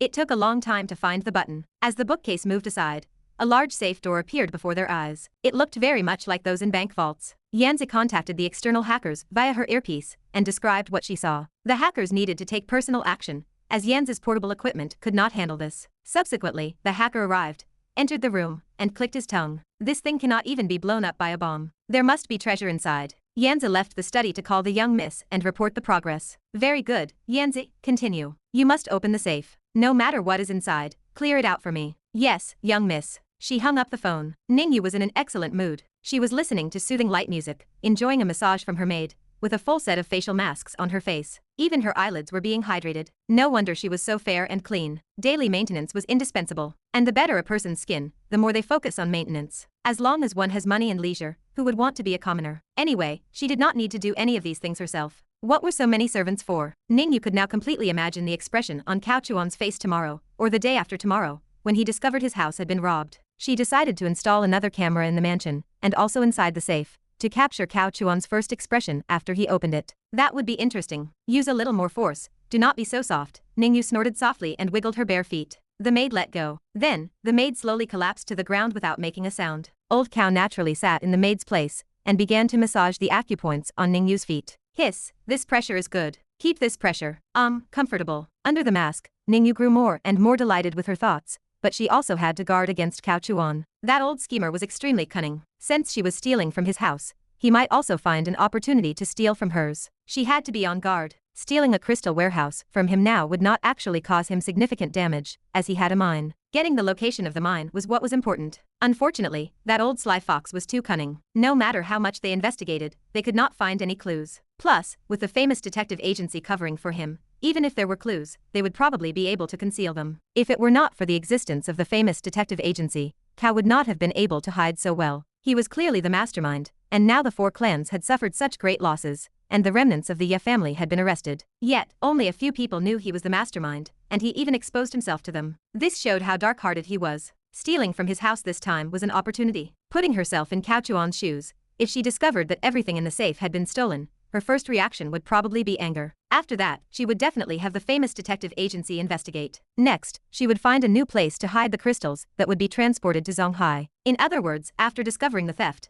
Cao might contact the mining area. This was an opportunity to follow the clues and find the mining area. Once found, Cao would be on the defensive. If the authorities wanted it, would he dare not give it? Therefore, as long as it was found, Ning Ji would turn the passive into active. She would use this to manipulate him. Of course, she would not report him. At most, she would just make him share a piece of the pie. Perfect. Do not just massage my feet. Apply some cream. Apply some to my legs too. The hand massaging her feet slowly moved upwards. At the same time, it picked up some health products placed nearby, found the body lotion, and started to warm it up in the palm, finally spreading it over her calves, allowing the skin to absorb more of the products. Calves, then thighs, moving under the skirt.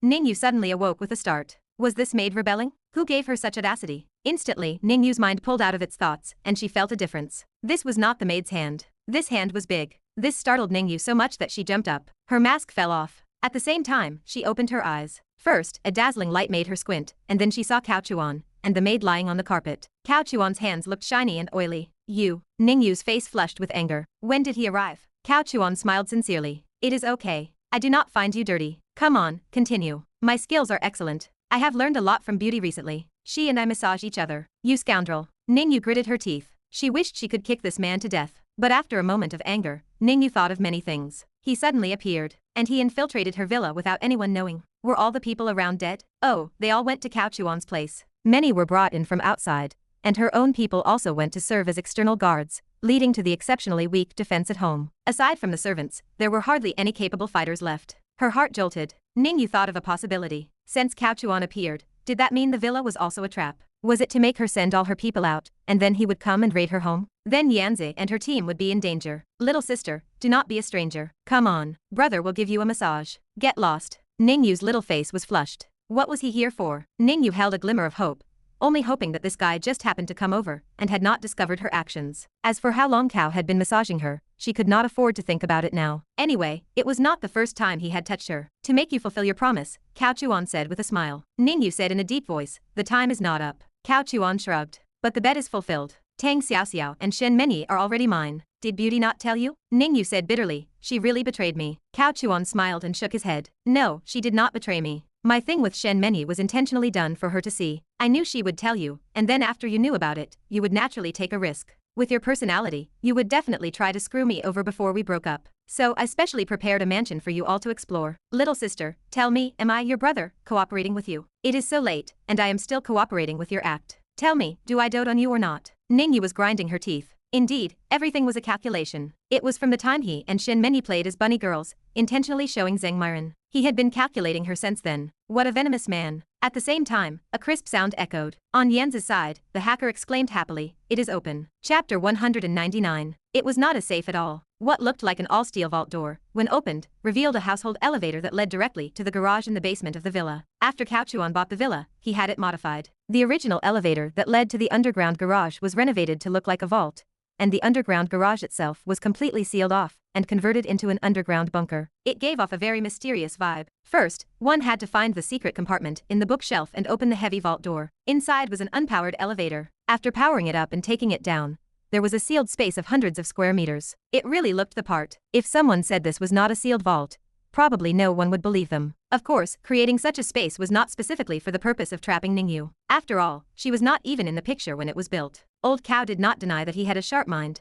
but he was no fortune teller. He could not predict every future event. At most, he could deduce certain outcomes based on the flow of events. Therefore, when this space was created, it was actually for hiding sensitive items in the future. Storage space was convenient, but its internal capacity was not large. It was only 10 meters in length, width, and height. As the situation progressed, Old Cow began to accumulate more sensitive items. This included things like crystals, which were currently precious treasures and mined in large quantities. To pile all of them into his storage space would not only be a tight fit, but it simply would not be practical. Calculating for Ning Yu at this time was just a coincidence. This vault had not yet been activated, and its first use was on her. Heh, this owner is quite mysterious, Ning Yu's hacker said playfully, looking at what was before him. He sounded very impressed. It seemed he was also showing off in front of Yen Zi. Yen Zi was beautiful, and her figure was excellent. It seemed no man could remain unmoved, let alone a homebody type like him. Seeing her immediately sparked a desire to impress, leading to some showing off behavior. Subsequently, the hacker powered up the elevator. A proud look appeared on his face. I told you, these are all child's play. Now we can go down. Let's go. Yen Zi took the lead, bringing her people into the elevator. There were many of them, and the elevator was not large. Yen Zi had some people stand guard outside,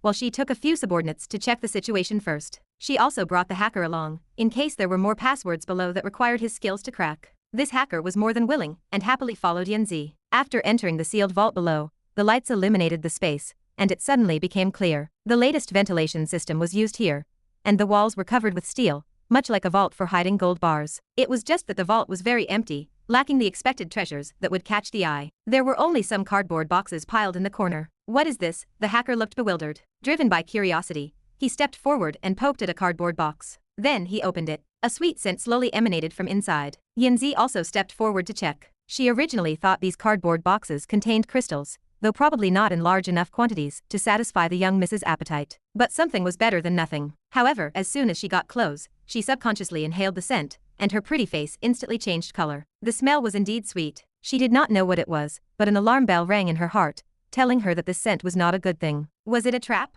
Get out, retreat quickly. Yen Zi made a decisive decision. She turned around and ran toward the elevator. Click. At this moment, the elevator suddenly lost power, and all the lights went out. Only the emergency lights on both sides of the vault lit up. At the same time, before Yen Zi could think further, she started to feel a bit muddled. The others were even worse, especially the hacker, who was the first to fall, face planting with a thud, and becoming motionless. The other dark chi masters swayed slowly, barely able to stand. On the other side, where are Yen Zi and the others? Ning Yu did not beat around the bush anymore. Things had come to this. This old schemer had definitely calculated everything, so there was no point in roundabout talk. It was better to be direct. Cao Chuan raised his wrist and glanced at his gold watch. By my reckoning, Yen Zi should already be unconscious. After all, I left quite a few contingencies there. As for your other subordinates, they have either been captured or are unconscious. Oh, there is also a possibility that they were killed in resistance. Besides these 3 outcomes, there are no other possibilities. It was over. She was completely passive. Ning Ji was very smart. In an instant, she stopped thinking about Yen Zi's safety and instead began considering her own predicament. Her core group of subordinates, including Yen Zi, her highest combat power, had been swept away by the old schemer. The situation Ning Ji would face next would be very tricky. Not only would she have to face Cao Chuan, but she also had to deal with matters at home. It could be said that she had no trusted aides left to use. She was isolated and powerless at home, a lone commander. Coupled with Cao Chuan's sudden visit, which also harbored ill intentions, the trouble was immense. Boss. At this moment, a female bodyguard stepped forward and whispered, "The 3 boxes of crystals have been found. Take them back," Cao Chuan said indifferently. Yes. The female bodyguard left. Ning Ji was practically grinding her teeth. The 3 boxes she had managed to trick out were now all gone. How could she stabilize those clan elders now? Cao Chuan's move directly pushed her to the edge of a cliff. How ruthless. Ning Ji did not even know how she had reached this point. It seemed the old schemer had not done anything. She had made the first move, and he had simply gone with the flow. "Brother, what are you doing?" Ning Ji smiled coquettishly, slowly got off the sofa, and came to Cao Chuan's side. Cao Chuan was always someone who disliked leaving things halfway. He continued to apply medicine to her with a smile. Ning Ji complained teasingly, all right, is it not enough that little sister admits defeat? You win. Little sister will listen to you from now on." Cao Chuan smiled, "Want a drink?" "Brother, please wait, little sister will go pour you a drink right away."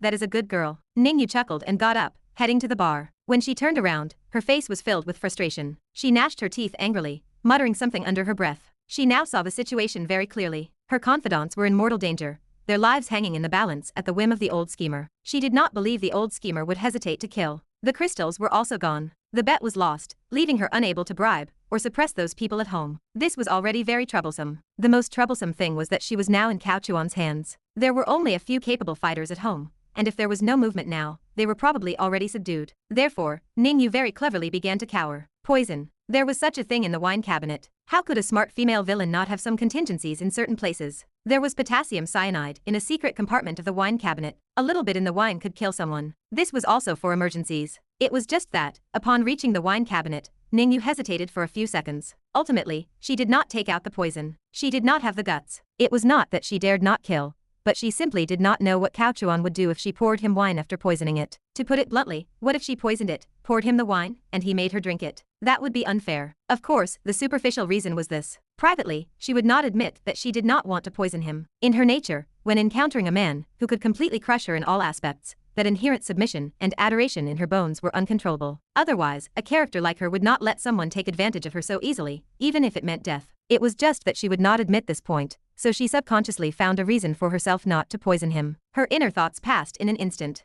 Then, she poured a glass of red wine and came back to Cao Chuan's side. Her own wine was on the coffee table. Clink. Ning Ji voluntarily clinked glasses. Little sister truly submits this time. I will honor the bet. After speaking, she drank it all in one gulp. Cao Chuan smiled, swirling his glass. There is no poison in this, is there? How would I dare, big brother? If you do not believe me, I will drink a sip first. Ning Ji extended her fair hand. No need for such trouble. Cao Chuan also drank it all in one gulp. Only, he did not swallow it. Instead, he held Ning Ji down and actively fed her the wine. A whole mouthful. Ning Ji drank 2 glasses straight, and only after swallowing the last mouthful did she push Cao Chuan away. She gave him a coquettish glare. Now you believe me, right? There really was not any poison. She did not mention the kiss at all, but her face was flushed, extremely embarrassed and annoyed. I always believed you, but unfortunately, the things you do always disappoint me, Cao Chuan said with a half smile. Oh, my little tricks, how could they ever hide from you, big brother? I was just teasing you. Ning Ji got up. You or will go pour big brother another glass. No need, it is getting late, and I am tired. Run a bath, and you can scrub my back. Ning Yu's hand, holding the wine glass, trembled slightly. She said softly, can there not be a little romance? I am, after all, having my first time. What romance does a fiery mare need? Should I get some saddles and reins? Should I just harness you first? Bastard. You old schemer. Do not let this old lady catch an opportunity, or else I will definitely make you regret it. Actually, she really was a wild horse. Just like a wild horse in the wilderness. To tame a wild horse, the methods cannot be too gentle. Too gentle would not only harm oneself, but also make it even harder to tame. Old Cow had no intention of playing any push and pull with her. He was determined to be a gentleman tonight. Seize the moment. Night. 6th Division Prison. Ye Chen, who was sitting cross-legged, suddenly opened his eyes. His condition had recovered quite a bit, having about 60 to 70% of his power. His recovery speed had always been his trump card. When he practiced with his master before, he was often injured, either by his master's beatings or by his master throwing him out to be hurt by wild beasts. But no matter how severe his injuries, he would definitely recover in a day or two. Even his master marveled at this point. This time, his injuries were severe, especially the many internal injuries, so 1 or 2 days were not enough to recover to peak condition. But it was enough. Crack. His bone-locking technique, the handcuffs on his wrists, and the leg shackles all fell off. Ye Chen would not simply surrender, especially his master's death, which tormented his heart. He must personally kill his enemy, and he had also guessed who the murderer was. Chapter 200, Old Luo. He is the murderer. It must be said, Ye Chen is much smarter than Lin Han. Firstly, Ye Chen had time these past 2 days, so he repeatedly recalled everything that had happened since he came down the mountain. Combining this with their several meetings, whether it was the 4 clans or people like Long Hao, he had carefully observed their facial expressions, especially their attitudes towards him. Then, using the process of elimination, he could rule out who was not the murderer. After eliminating all impossibilities, whatever remains, however improbable, must be the truth. First, the Shen family. Their initial attitude was very good, showing no ill will towards him. If there had been any, Ye Chen would not have failed to notice it. This was his confidence. But after old Master Shen died, the Shen family's malice appeared, which is normal and logically sound. So, the Shen family can basically be ruled out. Secondly, the Ning family. The Ning family's attitude towards him has always been unfriendly, which is also quite normal. Moreover, the Ning family lost the most people this time, so the Ning family can almost be ruled out as well. No matter what logic is used to analyze it, the Ning family did not need to lose so many people just to frame him. They can be ruled out. Next are the Bu family and the Tang family. From the attitudes of these 2 families, as well as the details of their capture process, it could be seen that these 2 families were very passive. They are suspects, but their suspicion is definitely not great. Furthermore, in families like these, there are more or less informants from other organizations. If it were one of these 2 families, it would be impossible to conceal it so well. Then there are the authorities, the 6th Division,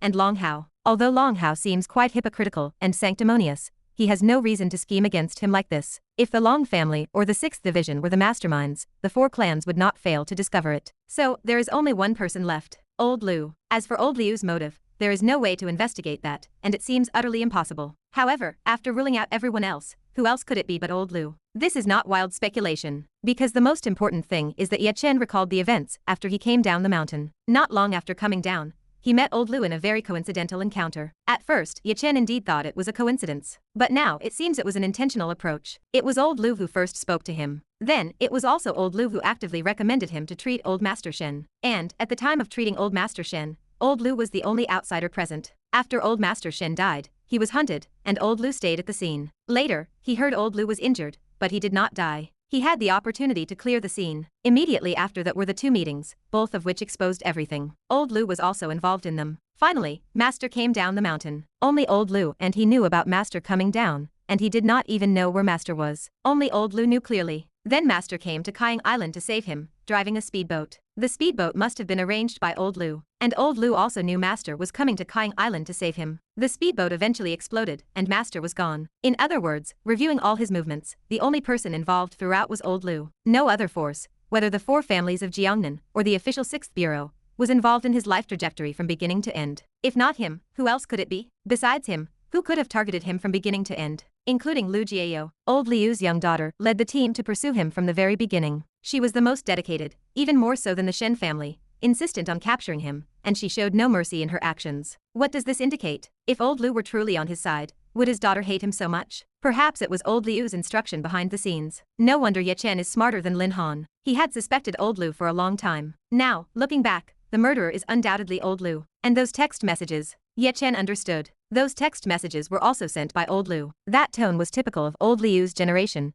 who liked to act like elders. Everything was calculated by Old Luo. Only he had this ability, because he understood the whole situation, and had a daughter in the 6th Division. His connections were not bad, so finding out his whereabouts through special channels also seemed quite normal, including those few sudden exposures. It must have been Old Luo who leaked the information, notified the 4 clans to arrest him, and then used text messages to pretend to be a good person and gain his trust. Everything became clear. No matter why this person named Luo did this, he deserves to die. Does he really think I, Ye Chen, am easy to bully? Ye Chen's face showed a wicked and arrogant smile, his lips twisted upwards. This was one of the few times he had twisted his mouth since coming down the mountain. Subsequently, with the last 20% of his luck, he broke out of prison. It is also normal. No one expected him to escape, because he was severely injured and not yet recovered. Plus there was a bomb that would explode if he left a certain range of the prison. With a slight lapse in vigilance, the child of destiny slipped away. He even killed several people, changed clothes, drove a prison vehicle, and swaggered away. The phone rang. "Old Liu, I need to meet you." After leaving, Ye Chen remembered old Liu's phone number, having previously left a special private number during their communication. Old Liu suddenly sat up in bed, gasping.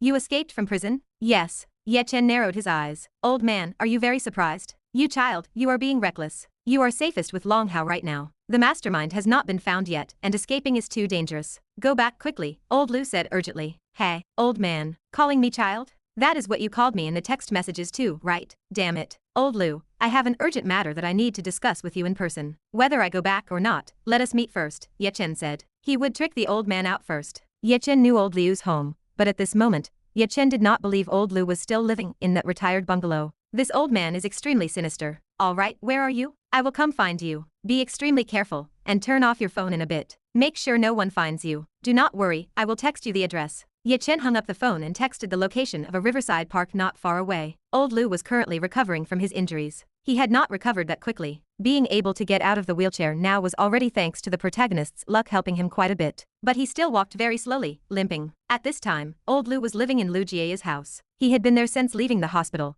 and Lu Jie was also there to conveniently care for her father. After finishing the call, old Liu quietly got up, got dressed, and then left the house. However, after old Liu left, Lu Jie also opened the door from the master bedroom, wearing a suitable training suit, as if she had been ready for a long time. When she faintly heard the phone ring earlier, she started getting dressed. She brought her father back, not only to care for him, but also to keep an eye on him, and prevent him from continuing to contact Ye Chen. So, when the phone rang just now, she immediately sent a message to a little sycophant within the 6th Division. Through the sycophant, she learned that Ye Chen had escaped from prison. Lu Jie held her phone and dialed Long Hao's number. "Director Long, Ye Chen probably tricked my father into meeting him again. I do not know the exact location, but I will follow my father." "Very good," Long Hao praised. "I will dispatch personnel immediately. Follow carefully, and do not get discovered." "Understood." Lu Jie is not the female lead. She does not suffer from intelligence drops and will not go alone. Moreover, for her father's sake, she had to make this call, so she immediately used the excuse of father being tricked. It was a preemptive move to clear her father's name, to prevent her father from being dragged down by Ye Chen later. Has not that bastard Ye Chen harmed her father enough? Every time he was injured,